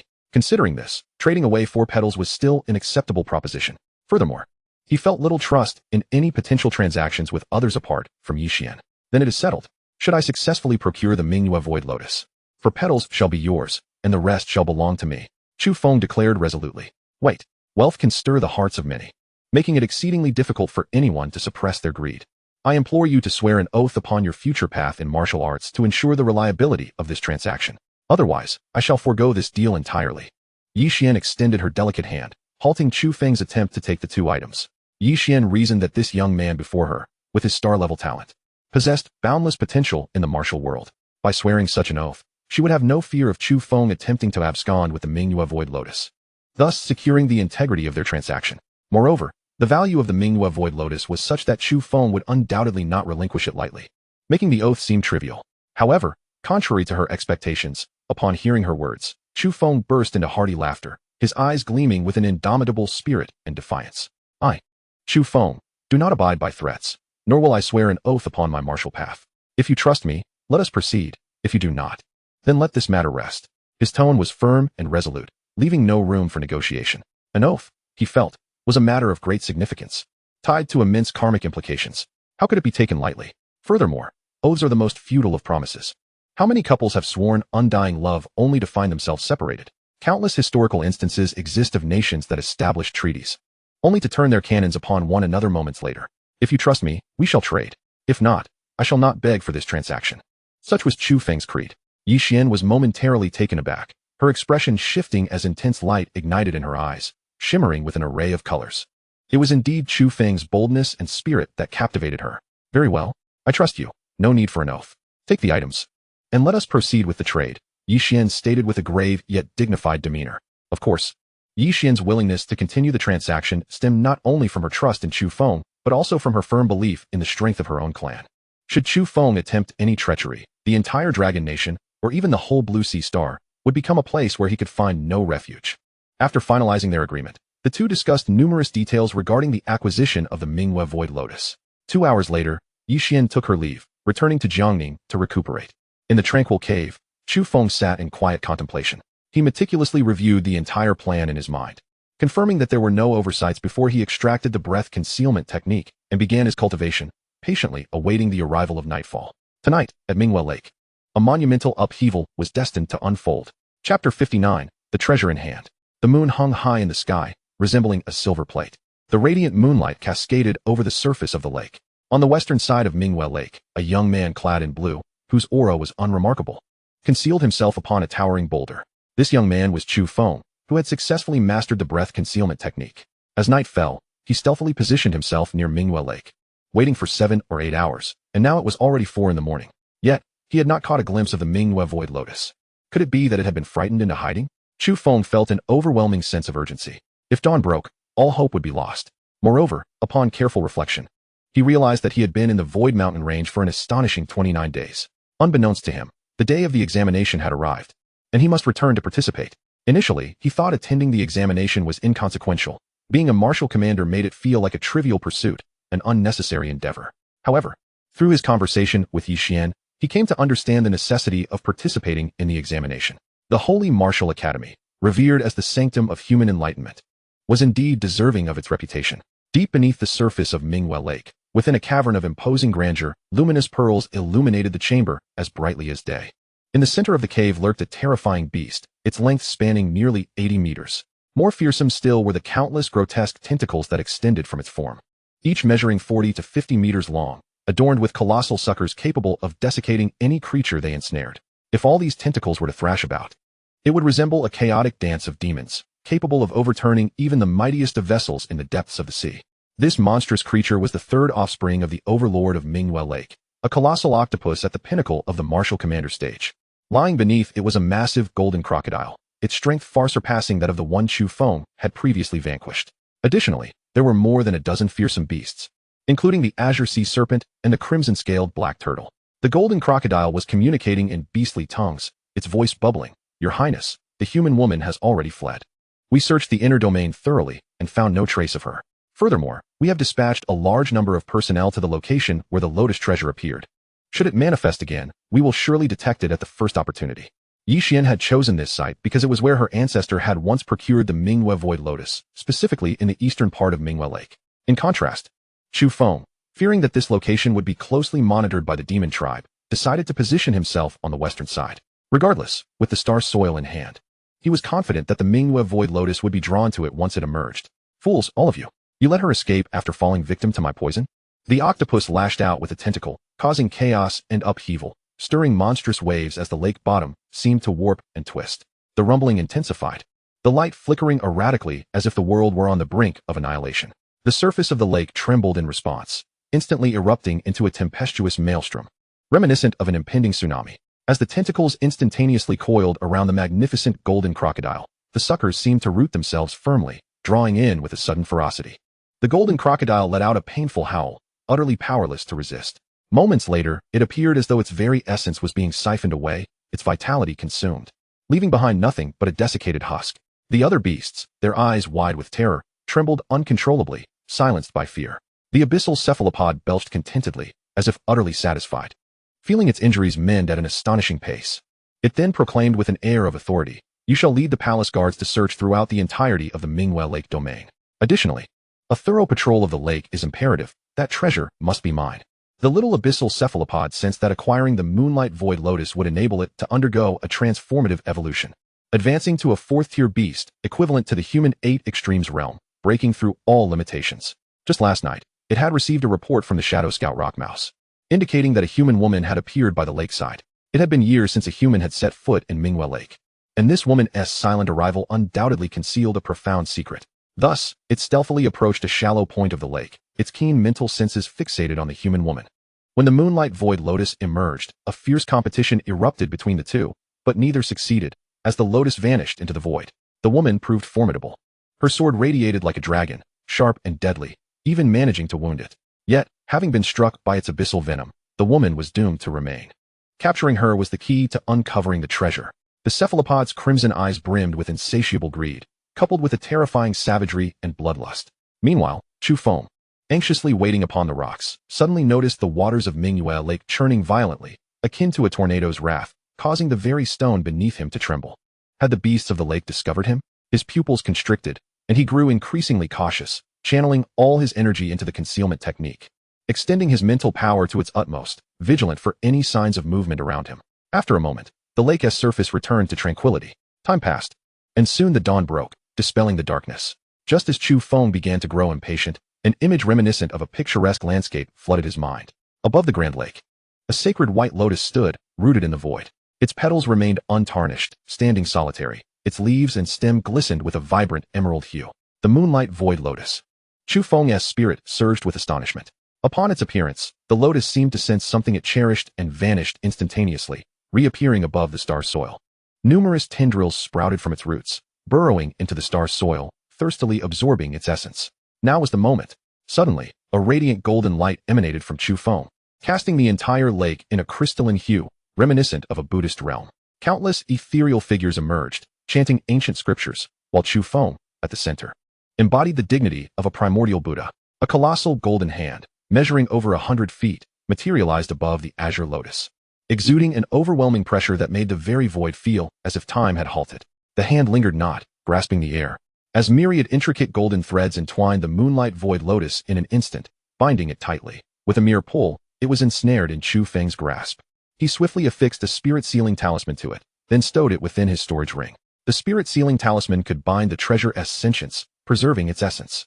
Gathering the star soil, he prepared to make his escape. Yet, his grand display, akin to a luminous gem in the dark night, was swiftly detected by the relentless searchers, the human warriors and the treasures sought by the beast clans. Roars echoed throughout, as countless beastly howls tore through the heavens. The terrifying sound waves generated shockwaves, manifesting into numerous tornadoes, with towering waves crashing around him. The entire Manhwa Lake resembled an apocalyptic scene. Before Chu Feng could flee, he found himself encircled by 3 golden crocodiles, 4 azure sea kings, and 2 Xian turtles. Each beast radiated an aura far more potent than those he had previously encountered. They were the leaders of the beast clans, under a deathly directive from the abyssal cephalopod to hunt down humans. Initially troubled, they suddenly found clarity. Humans had reappeared in Manhwa Lake. A divine opportunity. Without a moment's hesitation, they launched their assault. Instantly, crocodilian tails whipped through the void, corrosive venom surged, and the sharp strikes of the azure water divine's spear descended. An onslaught of terrifying attacks rained down upon him. Get away, Chu Feng bellowed, his fighting spirit surging forth, fierce and unyielding. Chapter 60, The Abyssal Succor, Boundless Terror. The siege of myriad beasts was a matter of life and death. Chu Feng summoned his raging vital energy to its zenith, the golden light around him becoming ever more resplendent, akin to a land of glass. He stood as a radiant sun in the sky, surrounded by countless Buddhist figures in worship, their chants reverberating in his ears. In an instant, a formidable armor of vital energy enveloped him, offering astonishing defense. He resembled an ancient war immortal, striking through the void with relentless force. The Buddha moves mountains and rivers. Instantly, golden hands, vast as the sky, swung down with unmatched ferocity, generating shockwaves that sent all beasts beneath him flying. Many of those beasts, under the overwhelming pressure, were stripped of any fighting spirit. A tremendous crash reverberated, shaking Manhwa Lake. A azure sea king, measuring 50 to 60 meters, was obliterated with a single strike, its remains scattering into the air like a mist of blood. The remnants plunged into the lake with a thunderous splash, akin to a massive vessel sinking.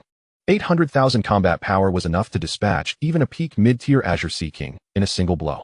The cacophony of collisions echoed as yet another azure sea king and 2 golden crocodiles were obliterated. The Xian water divine turtle, relying on its absolute defense, those sent flying and in disarray, sustained only minor injuries. The remaining heavily wounded beasts, all late-tier powerhouses, roared in anguish. 9 fearsome beasts were decimated by a single strike. 5 were grievously injured, an astonishing feat that resembled the work of a deity or demon. Yet, Chu Feng had paid a steep price for this victory. To breach the encirclement, he had withstood countless attacks from the beasts, particularly the ultimate assaults of the 9 formidable creatures. His golden armor had shattered, his garments reduced to ash. Had it not been for the protective layer beneath, he would have stood bare. 3 ribs were broken, with deep wounds visible across his body. He was gravely injured. This was the first time since becoming a warrior that he found himself in such a dire predicament, just as he repelled the horde of beasts. Chu Feng's mental senses detected a horrific scene. A colossal vortex had erupted in Manhwa Lake, enormous tentacles stretching skyward, thrashing the waters like a great dragon, unleashing towering waves akin to a tsunami. Escape. His pupils constricted. Ignoring the excruciating pain coursing through him, Chu Feng propelled himself with the utmost vigor, transforming into a bolt of lightning as he sped toward the direction of Qingzhou City. Above Manhwa Lake, a gargantuan creature, over 70 to 80 meters in length, emerged, its countless menacing tentacles thrashing wildly in the air.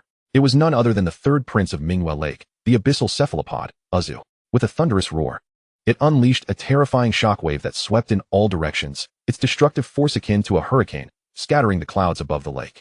Its grinding eyes fixated on the fleeting figure of Chu Feng, glinting with boundless savagery and cruelty. How dare this insignificant insect attempt to seize what rightfully belongs to it? In an instant, countless tentacles unfurled like numerous legs, as its body surged through the air like a specter. Any towering trees that stood in its path were instantly obliterated, reduced to mere splinters scattered in the wind. Anything that dared obstruct its advance was ground to dust. Suspended in the air, it unleashed a thunderous roar, commanding all the beasts of the 5 Elements mountain range to intercept Chu Feng. In an instant, the mountains echoed with the howls of countless beasts, resembling a monstrous tide. The singular focus of these creatures was the human, Chu Feng. What instilled a deeper sense of dread within him was the astonishing speed of the devouring sky octopus, which surpassed even his impending mastery of the 3,000 thunderous movements. The distance between them was rapidly diminishing. Boom! Just as Chu Feng propelled himself forward, a massive azure dragon, composed of swirling water, surged forth from the precipice, its gaping maw poised to consume him. This water dragon was summoned by the water ape, which had been cultivating beneath the waterfall, acting under the orders of the devouring sky octopus, coalescing the waterfall into a formidable form with its terrifying aura. In a split second, Chu Feng's pupils constricted as he unleashed a powerful palm strike, shattering the azure dragon. However, in that fleeting moment of hesitation, the enraged devouring sky octopus had already caught up. Instantly, a multitude of grotesque tentacles, glistening with dark green ichor and emitting a sibilant hiss, descended upon him, seemingly capable of corroding even the void itself. The onslaught of tentacles was overwhelming, each one possessing a strength not inferior to that of a mid-level general, spiraling and writhing with murderous intent toward Chu Feng. Such terror! Chu Feng's heart trembled as he realized he had underestimated the power of the devouring sky octopus. Its combat prowess likely surpassed 10 million, placing it among the elite even within the ranks of generals. Amidst the fierce battle and under immense external pressure, Chu Feng's mind sharpened. The 4th form of the great Sun Buddha palm, the Buddha asks for the lotus, was instantly perfected. A terrifying palm, over 100 meters in size, radiated a luster of glazed brilliance, unleashing 9 million combat power with a thunderous crash. The overwhelming pressure it exuded instilled a sense of hopelessness in any who dared resist. Boom, boom, boom. The deafening sounds of collision reverberated as the majority of the tentacles were violently repelled, while the catastrophic shockwave transformed the surrounding 2,000 meters into an expanse of desolation. Centuries-old trees were reduced to mere splinters, and the vegetation was uprooted, swirling in clouds of yellow dust, exposing the rocky layers beneath. At the heart of the conflict, a deep pit several dozen meters wide emerged, surrounded by a labyrinth of crevices. Yet, amidst such devastation, for tentacles as thick as millstones stubbornly broke through the palm's assault. 3 of them struck Chu Feng's golden aura armor, causing it to shimmer like the moon, while the final tentacle, akin to a colossal drill, swiftly penetrated through his protective barrier. The suction cups of the tentacle latched onto Chu Feng's body, drawing forth his pure aura with a sudden ferocity. Chu Feng felt a chilling terror as a tenth of his aura was siphoned away, leaving him aghast at the terrifying and bizarre ability of the creature. Reminiscent of the northern underworld divine skill from his past life, capable of absorbing an enemy's inner strength for its own use. If he could not escape, even his mastery of the 8 extremes would ultimately lead to his demise. In a heartbeat, Chu Feng executed a palm strike, wielding a terrifying blade of glazed light that cleaved through the air with blinding brilliance. The sharpness was akin to the purest gold, capable of annihilating all. With a swift motion, the tentacle was severed, and the residual blade energy sliced through the earth like tofu, leaving behind a chasm of several dozen meters. Chu Feng reappeared several dozen meters away, his face ashen, tinged with a hint of pallor. In that fleeting moment of stillness, the Xian water divine turtle, The golden giant crocodile and the azure sky sea king serpent had all pursued him, alongside the encroaching water apes and numerous other general-level beasts rushing to join the fray. Originally intending to seize the moonlight void lotus and retreat swiftly, he now found himself compelled to unleash a slaughter. Chu Feng mused grimly. In an instant, a verdant bottle appeared in his hand, and he tilted his head back to consume its contents. Starry Sky Elixir. This was the very source of his confidence in daring to venture alone to Moonlight Lake. Initially, he had no desire for excessive bloodshed, wishing only to avoid decimating the small octopus and the general-level beasts. Should the devouring sky old demon return for vengeance, it would undoubtedly lead to a massacre in Qingzhou City. While he might escape, countless lives would be lost, and suffering would ensue. Yet now, he could afford no further hesitation. The devouring sky octopus must perish. As Chu Feng found himself ensnared in a dire predicament, chaos erupted throughout Qingzhou City, with piercing alarm sirens echoing through the night. Chapter 61. The Power of Elixir, Blood Chi Evolution. As dawn broke, casting a gentle light, the city, which had slumbered through the night, should have regained its vitality, yet was instead engulfed in unprecedented panic. This alarm was unlike the previous one, which had been confined to a small courtyard. Now it resonated citywide. Warning. The spiritual energy fluctuations in the 5 Elements mountain range have reached 10 million and are still rapidly escalating. Warning. The spiritual energy fluctuations in the 5 Elements mountain range have reached 10 million and are still rapidly escalating. Warning. The spiritual energy fluctuations in the 5 Elements mountain range have reached 10 million and are still rapidly escalating. 10 million combat power represented a catastrophic threat to Qingzhou City.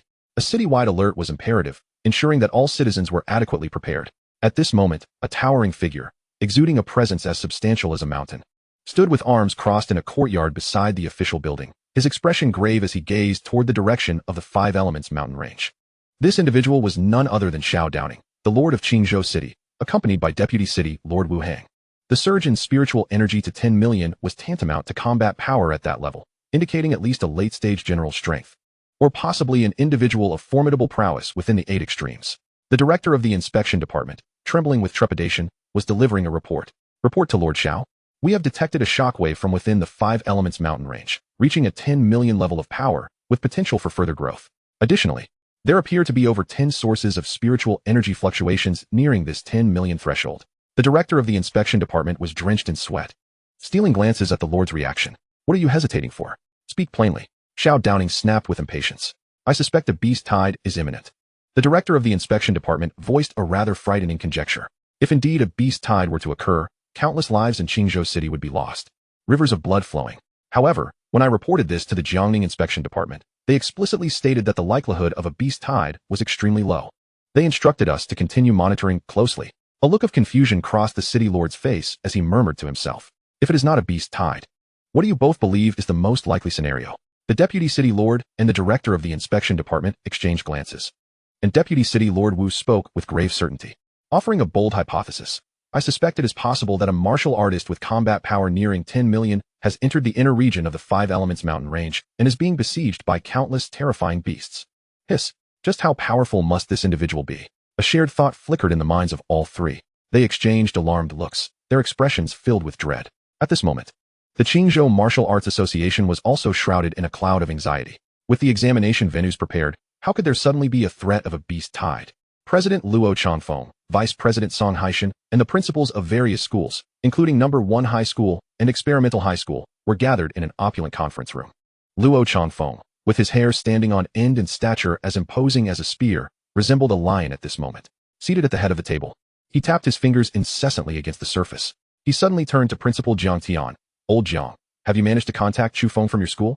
I made quite the boast at the Jiangning meeting. You wouldn't leave me embarrassed, would you? In past college entrance examinations, Qingzhou had consistently ranked at the bottom in Jiangnan province. During previous meetings, Luo Chanfeng had often been the target of jest from colleagues in other cities. Though frustrated, he had to endure it due to their inferiority. However, this time, with the emergence of the exceptionally talented Chu Feng during the 5 Elements trial, President Luo could no longer contain himself and boldly proclaimed that Qingzhou would surely achieve remarkable results. Upon returning from the meeting, he was eager to meet Chu Feng, only to find him utterly unreachable. For an entire month, Chu Feng seemed to have evaporated from the mortal realm. His sister, Chu Rulin, even called their mentor Jiang Chao to inquire about Chu Feng's whereabouts, urging him to return home. Was this not absurd? Jiang Tian's expression was one of awkwardness, tinged with helplessness as he remarked, I have been unable to reach him either. However, I have sent countless messages. He should respond once he sees them. Principal Zhang Tian felt overwhelmed. Ever since half a month ago, when Chu Ruolin called the school searching for Chu Feng, he sensed something was amiss. He called Chu Feng daily, yet his calls went unanswered. He had sent over 100 messages, all seemingly swallowed by silence. Principal Zhang even harbored suspicions that Chu Feng had offended the Lin family and might have met with a dire fate. In his quest for answers, he approached the Shura Martial Arts Hall, but their responses were vague, merely stating that the likelihood of death was minimal. In truth, Wu Yuanlang from the Shura Martial Arts Hall was equally anxious. He had even sought out the Lin family, but they categorically denied knowing anything. Chu Feng had vanished as if he had never existed, neither seen alive nor dead. President Luo, with a fiery temperament, furiously exclaimed, "With Chu Feng missing and signs of a beast tide emerging, I say let the beast tide erupt. It would save us from embarrassment." The crowd exchanged glances, rendered mute with trepidation, too fearful to respond.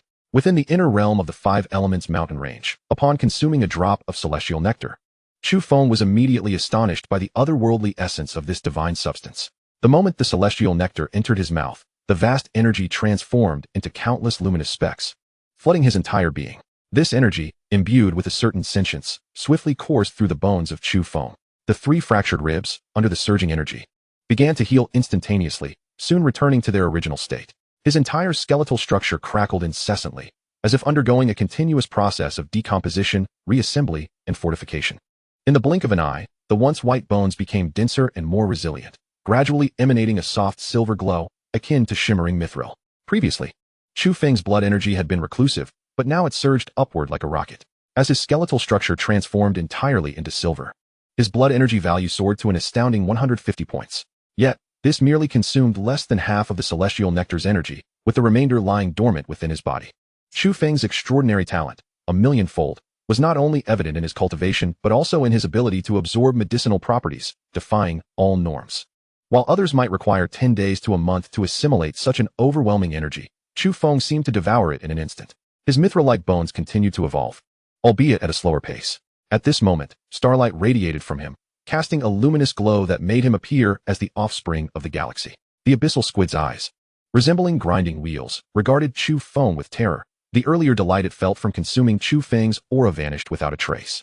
It keenly sensed the transformation in its adversary, and in an instant, its terrifying pressure intensified to an alarming degree, exuding a heavy and formidable aura, as if it had shed its seal and morphed into a primordial beast. With a thunderous roar, the abyssal squid unleashed a torrent of tentacles, descending upon Chu Feng in a frenzied assault. The 7 or 8 late-stage beast generals encircling Chu Feng immediately launched their most powerful attacks. In an instant, the terrifying shockwaves generated by the onslaught stirred up a tempest, as blinding light and thunderbolts cascaded down like a cataclysm aimed directly at Chu Feng. Amidst this storm of attacks, Chu Feng regarded everything with a cold, detached gaze, akin to an ancient war god, standing resolute as a mountain. "Come at me." The golden light emanating from him suddenly blazed to its zenith, saturating the entire sky in a rich, golden hue. Countless ethereal figures of ancient Buddhas solidified around him, their chants resonating like grand celestial sounds throughout the universe, unceasingly echoing. The golden armor of his aura took on a tangible form, its defensive prowess amplified manifold. "Perish!" Chu Feng bellowed, striking the air with several palm strikes. The palm of his aura, crystallized into a radiant, glass-like form, expanded dramatically, transforming into a colossal hand over 200 meters long, blocking out the sun. The golden inscriptions adorning it intertwined, clearly visible, emanating an overwhelming pressure that was magnified several times over. The enormous hand swept through the heavens, tearing apart the sky and earth as it charged towards the abyssal squid and the multitude of fearsome beasts. Chapter 62. Annihilating the beasts, unassailable and invincible. The terrifying golden hand stained the sky in a resplendent hue of gold. The palm radiated an aura of lethality and ferocity that sent shivers down the spines of all who beheld it, extinguishing any thoughts of resistance. With a resounding boom, the multitude of tentacles, akin to a raging dragon capable of corroding all matter, were violently sent flying. The 10 or so grinding tentacles in the center were brutally severed as if struck by a colossal hammer. The ensuing shockwaves unleashed a tempest that annihilated everything in their path, transforming thousands of meters into a desolate wasteland. In an instant, silver serpents writhed, mountains crumbled, and the explosion echoed like the detonation of tens of thousands of tons of explosives, creating deep craters and a labyrinth of ravines. That cataclysmic hand, having shattered countless tentacles, suddenly descended upon the massive body of the abyssal squid. Boom! It sent the terrifying creature, measuring 70 to 80 meters, hurtling over 1,000 meters away, leaving destruction in its wake. splintering wood and stirring up sandstorms. The subsequent impact reverberated like an earthquake, shaking the entirety of the Five Elements mountain range. The power of a single palm had reached such magnitude. At that moment, the furious assaults from the Xian water divine turtle, the golden giant crocodile, the azure sea king snake, and the water monkey converged. A colossal tail capable of shattering mountains, an aura-formed Xian water divine spear, and a toxic explosive bomb that could annihilate all life surged forth, bombarding Chu Feng with tremendous force, shaking the very heavens. Such a ferocious onslaught would have claimed the life of even the abyssal squid, should it have found itself amidst the chaos. The golden armor formed by Chu Feng's aura, tangible and resilient, began to flicker under the impact of multiple forces. Yet, like a rock steadfast against the crashing tides, it remained unyielding. Positioned at the eye of the storm, Chu Feng quivered only slightly, resembling a divine warrior clad in golden armor, unmovable and formidable. However, the late-stage beast generals were not as fortunate. Bang! The terrifying palm of the great sun Buddha descended like a celestial hammer, obliterating the skull of the golden giant crocodile. Blood mist filled the air as the lifeless body crumpled to the ground. One late-stage beast had been slain in a single blow. This was merely the beginning. The golden aura palm, akin to the scythe of death, would swiftly harvest the heads of fearsome beasts with each flick of its hand. Even the remarkably resilient Xian turtle, though its shell remained intact, succumbed to the overwhelming force of the aura, shattering its internal organs and leading to its untimely demise. In the blink of an eye, all 9 beasts surrounding him perished without exception. Those fearless master-level beasts and early-stage generals, caught in the aura's sweep, faced either death or grievous injury. In that moment, Chu Feng stood as a harbinger of death, painting a landscape of corpses and a sea of blood. Exhilaration surged within him, his thoughts crystal clear, fierce, and unyielding. The subtle smile gracing his lips appeared to the abyssal squid as the very smile of death. Within moments, he had annihilated such a multitude of late-stage elites, all at the level of the 8 extremes. The abyssal squid trembled in fear, realizing the terror of this human insect, a being of the 8 extremes. It was overwhelmed with dread, contemplating escape. It felt that only by retreating to the depths of the moonlit lake could it hope to withstand this demon. This third prince was thoroughly terrified, his soul shaken, only wishing to flee. Though he was not as remarkable as his elder brother, his future still held great promise. He aspired to ascend to the 8 extremes and enjoy the precious time that lay ahead. He could not afford to die. In an instant, dragging its injured form, it fled rapidly toward the moonlit lake. But to escape, a cruel expression played upon Chu Feng's face. With a flicker of lightning, he vanished, leaving behind only fleeting shadows in the void. The surge of blood energy had intensified, and his aura became even more refined, rendering the power of the 3,000 thunderclaps exceedingly formidable. The celestial devourer, severely injured and having lost over 10 of its primary tentacles to Chu Feng's devastating strike, immediately experienced a decrease in speed. In this moment of disparity, Chu Feng swiftly closed the distance. When adversaries meet, no words are necessary. A colossal golden hand, spanning hundreds of meters, shattered the air as it traversed the void, imbued with an overwhelming ferocity and pressure, crashing down with tremendous force. The explosive sound of air bursting forth generated shockwaves that swept in all directions, creating a cataclysmic scene. The might of it was enough to terrify both gods and demons alike. The celestial devourer suddenly expelled a torrent of green ichor, emitting a hissing sound that seemed capable of corrupting all it touched, attempting to erode the golden hand. Simultaneously, dozens of fearsome tentacles intertwined to form a defensive web. It was a desperate measure, for the moonlit lake was drawing near. The squid let out a thunderous roar. Alas, all was in vain. As the green liquid fell upon the golden hand, it was revealed that this divine radiance possessed an innate resistance to toxins, rendering it nearly impossible to corrode. The brilliant light swiftly evaporated the venom completely. The magnificent net could not ensnare the colossal hand of the sunlit Buddha. It tore apart with a resounding crack, and countless tentacles were shattered as the golden hand descended once more upon the celestial devourer, obliterating its spherical form with nearly 14 million units of terrifying battle power. With a thunderous impact, the celestial devourer was sent flying several thousand meters, landing precisely at the edge of the moonlit lake. The catastrophic shockwave unleashed monstrous waves that surged like a tempest, creating a maelstrom of chaos. The squid, unwilling to accept defeat, cast a final glance at the nearby moonlit lake, its dish-like eyes reflecting a mocking glint before slowly closing. In the void, Chu Feng gradually reined in his boiling intent to kill. He noted that after the fierce battle, his blood vitality had surged to an impressive 160 points. So formidable, truly worthy of the celestial dew of the starry skies. He murmured, a spark of brilliance igniting in his eyes. At that moment, dawn broke in the east, heralding the rise of the sun. It was time to return. He could not afford to delay his martial arts examination. And the Lin family's accounts needed settling as well. Clenching his fists, he whispered to himself, upon turning to survey the battlefield littered with beast carcasses. A satisfied smile crept across his face. He had indeed struck gold this time. He quickly set about processing the materials. The celestial devourer's most precious demon core, heart's blood, poison sac, and then the suction cups, followed by materials from the mid-tier beasts. It wasn't until over half an hour had passed that he had exhausted all valuable materials, filling his storage ring to capacity. Astonishingly, he had gathered materials from 53 mid-tier beasts and a staggering 460 materials from master-tier beasts, a number that sent chills down his spine. The road from Qingzhou City to Moonlit Lake had essentially been cleared of mid-tier beasts by his hand. According to the data, this equated to roughly a quarter of the mid-tier beasts found in the Five Elements mountain range. Excellent. This would significantly reduce the scale of future beast tides from the Five Elements mountain range, particularly towards Qingzhou City. However, this also planted a tremendous hidden danger. Having slain the third prince of the Moonlit Lake, the ancient celestial devourer would likely return in a frenzy. With this thought, Chu Feng's expression darkened. That peak 8 extremities realm old fiend, if unleashed upon Qingzhou, would be an insurmountable threat. Previously, this old demon had disregarded the Qingzhou direction, remaining stationed in the Yangzhou area, where the city lord was also of the 8 extremities realm. Worrying was futile. When soldiers come, generals block. When water comes, earth conceals. What was there to fret about? Future matters would be addressed in due time. With a carefree smile, Chu Feng fully activated his 3,000 thunderous movements and departed from the Five Elements mountain range, heading towards Qingzhou City. Chapter 63, The Bronze Mission. 2 hours later, Chu Feng returned to the familiar streets of Qingzhou City. What should have taken 4 to 5 hours was truncated significantly, thanks to his blood vitality reaching an astonishing 160 and his mastery of 3,000 thunderous movements reaching a minor completion. Walking through the bustling streets, filled with the sounds of traffic and lively chatter, he found it a stark contrast to the deadly atmosphere and wilderness of the Five Elements mountain range. It was as if he had stepped into an entirely different realm. Time flows peacefully because there are those who bear the burdens for you. A famous saying from his past life suddenly resonated within his mind, stirring deep emotions.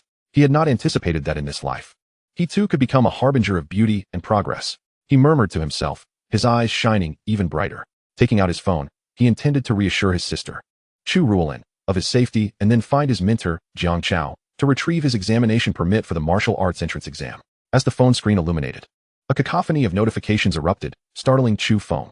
To his astonishment, he discovered 375 missed calls and 450 unread messages. A grin spread across his face, a mix of disbelief and amusement. Among the contacts, the most persistent was none other than Principal Jiang Tian, followed closely by his sister, Chu Ruolin, and then his mentor, Jiang Chao, alongside Vice President of the Martial Association, Song Haishan, and the head of the Shura Martial Arts Hall, Wu Yuanlang, as well as Tian Qingzhu. There were also several unfamiliar numbers that had attempted to reach him multiple times. Had he truly become so significant that so many prominent figures were concerned about him? Chu Feng rubbed his nose, uncertain whether to feel honored or merely bemused. With a self-deprecating chuckle, he first called his sister to inform her of his safety, assuring her that he would reunite with her after the examination. Unbeknownst to him, as soon as his phone powered on, it ignited a frenzy in the conference room of the Qingzhou Martial Association. The so-called beast tide had turned out to be nothing but a false alarm. Not a single shadow of a beast had been sighted. Therefore, the examination would proceed as scheduled. However, the main character of the examination, Chu Feng, had seemingly vanished without a trace, causing great distress among the high-ranking officials whose interests were at stake. Under the immense pressure from Martial Association President Luo Changfeng and Vice President Song Haishan, Principal Jiang Tian could only helplessly make phone calls every 5 minutes. Each time met with the same automated response. The number you have dialed is switched off. Yet he had no choice but to persist in this tedious task. As the clock struck 8:20, he dialed again, his mind numb, prepared to hear the familiar voice before habitually hanging up. However, the line suddenly buzzed with a busy tone, followed by a heavenly voice declaring, "The number you have dialed is currently engaged." It was connected. The call had finally gone through. Jiang Tian's eyes lit up with excitement, and he let out a jubilant shout that reverberated throughout the conference room. Although the line was busy, all the high-ranking officials of the Martial Association saw a glimmer of hope. President Luo Changfeng's hair stood on end, much like an excited lion. During the process of calling his sister, Chu Feng noticed a call from Principal Jiang Tian coming through as well. After hanging up, he promptly returned the call, which was immediately answered, revealing an almost ecstatic voice on the other end. "Hello, is this Chu Feng?" Chu Feng found it amusing. It was his phone calling them. Who else could it possibly be? Little did he know that most had previously suspected he had met with a calamity, fearing that someone else had picked up his phone. "Yes, Principal Jiang, you've called so many times regarding the examination, right? I was out on an adventure recently, but I'm heading to the Martial Association now. I just returned and haven't picked up my examination permit yet." On the other end, Jiang Tian's voice was filled with uncontainable joy. "Wonderful, wonderful. Just come directly to the Martial Association. I will have Jiang Chao bring your examination permit to the entrance. All right. Chu Feng hung up, puzzled by the unusual excitement displayed by the usually composed Principal Jiang. Something felt off. As he prepared to take a taxi straight to the Martial Association, his gaze caught sight of a dilapidated three-story building at a secluded corner, a place he had visited before. The Blood Kill Association. He found a deserted corner, and with a flurry of movements, transformed into a formidable figure, exuding a potent aura of menace. He then entered the Blood Kill Association. Under the vigilant gaze of the staff, Chu Feng tossed out a bronze token, and the staff's expression shifted to one of respect as they hurried upstairs to report. Though the bronze token was of a lower grade, it held significant value to the headquarters. In the third-tier base city of Qingzhou, the bronze token represented an emblem of high status, signifying at least the prowess of a high-level master. Soon, he was ushered into the opulent reception hall on the second floor. Seated at the primary position was a middle-aged man adorned with a mask, his fingers tracing the contours of the bronze token, his gaze flickering with inscrutable thoughts. After a lengthy pause, he returned the token to Chu Feng and inquired coolly, "You appear unfamiliar. Might you be Qin Wu?" Qin Wu was indeed the assassin sent to pursue Chu Feng, who perished amidst the Wuxing mountain range. A fact that was not lost on Chu Feng. What do you imply? When did the Blood Kill Association begin prying into the privacy of its clientele? That seems rather unorthodox. Chu Feng's countenance darkened, his eyelids flickering as he suddenly emanated an overwhelming aura, casting a discreet glance at the screen. Simultaneously, an oppressive force surged forth, directed at the middle-aged man. The malevolence was so palpable it felt as though it might solidify, sending chills down one's spine. The middle-aged man's expression shifted dramatically, his pupils constricting. The terrifying pressure bore down upon him like Mount Tai, nearly rendering him immobile. The intensity of the malevolence was such that even he, seasoned in the company of assassins, felt his heart race in trepidation. How many lives had this man taken? The middle-aged man pondered in alarm. Little did he know that Chu Feng had slain countless master-level and commanding beasts in the Wuxing mountain range, their malevolence thick enough to almost manifest physically. As the middle-aged man wavered under the weight of the pressure, Chu Feng swiftly retracted his aura and malevolence. His intent was to establish authority, not to kill. In an instant, the oppressive atmosphere dissipated. The middle-aged man's face flushed, his gaze shifting as he finally managed a faint smile. "You are correct, esteemed guest. I was indeed impetuous. May I inquire whether you wish to issue a task or accept one?" The loss of the assassin token allowed others to impersonate. Chu Feng was already aware of this unspoken rule. To issue a task was to hang red, while to accept a task was to take red. Naturally, he opted to take red. "I shall take it," Chu Feng declared with a voice like thunder. The middle-aged man promptly slid an electronic screen before Chu Feng, stating, "Here are all the bronze tasks available in Qingzhou. Which task does the honored guest wish to accept?" Given that Chu Feng possessed a bronze token, he could only undertake bronze tasks. As Chu Feng scanned the screen, a smile crept across his face. To his surprise, the first task listed was from the Lin family, with a generous bounty attached. Task number 1, annihilate the Lin family, with a reward of 1.5 billion. There were also smaller tasks aimed at eliminating notable members of the Lin family, slaying Lin Langtian for 800 million, Lin Xiaoyan for 300 million, Lin Xiaofeng for 100 million, and Lin Yujian for 50 million. Evidence of a head or video was required, with no time limit. Chu Feng promptly accepted all tasks related to the Lin family, causing a flicker of surprise to cross the middle-aged man's face. "Why did you not act earlier? This man is certainly not Qin Wu. I am too familiar with Qin Wu's aura. I just cannot ascertain whether he is Chu Feng," he murmured, watching Chu Feng's departing figure. Suddenly, a shadow appeared beside him, its voice trembling as it expressed lingering fear. "This man is formidable. He noticed my presence the moment he entered, and I am no match for him. An ambush would be tantamount to seeking death. Besides, Qin Wu is not one of our core members. Even if he possesses the token, he could eventually be granted a silver token, which is the sharpest of blades." With that, the shadow vanished. Chapter 64, number 1398, the examination reappears. Upon arriving at the entrance of the Martial Arts Association, Chu Feng spotted a middle-aged man pacing anxiously, who immediately approached him like a beacon of hope. This man was none other than Mentor Jiang Chao. "Chu Feng, you finally made it.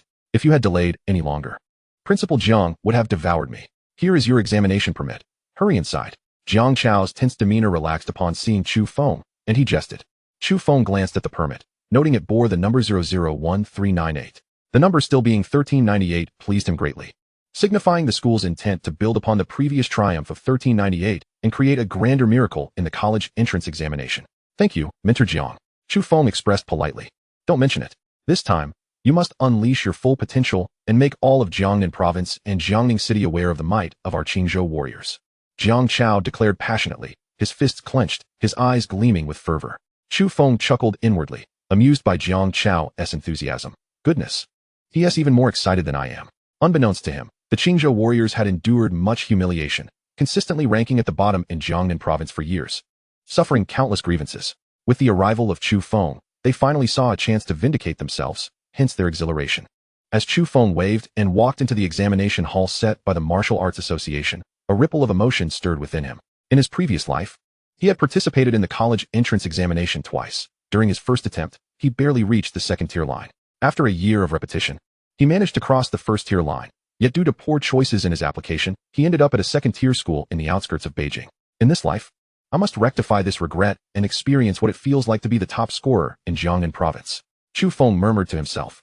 The examination venue in Qingzhou was essentially the training ground of the Martial Arts Association, sprawling over an area equivalent to more than 10 football fields, paved with blue stone and reinforced for durability, creating a grand and robust structure.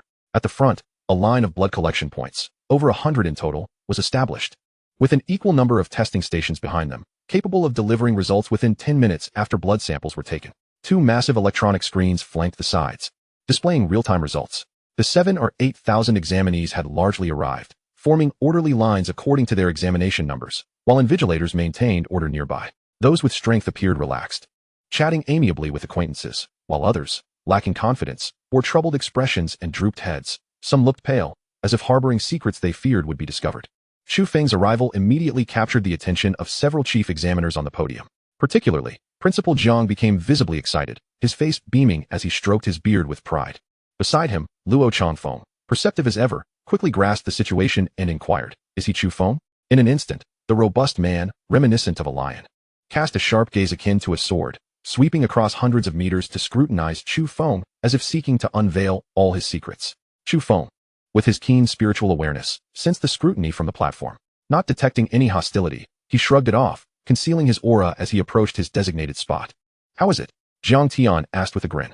Luo Changfeng, realizing that Chu Feng could mask his aura to such an extent, felt his pupils contract in astonishment and exclaimed, "This young man can effortlessly conceal his aura. His strength runs deep as the ocean. He is a true prodigy of the age." After a moment of reflection, he burst into hearty laughter. "It seems Qingzhou is about to produce a dragon. Perhaps the top scorer of Jiangnan province is among us." Top scorer? That title had been monopolized by Jiangning City for countless years. For other third-tier base cities, merely securing a spot in the top 10 was a cause for secret celebration. Could this time truly see victory for Qingzhou? Their expressions shifted from shock to excitement as they focused intently on a particular area of the examination hall. Luo Changfeng sipped his tea, glanced at his watch, and calmly addressed Song Haishan, "Let us commence." Song Haishan's resonant voice, amplified by his formidable presence, immediately reverberated in every participant's ears. The Qingzhou Martial Arts College entrance examination is now underway. I trust the rules have been reiterated countless times by all schools, so I shall not repeat them. I only wish to state that any candidates caught consuming prohibited substances or engaging in life-overspending bursts of vitality will be permanently barred from participating in the entrance examination. His words bore an immense weight, striking the hearts of all examinees like a heavy hammer. Instantly, a tumult ensued, whispers rippling through the crowd. Goodness, is this what cheating has come to in this era? It seems cheating is omnipresent. A playful smile danced on Chu Feng's lips. Dozens of candidates, clearly under the influence of banned substances, immediately turned pale and collapsed on the spot. They were merely children of 16 or 17, their resolve fragile. Under the formidable intimidation of the master, they instantly crumbled, revealing their true selves. Initially, Chu Feng regarded the primitive method of blood extraction with disdain, but now he comprehended its profound intention.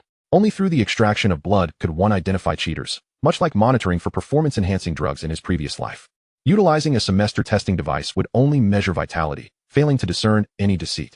Those who automatically admitted to drug use were directed to the side, eligible for the next examination, while the obstinate ones detected for cheating would have their names recorded in the integrity archives, permanently banning them from entering the Martial Arts Association of Long Country. Thus, the martial arts examination commenced. As the candidates in the first row were called by the examiners, they stepped forward for blood extraction. To prevent cheating, the admission tickets displayed only candidate numbers, devoid of names, and each invigilator was unaware of the identities of their candidates beforehand. After 3 rounds of blood samples were collected, the large screen illuminated instantly, displaying the results for 100 students. The first place went to number 3, Li Cheney, with a vitality score of 39. The second was number 99, Zhu Tianya, with a score of 152, and third was number 56, Li Hang, scoring 142. To avoid disturbing the candidates, The two electronic screens were positioned at a considerable distance from the examination area, marked by caution lines prohibiting entry. As the screen lit up, journalists and candidates who had completed their tests flocked to the scene. Li Cheney, from the first high school, indeed proved formidable, with a score of 39, a considerable lead, suggesting a potential to claim the title of top scorer in Qingzhou. Indeed, with the news of Lin Zhenan's tragic accident, the original twin stars of Qingzhou now shone, with but one. Are you two still living in the past? The greatest talents of Qingzhou are no longer them, scoffed Chu Feng, the foremost genius of Qingzhou, dismissing them as being on entirely different levels. Indeed, what are you getting excited about? The top scorer is already reserved for my senior Chu Feng, remarked a student from experimental high school with disdain. They had not participated in the previous trial S coverage, their thoughts still stuck in the bygone era. Qingzhou TV once again commenced its performance, delivering exaggerated reports that were undeniably captivating. The martial arts college entrance examination is underway. Esteemed viewers, the annual and intense martial arts college entrance examination has commenced, and we are live at the vitality testing site. Number 3, Li Cheney is indeed a renowned genius from Qingzhou, currently leading with a vitality score of 39, but this year, an even stronger candidate emerges, the foremost genius of Qingzhou, Chu Feng, who will ultimately seize the title of Qingzhou's top scorer. Let us stay tuned. This time, they refrained from overly flashy maneuvers, fearing expulsion by the master. Yet their rhetoric remained provocatively charged. The viewership ratings began to soar once again. Chapter 65, Vitality Like a Rainbow, The Needle Breaks. The broadcasting of the Martial Arts College Entrance Examination serves as an official promotion of martial arts, a motivational boost for the youth to train in martial arts, and is live-streamed every June 6th. Many families with students tune in. At this moment, Chu Rulin sat on a velvet sofa, indulging in ice cream, alongside her friend Xiaoshuang. As they watched this year's examination live, "Is this Chu Feng that the host mentioned, your brother?" Xiaoshuang, a petite and charming 13-year-old, asked. "Of course. My brother is quite impressive now. He is already a master," Chu Rulin declared proudly. She understood that the highest rank among martial artists was that of a master, and naturally believed that masters were invincible. "The reporter just said your brother is Qingzhou's top genius. That's incredible." Xiaoshuang gazed at Chu Rulin with envy. Chu Rulin's eyelashes fluttered, and a mischievous smile flickered across her face. She hugged Xiaoshuang tightly and gazed intently into her friend's eyes. "What do you think? Are you tempted? My brother is quite handsome. Would you like me to introduce you?" Xiaoshuang immediately flushed crimson and lowered her head, stammering, "How is that possible? I'm only 13. The blossoming young girl, in the throes of adolescence, felt her heart race, stumbling over her words. After all, in this era, martial artists reign supreme, rendering actors and singers utterly insignificant. Moreover, martial artists, through their training, significantly enhance their appearance, achieving more perfect proportions, exuding charisma, and drawing the attention of the opposite sex. Huh, is that so? My brother is quite the catch. Then I shall introduce him to Xiaohua," Chu Rulin teased, raising a finger in a mock-threatening manner. The examination hall buzzed with authority. "Candidate 1398, please step forward. Candidate 1498, prepare." A stern voice echoed. Chu Feng approached the blood extraction point, extending his arm, only to suddenly realize an issue. His body had undergone profound transformation, his skin as resilient as jade, impervious to blades and bullets, capable of withstanding cannon fire. This needle would likely not penetrate, and blood extraction was utterly absurd. While others' blood was as fluid as mercury, his was akin to drops of crystallized essence. Unless he willed it, blood could not be drawn from him. Such a secret, of course, Chu Feng would never disclose. The invigilator, with an inexplicable grim countenance, approached with a precision steel needle capable of testing up to 20 vitality points. "This needle is unsuitable for me," Chu Feng awkwardly suggested. "I recommend using the vitality testing device instead." Though he felt a hint of embarrassment, testing with the device might imply cheating. Yet, given his unique circumstances, only it would suffice. As for cheating, as a dignified town marshal, he held no interest in such trivialities. Had the invigilator been from experimental high school or known Chu Feng, there might have been a chance for agreement, at least a discussion with his partner, or a report to the chief examiner. Yet, this particular invigilator was a martial arts instructor from the first high school, utterly unfamiliar with Chu Feng, yet well aware of the notorious reputation of candidate 1398. He harbored animosity towards this number, having heard whispers that the death of Lin Zhenan was somehow linked to this very candidate. Upon hearing the request from candidate 1398, the invigilator scoffed dismissively. "Want to cheat? You needn't resort to such a pathetic excuse. Do you think you're a master? You think your body is fully tempered? How ludicrous." Ironically, his partner was equally oblivious to Chu Feng's identity. The examiner, without further ado, wielded the composite steel needle and thrust it forcefully toward Chu Feng's arm. Yet, the sharp needle struck as if against a wall of bronze and iron, failing to penetrate even slightly, leaving not a mark. The examiner's expression shifted, his pupils narrowing in disbelief. Yet, he refused to be deterred. This composite needle was designed to extract vitality points, and he had never heard of it failing to penetrate anything below the master level. Suddenly, he summoned his inner strength, causing his arm to swell, muscles coiling and expanding with ferocious power, and thrust the needle down with renewed vigor. Observing the examiner's actions, his partner gaped in astonishment, fearing this looked less like a blood extraction and more like an assault. Just as he prepared to intervene, the ensuing spectacle nearly blinded him. Bang! The steel needle shattered as if it had struck solid rock. Was this for real? It seemed as if he believed he had misread the situation. Such an astonishing occurrence had not transpired in decades. The examiner's face turned ashen in an instant, a mixture of embarrassment and fury washing over him. As a high-ranking martial artist, he was utterly humiliated to find himself unable to extract even a drop of blood from the examinee. Should this news circulate, his career would be irrevocably tarnished. He promptly instructed his assistant, fetch the highest-grade titanium alloy needle. This needle was intended for testing the blood energy of masters, a tool that had not seen use in the college entrance examinations for many years. The staff displayed shock, but under the immense pressure exerted by the high-ranking martial artist, they complied without hesitation. At that moment, Chu Feng felt a surge of indignation. After all, he had no prior acquaintance with this examiner. So why did it seem as if he was being deliberately targeted? Soon, the razor-sharp, brilliantly gleaming titanium alloy needle was held in the examiner's hand, as if it were a divine weapon. With renewed confidence, he attempted once more to pierce Chu Feng's skin, but once again, it was in vain. At that juncture, the college entrance examination in Qingzhou was on the verge of an epic spectacle. The examiner took several steps back, gathering momentum, his energy surging as he lunged toward Chu Feng's arm with the needle poised to strike. The crowd erupted in astonishment. What was he attempting? Was this an act of murder? A ludicrous thought flickered through their minds. Enough. Chu Feng was incensed by the examiner's relentless pursuit. He summoned a fraction of his energy, his muscles snapping into action like lightning. With a resounding thud, the titanium needle shattered upon impact, sending the examiner hurtling backward several meters, crashing to the ground. Struggling to raise his head, he gazed in disbelief, muttering "You," before a mouthful of blood erupted forth, leaving him sprawled on the ground. The tremendous commotion immediately captured the attention of everyone present, and Chu Feng became the focal point of the gathering. Qingzhou television could hardly overlook such a riveting scene. A drone hovering above swiftly turned its lens toward Chu Feng. Wait, isn't that the handsome lad Chu Feng? Did I just miss an incredibly significant moment? The reporters buzzed with excitement. I heard the examiner call out candidate 1398. Curiously, I glanced over, and it appeared his needle had shattered while attempting to draw blood. How terrifying. Could it be that Chu Feng has already advanced to the level of a master? This is astounding. I have just the title in mind. Blood energy like a raging tide, shattering the needle.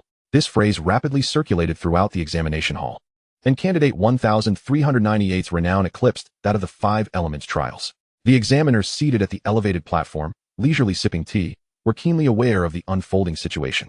Vice President Song Haishan leapt into action, swiftly arriving at the scene, casting a glance at the examiner on the ground without a second thought. His brow furrowed. He coldly regarded the martial arts examiner beside him, expressing his disdain. Pathetic. The examiner turned pale, nearly collapsing from the weight of his regret for not having intervened earlier. The 2 examiners had nearly caused Song Haishan a stroke. After all the effort to summon Chu Feng, if these 2 imbeciles drove him away, what would become of the examination? Song Haishan offered an apologetic look and smiled amiably at Chu Feng, speaking in a warm tone. Young friend Chu Feng, do not stoop to the level of these inferior martial artists. How could their flickering flame possibly comprehend your radiant brilliance? I shall have them bring the blood energy tester at once. Deep inside, however, Song Haishan was astonished. The fact that the titanium needle could not pierce Chu Feng's skin was nothing short of remarkable. This young man was clearly no ordinary master. His progress was astonishingly rapid. Yet, the stronger he became, the better, as the title of martial arts champion in Jiangnan province was not easily won. Song Haishan raised his voice, declaring, Chu Feng possesses extraordinary talent and has completed the refinement of his muscle membranes. Thus, the blood draw is no longer suitable for him. According to the decision of the examination committee, we shall now employ the blood energy tester. To prevent any cheating, an official will accompany Chu Feng, and he shall undergo 3 tests daily. The official accompaniment was, in essence, a means of overseeing Chu Feng. Short-term enhancements to blood energy typically have fleeting effects. Substances with significant boosts, such as frenzy pills, last only a few minutes. Conducting 3 tests daily would ensure that any cheating would be detected. Song Haishan smiled broadly. Young friend Chu Feng, do you have any objections? Though Chu Feng felt this was somewhat superfluous, he understood that in such a formal setting, the authorities could not appear to favor any individual unduly. He nodded in agreement. Song Haishan's pronouncement immediately stirred a wave of excitement. Examiner, we too demand the use of the blood energy tester. They clamored. Indeed, injections can be quite painful. The blood energy tester is far more convenient. Chu Feng shook his head, bemused. If one feared pain, what business did they have pursuing martial arts? He couldn't fathom what sort of foolish offspring this was. Silence. Who among you wishes to use the blood energy tester? If the titanium needle fails to penetrate your skin, I will promptly arrange for the blood energy tester. In an instant, the hall fell silent as a graveyard. Not only titanium, but even steel needles would leave a mark. If you lack such fortitude, then be quiet, and allow the blood draw to proceed. Song Haishan's voice boomed like thunder, resonating throughout the venue. Soon, the staff brought forth the blood energy tester. Song Haishan remarked, Chu Feng, the upper limit of this blood energy tester is 50 points. Will that suffice? 50 points was the best available in Qingzhou. After all, masters had developed their mental faculties, allowing them to gauge their own blood energy and combat strength. Higher-end blood energy testers were typically procured by major factions at great expense from technology firms. 50 points? Very well. Chu Feng nodded, maintaining his composure. He adeptly secured the golden ring around his arm, fastening the clasp with a click. Then, he pressed the activation button, and the screen illuminated. At that moment, all eyes in the hall were fixed upon Chu Feng. Even the other supervising teachers paused their assessments, while the students widened their eyes in anticipation, eager to witness the limits of Qingzhou's most talented individual. The esteemed figures in the stands glared intently at every movement. The principal of Qingzhou No. 1 high school casually stated, I suspect this young man's blood energy will hover around 35 points. The principal of number 2 shook his head, asserting, impossible. He is merely 17. It should be about 30 points, no more. Principal Jiang observed the scene with a smile, neither agreeing nor disagreeing. The president of the Martial Arts Association, Luo Changfeng, maintained an inscrutable expression, leisurely sipping tea while keeping his gaze fixed on Chu Feng. Chu Feng clenched his right fist tightly. Golden droplets of blood, imbued with an essence of immortality, surged within him like a mighty river, flowing ceaselessly. The intense vitality coursing through his being made him feel like a colossal prehistoric beast, the weight of his power causing those around him to instinctively retreat. The immense blood energy rapidly transformed into a flurry of pulsating digits. In an instant, it surged to 10 points and continued to escalate. 10833, 11766, 25788. 38632, 49,998. The numbers eventually stabilized at this figure. Instantly, the hall fell into a profound silence, the air thick with disbelief. Song Haishan and the newly appointed examiner stared at the number in astonishment, as if caught in a dream. Everyone's eyes widened in disbelief at the terrifying figure. A soft gulp echoed through the silence, unmistakable. Luo Changfeng, who had been sipping tea, suddenly crushed his teacup into powder, oblivious to the tea spilling forth. His once short hair stood on end, and he rose abruptly, shedding all semblance of the composed martial arts president. The other dignitaries were left dumbfounded, as though they had witnessed the most astonishing spectacle. If the esteemed figures were so taken aback, one could only imagine the reaction of the others present. The figure 49998 struck like a hammer against the hearts of everyone, reverberating with the force of a thunderclap. After a moment of stunned silence, the examination hall erupted in an uproar. Good heavens, a miracle! It is nothing short of miraculous. 49,998. This has completely dazzled my titanium alloy eyes. My heart is racing. This must be the highest vitality score in the history of the Gaokao in Qingzhou. Of course, the previous record was 1,637, which placed Qingzhou 39th in Jiangnan province that year. Just contemplate this, 49,998, and given that the maximum for the vitality tester is 50, I suspect this is far from Chu Feng's true limit. His actual vitality must exceed that threshold. Could he be the town's champion? Unbelievable, a youthful champion. A person whose mouth gaped wide enough to swallow an egg, murmured in disbelief.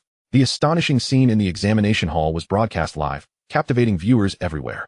A young man named Chu Feng had instantly become a household name and a martial arts idol, garnering countless admirers. From the high stands, Luo Changfeng laughed heartily indeed.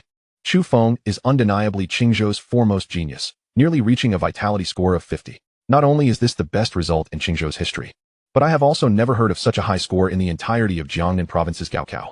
Jiang Tian stroked his beard, his face beaming with joy. Yet he lamented, what a pity. If it weren't for the subpar vitality tester, I fear this number could have been even more astonishing. Last time, when Chu Feng achieved first place in the trials, Jiang Tian was rewarded by the city lord's mansion, advancing from the peak of a junior master to a mid-level master. This time, the top scorer would undoubtedly bring in an abundance of benefits. The principal of First High School, Yan Lifei, wore a complex expression, his tone laced with bitterness as he remarked, it seems I have aged. A 17-year-old's vitality surpasses mine. I must have lived my life like a dog.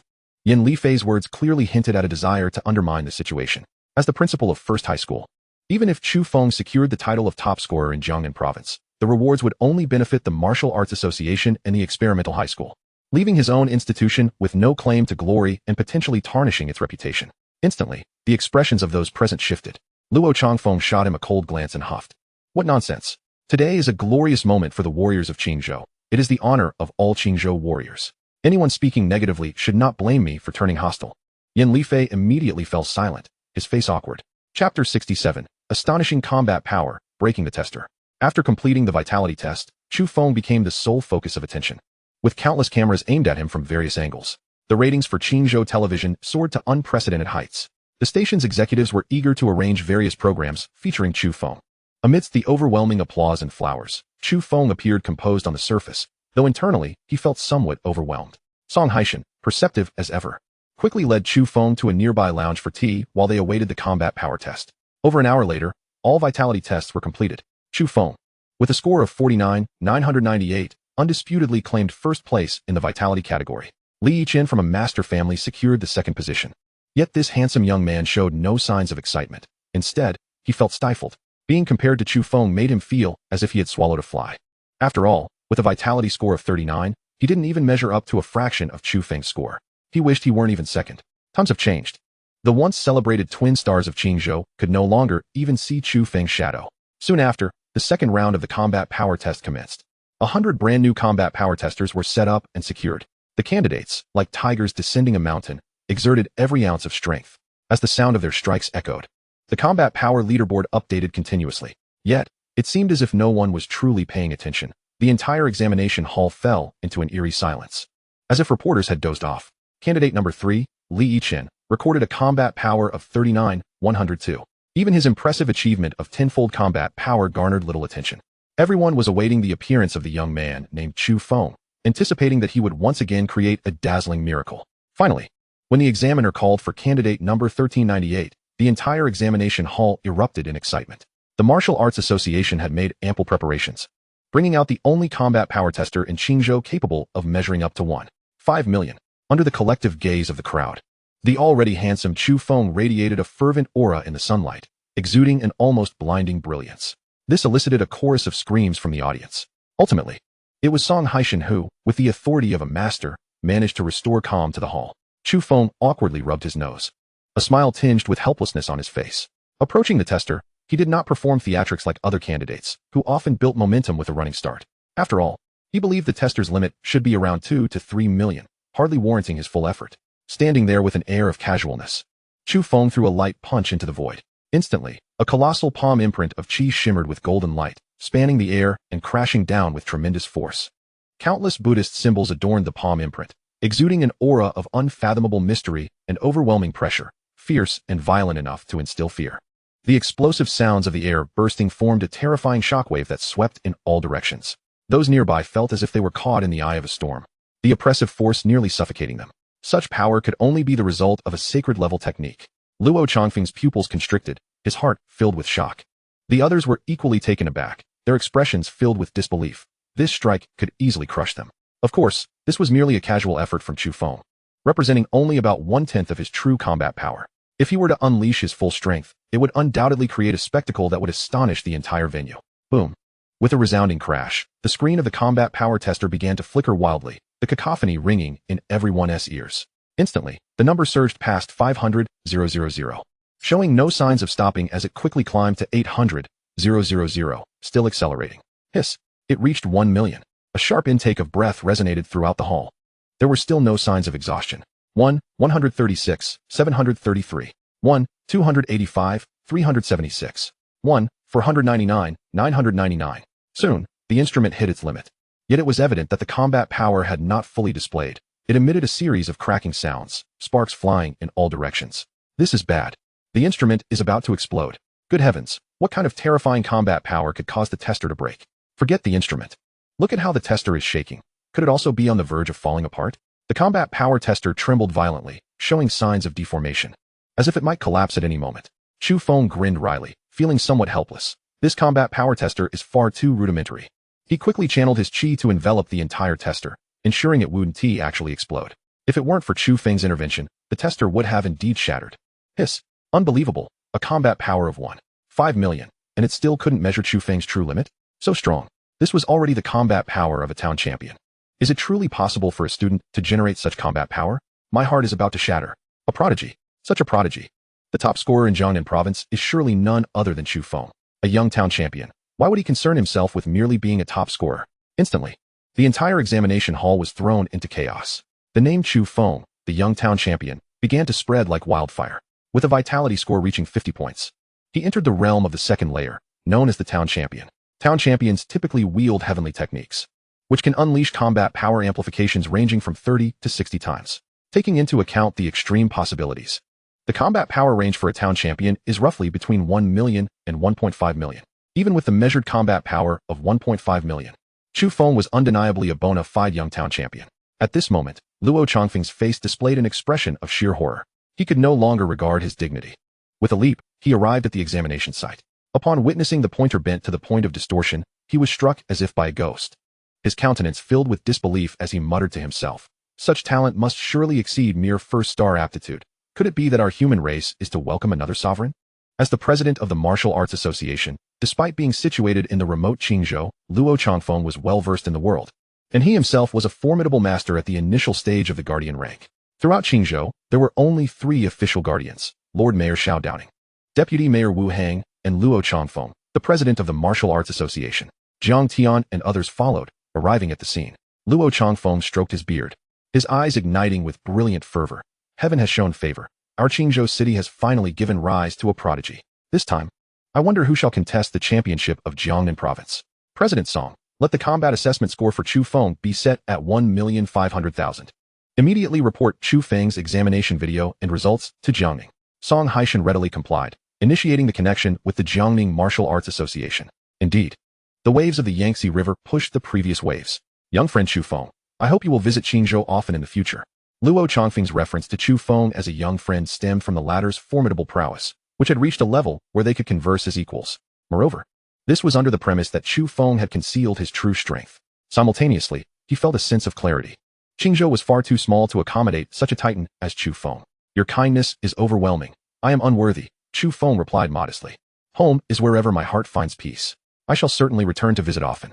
Luo Chongfeng nodded, turning to depart. However, suddenly, a cataclysmic disturbance erupted in a certain area of the Eastern District, an extraordinary phenomenon that could only be described as a celestial anomaly. A colossal golden wheel of vital energy, spanning over 100 meters, ascended into the heavens, obscuring the sun. Its countless sharp teeth glinted with lethal precision, as if capable of grinding the very fabric of existence to dust. Chapter 68, The Void-Splitting Star Wheel. The golden wheel hung in the sky, radiating brilliance akin to a sun, its every rotation producing a thunderous explosive sound, with shockwaves rippling outward in all directions. The fierce and chilling aura emanating from the wheel sent shivers down the spine. It was unexpected that Lin Langtian had cultivated the void-splitting star wheel to the level of a golden wheel. As Luo Chongfeng, who was about to depart, witnessed this celestial spectacle, his pupils constricted in astonishment, a trace of terror creeping into his gaze. Suddenly, as if recollecting something, he turned to Chu Feng and exclaimed, Chu Feng, your assessment has concluded. Why not return to the Shura Martial Hall to rest? Luo Chongfeng's thoughts were in turmoil. Lin Longtian's grand display was clearly intended to instill fear. The arrival was ominous, and trouble was likely brewing for Chu Feng. Ha ha ha, President Luo, you jest, Chu Feng chuckled, his fearless words interrupted by a thunderous voice. Abruptly, a figure as imposing as a mountain soared into the sky. Standing beside the golden wheel, a venerable elder with a long white beard, his hawkish nose lending him an aura of malevolence and brutality. The elder radiated an overwhelming pressure, saturating the air with an oppressive force, his voice booming like thunder, causing the entire void to tremble. This man was none other than Lin Langtian. At this moment, he let out a fierce howl towards the heavens, his expression twisted with rage. Where is the brat Chu Feng? Come forth to meet your demise. The words of the Lin family patriarch echoed throughout Qingzhou city, instantly igniting a storm of chaos. Was this what it meant to be a guardian? His aura was as brilliant as the sun, radiating countless rays of light. Surely, he was no mere mortal? Gasps of shock erupted from below. The terror of the Lin family patriarch was indeed overwhelming. It appeared that the enmity between Chu Feng and the Lin family was genuine. It seemed he had come to seek trouble with Chu Feng. This Lin family patriarch had once been heralded as a master of blood wheels. Having annihilated countless beasts of equal rank during a beast tide, his combat prowess was unparalleled. Chu Feng was likely facing an unavoidable calamity. Indeed, though Chu Feng was the foremost genius of Qingzhou, provoking the most powerful master family in the region was undeniably reckless. Chu Feng, quickly flee. Those who supported Chu Feng displayed fear, their hearts brimming with anxiety. Various voices of concern rose in a cacophony. It was revealed that 20 days prior, after 2 years of seclusion and exhausting countless resources from the Lin family, Lin Langtian had finally ascended to the guardian rank. Upon emerging from his retreat and hearing the reports from his family, he immediately plotted to eliminate Chu Feng to eradicate future threats. Such a talent, if not befriended, must be extinguished in its infancy. Otherwise, once matured, he would surely become a dire threat. However, at this moment, Chu Feng was engaged in trials within the Five Elements mountain range and could not be found. Thus, he continued his seclusion to refine his techniques, achieving remarkable mastery today. Fellow practitioners, the brat Chu Feng is arrogant in his unparalleled talent, wicked in heart, and acts like a demon.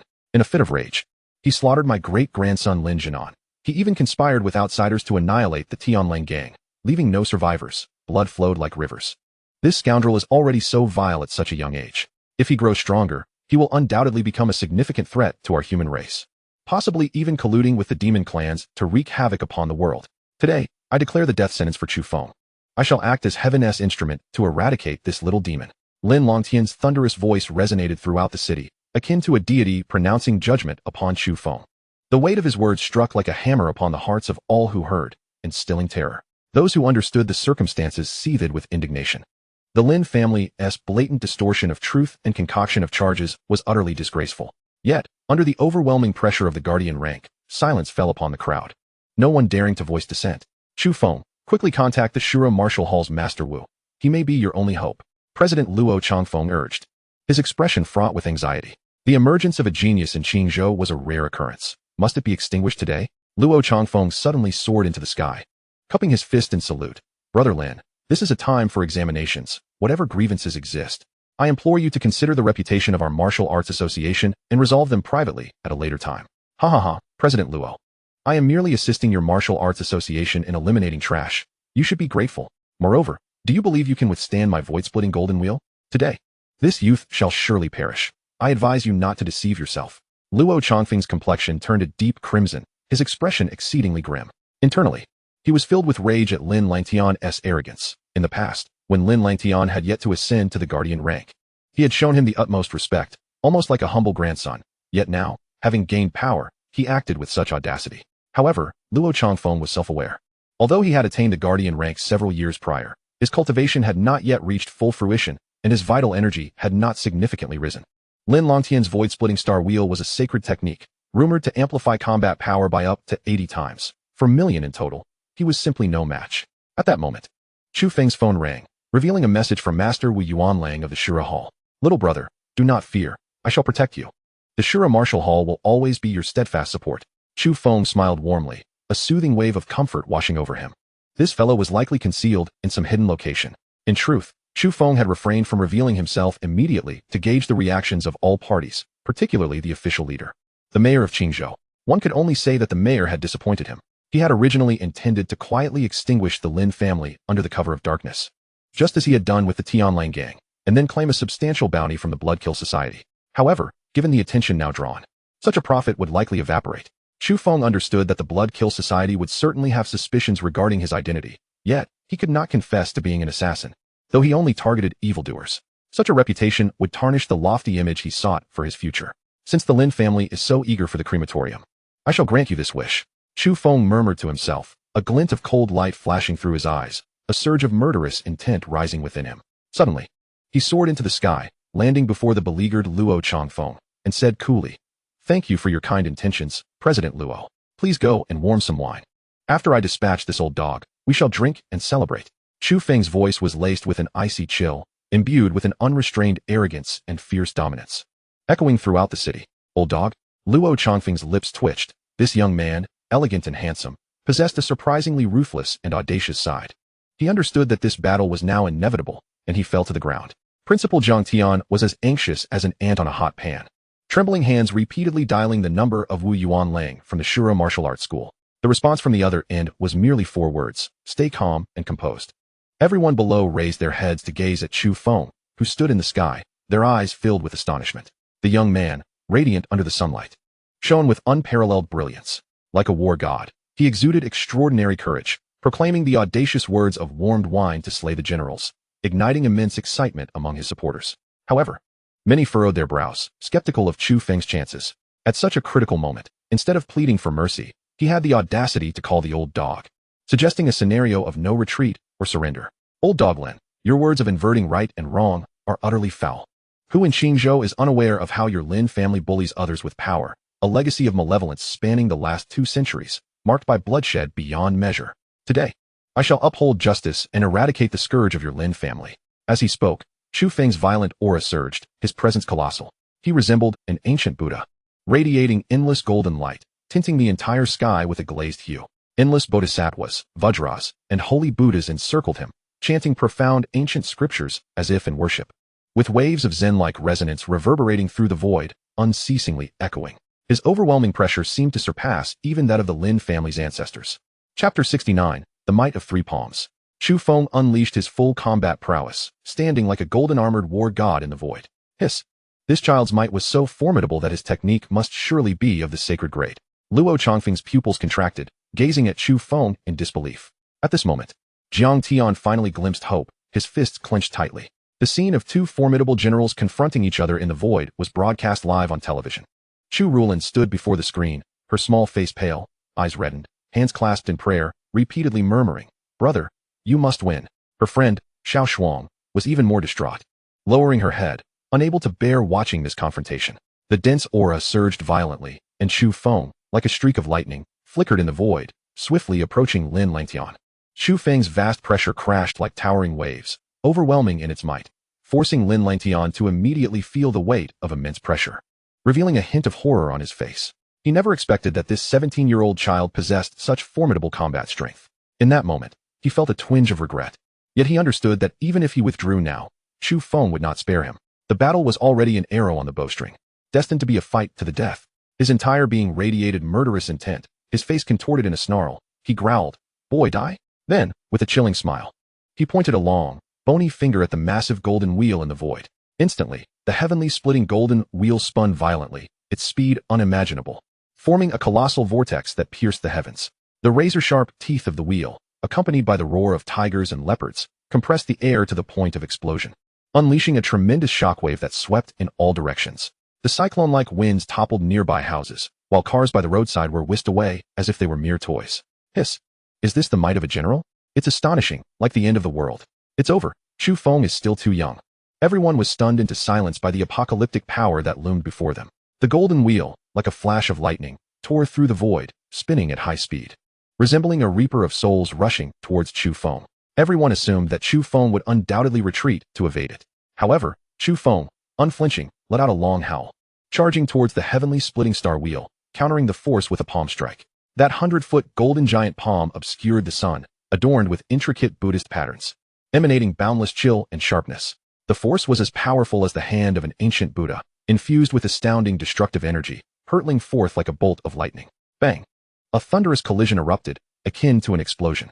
The heavenly splitting golden wheel was shattered and sent flying, its golden radiance extinguished, and it exploded in the distant sky. The terrifying shockwave from the massive impact obliterated half of the Lin family's buildings, and nearby trees were reduced to splinters, scattering through the air. The center was blasted out into a deep pit over 100 meters wide, with enormous fissures radiating from it. The surrounding roads instantly reduced to rubble, crisscrossed with chasms. At that moment, the entire city fell into a profound silence.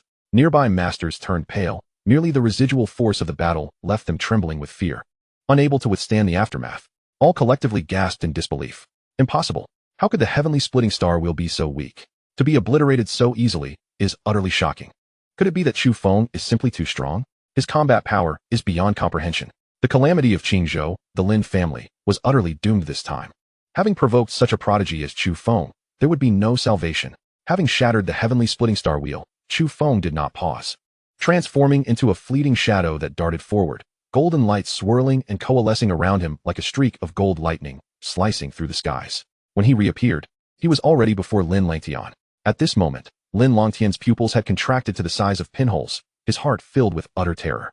His overwhelming strike of 4 million battle power had been effortlessly shattered like a toy by the opponent's punch. How powerful could this combat strength be? He had just ascended to the general rank, with a lifespan of 200 years, basking in success. Was he about to meet his demise? No. Mayor Xiao, save me. Lin Langtian, terrified, looked at the disturbingly youthful Chu Feng, his heart racing in fear, desperately calling for help. Chu Feng's lips curled into a sinister smile, his gleaming white teeth reminiscent of death itself. He calmly stated, "Even Jesus cannot save you. Die," with a palm strike unleashed into the void. It was as if the heavens were collapsing. "Wait, assistant." Suddenly, a towering presence emerged from the official courtyard, its aura as heavy as a mountain, spanning across the void.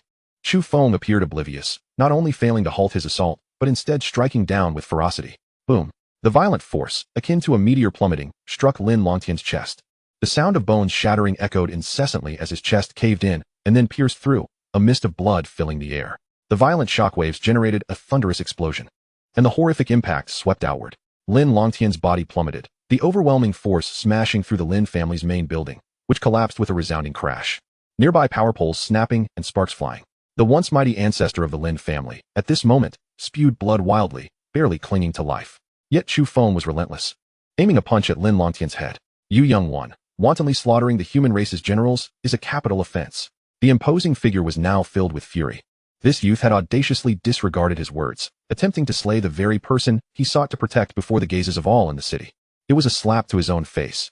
As the mayor of Qingzhou, when had he ever endured such humiliation? Xiao Downing, once a prodigy himself, had risen to prominence in his youth, full of pride. Now, a mere 17-year-old was attempting to trample on his dignity. How could he allow this? In an instant, a black spear hurtled forth, carrying a weight as formidable as a mountain, tearing through the void, directly aimed at Chu Feng. "Mayor Xiao, please stop. Chu Feng is a core member of our Shura martial arts school. Do you truly wish to make an enemy of us?" Unbeknownst to Wen, the master of the Shura school, hidden near the Lin family, let out a thunderous shout, like a mountain, standing protectively between Chu Feng and Xiao Downing. Can the Shura martial arts school act with impunity against the human race's generals?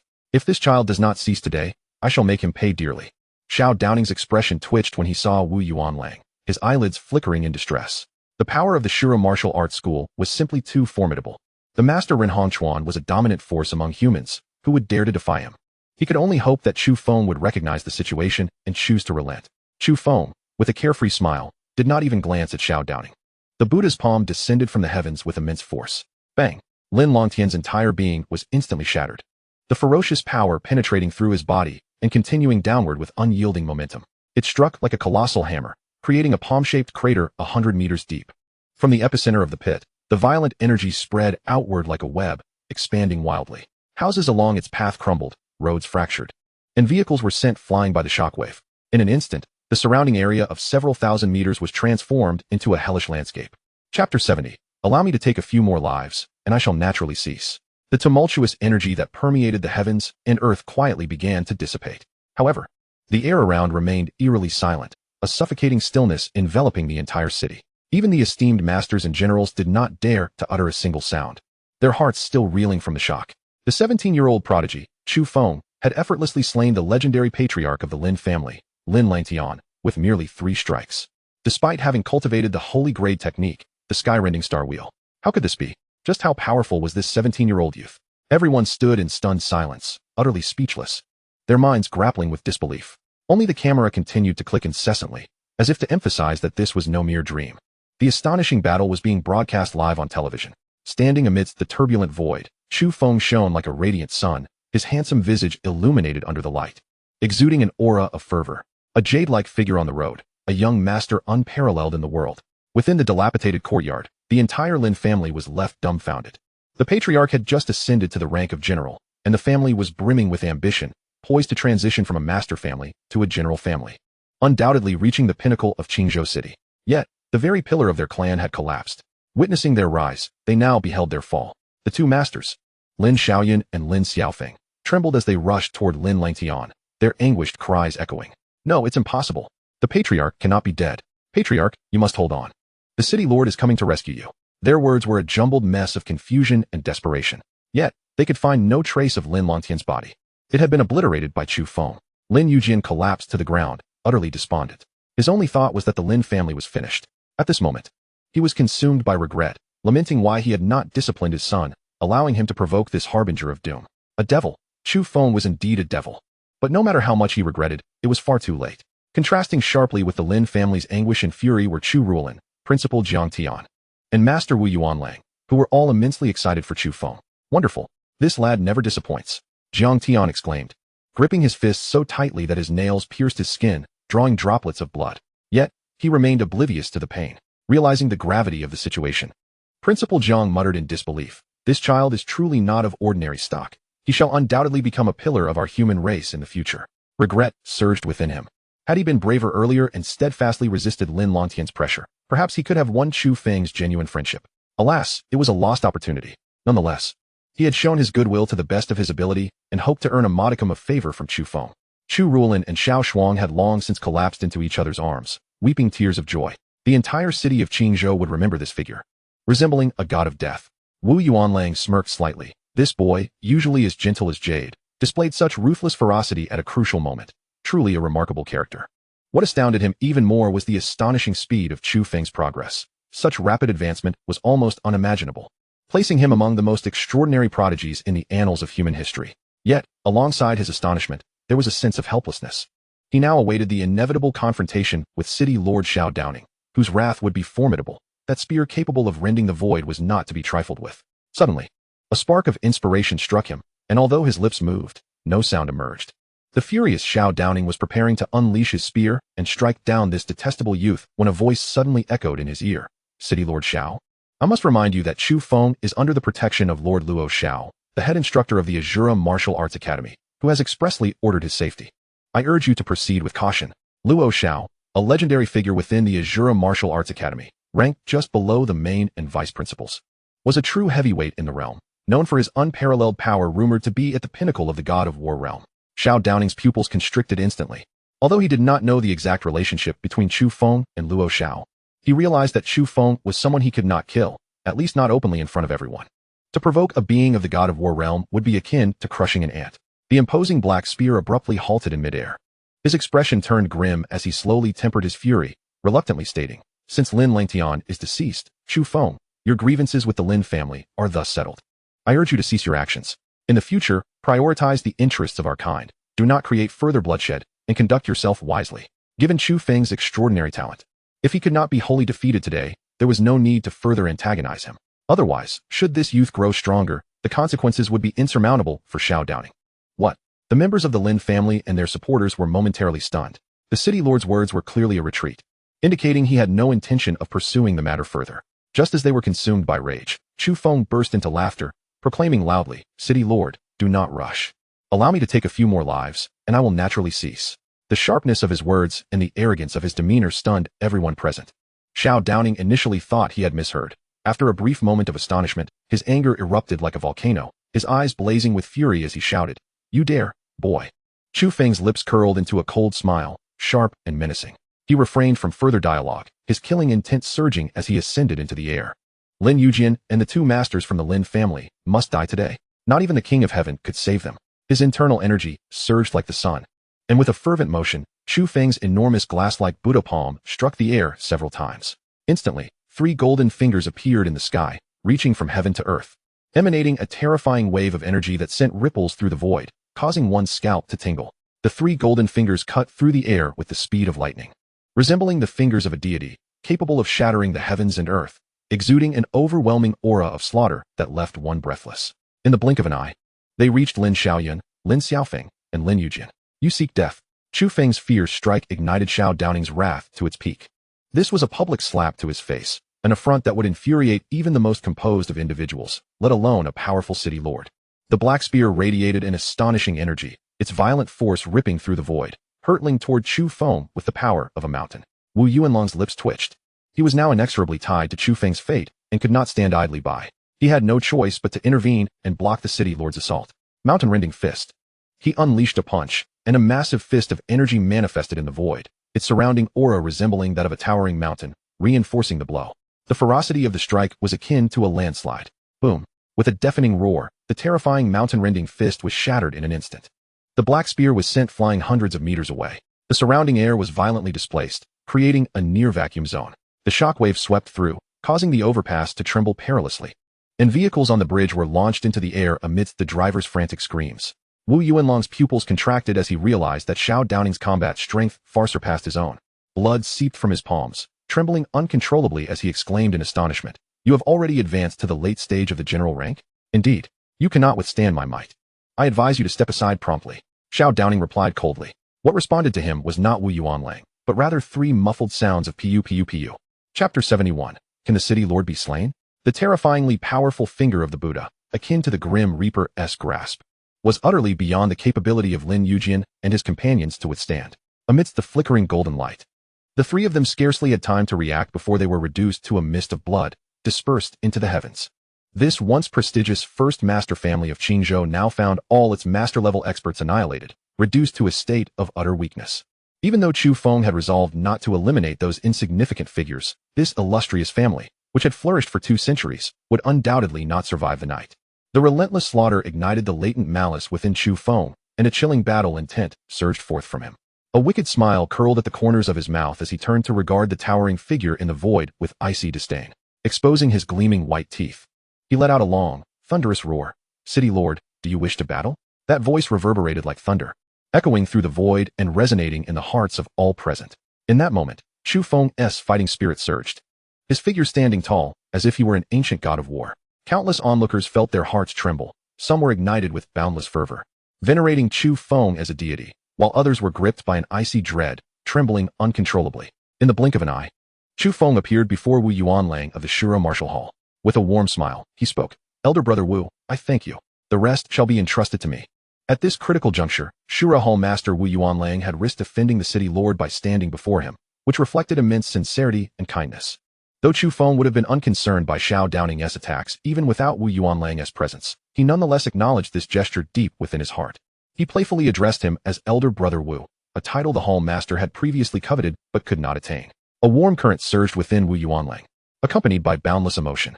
In a brief span, this youth's strength had surpassed his own. Truly, heroes emerge from youth. This lad's talent was undeniably formidable, potentially reaching a 2-star aptitude, or even the legendary 3-star talent. Provided he does not meet an untimely end, he is destined to become a pillar of humanity. Wu Yuanlang felt a surge of pride within himself. Casting a glance at the imposing figure opposite him, he gravely admonished, "Do take care. That scoundrel Xiao Downing has already reached the late stages of the General's realm." Chu Feng laughed heartily. "I seek to battle only the strong." As he spoke, the formidable aura of the Buddha erupted, expanding throughout his limbs and bones, instantly enveloping the sky in a golden hue. The terrifying pressure of his aura surged outward, sweeping across the surroundings like a tidal wave bearing down upon Xiao Downing. Xiao Downing's eyes narrowed instantly, his expression grave as he growled, "Youngster, you are arrogant." Internally astonished, he recognized the youth's remarkable prowess. At such a tender age, his pressure had already eclipsed Wu Yuanlang's. The astonishment on his face flickered momentarily before transforming into a sinister smile as he swiftly formed an intricate hand seal. The black spear before him suddenly doubled in size, emanating a violent pressure that sent shivers down spines.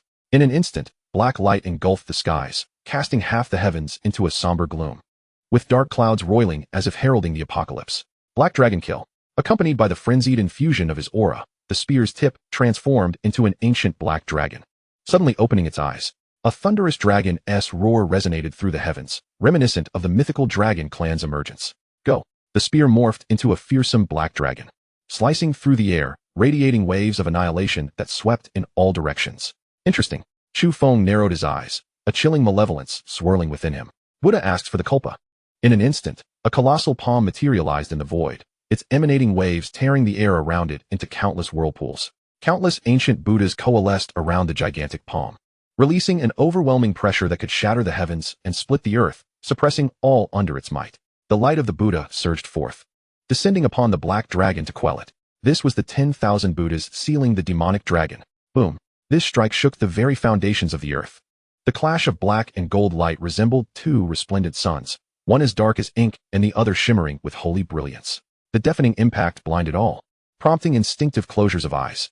Following this was an indescribable wave of terror, the resulting shockwave forming a devastating hurricane that swept across the land. In an instant, within a radius of thousands of meters, buildings crumbled, roads fractured, and ancient trees disintegrated into sawdust, scattering into the air. "Explode for me." Chu Feng's blood surged, his aura bursting forth. His blood essence had now escalated to 170 points, his combat power exceeding 15 million. That colossal palm suddenly clenched, applying an overwhelming force that bore down like the weight of mountains and seas. Bang! The black dragon's head roared, struggling for but a fleeting moment before it was crushed, vanishing in a haze of darkness. Hiss! All who witnessed this scene gasped in shock. The sheer might displayed was chilling. This strike, surpassing 10 million in combat power, left even the Martial Association President Luo Changfeng's scalp tingling in disbelief. The strength remained astonishingly potent. It was simply inconceivable. Even the well-versed Wu Yuanlang was left in shock. As the dragon's head was obliterated, Qingzhou's city lord Xiao Downing spat a mouthful of blood. His expression akin to that of a ghost, his lips twitching as he internally roared. How can this youth be so powerful? 17 years old, and already at the late stage of the general's realm? In that moment, he realized that his actions today had been excessively reckless. Receive my palm. Chu Feng bellowed. The immense palm, accompanied by the thunderous roar of tigers and leopards, shone brilliantly with golden light, a celestial rainbow striking down upon Xiao Downing. The ensuing shockwaves tore through the skies, ripping apart the dark clouds above. The city lord Xiao Downing felt his eyelids twitching uncontrollably. His aura pushed to its limits as he frantically raised his arms in defense. His barrier, as sturdy as bronze and iron, radiated a vast energy that seemed impenetrable. Bang! Yet, the ferocious force, akin to a meteor crashing down, swiftly shattered the barrier. With unrelenting momentum, it bore down upon Xiao Downing's chest. Xiao Downing, filled with dread, hastily summoned his aura to form a black armor around himself, faint echoes of dragon roars emanating from it. As the thunderous collision occurred, the black armor crumbled inch by inch, and the aura-laden palm struck against his ribs. The sound of splintering bones echoed through the air as several of Xiao Downing's ribs shattered instantly. His body was sent flying backward. Boom. The sound of a massive object crashing down caused the city lord's mansion to collapse entirely. In an instant, silence fell over the crowd. Every heart felt as though it had received a heavy blow, halting its rhythm.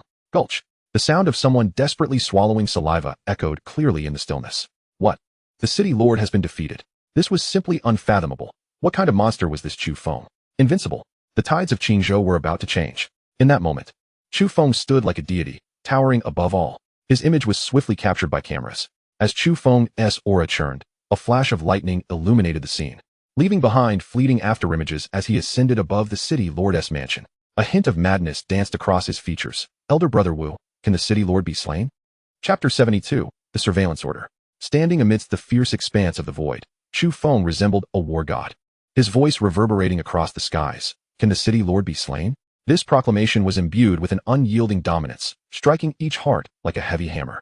The city lord, the paramount figure of Qingzhou, had gone unchallenged for years. Who dared to provoke him, let alone challenge him? Yet now, he had been decisively defeated by a mere 17-year-old. It was beyond the imagination of all present.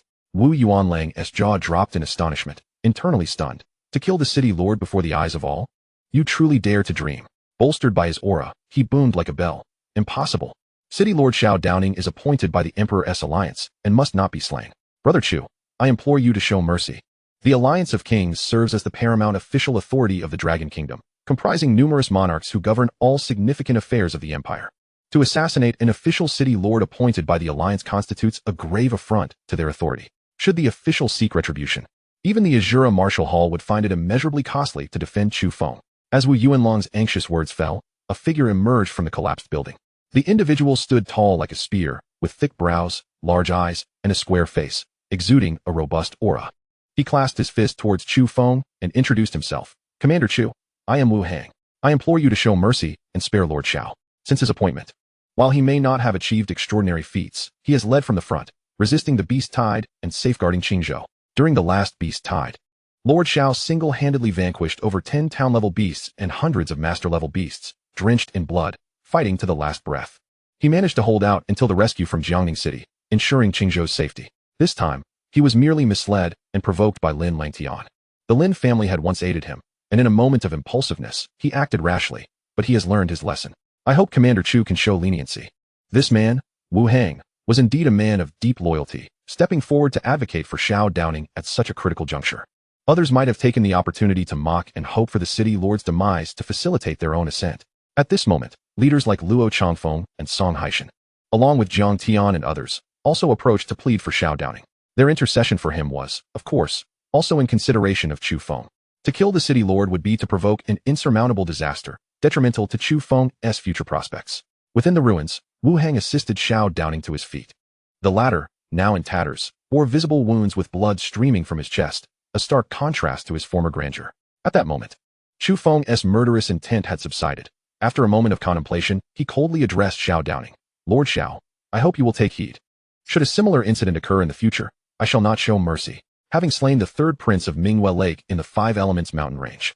He feared that the return of that old demon would coincide with an assault on Qingzhou City. Xiao Downing's formidable combat prowess was crucial to Qingzhou's defense, and retaining him was indeed advantageous. Furthermore, he was to attend the Jiangning Holy Martial Academy and wished to avoid a severe rift with the authorities. After speaking, Chu Feng cast one last glance at Xiao Downing and departed without a backward look. Thus, this momentous battle drew to a close.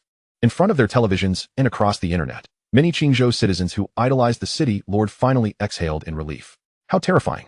With 3 strikes, he annihilated the town lord and single-handedly defeated the city lord. What sort of prodigy was this?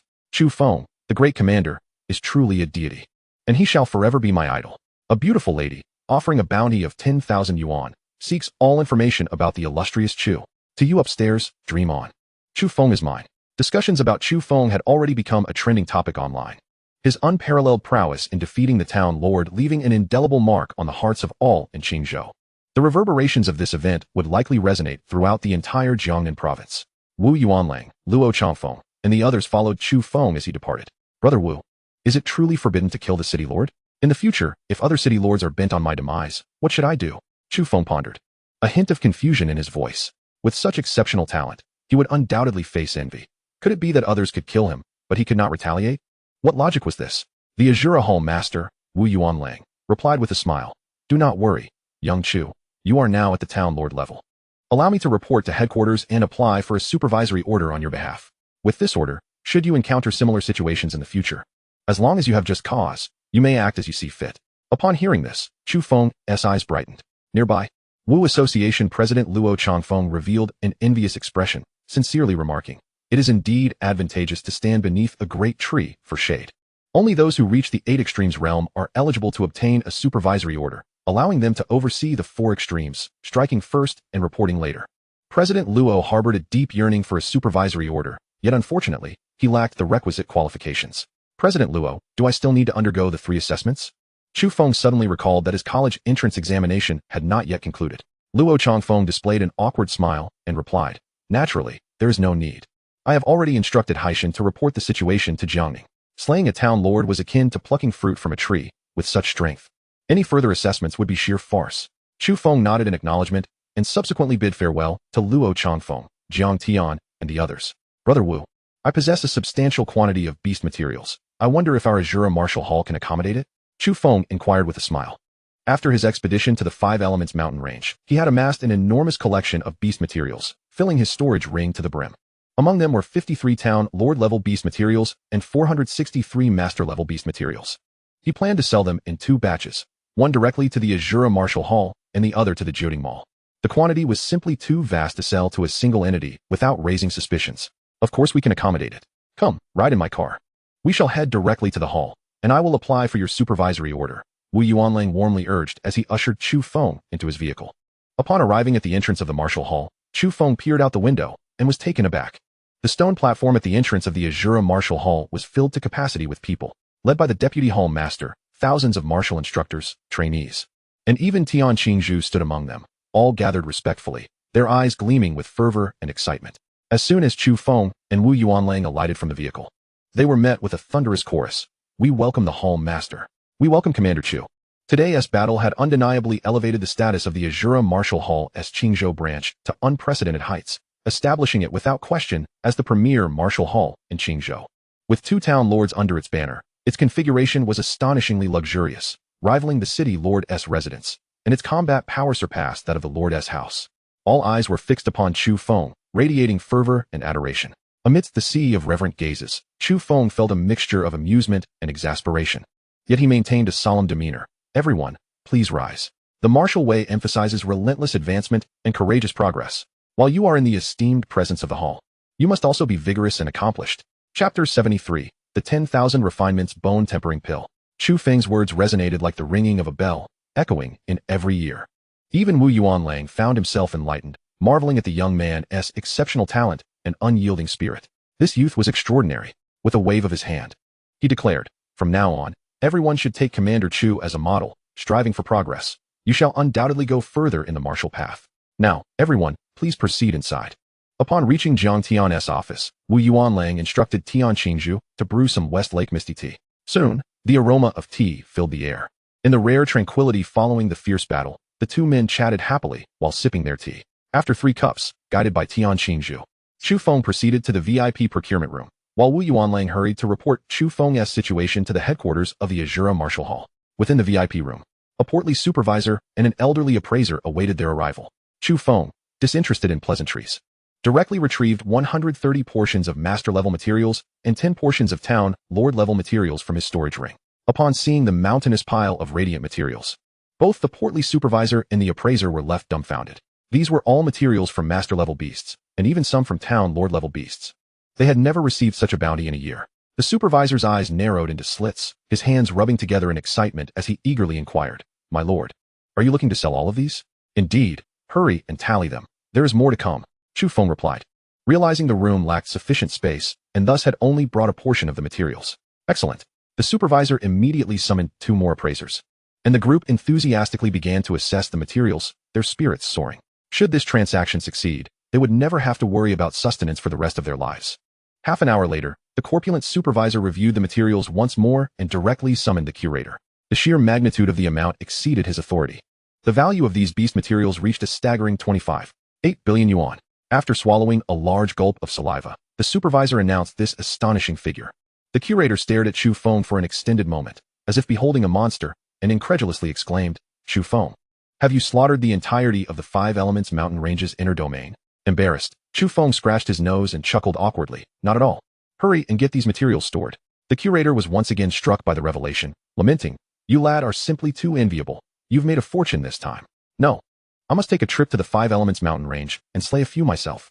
A peculiar smile crept across Chu Feng's face as he replied nonchalantly, "I wish you the best of luck. But be cautious of that old monster, the Eater of Heaven. May fortune favor you." This left Wu Yuanlang utterly perplexed. Soon after, once the area was cleared, Chu Feng produced another 100 sets of master-level beast materials, along with 10 sets of general-level beast materials. The materials from the later stages of general-level beasts were relatively precious, and Chu Feng decided not to sell them for the time being. The corpulent supervisor quickly reported a price, 22.9 billion yuan. With just half of the materials, Chu Feng had sold them for an astronomical sum of 48.7 billion yuan. There were still half of the materials remaining in his ring. This trip had netted him a staggering profit of over 100 billion. This did not even account for the Moonlight Void Lotus, a supreme treasure. His heart raced with excitement, feeling a thrill surpassing even the most perilous battles. Internally he trembled. "Damn it, I've struck gold." Wu Yuanlang inhaled sharply but remained magnanimous, decisively stating, "A flat price of 4.9 billion. Chu Feng, do you wish to convert this into contribution points or cash?" "All contribution points." Chu Feng had already made up his mind. He would exchange half of the materials for contribution points. The remaining materials would be sold to the Jioding Mall in a cash transaction. After having the materials logged and stored, Wu Yuanlang transferred 490,000 contribution points to Chu Feng's key. Once the corpulent supervisor and others departed, Wu Yuanlang spoke somewhat mysteriously, "You lad are truly enviable. The inspection order has already been approved by Lord Luo Xiao." "Oh, that was fast."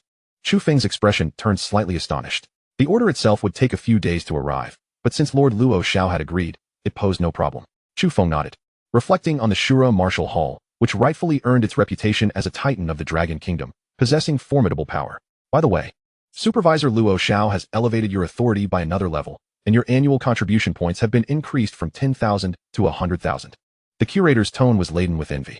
It turned out that after Wu Yuanlang reported Chu Feng's achievements in slaying a general and defeating a city lord during today's battle, it had immediately captured Lord Luo Xiao's keen attention.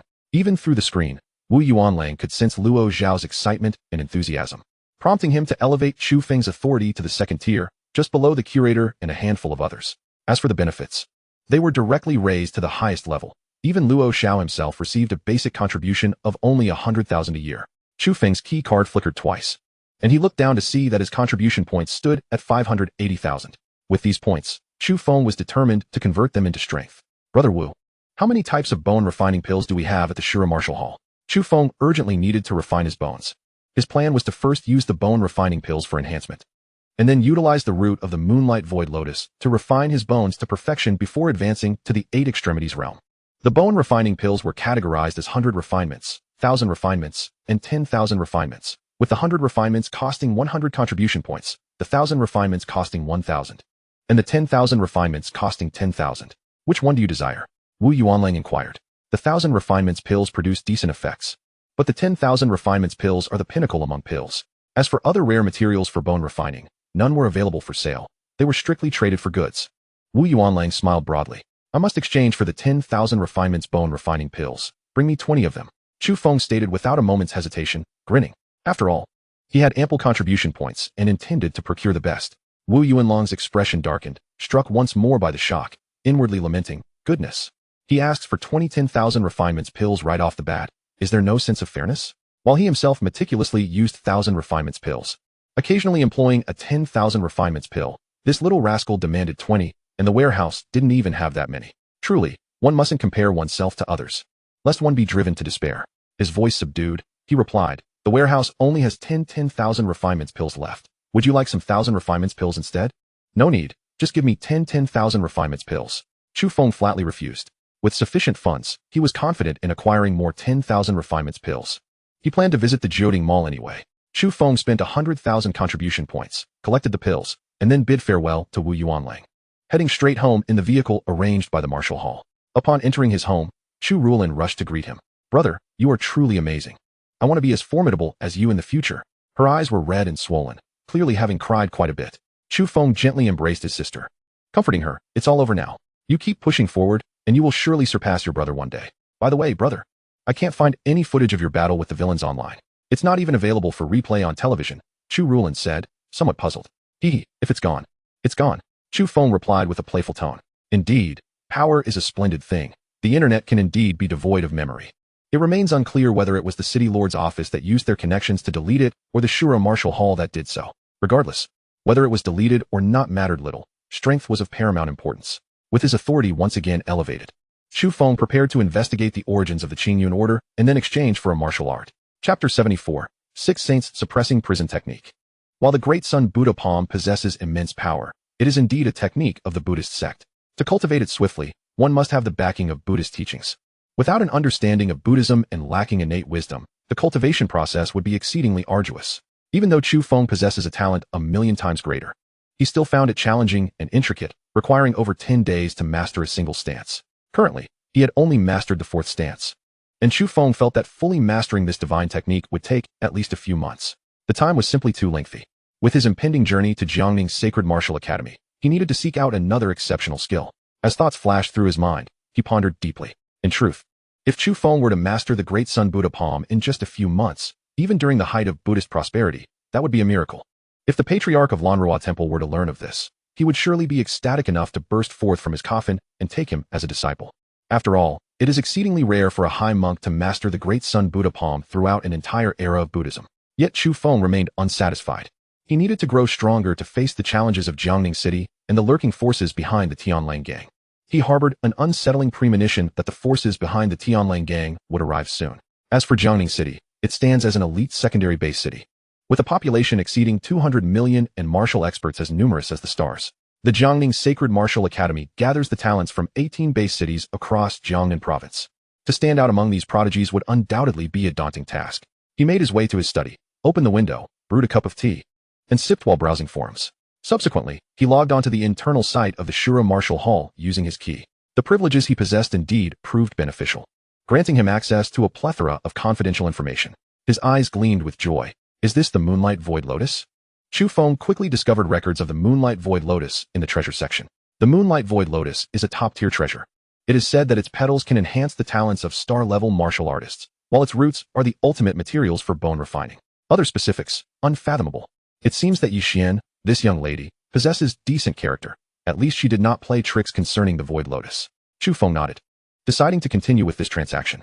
He then perused various treasures. With his million-fold talent, he had long since developed an extraordinary memory, now scanning and recording information with remarkable efficiency. This would serve to compensate for his lack of foundation. Suddenly, he beheld a familiar scene. His eyes alight with recognition as he murmured to himself, in dreams, I sought him 1,000 times, and at last, I have discovered the record of the Qingyun order. The Qingyun order is a decree permitting entry into the Qingyun immortal realm, of which it is said there are a total of 19. Originating nearly 6 centuries ago from the inconspicuously family in Shanzhou, this esteemed clan stumbled upon over 10 Qingyun orders near Heiyun Mountain. Consequently, half of the family's martial artists entered the Qingyun immortal realm, yet only 3 emerged. Remarkably, these 3 individuals experienced a meteoric rise in their prowess. 2 of them soared like rockets into the realm of kings, and the family subsequently cultivated numerous high-ranking warriors. The Li family ascended to become the foremost clan in Shanzhou, renowned as a noble house, with influence that spanned across the Dragon Kingdom, achieving unparalleled glory. However, after more than 500 years of splendor, the Li family ultimately faced decline, falling victim to a coalition of enemies. It was then that the Qingyun order re-emerged into the world, becoming widely known and celebrated. The purpose of the Qingyun immortal realm is that it opens once every 300 years. It is rumored that those bearing the Qingyun order can be transported to another dimension by a mystical formation at Haiyun Mountain, where wondrous treasures such as the celestial dew of the starry sky, crystal vermilion fruits, and purple cloud immortal fruits await. Calculating the time, there are still 2 years until the Qingyun immortal realm reopens. This is a tremendous opportunity that must not be missed. After a moment of contemplation, Chu Feng murmured, "The noble houses possess more than one king. The once illustrious Li family, how grand they were, but even they succumbed to decline.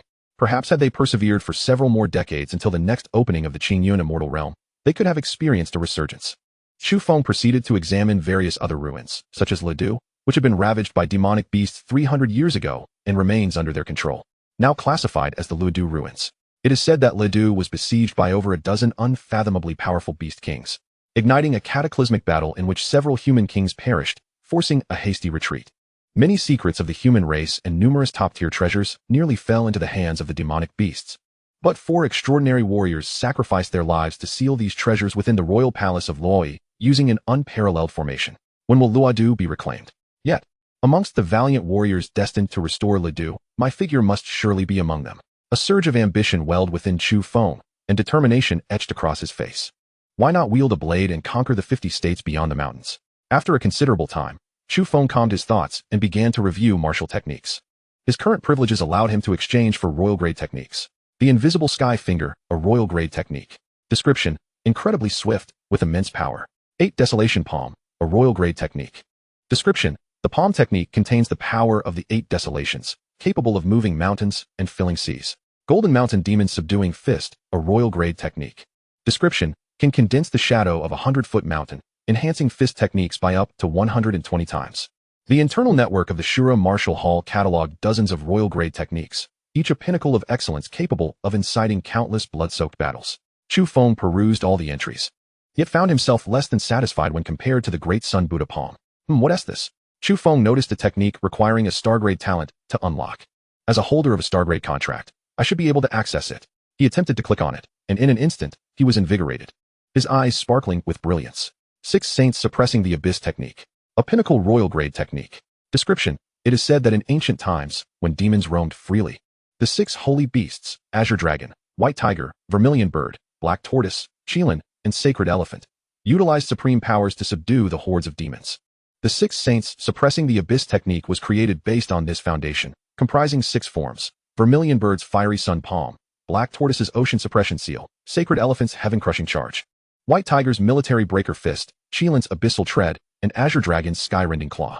This technique is notoriously challenging to master, and achieving its form signifies a pinnacle royal-grade technique. However, if one attains its true essence, the level of the technique becomes unimaginable. The technique cannot be disseminated, should any leakage occur. The Shura Martial Hall will execute the leaker without hesitation. Hiss. Just reading the description of this technique exudes an air of grandeur. This is the one.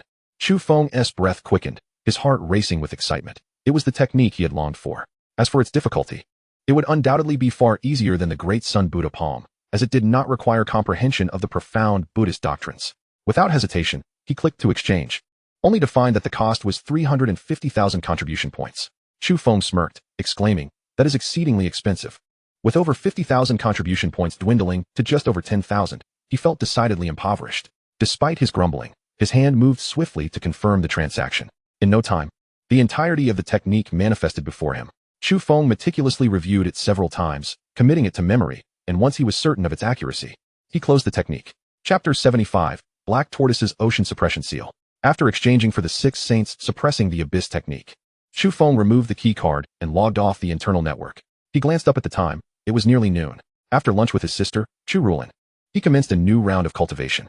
Inside the training room of the villa, Chu Feng retrieved a warm, translucent porcelain vial containing the 10,000 refinement bone cleansing pill. The golden-hued pill bore 5 faint patterns, amplifying its medicinal potency. It is said that only high-tier alchemists can produce pills adorned with such patterns, rendering each one exceptionally precious. Chu Feng poured out a pill the size of a longan, pulsating with vibrant life and exuding a powerful medicinal energy akin to a surging river. What a remarkable item. The energy contained within this pill could undoubtedly overpower the cores of all town-guarding-level demonic beasts. After gazing for a while, Chu Feng swallowed it whole. Gulp.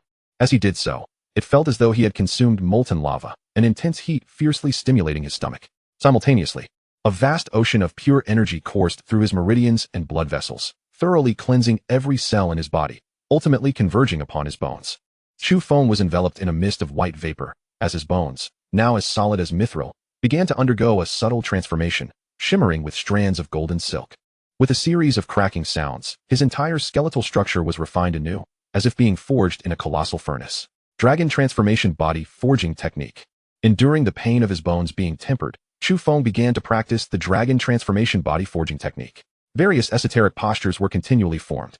His body shifted through these fantastical positions as if he were a soaring five-clawed golden dragon, at times leaping into the void, at others lying prostrate.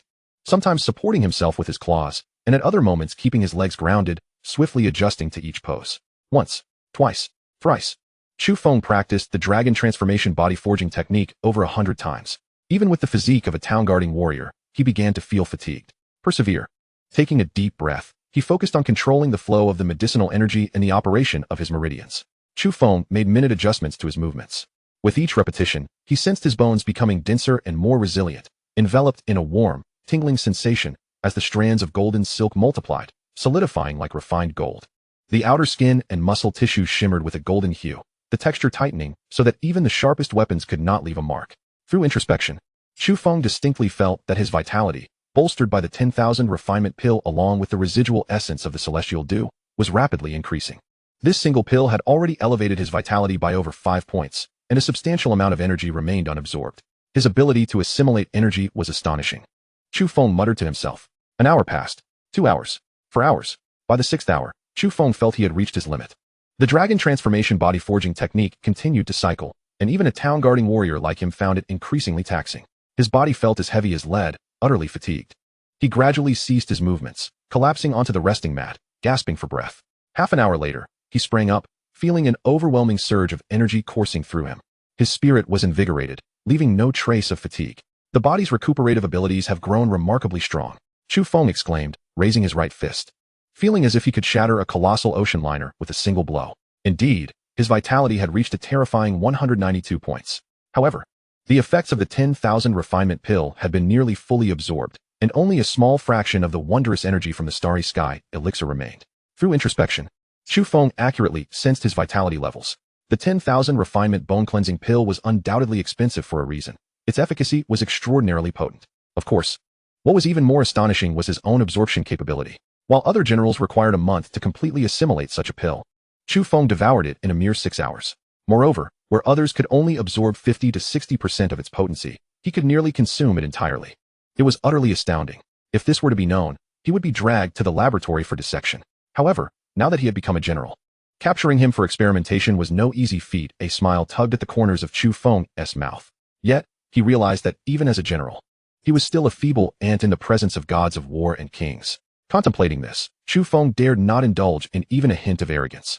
He approached the combat power testing device, refraining from employing any martial skills. Like an ordinary person, he swung his fist at the tester, and still, it surged with formidable might. Bang! With a dull thud, the numbers fluctuated before settling at 191, 206. His base combat power had nearly reached 200,000. Chu Feng's heart swelled with exhilaration. Once he consumed the remaining 10,000 refinement pills, his vitality would likely approach 300 points. As the effects of the pills waned over time, akin to other elixirs, he mused whether 300 points would allow him to breach the 8th extreme realm. Probably not. He murmured to himself. Ordinary warriors could achieve blood mastery with 50 points to advance to general. For him, 100 points were required for complete mastery. And he estimated that 400 points would be the threshold for bone mastery. Chu Feng pondered deeply. In any case, he still had the root of the moonlit void lotus, and at the very least, 5 drops of the starry sky elixir remained. Although he felt no urgency, he decided to procure 10 additional 10,000 refinement pills, intending to use the void lotus when the effects became intolerable. As long as he could advance to the 8th extreme realm and master the 6th saint suppression skill, he would possess the means to protect himself against the ancient demon of the 5 elements mountain. Today's bone refinement would conclude here. It was time to delve into the 6th saint suppression skill. Chu Feng thought, what is that smell? The impurities exuding from his body, mingled with sweat, created an unpleasant odor. Chu Feng hurriedly dashed into the inner room for a shower and changed into fresh attire. He then sat at the table and began to comprehend the first form of the sixth saint suppression skill, the Xuanwu ocean sealing seal. Soon, he became engrossed, his mind operating like a colossal computer, rapidly calculating and analyzing, and before long, he was utterly entranced. In an instant, Chu Feng found himself amidst an expansive ocean, where howling hurricanes churned, and towering waves formed countless tidal whirlpools, as if seeking to obliterate everything in their path. Above the sea stood an immense Xuanwu, thousands of feet tall, akin to a sea deity, striding through the waves as if each step could seal the entire ocean. Its divine might was unparalleled. As Chu Feng delved deeper into his understanding, the entire training room, indeed the entire villa, transformed into a surreal oceanic realm, with waves encircling him. He sat cross-legged atop the colossal aura of the Xuanwu, resembling a sea god. Chapter 76, A Priceless Transaction and Secret Realm Quotas. In another training chamber of the villa, Chu Rulin gazed in astonishment at the grand spectacle, her heart filled with shock.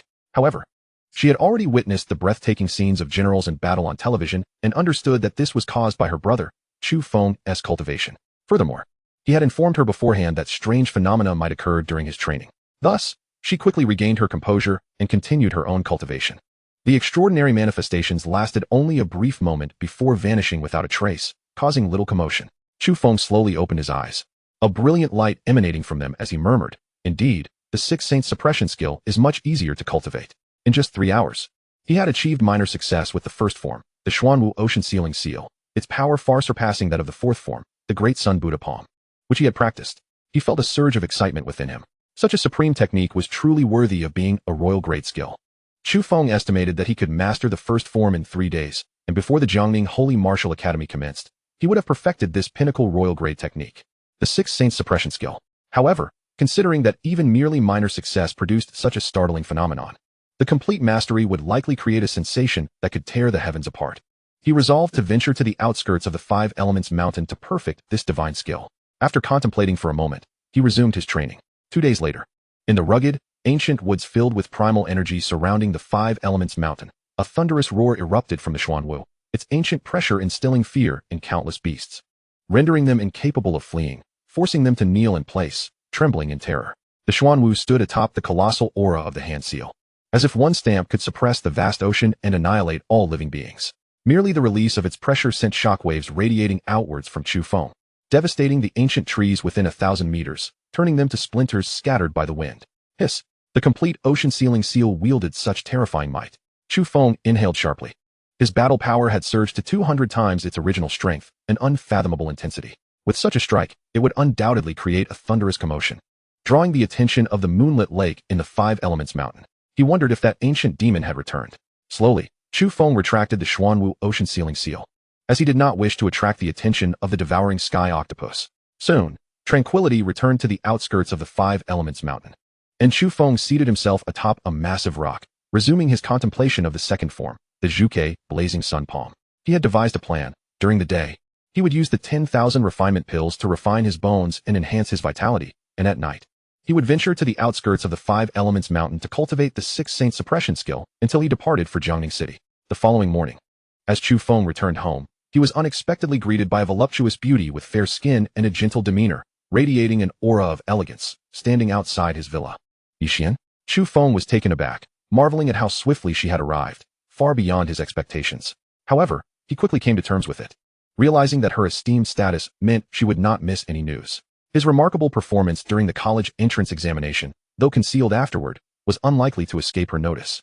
She must have deduced that he had acquired the moonlit void lotus. Such a treasure would compel anyone to rush for a transaction. Chu Feng. It's been a long time. Yixian beamed, her charm undeniable. Let us discuss inside. Chu Feng gestured for her to enter. All right. The two entered the villa, chatting amiably as if reuniting old friends. To Chu Feng's surprise, Chu Rulin was absent. He prepared a cup of tea and presented it to Yixian. You've come so quickly. Has your injury fully healed? Chu Feng smiled. I'm mostly fine now.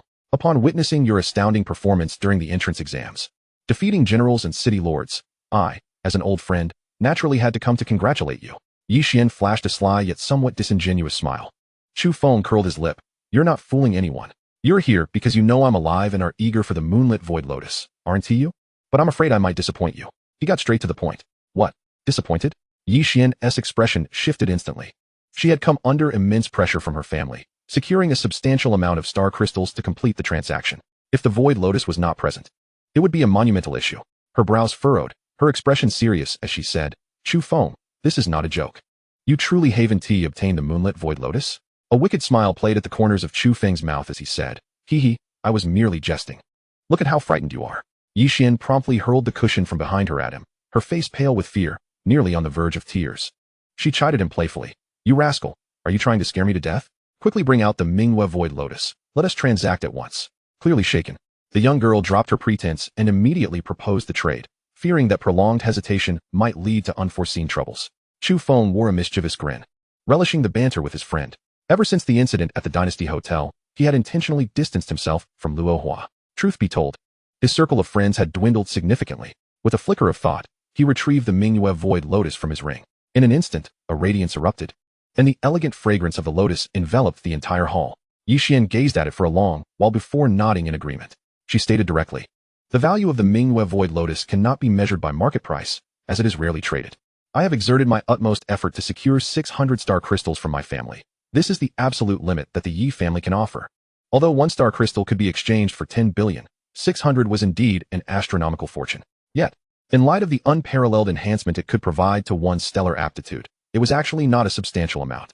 After a brief pause, Yi Xian sincerely added, of course, even with 600 star crystals, it is still a bargain for my Yi family. However, recently a secret realm has been discovered near the Kungsum Mountains in Jiangning, and the Jinding Mall has 10 quotas available. I have secured one for you as compensation for your losses. Chu Feng was already somewhat familiar with the concept of secret realms from the internal network of the Shura Martial Hall.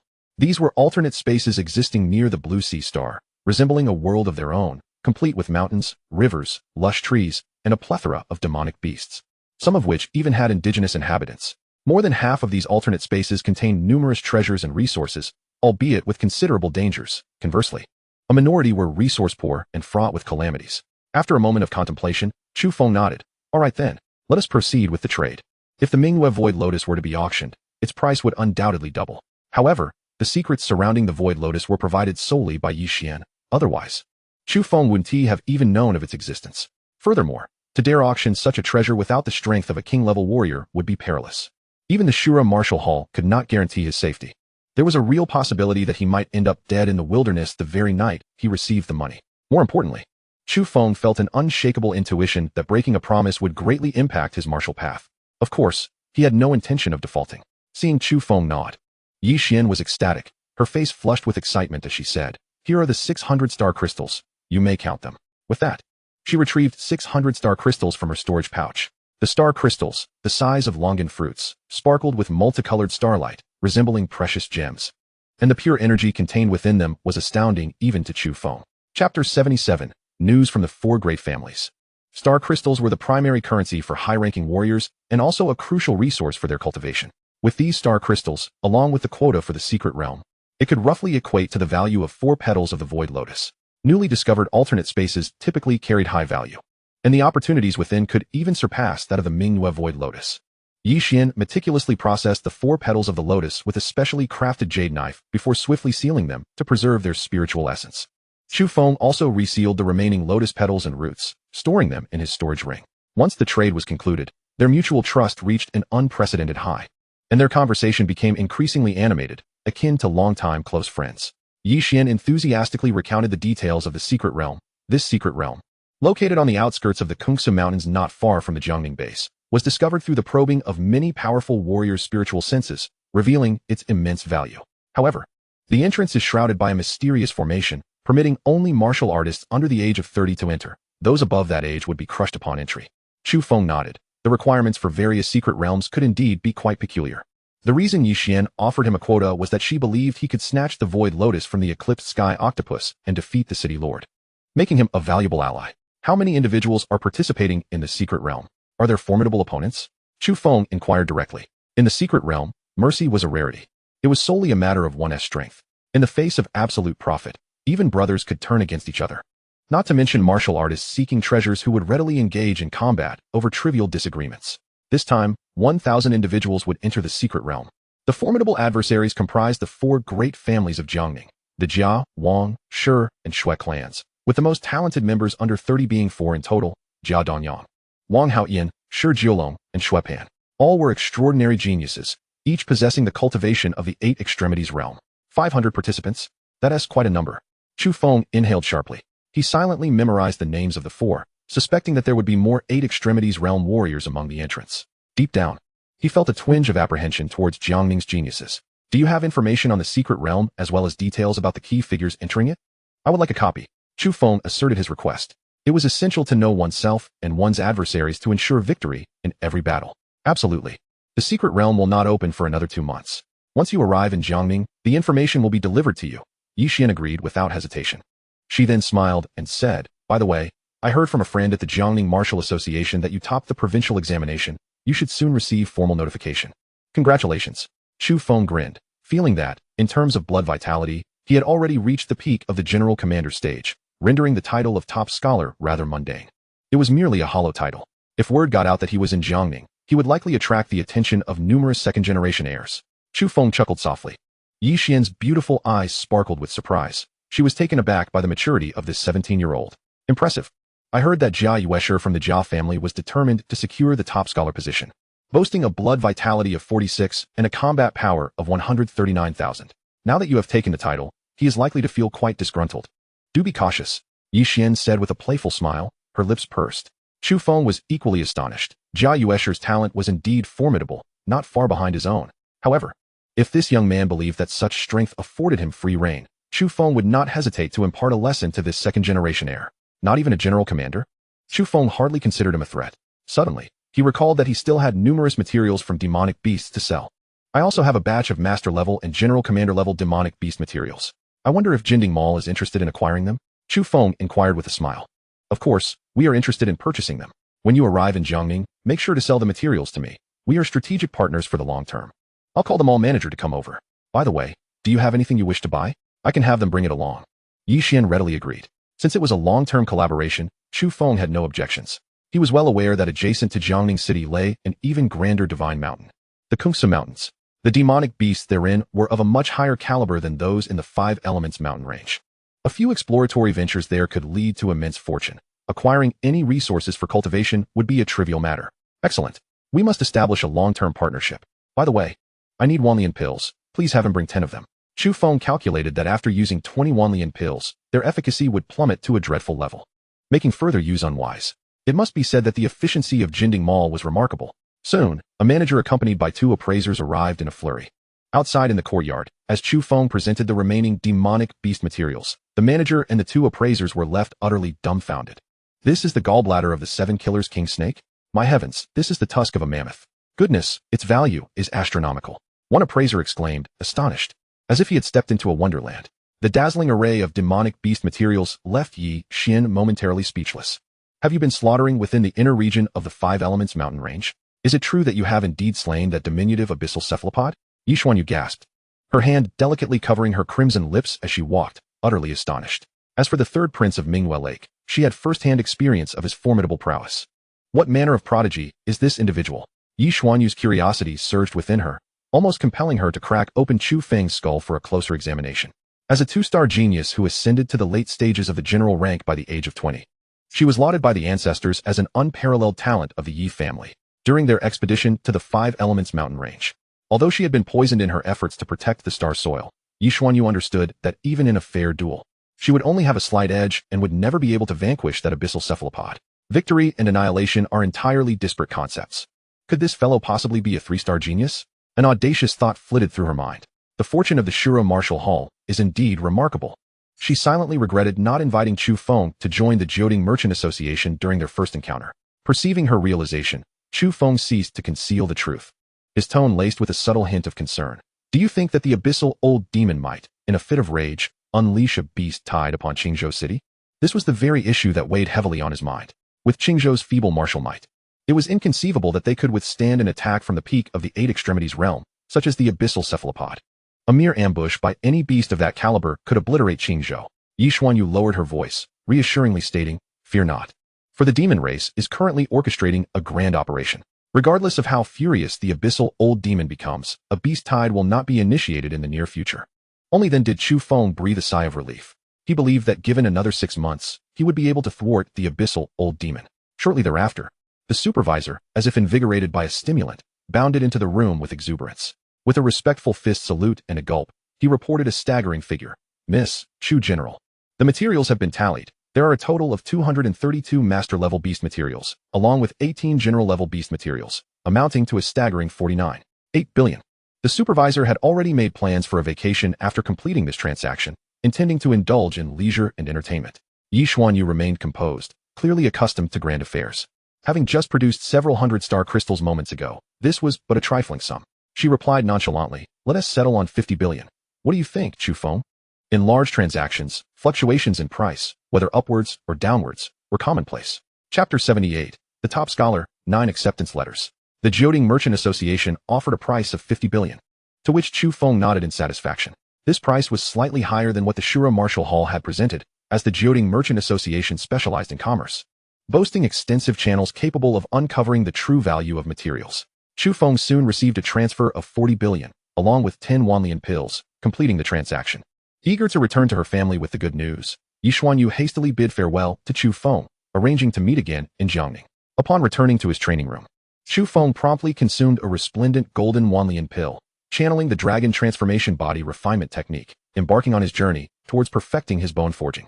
The next morning, while deeply immersed in his training, he was suddenly jolted by the thunderous sound of celebratory cannon fire. The noise reverberated like celestial thunder, booming 21 times and continuing to rumble, imparting a grandiose sense of momentous events unfolding. Curiosity piqued, Chu Feng took a refreshing hot shower, donned fresh attire, and prepared to investigate the cause of such an extraordinary commotion. After 36 cannon blasts, the din finally subsided. Just as his brow began to unfurrow, he noticed something amiss. A continuous cacophony of car horns erupted once more. It seems to be near my residence? Puzzled, Chu Feng stepped outside to find a line of 9 luxury cars parked in front of his home, the honking emanating from these vehicles. Outside the villa, a throng of onlookers had gathered, whispering amongst themselves.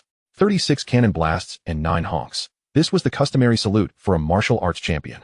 Could it be that Qingzhou has produced a top scholar from Jiangnan province? Someone exclaimed incredulously. Who dares to say it's impossible? Our Qingzhou's foremost genius, Chu Feng, has triumphed over the general rank with 3 strikes. Surely he qualifies for the title of martial arts champion. Heavens, this must be Chu Feng, who has indeed achieved the highest honors in Jiangnan's martial arts examinations. The crowd erupted into a frenzy, the news of Chu Feng's triumph spreading like wildfire, quickly sending shockwaves throughout Qingzhou. As the final honks faded, impeccably dressed security personnel opened the door of the leading luxury vehicle. From within emerged a man of towering stature, his presence as commanding as a mountain, exuding an aura as vast as the sea. With each step he took, it seemed to resonate with the very laws of nature, radiating a formidable charisma with every gesture. Chu Feng's pupils dilated in astonishment. This person was undoubtedly the most formidable expert he had ever encountered. The strength of his martial prowess surpassed anything Chu Feng could have fathomed. The man's gaze was sharp as lightning, seemingly capable of penetrating all secrets. And soon his eyes locked onto Chu Feng. Ah, so this young friend is Chu Feng. Quite impressive indeed. Congratulations on achieving the top honors in Jiangnan province. His resonant voice, imbued with admiration, echoed like thunder. The surroundings fell into a hushed silence, as Chu Ruolin's jaw dropped in astonishment, her shock quickly morphing into exhilaration, accompanied by an overwhelming sense of pride. Chu Feng, momentarily taken aback, quickly regained his composure. It appeared that Yi Xuanyu's information was not only swift, but also remarkably accurate.